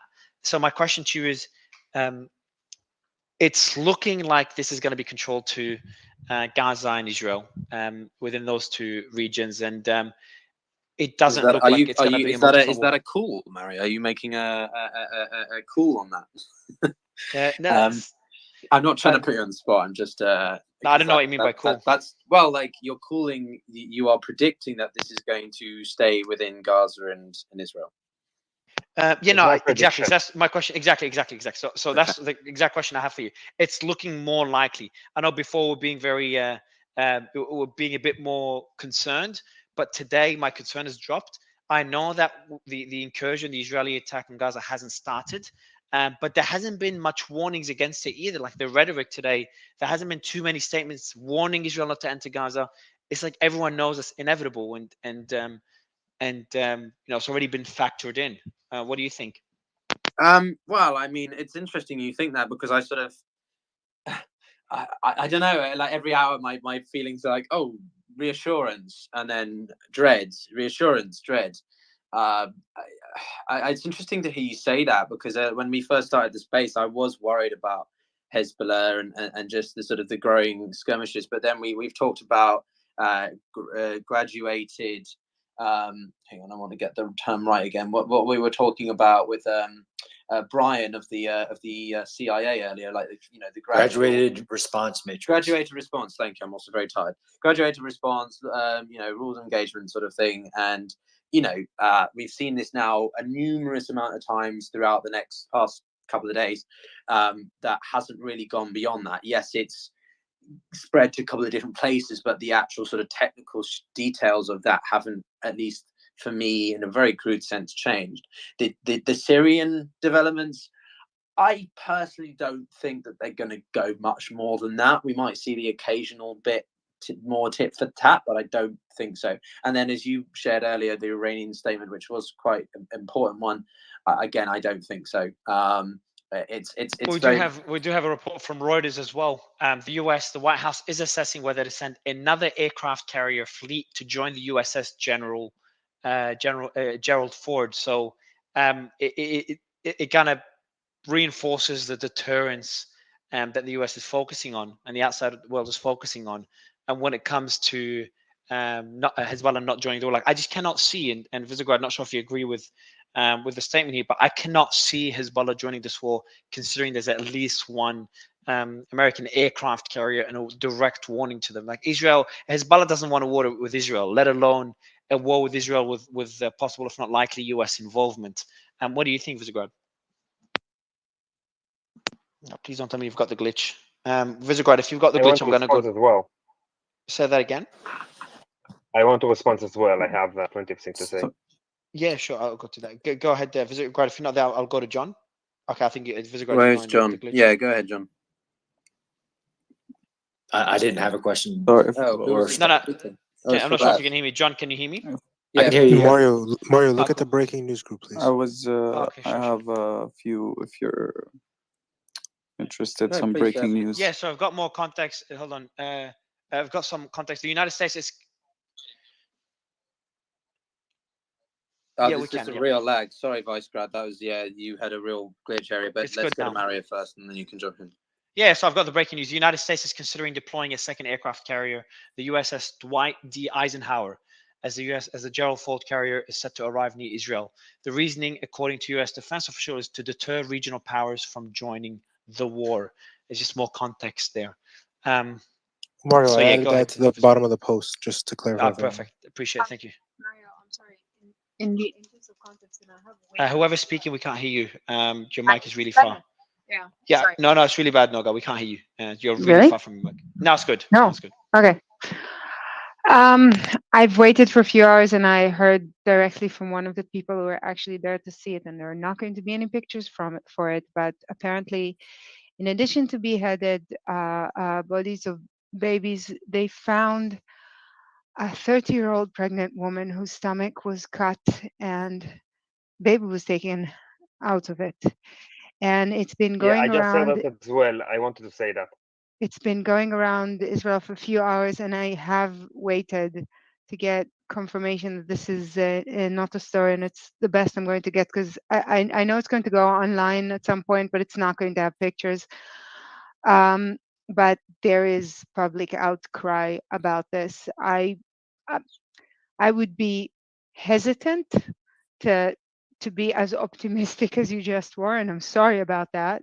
But I don't. This is.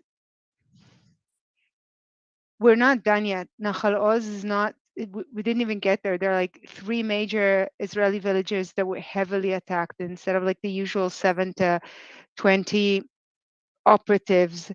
And they had somewhere between 50 and 70. Those are Nahal Oz, Be'eri, and Kfar Aza. And there were massacres, and there were vicious ones at that. And this particular story, they only did Be'eri yesterday. They only got the Gaza today. We haven't done Nachalos yet. And every time one of those stories comes out, I mean, the buried babies alive, they cut off their heads.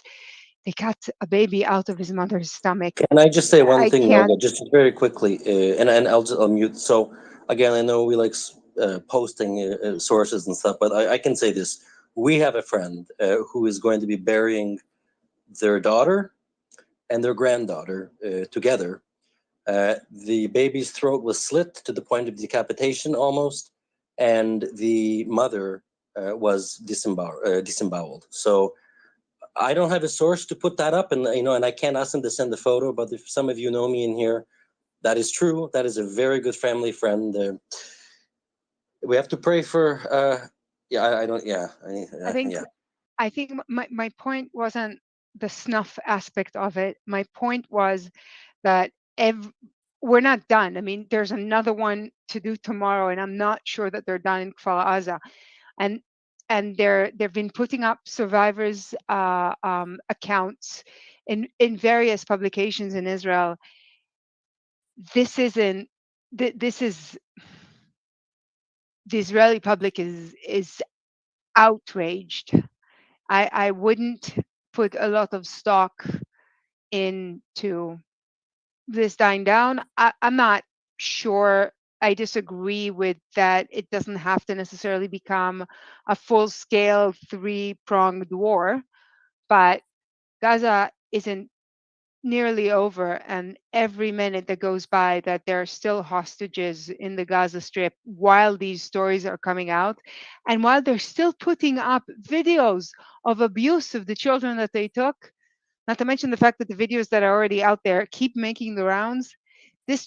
It just is going to get worse. Not a single minister in the Israeli government, no matter how hard it gets in Gaza, can do anything until, at the very least, the abductees come home. I'm not even sure then, but the government's hands are tied, and I mean tight.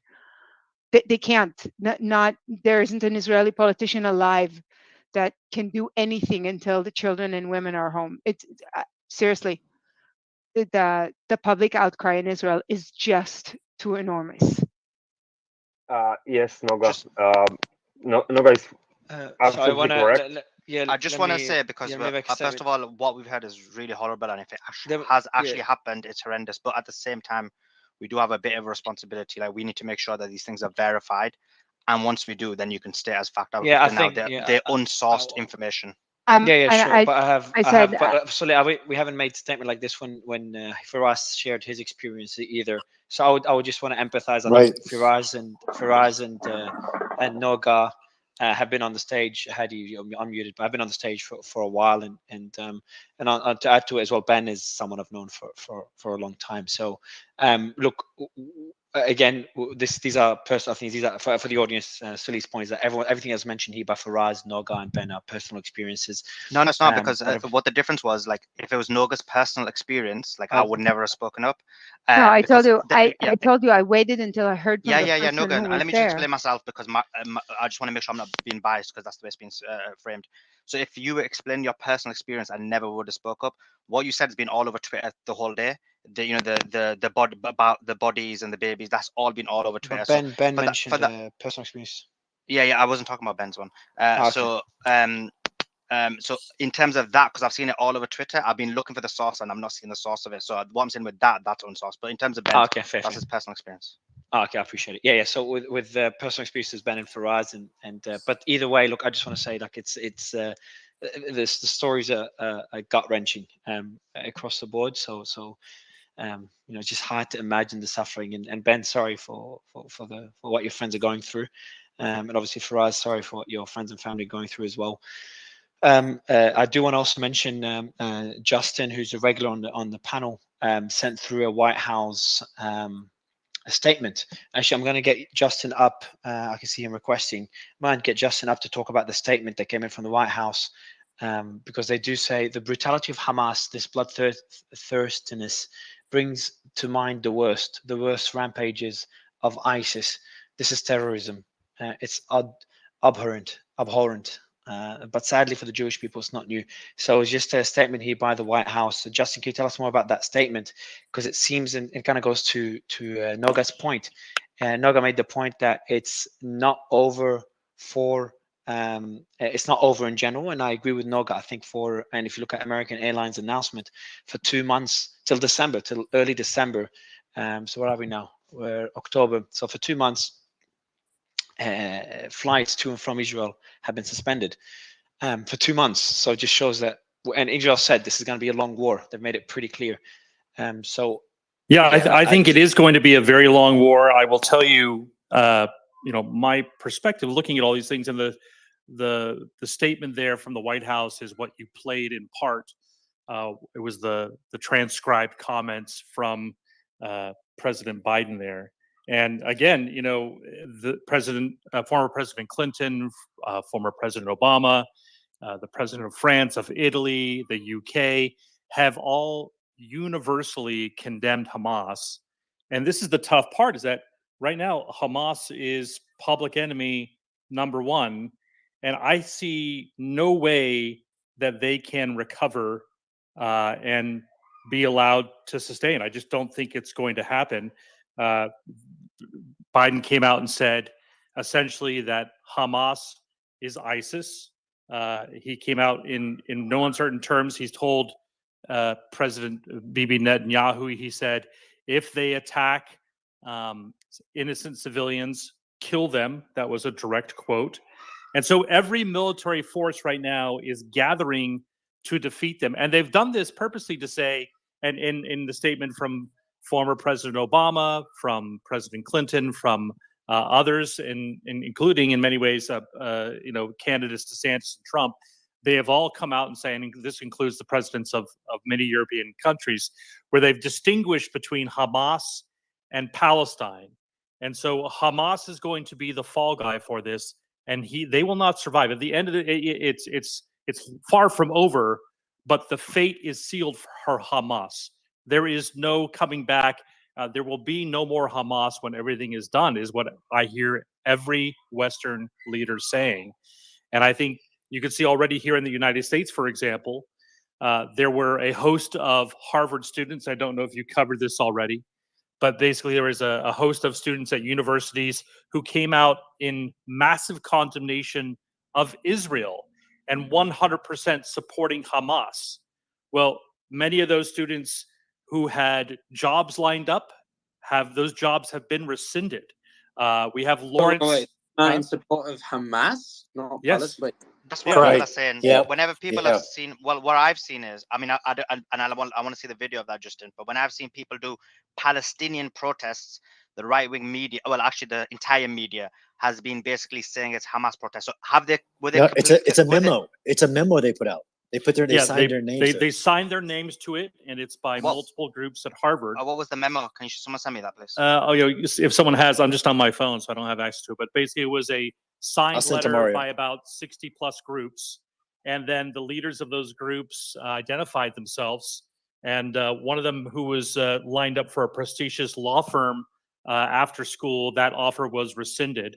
You have Lawrence Summer, who is a big icon on the left and a big supporter of Palestine and otherwise, who has come out and said the lack of condemnation from institutions like Harvard is deafening silence and is unacceptable.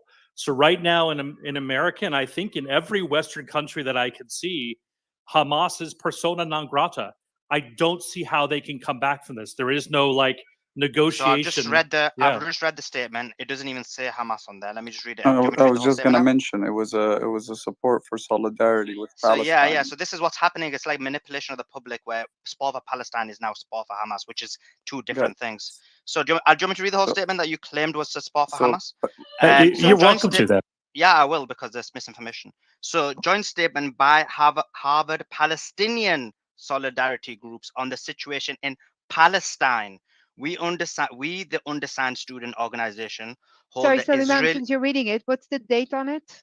I'm not sure. This is I was just sent this by Tira. Just yesterday. She's a regular. So the situation on Palestine we're talking about is this situation that we're talking about. No, they're trying to justify the violence, though. Yeah, read it. Go ahead and read One it. second. You You guys read claimed. it. I'm reading it. Let me read it. You guys made misinformation on here. I need to read it. Right. Okay. Okay. So we, the undersigned student organization, hold the Israeli regime entirely responsible for all unfolding violence. Today's events did not occur in a vacuum. For the last 2 decades, millions of Palestinians in Gaza have been forced to live in an open-air prison. Israeli officials promised to open the gates of hell, and the massacre in Gaza have already commenced. Palestinians in Gaza have no shelters for refuge and nowhere to escape. In the coming day, Palestinians will be forced to bear the full brunt of Israelis' violence. The apartheid regime is the only one to blame. Israeli violence has structured every aspect of Palestinian existence for 75 years, from systemized land seizures to routine airstrikes, arbitrary detentions to military checkpoints, and enforced family separation to targeted killings. Palestinians have been forced to live in a state of death, both slow and sudden. Today, the Palestinians' ordeal entered into I'm almost done. There's only 2 sentences left. There's only 2 sentences left, guys. There's only one coming days sentence will that require matters. a firm. So the point here is actually what we're seeing is it wasn't mentioned, and the point here is to blame. Right. 1 second. The point here is. Well, just think about what Justin's saying now. So if you're supporting Palestine, this level of censorship, remember, these guys always claimed we're against censorship. The people are losing their jobs, losing their careers just because they're pro-Palestine rather than pro-Israel. They justify the violence. So hold on. So they Justin, I'll let you. accused Israel of this situation. That's first support sentence. Hamas. Yeah, they blame Israel. Guys, can you please, Sully, can everyone stop? Can everyone stop? Sully, everyone, please, everyone, stop. So I think you've made your point really well, and you've kind of highlighted Palestinian really well. So Justin, the point you were making is because I'm kind of trying to keep up with the news, and you guys got into this debate. So Justin, I'll let you make the point, and Sully, I think I got your point that it's the support for Palestinians, not Hamas, by this particular group. I think the Harvard group. Justin, I'll let you respond. The first sentence of that statement again was, "We, the undersigned student organization, hold the Israeli regime entirely responsible for all unfolding violence."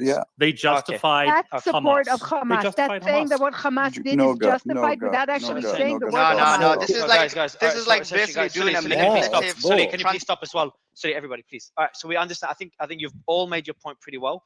Sully, I think you've made it as well pretty well by reading the statement and making the point. Justin, I think you've made the point as well, but what they imply, in your opinion, in that sentence, and you all disagree on that. But I think we could move on. I think a lot of hands are up for that particular purpose to keep debating that statement. But as you know, I'm trying to avoid that. We have confirmation that the U.S. Navy aircraft, that was really quick, the U.S. Navy aircraft carrier USS Dwight Eisenhower will depart from Virginia this week, but it's not confirmed whether it'll be deployed to Israel. but she's being returned around from a European visit rather quickly. So that was a statement that was just came out. I'm not sure what the source is, but the earliest source of this was Reuters. But we've got another aircraft carrier that could be heading towards Israel. And I'd even say it's likely heading towards Israel, to further deter any Hezbollah involvement in the war. Also, and real quick, Mario, I can give you some Joseph. anecdotal evidence on that. I'm here in San Diego. I'm just miles away from Miramar. Those of you who watch the Top Gun movies, that's the famous airfield over there. And usually throughout the day, every hour, there are planes, there are helipads, they're just going, the Helix twin props and everything else are going over our house all day long. Over the last 2 days, and especially today, it has been silent, which usually is an indication that these pilots are being assigned somewhere as either backup.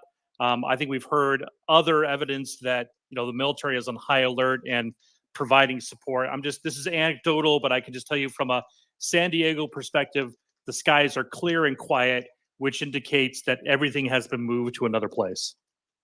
I appreciate that. John, go ahead. Just moving away from the statement on the Eisenhower moving to Israel. You've got 2 aircraft carriers heading towards the region. If I can just your thoughts on that, John? Who's that? Hello. Yeah, John, go ahead. Yeah, no, it's definitely. I mean, that's we talked about this 2 days ago. If that happens, that's definitely an escalation and deterrence readiness is what we call it, right? So the administration, the White House believes that one carrier strike group, the biggest that we have, wasn't enough for deterrence for the region, so they moved another, both as another sign of deterrence and readiness if something happens. It's a big deal. We've got some updates on the death toll. So the death toll among Israelis has risen to about 1,200 and injuries to 2,900. So it's just a report here. And then we've got another one here from the Palestinian Health Ministry. The airstrikes have resulted in 900 deaths and an additional, so they say it's additional 4,500 wounded. And the deaths are 260 children, 230 women out of the 900 deaths. So that's the Palestinian Health Ministry. So we've just got the death toll, as we said the last couple of days. The death toll is expected to continue to increase. Just some refresher for statements. John Kirby is making more statements. We offered to advise the Israelis on the hostages from our U.S. Army intelligence experts. We don't have much information about the locations of the hostages, the conditions under which they are being held, and whether they are being moved from one place to another. That's from John Kirby. And then we've got another one here. The U.S. aircraft is confirmed. I'm just reading my own posts. So funny how I look at my own account for updates. Well done, Ryan. Tonight, Israel attacked more than 70 targets in Darush Tupa area in the Gaza Strip. Just an update there. And Ryan, we've got a lot of images we can post of the airstrikes we haven't posted. So in these updates, you can add those images. There's a lot of them. Last thing, Mario, I just posted in the nest there the evidence of this this law firm, Winston and Strawn. Yeah, it's a very, very well-known firm. Yeah, and it's a statement rescinding their offer to one of the students who signed that Harvard document. Censorship. He's consequences. Guys, can we not put statements like that, please, Sully? I think he's just putting this. As far as I heard, he just put out the statement for anyone to read. Just evidence from what I said there. We can't listen. The only reason I'm having to speak is we haven't got that many pro-Palestinian people up, right? But in terms of that, I don't want it to statement. Yes, be objective. I don't You're want not being objective. You're being extremely biased. You presented it as Sully, unbiased military expert, and you've been extremely Please, can we stop the pro-Zionist or pro-Israel? Right, now we're doing personal attacks from the hosts. Guys, this is no. You just said something to me. I just responded. He said we're being objective, but he didn't. Yeah, I said the goal is being objective. Yeah, you're not being personally objective. But no. Wait a second. So look, we moved on. Justin talked about the article above, and I'm trying to say that what that is censorship. So that's it. That's the end of it. Okay, so I understand. That's the end of it. So we'll move on. This, your opinion is censorship. Justin, you put out the argument, the article. Anyone could read it, make up their own mind. We will move on from this because so and everyone, I can see posts being pinned. So I've asked Justin, with all respect, so I'll let you post it just so you can check it out. But I've asked everyone not to pin posts, just because this is becoming the hardest room. Yesterday was really good. The day before was actually good as well, but today's been really tough to moderate. So I just ask everyone to just make it easier for me to do so by focusing on two things that I want to focus on in the space. Developments on the ground, and Ryan, you're posting a lot of great updates. Whenever you post it, you can unmute and update us on the breaking news as you did before. So I will switch out with Ryan. I can't. Yeah, I appreciate some of the stuff I'm hearing is just I can't. Thank you. What did you hear, Ryan? Is that as updates on the ground, Piotr? No, I just the petty comments from some, and then the back. It just this whole thing is disastrous, and I need to take a moment. So this is guys. So this is what happens exactly. This is what happens when it becomes very political. And I ask you all, when I say everyone, please stop, you all stop. When I ask a topic to be moved on from, I ask everyone to move on from it. And I'm asking everybody to focus on breaking news on the ground and the geopolitical impact it is. There's no pro this or pro that. And there's no discussions about past history, etc., because it becomes very difficult to moderate. There's no personal attacks, it goes all the way, and that applies to everybody. I'm not talking to any person specifically. Yeah, I'm not getting at anyone. I'm pretty thick-skinned, but this is the toughest type of geopolitical issue there is, and that's why So thank you, everyone, and I will see you. I'll see you soon. I appreciate it, Piotr. Visegrad, are you there? Yes. Perfect. I'm glad it's working now. Visegrad, I wanted to go back to the topic that I think is the one that we should all focus on, and that's the possibility of this expanding beyond the. So I think we all agree when it comes to Gaza, this will be a prolonged conflict, many weeks, if not months, based on the indicators we've seen so far. American Airlines suspension of flights till December is one such indicator, but beyond that. Whether the Hezbollah group will get involved and whether some groups in Syria will get involved has been a topic I'm trying to really understand. Now that we're seeing potentially another warship that's heading to another aircraft carrier heading to the region, a US aircraft carrier, the Eisenhower, is that enough of a deterrent to avoid other groups from getting involved? I believe so. At least things are pointing in that direction. We have been discussing this over the previous days, and initially we were quite worried. However, there was always, I would say, the odds in the favor of this remaining a local conflict, if limited to the Gaza Strip. Naturally, there will be flare-ups of violence in the West Bank as well. There will be those occasional rockets and other incidents on the border with Lebanon. But if we're talking about some form of coordinated large attack directed directly from the leaders of Hezbollah or from the Syrian state actor, at least so far, I believe that this is quite unlikely. The Palestinians, especially the Palestinians in Gaza, who are led by Hamas and have been now for many years, they have been losing ground when it comes to international diplomacy. They are losing allies in the region. The Abraham Accords in previous years have clearly showed where the wind is blowing, so to say. And this act of violence was an act of desperation. They lashed out. They were hoping to be able to somehow stir the pot and create better circumstances for themselves. But probably in the long run, what they will have done is that they will have shot themselves in the foot. I don't see any scenario in which what they have done will somehow improve their position. I don't think anybody is coming to their rescue. They will fight largely on their own, and it might take a while, but in the end, they will suffer defeat. Naturally, there is another component. I can take an example here from the region in Central Eastern Europe and Poland specifically.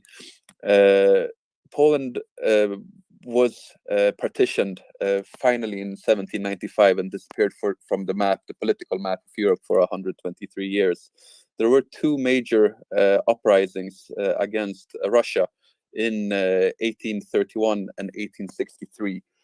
The Poles went into battle knowing that they are not likely to win any of these insurgencies, but at the same time, they didn't want to risk that future generations of Poles would somehow accommodate with the occupier. They wanted to make sure that there will be a conflict that is brewing, and that the younger generations growing up will preserve the same disdain for what they perceived as the occupant.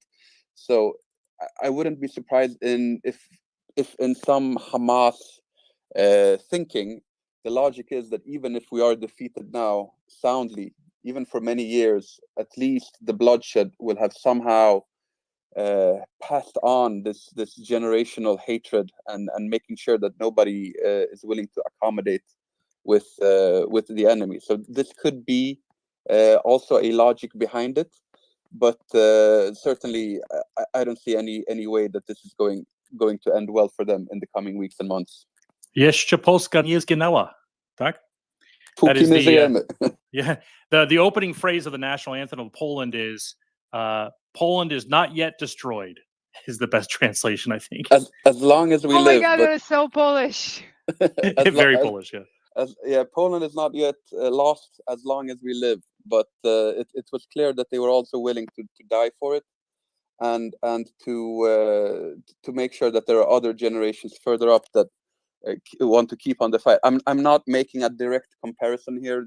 They're naturally different circumstances, but there is this idea that sometimes you might have to lose a battle to win the war. This could be some form of idea that Hamas has, because they see that in any other way they have been losing for many years now, and there is nothing on the horizon that seems to indicate that things are about to get better. So this attack could have been created in such circumstances that they are simply desperate. They are willing to risk it all. They're willing to take chances. They're willing to stir the pot, and they want to keep intergenerational hatred going. This is a possibility. I just want to mention that I think the framing of this entire issue is extremely lopsided. Like, I think it was Vice Grad who was speaking. He was mentioning that perceived occupier, but even under international law, they are occupiers. You have all the all the settlements that are illegally expanding Again, after if we year. want to have this conversation, by all means, then we're having the conversation. Guys, so Rafael, I've got to. Just quickly, I was talking about the Poles and the Russians back in the 19th century. So I wasn't making any clear statements about what the situation is in Israel. You're making clear statements about the situation. We had to deal about this. You want to have the conversation? Let's have the conversation. But we had a deal that we're not having. Why does this person interrupt guys, anytime someone hold on. speaks? Okay, guys, we're back to personal attacks. So everyone, I was just focused on the news now. I'm back here. So I want to go to the discussion here. So tonight, Israel. So we got the 70 targets. We're going to put out a video. So there's a video that was posted by Trump that was an old video. So the team's going to most likely post that as a correction. So there's again a video that was posted by Trump. Not sure if he's removed it, but it is an old video, just to make that correction. But going back to the discussion here, and I've got Hadi, I've got Chief as well. We've got John. Guys, Hadi, are you there first? Yes, I'm here. Yeah, so question for you, man. On the Lebanese side in the media, is the narrative more de-escalatory, or how's the narrative there? The narrative is de-escalatory. No one is, let's say, drumming the war sounds. No one's saying anything about a war. No one's saying anything even about on the pro-Hezbollah politicians. Yeah, even on the pro-Hezbollah side. But I think that's because I just want to explain one thing so people don't get confused.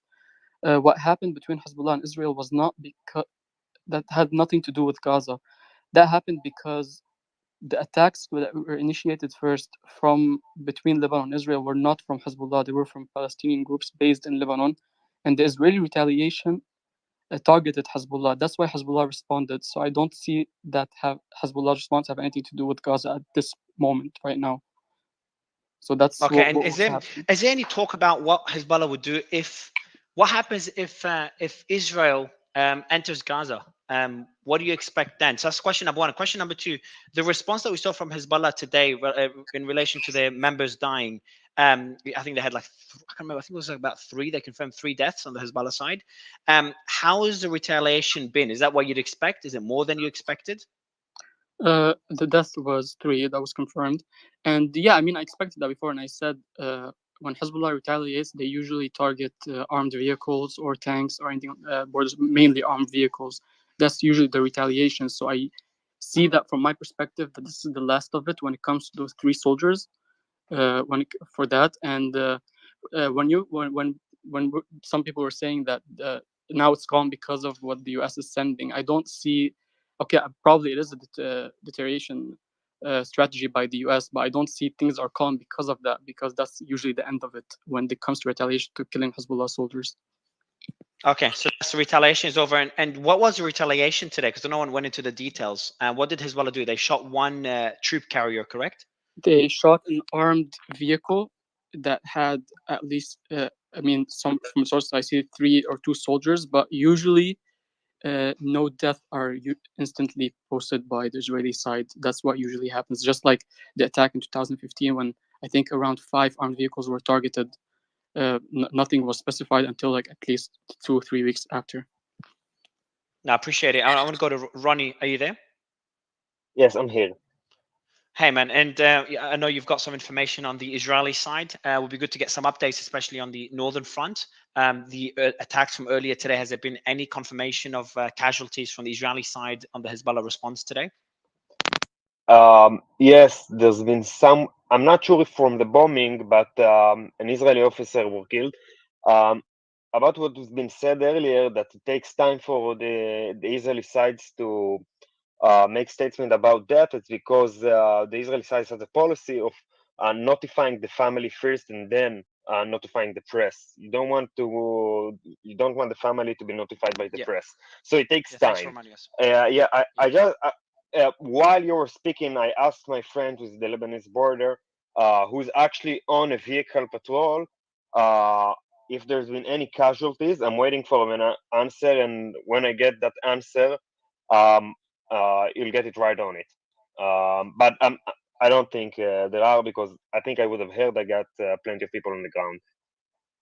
Yeah, just one quick thing. I have a cousin who's up near. He was sent up there as a reservist as well. I think was what Yeah, Tony me said. as well. Me as well. And Also he was sent back. He was sent back. He's saying that they don't need him. Yes, that's right. He's my neighbor. Yeah. Yeah. So that's a good sign. Yeah. So I've just got another update here. So Silwan's Hamas forces. So what is Silwan's Hamas forces? If anyone knows, that'll be good. If someone can update us. Let me maybe. Silwan? That's a neighborhood in. Mario, The those are neighborhood in Sawans. Jerusalem. Yeah, it's a neighborhood in Jerusalem. Yeah, so there's one of the posts you put out, Ryan, says Silwan's Hamas forces. Yeah, those are the forces in Sawan. It says, I'll read you the exact headline. Give me 1 second. Yeah, if you can send through there, because it says, I'll read out the post and then I'll give more context. Silwan's Hamas forces declare an all-encompassing strike set for tomorrow following tonight's death of Ali al-Abbasi and Abdel Rahman Faraj.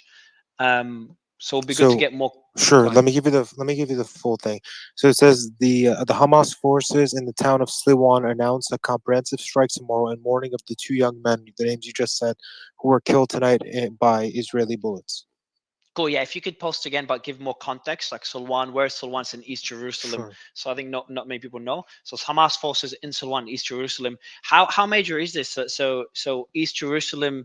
Can you give us more of just an understanding of the region there?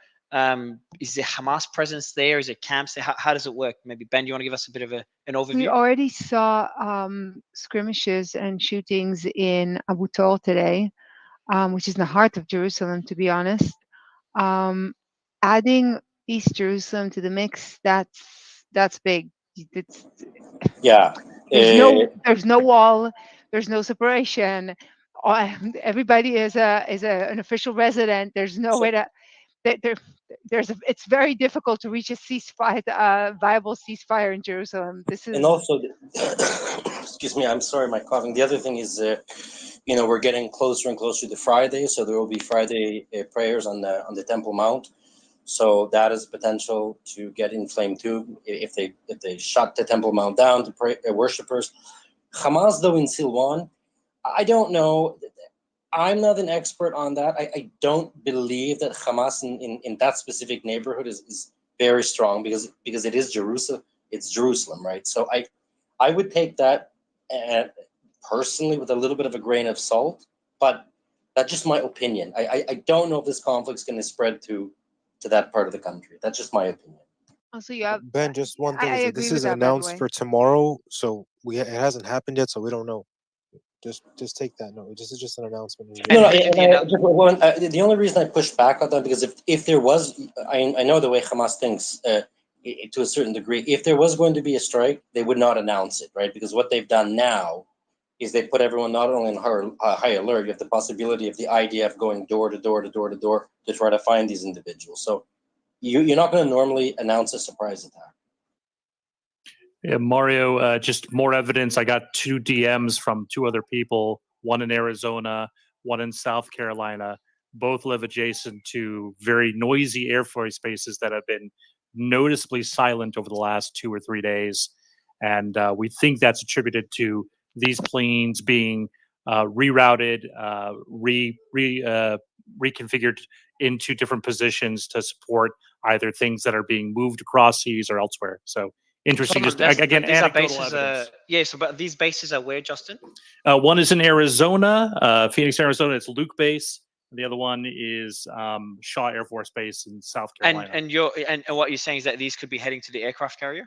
Yeah, it's unclear. You know what we call, in aviation they call it repositioning planes. They're either, but more likely they're probably being repositioned to support other planes that are already on aircraft carriers or otherwise. And we have a huge naval base here in San Diego, but the Marine base I'm talking about is the one I hear all the traffic from.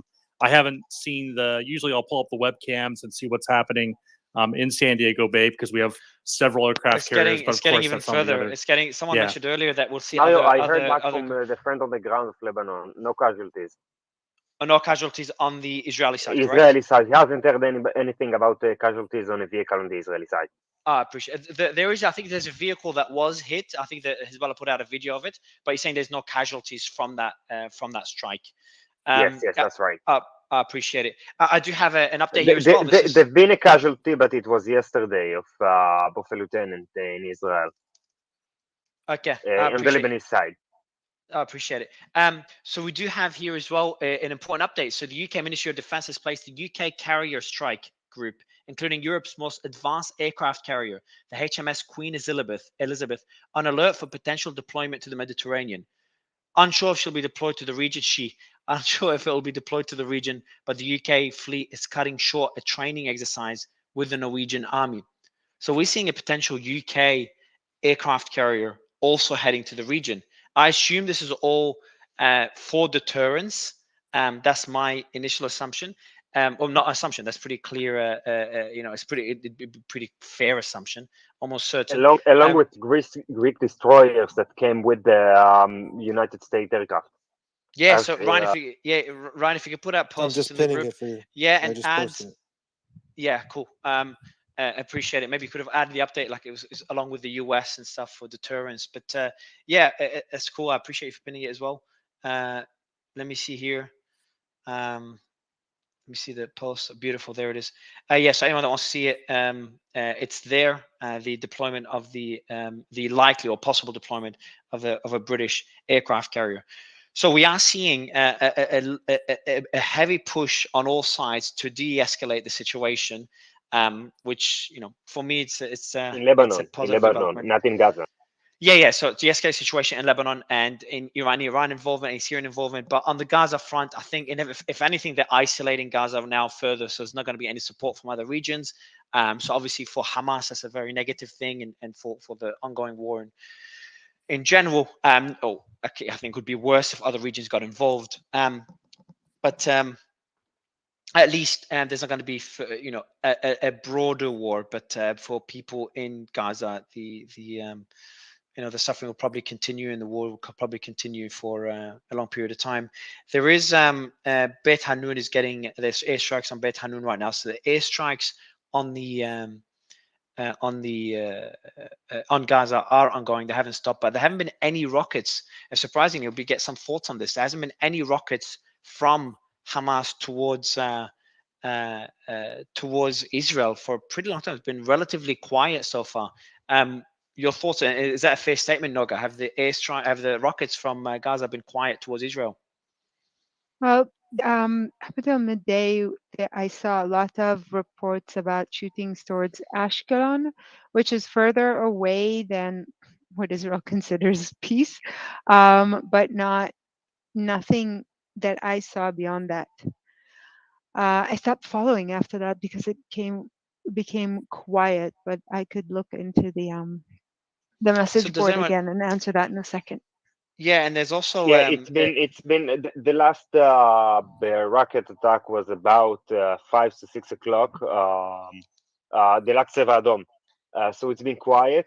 I've heard some people say, but this is really unconfirmed, that Hamas' ability to fire rockets has been severely hurt.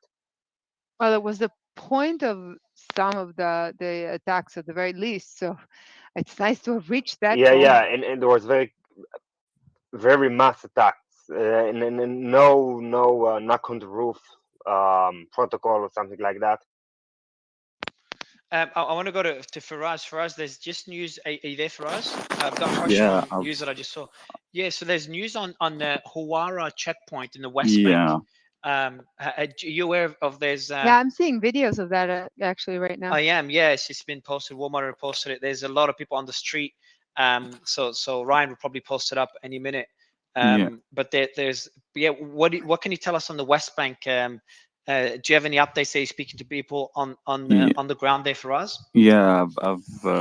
Sorry, I've been my Twitter's been glitching out. I've been flooded with a lot of news, so the West Bank's really boiling. It's tensing up. There's basically protests happening in Jenin, in Nablus, in places outside of Ramallah, like Qalandia in East Jerusalem.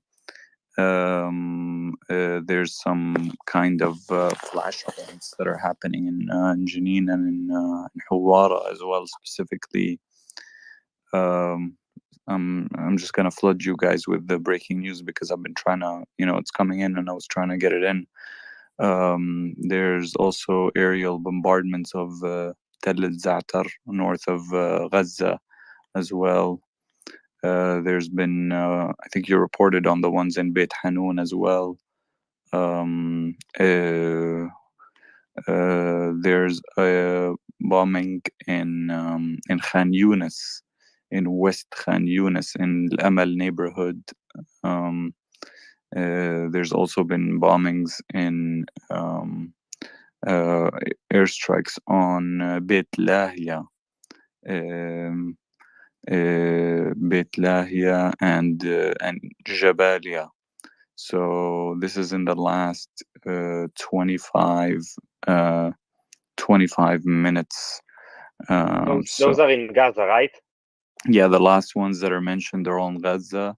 In terms of the West Bank, though, the tension is definitely rising, and I think this is going to be difficult to isolate into Gaza alone, because every day that this goes on, it's more likely that the West Bank is going to increase in the amount of tensions, and it's going to increase in the instability as well as East Jerusalem.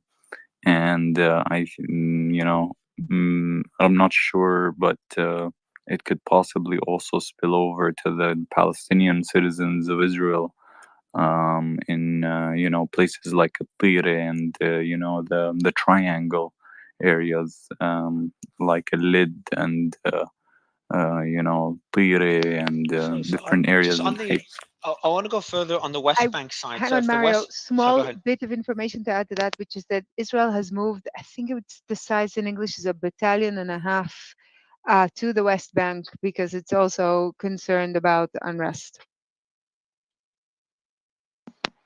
And on the West Bank side, I want more clarity on that one. If there's more flaring up on the West Bank front, what does that mean for Israel? And could we, Faraz, I'll go to you first, and then we'll go to Ronnie. Faraz, could they, like, what can we expect to see on the West Bank? We've barely talked about it. We've talked more about more about Lebanon, even Syria, than the West Bank. Yeah, I was mentioning this from the first day that the longer this continues, this is going to definitely increase the chances of the West Bank, starting to see a lot of, kind of instability and escalation. There's gonna be flashpoints all over the West Bank. You know, probably it's already started from the first day, but it's been increasing, and I think what this means is that the West Bank is under kind of heavy military occupation, which means there's checkpoints on every kind of area like Ramallah and Nablus and even between the villages and towns. So the Palestinian Authority only controls enclaves, but even there, the Israeli military can enter and operate, but they don't typically stay there. They only come in for specific military, operations and then leave. But this has been happening at an increasing level for the last few years at an increasing pace since 2020. It's a regular occurrence, but the level and scale that we're talking about has seen periods of increases. And I think that there's no way to kind of isolate the situation. The difference between the West Bank and Gaza is that Gaza is essentially, fenced off, but in the West Bank, there's Israeli settlements between Palestinians. Like there's basically we're living on top of each other. There's no place where you're more than 2, 3, maybe 4 kilometers away from Israelis who are living there. So that's why it's much more heavily kind of militarized in terms of and a much more difficult front to maintain. Um, and but the on the other side, in terms of the West Bank, there's no kind of the Palestinians don't possess any artilleries or any rockets or anything of that sort. There is some like guns, a good amount of guns, and there's probably some makeshift what are they called, fire, what are they called, Molotovs. So there's Molotovs and guns, and there's also more likely chances of just kind of like throwing stones and confrontations here and there. And it's very difficult to control, because if you're trying to leave a Palestinian city, there's always like an Israeli kind of checkpoint, and with Israeli military, and there's also military um, uh, places, military bases inside the West Bank, as well as Israeli settlements. So you have Israeli civilians, you have Israeli military, you have a lot of Palestinian people. About 4 million Palestinians live there, with about 500,000 Israelis, and that's not even counting the Israeli military that operates How from is there. so? Just quickly, I want to get a better understanding of the military capability of the West Bank. So, what groups are there? What is Hamas is present there? What are other groups there? And if they do get involved, who gets involved? I don't understand the kind of the political landscape in the West Bank. So can someone give me some more context there, if anyone does know? Yes, I want to comment on that as well. Say it again, Ronnie. Of course, yeah. All right, go ahead. Yeah, I want He to said he comment wanted on to that as comment well. on it as well. Yeah, go ahead, Faraz. Oh, okay. We'll go Ronnie first, and then we'll go you, Faraz, just to because I know Sure. we've had the mic for a while. Faraz, go ahead, Ronnie. Okay, first of all, I want to compliment Faraz on pretty fair description of the situation. I want to point out that there's been a recent operation in the West Bank that should have cleared out a lot of weapons from Jenin and other places. So, organized groups, obviously, rockets are not in there. The threat from the West Bank is mostly terror by individuals, and not something organized and big, in comparison to the Hamas troops. Okay, Faraz. Yeah. So basically, yeah, the West Bank. So the groups that are operating there are basically not coordinated, and they're not they're mostly regional, or specific to So it's, there, it's sorry, like just so sorry to interrupt you. There's just a breaking news. So Biden just put out a tweet, says the following: "There's no place for hate in America, not against Jews, not against Muslims.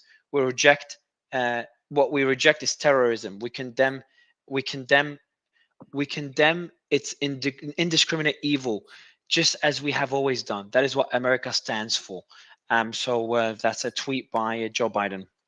So But sorry, go yeah, ahead. this is just Joe Biden recycling his speech. What they do is when he gives this Ah, speech, okay, they okay. start taking like snippets of it and posting it on Twitter. So and we're gonna see this sporadically, which is basically whatever speech he gives. I've noticed this just on a personal Cool. note. No, I I don't. appreciate it, man.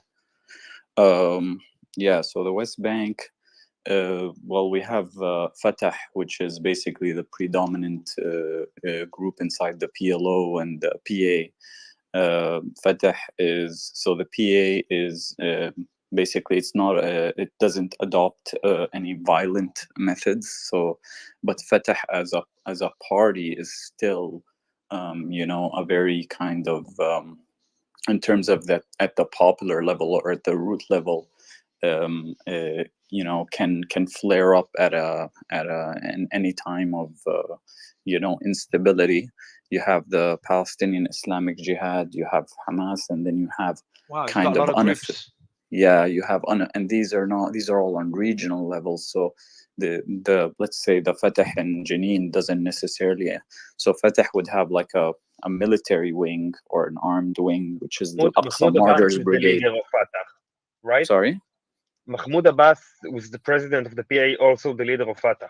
Yes, Mahmoud Abbas. President Mahmoud Abbas is the founder, one of the founders of Fatah, and also the leader, the president of Palestine and the PLO, and he's one of the founders of Fatah as a political party. But Fatah is, at a level of what we could see in terms of escalation in the West Bank right now. For us, so Fatah is their main focus. And by the way, the West Bank, for anyone listening, it's got the Gaza. The West Bank has a 50% larger population than Gaza. So Gaza Strip is at 2 million. West Bank's at 3 million. It's almost exactly at 3 million, exactly at 2 million based on the surveys. So it's at 4 actually. The West Bank okay. is So yeah 4 million. So I have a survey here from. Let me get the source of it. But either way, so it's it West depends Bank. how you. It's a Yeah, technicality. The statistics conflicts. The statistics conflicts. Just as the Okay, podcast it's about political. it. Okay. Yeah, no, I'll move away from the numbers. But so for us, the question to you is, if Fatah. So what is the narrative from Fatah? How has their rhetoric been? And that would be my first question from Fatah. And what happens if they get involved? Like, what is their military capabilities compared to Hamas? So Fatah, in terms of their military capabilities, Fatah right now, officially, in terms of the political level of Fatah, has not officially adopted any, has been not adopted any like, armed approach or adopting any method of violence since 2005, since Mahmoud Abbas, President Mahmoud Abbas became president, but that does not kind of apply to all levels or all members of Fatah. Fatah is in the West Bank.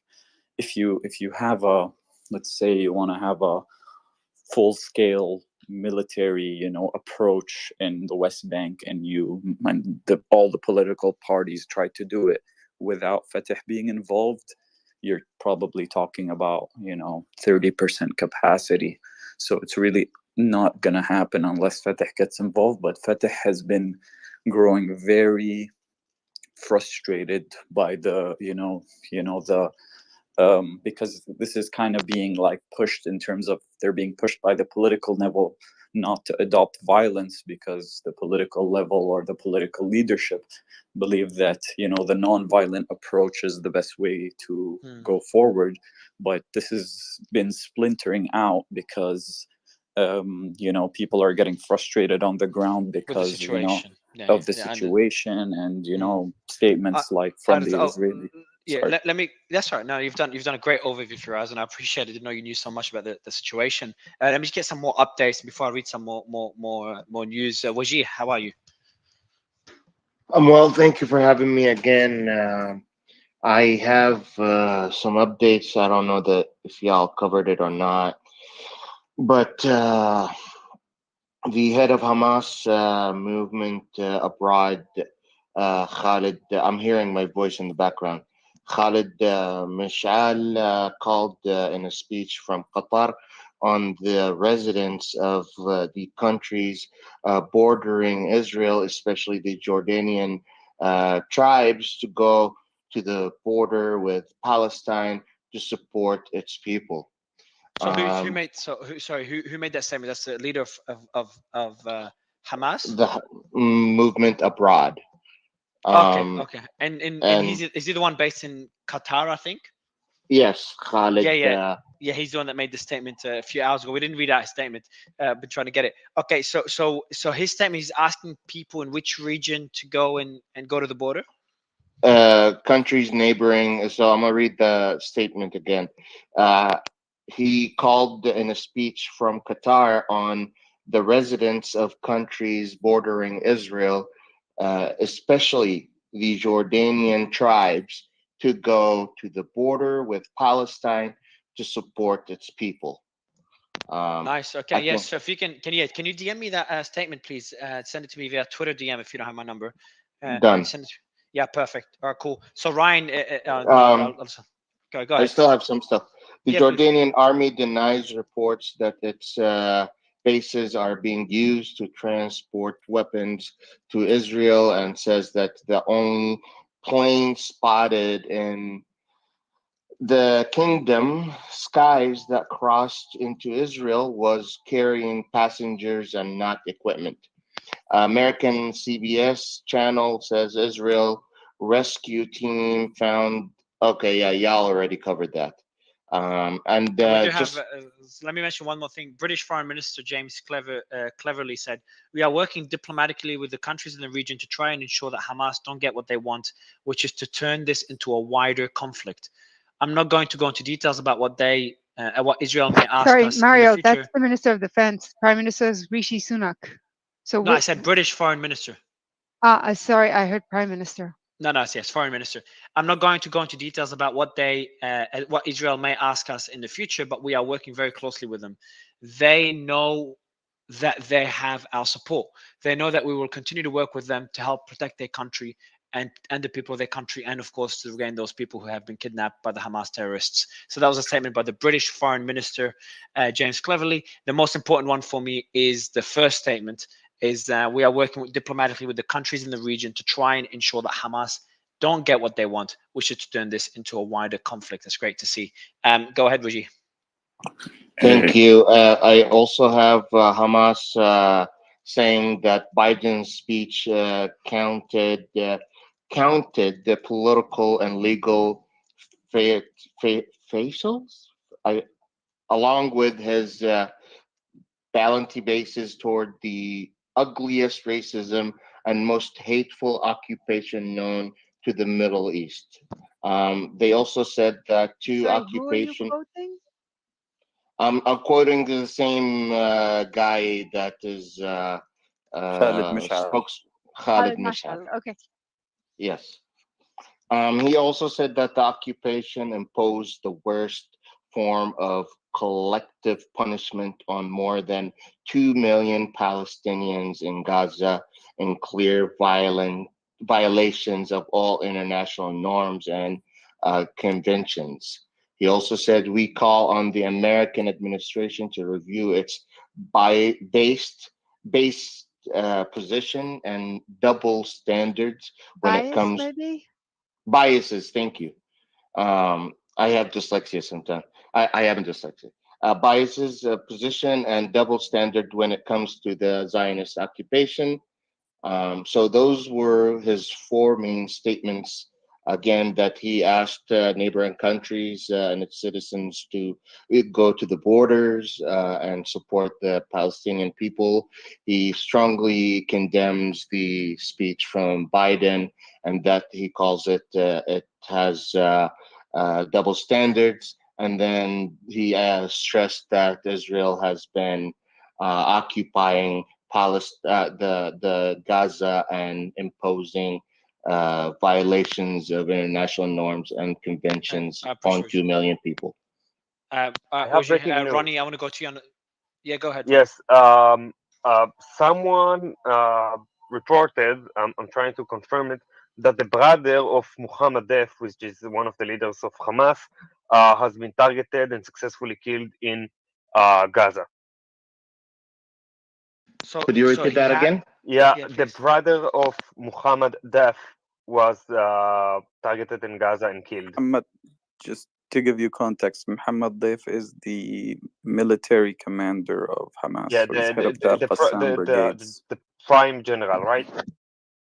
He's the top. You can consider him the top military commander of Hamas, basically. Hamas or Qassam brigade? Al-Qassam. So Al-Qassam Okay. brigades is the military wing of Hamas. So he's the head of Al-Qassam brigades, which is the same thing. Okay. Okay. So Ronnie, can you send me his name via WhatsApp? And you're saying the reports, unconfirmed reports that he has been killed? Yes, I'm getting forwards And from multiple and pages. Faraz, yeah, please can you send me through his name? It's sent to me on WhatsApp. And just quick question, Faraz. So the person that's been killed, that he's going to send me the name now, is the one that is the top commander? No, his brother. Oh, he's the brother of the top military commander. So Muhammad Daif is the top military commander of Hamas. He is the head of the Qassam brigades, and he's been wanted since 1993. And there have been, I think, at least 4 assassination The one that's been attempts. wanted. The one that's been wanted is the one that's still alive. The one that's dead is his brother. Yes. Okay. So how major is it if he's dead? I didn't. Well, it's not really major because his brother is not a Hamas member that anyone knows of. He's not officially, officially speaking, or from people that are in Hamas. I don't think he holds any type of position. Maybe he's affiliated, maybe he's not. But I haven't received this news from any of my sources. Okay. Yeah, if you could check if that's true. And Ronnie, the sources that you received it, you said you've received it from multiple sources. Ronnie? Yes, from from multiple places. Maybe they got it from the same source. I'm trying to figure out. His name is Abdel Fattah Diab Daf. Is that his name? I think so. So I'm not sure. I'm really not sure. I know that name also as a Hamas operative. It's Def, not Daf, but there could be a spelling issue. So, guys, just to let you know, a piece of information: Muhammad Daif's name is not even Muhammad Daif. The name Daif translates to guest. So it's it's been written here. It's a nickname. It's a nickname, exactly. So if you Okay, find Abdel someone, Fattah Diab, his name, Abdel Fattah Diab. Abdel Fattah Diab, yeah, he's. I don't think that's any affiliation to Muhammad Daif. Diab is a well-known, Palestinian family from Gaza. Well, for more confirmation, there's an Italian evacuation flight that is currently preparing to land in Tel Aviv. So that could be there, most likely to evacuate citizens from Israel, and they've already evacuated apparently 600 citizens. So it seems to be a lot of evacuations. I'd be very glad to see that if despite the turmoil that's happening, if that does not engulf Lebanon and Syrian territory, it'll be good to see. It'll be good to see that separation, and good as in for those regions and to avoid this becoming a wider conflict, which a lot of countries are trying to avoid. So I don't want to use that word lightly, but It's just that and I'm not sure if Heidi, you're with me. Yeah. Yeah, if you think about it, like look what's happening right now in Israel. The fact that how's the Lebanese airport? Was it because I know you were leaving? Was it packed and everyone trying to evacuate, or people are a bit calmer? Not really. People. I mean, I've seen something weird actually that a lot of people in Beirut who are originally from South Lebanon. They were driving back to South Lebanon so they can see the clashes on the borders, which it was. I mean, some families, of course, they left, but that's natural. That's very normal. But other people were going to the south, and because now the weekend is near, everyone is going. So I didn't see that much panic because people don't believe that this will escalate to a war. That's like the main thoughts of the public. When you see people heading to the south a lot, and a lot of southern people, they live in Beirut and other cities. So when you see them heading there, that means like the public view on the conflict that things won't escalate to a war. More like I'm getting spectators. so just quickly, I'm getting more reports of this. I think this is similar to what you're saying, Ronnie. So just want to tell you guys the name. His name is, so the one I'm getting here, Muhammad Al Dahef. So is that his name? Where is he? Where is Faraz? Faraz, is that name ringing a bell? Muhammad Al Daif. Muhammad Al Daif. That's Okay, and the, he's the commander, correct? yeah, he's the commander of the Qassam brigades. Muhammad Daif. His real name is Muhammad Al Masri. So that's his actual name. But he's commonly known everywhere as Muhammad Daif. Daif being meaning guest in Arabic, and the reason he got that nickname was basically because he never stays in his own house. He's always trying to stay in basically other people's houses, and he never tries to. He's always been very underground type of person that is very hard to catch. And again, he's been attempted to be assassinated at least 4 times. I think it was 5 is the official times that they tried to assassinate him. And so that's the commander. But what we now have is that the commander is still alive, but we're getting reports that his brother Abu Madath, his son Madath. No. So I just got it. Yeah, Midhat al-Daif, which is his nephew, actually. Okay, so his So brother. it's Midhat al-Masri. No, so the reports that I have is three people that his brother, the son's brother, the brother's son, and the granddaughter of the brother. So the brother and his family. So the bombing that happened was right now about 5 minutes ago. Targeted the house of his father, Muhammad al-Daif's father. Correct. Yeah. And right now, the only confirmed person who was killed is his nephew, his brother's son, which is Midhat al-Masri or Midhat al-Daif. And you're saying the commander has already been. There's been multiple assassination attempts on the commander. Yes, there's been at least 4 that I remember. So there was one in 2002, one in I think 2006. There was another one in 2014, which killed his 2 of his children and his wife in that one. And there was 2015, and there was an unconfirmed one in 2021. And yeah, so he's been attempted to be assassinated multiple times to no avail, and some people say that he's been severely kind of injured and maimed from these assassination attempts. So that he's been severely kind of well, we don't know the extent to which he was maimed from these assassination attempts, but this is just kind of common knowledge among a lot of Palestinians who are like in Gaza or in West Bank that he's been severely injured, probably lost a few body parts or has burn marks on him. Is he And for does he have surely alive? Because I've heard some people says over the year that his name is just in the wind. Yeah, there's been rumors that he's been dead for a while actually, but that there's never been any confirmation about whether he actually died or not. If you're injured for a while, maybe I don't know. Yeah, He's I not a don't. public person, Faraz? No, he's the opposite of a public person. He's like a No, person. He's like a ghost. yeah, he's a ghost. Benny Gantz once said that sometimes you see signs of him, like he exists, but sometimes you don't. Um, so he issues statements, and that's it. If he's been injured for a while now, we don't really know. Yeah, so that's anytime Muhammad al-Dayf issues statements, it's done by the spokesman of the Qassam brigades, Abu Ubaidah, which is Hudayfa al-Kahlut. Yeah, so anytime he issues a statement, it goes through the spokesperson, basically. Interesting. That's actually I fascinating.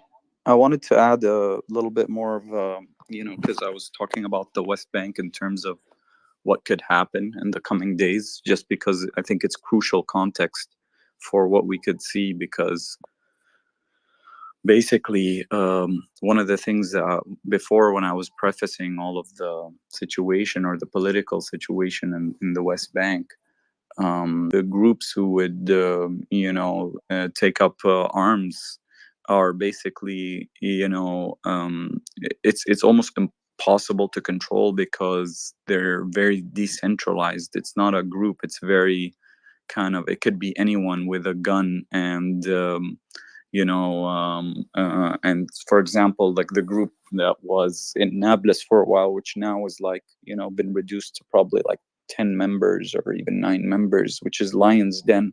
At one point they had maybe 30 something, maybe at their peak.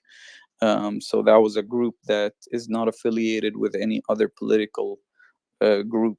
It had Fatah members, ex Hamas, ex just one Hamas guy actually, ex PFLP, which is the Palestinian Front for Liberation of Palestine. And so then there's these splinter groups that are in almost every area, but they typically don't, it's not like they regularly engage at any point. And so the issue is that it's much harder to target these groups, or because it's sort of like you're trying to play whack-a-mole with millions of people, which you don't know who's affiliated, who's not affiliated with a certain group. And at the same time,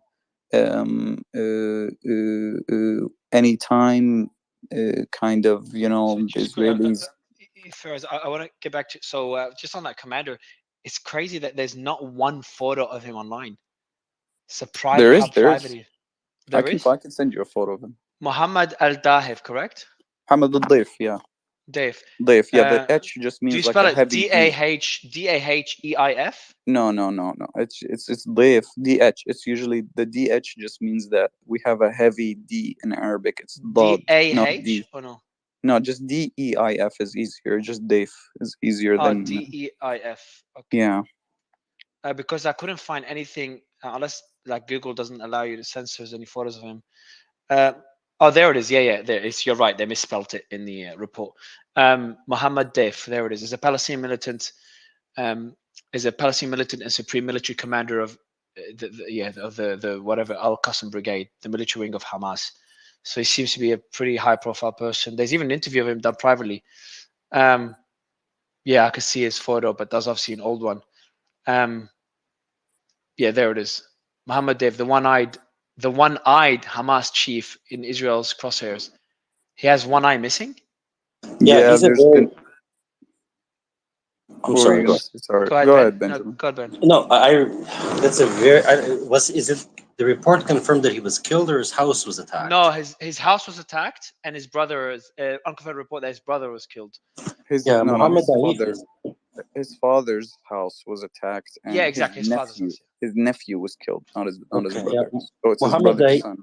Yeah, Mohammed Daif is a very well-known member of Hamas. Very well-known. That's it's interesting. It shows, right? Like, I mean, the fact that, clearly there are intelligence lists and stuff like that, and yeah, they're going all in. Yeah. Yeah, Muhammad Daif is actually the most popular member of Hamas among Hamas members. So he's the most, like, among Hamas or supporters or members, and even some non-Hamas members. Muhammad Deif has more popularity than any single political leader of the political wing of Hamas. Yeah, yeah. I remember in 2005, right, when Sharon pulled out of Gaza. Before he left, he took out Sheikh Yassin and Abdel Rantisi, I think. No, it's interesting. So many interesting connections between all these groups. I know if you go way back, you get to one of the founders of Hamas, Sheikh Azam, who was friends with Bin Laden, and and then he was killed by a roadside bomb, I believe, in 1989. But he was kind of the chief rival to getting the attention to Bin Laden. And it's supposed that al-Zawahiri is the one who planted the roadside bomb that killed him. All sorts of crazy tensions going back decades with these groups. All the way back to Greeley, Colorado with Saeed Qutb, if you know that history. Faraz, Faraz, you're, by the way, you're not in the West Bank at the moment. Just to refresh my memory, Faraz, you're out of the West Bank, correct? No, I'm still in Ramallah. Oh wow, okay. So you said, yes. So you said, would you say he's the most popular? What's his popularity like in West Bank? I'll tell you, he's more popular every day. The more. So the way the politics works in terms of the Palestinian street is that anytime there's a military incursion, and when the military, the longer this goes on, the longer our situation keeps getting more difficult, and every day it gets more difficult. Hamas as an idea becomes more appealing because it kind of presents a more emotional, rash solution for Palestinians and the Palestinian street. So that's why they get disillusioned by, a more moderate path. And this happens increasingly right after any time Gaza is getting bombed, or anytime, there's, Palestinians getting killed in like Jenin or Nablus or wherever. So you'll start hearing Palestinians start chanting, حط السيف قبال السيف احنا رجال محمد ضيف, which is basically put the sword on the other sword. We're the men of Muhammad ضيف, which is put the sword on the sword is if you look at the flag of Hamas, it's two swords that are crossing each other. So it rhymes in Arabic. So so that type of idea. And there's also the Palestinian Islamic Jihad, but then there are also members of Fatah, which is a secular group, and they're also members of the PFLP, which is a leftist group, a left-wing group that also, don't sometimes feel like they need to take, action into their own hands. If you go back in terms of history, like the most, ever since maybe, I don't know, 1965 till now, the political faction that has kind of done the most. Faraz, can I ask you several questions? Sorry. What is life like in West Bank versus Gaza? And for the audience that doesn't know, like West Bank and Gaza are two regions, one on the west, one on the east. And they're obviously Israel's in the middle. If I get anything wrong, Faraz, it's unintentional and correct me. But that's how I describe it. So I'm going to oversimplify it. Gaza is, I'm going to say it's governed by Hamas, which obviously we're all talking about nonstop for the last 4 days.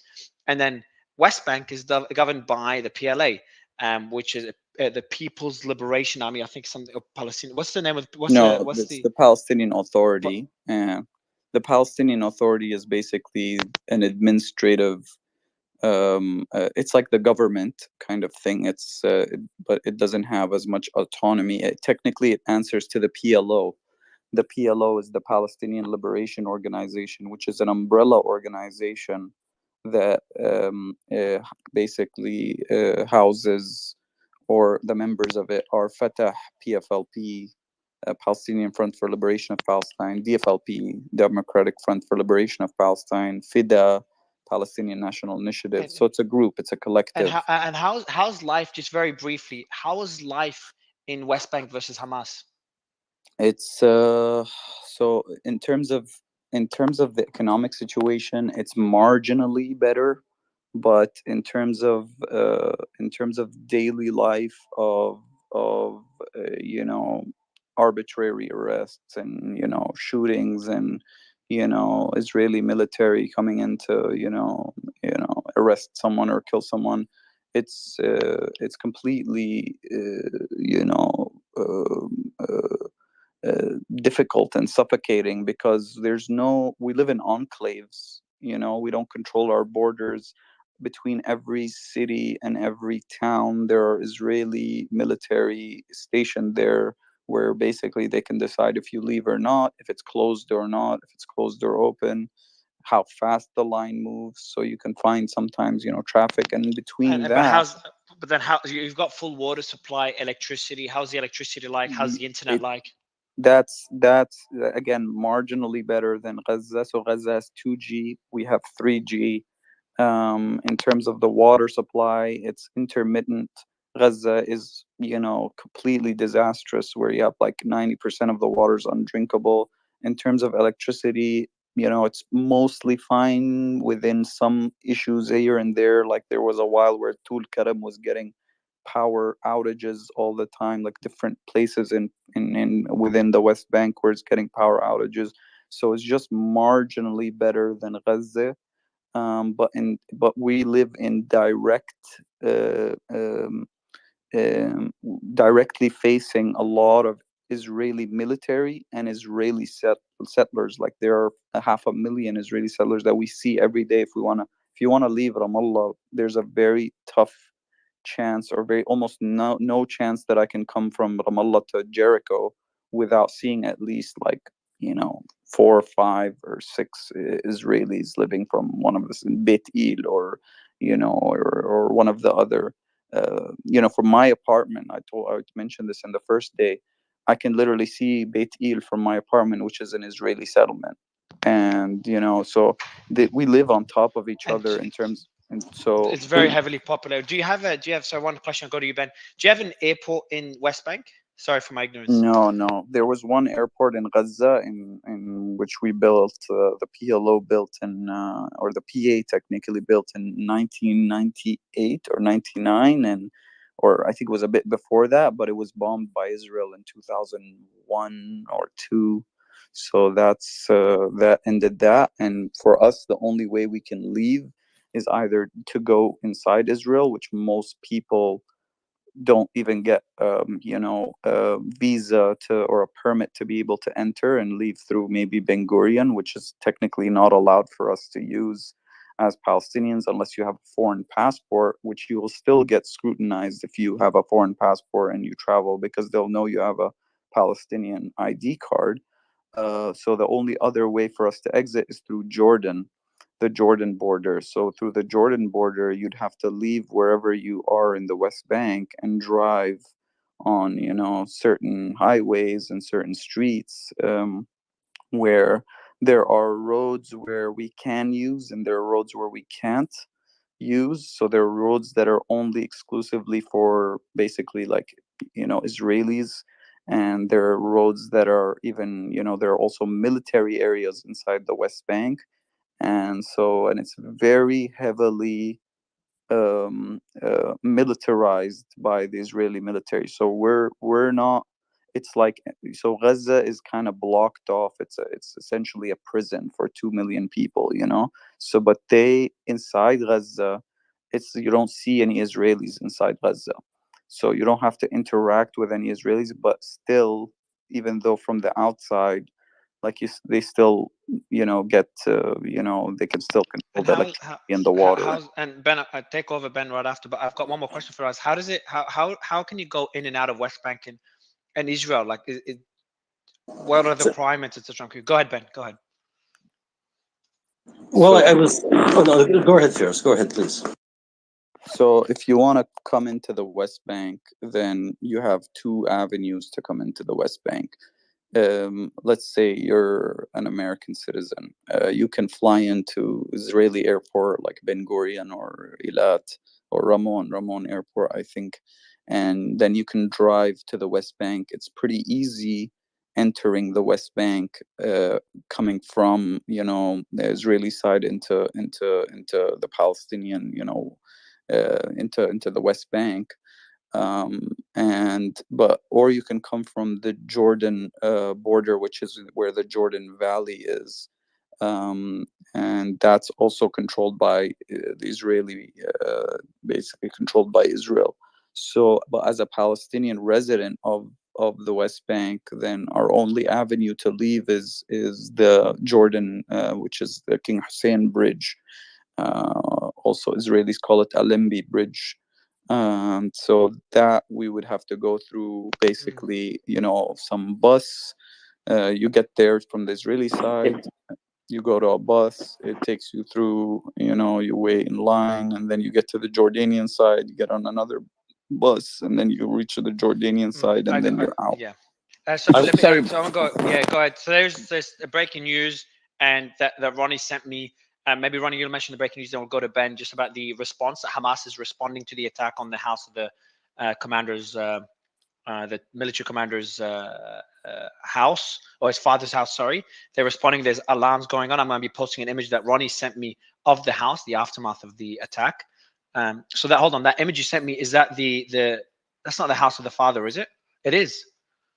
Because in the Ronnie, are you there? Ronnie, okay. I can't hear Ronnie. Ben, can you hear Ronnie? No, Ronnie, are you there? No, go ahead, Ben. I'll let you speak. Yeah, it's glitching. Well, no, I just first I wanted to say in fairness, I understand. I hope you're holding up. He and I had a conversation off of Twitter, and my heart is with you, Ferris. You're a very decent person, and I wish that you and I were in politics. I'll leave it at that. It'd be a different world overseas, right? Secondly, in terms of the West Bank, it for me personally, I remember that there was one time when I was driving in Jerusalem, and there's a roundabout as you exit Jerusalem, and you can end up in Ramallah very easily. There were no checkpoints going into Ramallah, and I ended up there with a bunch of people in my car with the Israeli plates, and nothing happened. So it's really important. I just want to make this, and I think it's important that I make this point, given where I'm originally from.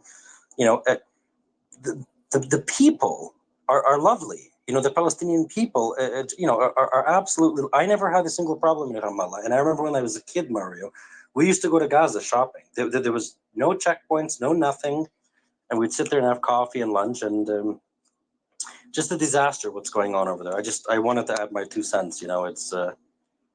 It's Mario, would it be possible to just ask a quick question about the West Bank here, maybe for Firas? To ask it in a second, I just wanted to say that it's 3:30 in the morning in Israel, and I'm signing off, guys. Thank you very much, and I'll see you guys some time. Good night. Thank you, Naga. Thank you so much. Thank you. Yeah, go ahead. Whoever's asking the question. It's Visegrad here.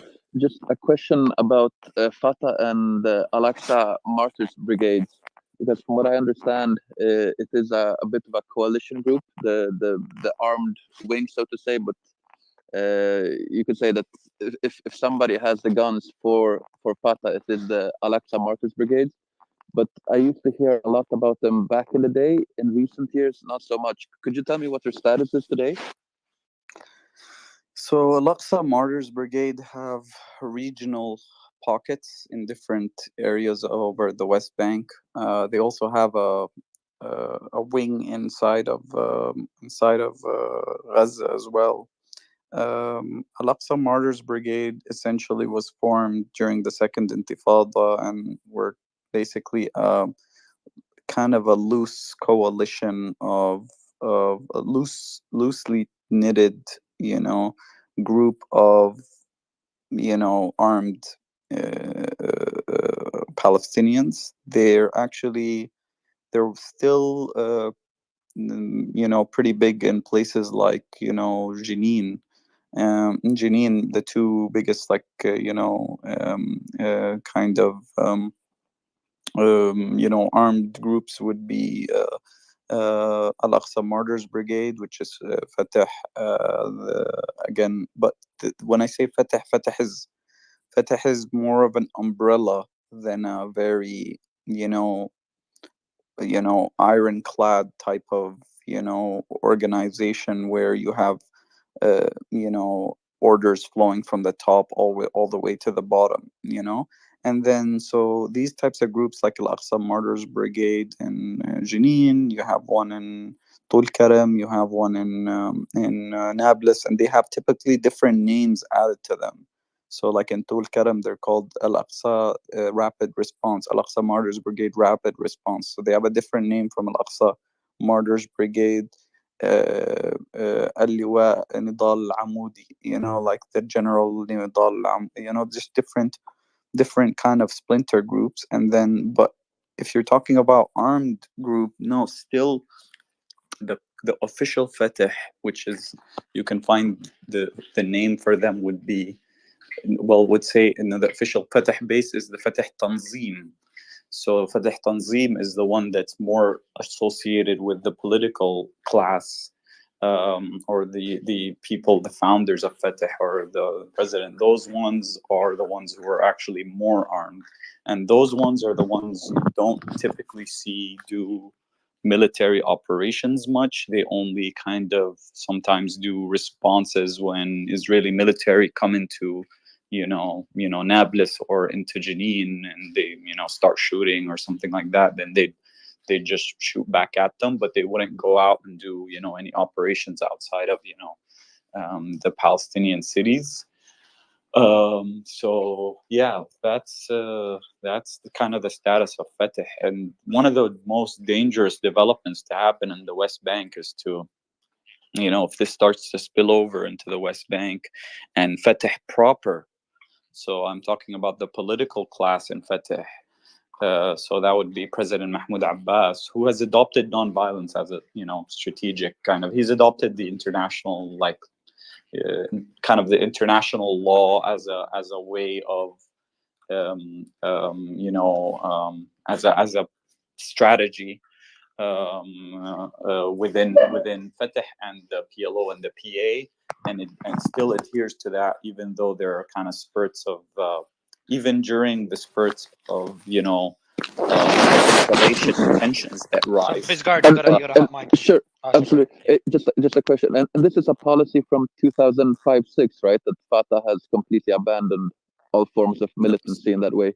So it was a policy actually from 1980. I think it was started in 87 actually, and then much more officially in 1993.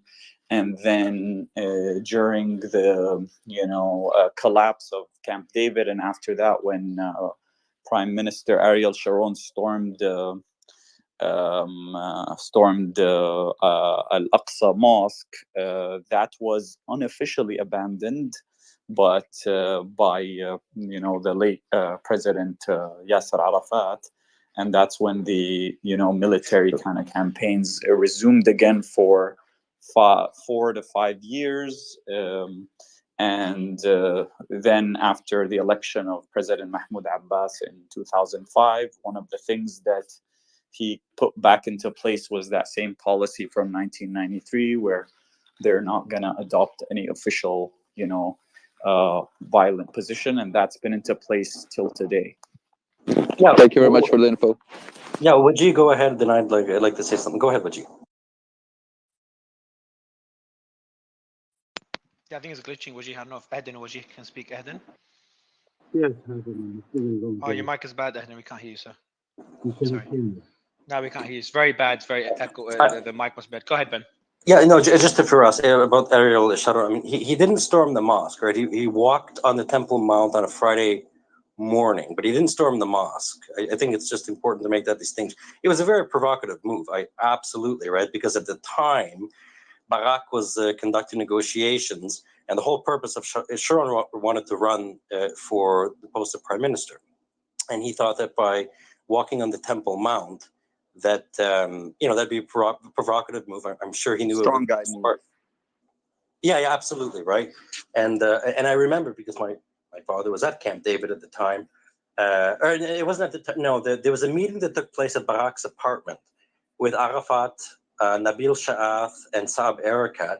And Arafat asked Barak, "Can you please prevent this visit?" And Barak's response was, "It's not a closed military zone. He has, I can't." And then, the shit hit the, pardon the language. It was, excuse me. Then the second Intifada was born, right? It's, I remember it well. So I do want to let me give a quick update for the audience on what's happening on the ground. It's been relatively quiet. We do know Israeli forces have stormed Al Maqasid Hospital in Jerusalem to search for men. There's also pictures of intense airstrike on Khan Yunis, south of the Gaza Strip. So Khan Yunis is Ben. Where's Khan Yunis? Or Firaz? I think Khan Yunis is, if I remember, it's central South Gaza. I think. Am I right, Firaz? Okay, so that, I mean, it's clearing up. And then there's the reports that have now been confirmed of the commander. So it is the brother as well, by the way, for us. It's the brother as well as other family members, brother and the brother's daughter and granddaughter, I think it was, or son and granddaughter. And they were all killed after the house of the father of the military commander was struck. And then Hamas responded with rockets towards Israel. And the White House has said there's 20 Americans that are unaccounted for. We do not know about their condition, and we cannot confirm a precise number of American citizens that are missing or unaccounted for. Netanyahu's foreign affairs minister, we have been fighting a war in this region for 100 years, and Saturday's attacks are the worst. So, based on these statements, you'd expect this to last a really long time. It will be interesting to see if Israel quietly takes the war to Qatar. And what I mean by that is this: I believe the figurative or symbolic head of Hamas he lives there. And what we've seen before with Israel and Mossad is we saw it after Black September and so forth. We saw it with Romania, the bombing there, and so forth. Is that very often they go and assassinate the political targets. We saw it with Khalid Mashal in Jordan, right? It'll be very interesting to see what happens there. Mario, is that better in terms of my microphone? Yeah, it is, I think. Go ahead. Oh, yes. Perfect. Okay, great. So I wanted to share with you, last night there was a very interesting, last night here in Israel. Hello? Smartphone connect. Yeah, Yeah, I got this you're having issues with your... Yeah, I'm sure. Wajid, go ahead. Wajid? Thank you. Let me pull up the news real quick because I have some stuff that just happened. The U.S. intelligence did not see anything indicating this scale of the attack, said American ABC channel. Very interesting wording. Yep. Israeli Public Broadcasting Corporation said at least 1,200 people died as a result of the Hamas attack on Israel.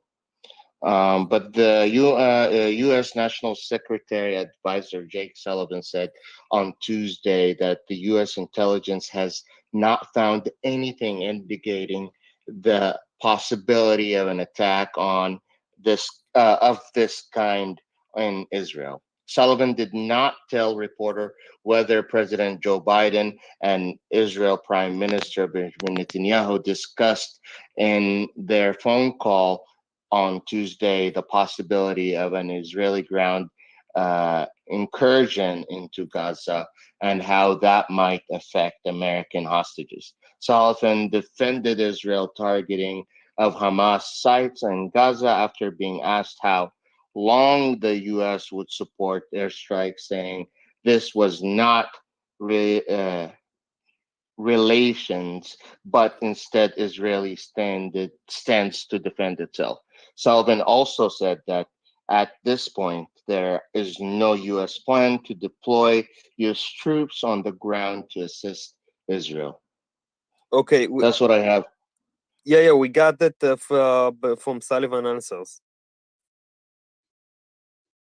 We've talked about it. And Ronnie, you've had some updates as well? About what?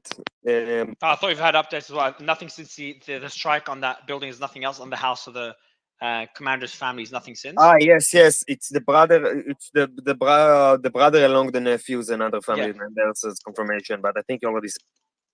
I wanted to comment that on the West Bank life and ask a few questions. Yeah, go ahead. May I, before we would go into that, I would like to share something. First of all, can you hear us, Ronnie? Yeah. I think go ahead. Eden was who was speaking first. Sorry, got. No, I think it was Ronnie. I don't know if Eden. I can't hear Eden. Can you hear him? Eden, can you hear me now? Yes, I can hear him. Oh, okay. I couldn't hear him. I'm having the glitch where I cannot hear speakers. So I don't know what the issue Okay, is. so why don't we do this then? Eden, you were trying to connect. Why don't you go first, and we'll go to Ronnie. And I'll go Ronnie because Eden has dropped out as well. Oh, never mind. Okay, Ronnie, Go ahead, Ronnie. go ahead. Okay, so I think it was Fasir who's talking about the West Bank life, and I wanted to comment that because it was a pretty long monologue, very interesting one. So he says he sees Israeli from the settlements, and I want to say that mostly the Israelis are peaceful, but he says that Ramallah is peaceful, and some places are really peaceful. I've been to the West Bank plenty of time. Visited there, actually fixed my car there because it's cheaper. Many Israeli do that. But when you drive the roads, it's very dangerous. A lot of rock shooting on cars by the Palestinian side is very dangerous. I've been almost hit. My cousins has been hit many times. So when you say you drive near Israelis settlements, it means that your driveway are much safer than Israeli driveway. So I just want to say that in the comment to the what he spoke about the West Bank, and I really have a sincere question, very sincere questions, because I know that in the West Bank is he here, Fasir, who spoke about it? I know that in the West Bank, I think me. I was the one who spoke about it too. Okay. I think that in the West Bank there's water and electricity, and I know that they don't have an airport, but some part of Jordan and Egypt don't have power and don't have water and less of a supply. So my question, it's really sincere questions, is do you think that the life is on the West Bank is better or worse than most Arab countries near Israel, like Lebanon or Syria or Egypt or Jordan? It's really sincere from my heart. I really want to know what you think. Well, so I can't answer that, right? I'm originally from Herzliya. So I don't know. I know. Fasir was talking about it. You were talking about that you visited Ramallah. I fixed my car there. Plenty Israelis do. Yeah, I don't think Ferris is here. Yeah, I think he's dropped out. Let me go to some new speakers. Let me go to Moshe, and then we have Eden is back. But Moshe, go ahead, sir. Yeah, I've been to many parts of the Middle East. I've actually gone to Ramallah to fix my car as well. Traveled around for the most part in my experience of dealing with Arabs and Muslims, especially the religious Muslims, has been overwhelmingly positive. The regular people get along quite well, share a lot of common values, share a lot of food. There's a lot of history there of culture, and I've learned cool games there. There's a lot of people who are able to sit down together and break bread, and it's fine. What goes on here of the atrocities that are happening, it's not a both sides situation, and it's not about a war. I just don't understand how people can watch straight up terror happen and celebrate it. And I just look at the world and it doesn't make sense to me. And I would love to hear an answer from, I know in your space, Mario, you don't allow, to call the terrorists. It's like something that you have against it. And I would love to understand the reasoning behind that, how you can justify not being able to call something Can I like answer that? Moshe, so let me answer that. I'm also Israeli. Well, I was born there. I don't live there anymore. So I actually, look, I put my political positions and passion and opinions aside. And I actually agree with that for a space like this. Look, there are people in this room and on this stage who I fundamentally disagree with. That being said, the fact that we're able to have this dialogue without, for example, a pro-Palestinian person referring to Israel as the colonizer or the occupation in exchange for the Israelis and the Jews and the pro-Israel people, not using the term terror. I do think it is a small, and this is just my own personal belief, I actually think it's a small price to pay for us to be able to have a civil discussion and talk about breaking news without actually getting into the politics of it. So obviously, personally, you know where I stand, but I think for the purposes of this room, yeah, and it has worked relatively well. it's impossible. Is that a fair statement, Yeah, Mario? look, it's impossible not to call what happened in Israel not a terror attack. Yeah, it's hard to do that. But then as soon as someone mentioned that, then someone else would mention, okay, but Israeli airstrikes are also a terrorist attack. Look what they're happening to our kids. And then they start fighting about which one is worse, which is not a discussion that would be very constructive for the audience. So, and it's been very difficult to moderate these panels. And it's been day 4 and we've been doing pretty well having both sides. Like you just had a discussion now with Ronnie, who's in discussion with IDF forces, and Faraz, who I think dropped off a few minutes ago, who is in West Bank. And I think I can't see that happening anywhere else. And we've been doing that for tens and tens of hours over the last 4 or 5 days. So that's the reason why. But we will have those discussions once things settle and we're no longer focused on the developments on the ground, which are constantly ongoing.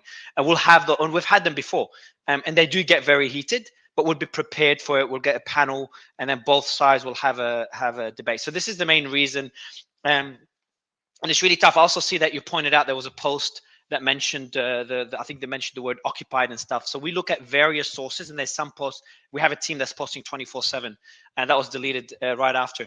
And sometimes when they take in the news, if it's an Israeli source, they'll use a term then that makes me look like I'm anti-Israel. And then if they use Al Jazeera and they copy it and they don't fix it properly, might use the word, I think in that word it's used occupied Jerusalem, which is one of like hundreds of posts that said it. The team did immediately correct their mistake, but and then that makes me look like I'm anti-Palestine. So we're trying to stick to facts, trying to use the right terminology, and things like Hamas members in Israel or Hamas militants is another one I think we're using. Israeli Defense Forces. So these are the rules we kind of had to come up with, on the go to be able to have those discussions. And it got really heated. And I think some of you experienced how emotional it got on the space. Yeah. And just the last thing, Moshe, just really quickly. I mean, where else to be perfectly frank, where else would you be able to find a space, let alone a conversation where you have pro-Palestinian, pro-Hamas, pro-Likud, pro-Netanyahu people actually engaging and having conversation without yelling at each other? I mean, I think that's a fair point that Mario made. Yes. I'm pro-Netanyahu, and I'm really pleased with the way things are going. It's civilized, and I really want to compliment from the bottom of my heart a good job by Mario. I also want to say that that the shooting of rockets has stopped. There was one rocket fire and it stopped. No more alarms near the Gaza Strip. So it's really interesting after such important attack on the family and the brother who's also a Hamas leader. That the response is a very small response. I think it means that the capabilities of Hamas and infrastructure was severely. So that's how I see it as well. I was planning to mention this as well. Like just seeing to have the family of the commander of probably the most influential, based on Firas, the most influential person within Hamas, to have his family members killed, you'd expect a very severe response from Hamas. We did see a response, but it was a very limited one. So I think but not even the whole envelope of Gaza, just one settlement who's been actually massacred earlier was now utterly clear. Nobody's there. So there's been alarm only there like half an hour ago, and that's it. The latest alarm was like 4.5 hours ago. So now the question is, what's going to happen next? Like over the next few weeks and months. Like Ben, what do you expect to happen next in Gaza? On a serious note, like we've seen a terrible attack on Israel. We've seen a massive response. in terms of airstrikes by Israel. And it was small clashes in Syria and Lebanon that kind of came to a halt. So it seems that I'd say Lebanon and Syria, I'll put them out of the picture, same as Iran, based on what we're seeing so far. Israel, deep into Israeli territory, might see small attacks here and there. My two questions to you, Ben, would be, what do you expect to see in Gaza and the enormity of the response by the Israeli Defense Force? And then do you also expect any clashes from the West Bank towards Israel? My honest opinion? Yes. Well, I can say somebody is, this is someone who served and who comes from a military family in Israel. My gut feeling is this. I think that for the most part, you can take the statements from the Ministry of Defense, Yoav Gallant, when they say basically it's going to be a tent city. I do believe it. Unfortunately, or however people want to, I think that you're going to see a humanitarian corridor opened up with Egypt. I think you're going to see hundreds and hundreds and hundreds of thousands of people, Palestinians, go to Egypt. I think that at that checkpoint, the crossing going into Egypt, there will be Israeli soldiers to make sure none of the people leaving are Hamas. I think that you're going to see, for the next few more days, the aerial bombardment. Then you're going to see a massive ground operation. They'll pull back, and then you're going to see another aerial bombardment. Yoav Gallant said something, right? And in the way it's very prophetic, and it doesn't translate perfectly. But he said, "50 shana kadima, ma shahaya ulo ma shayeh." What it means is, going 50 years forward, what was will never be again. And I do think that's going to be a huge operation. And yes, I think that is what will happen. In the West Bank, I think that after, maybe there may be some flare-ups in regards to what happens, excuse me, after, the ground incursion is in mid-progress. I don't think, for the most part, though, you're going to see anything on the scale of what you will see, what you're seeing in Gaza, because the people there remember Janine. They remember the siege of Ramallah. They remember it, right? And I don't think they have an appetite for that. As for Hezbollah, I'm still not 100% convinced that you're going to see massive fighting. I told personal friends to evacuate their family, because I had people who were in the army said, look, as a precaution. But I just don't think that Hezbollah has the appetite for it. I don't think that Syria is going to get involved. So I think it's going to be confined to Gaza and Israel, and it's just it's terrible for all innocent people involved. But like you said, Mario, right? It's just I can say this as the grandson of Holocaust survivors.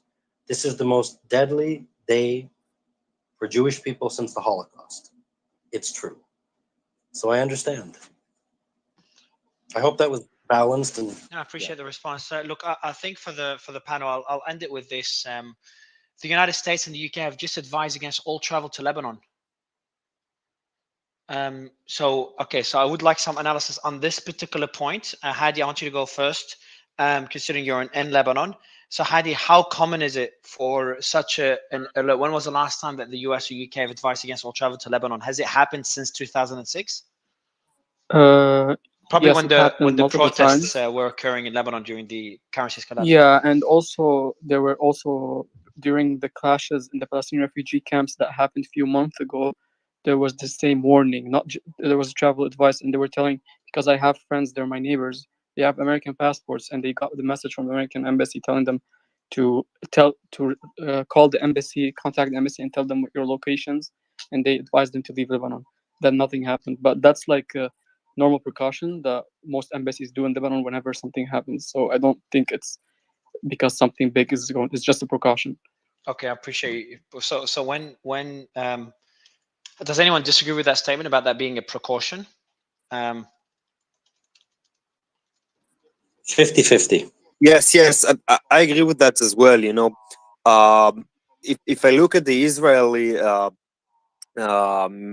Ministry of Foreign Affairs, that issues sometimes warning not to go over there or over there, even would be, somewhere in South America where there are protests, not to go there. So it's really as a precaution, because my friend was in South America as when he shouldn't be there, and he was perfectly fine. So I think it's really a precaution.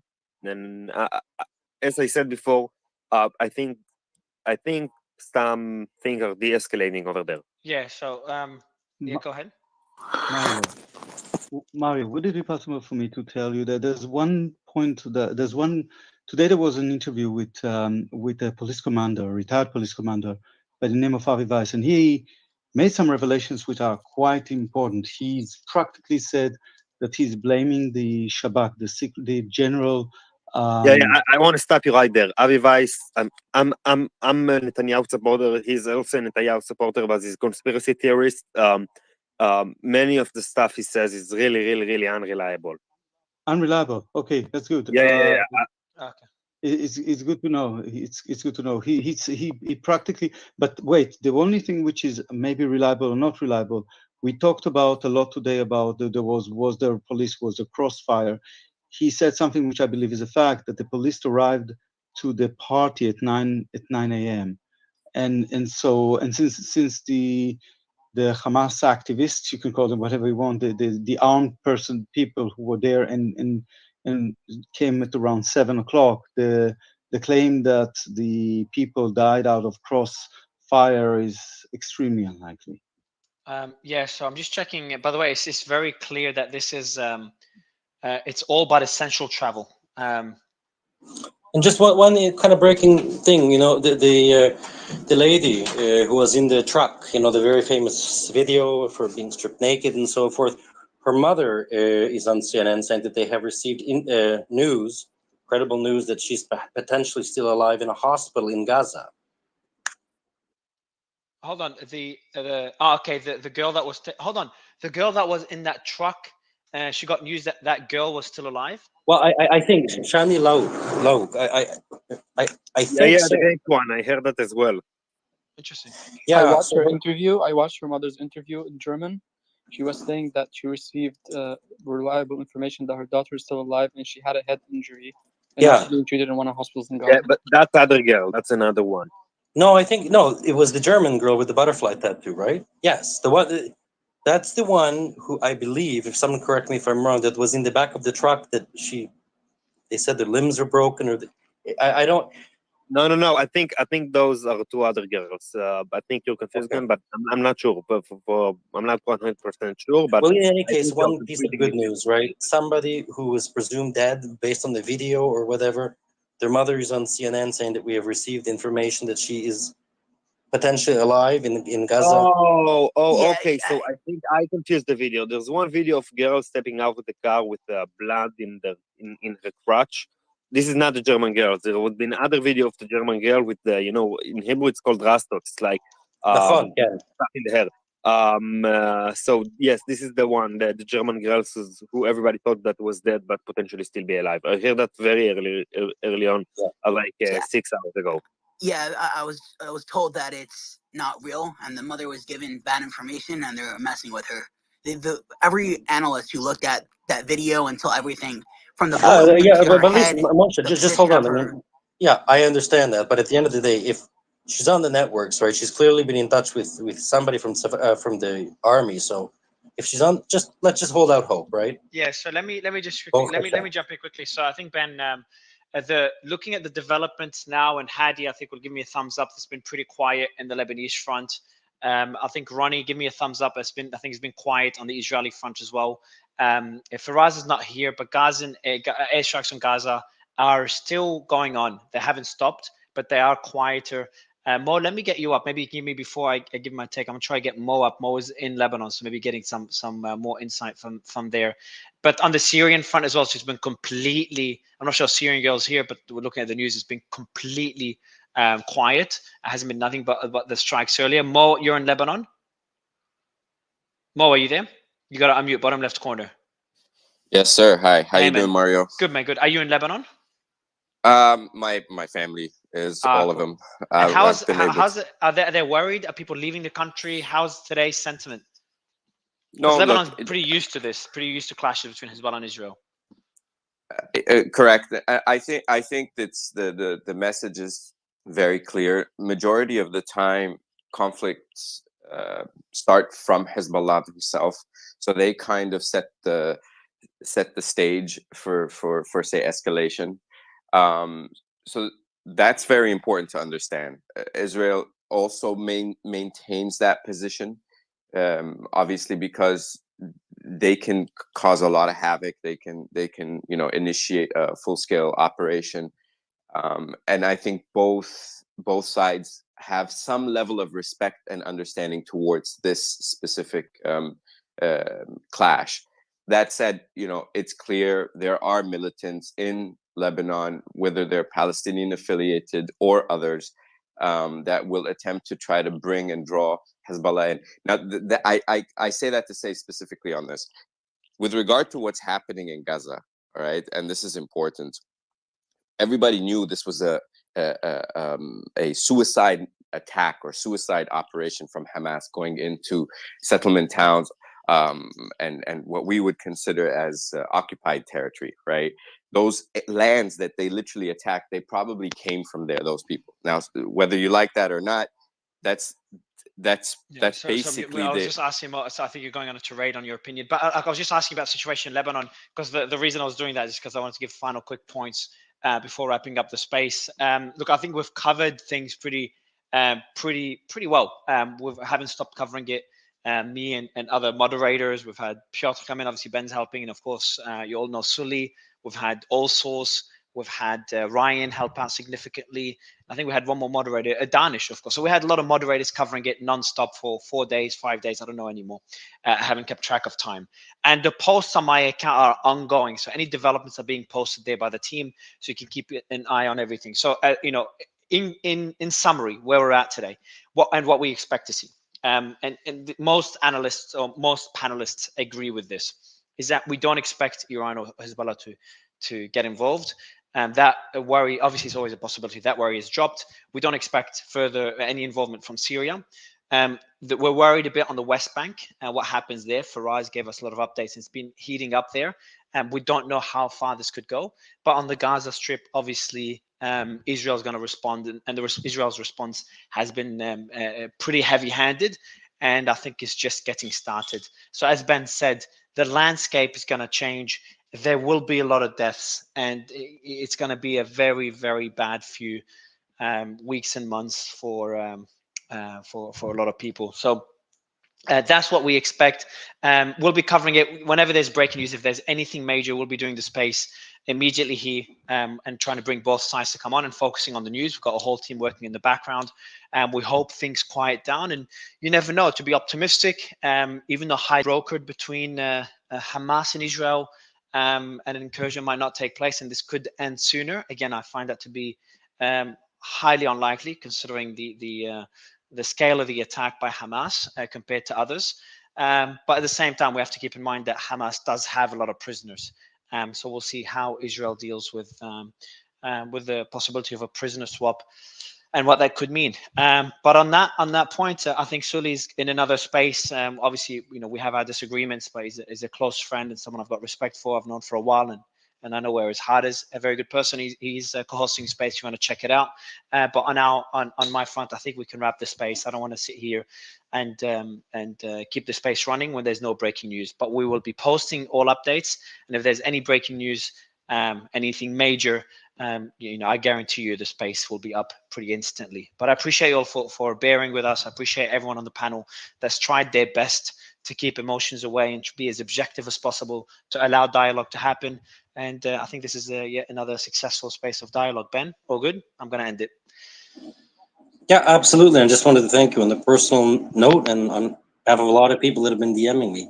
Again, great space for dialogue. Christian, Jew, Muslim, Palestinian, American, with everyone getting along. Very good job, Mario. Thank you. I sincerely mean that. During these tense times, it is nice to find some common ground with people. So thank you, Mario. Thank you, everyone. Have a wonderful day, everyone. Thank you so much, everyone. Thank you.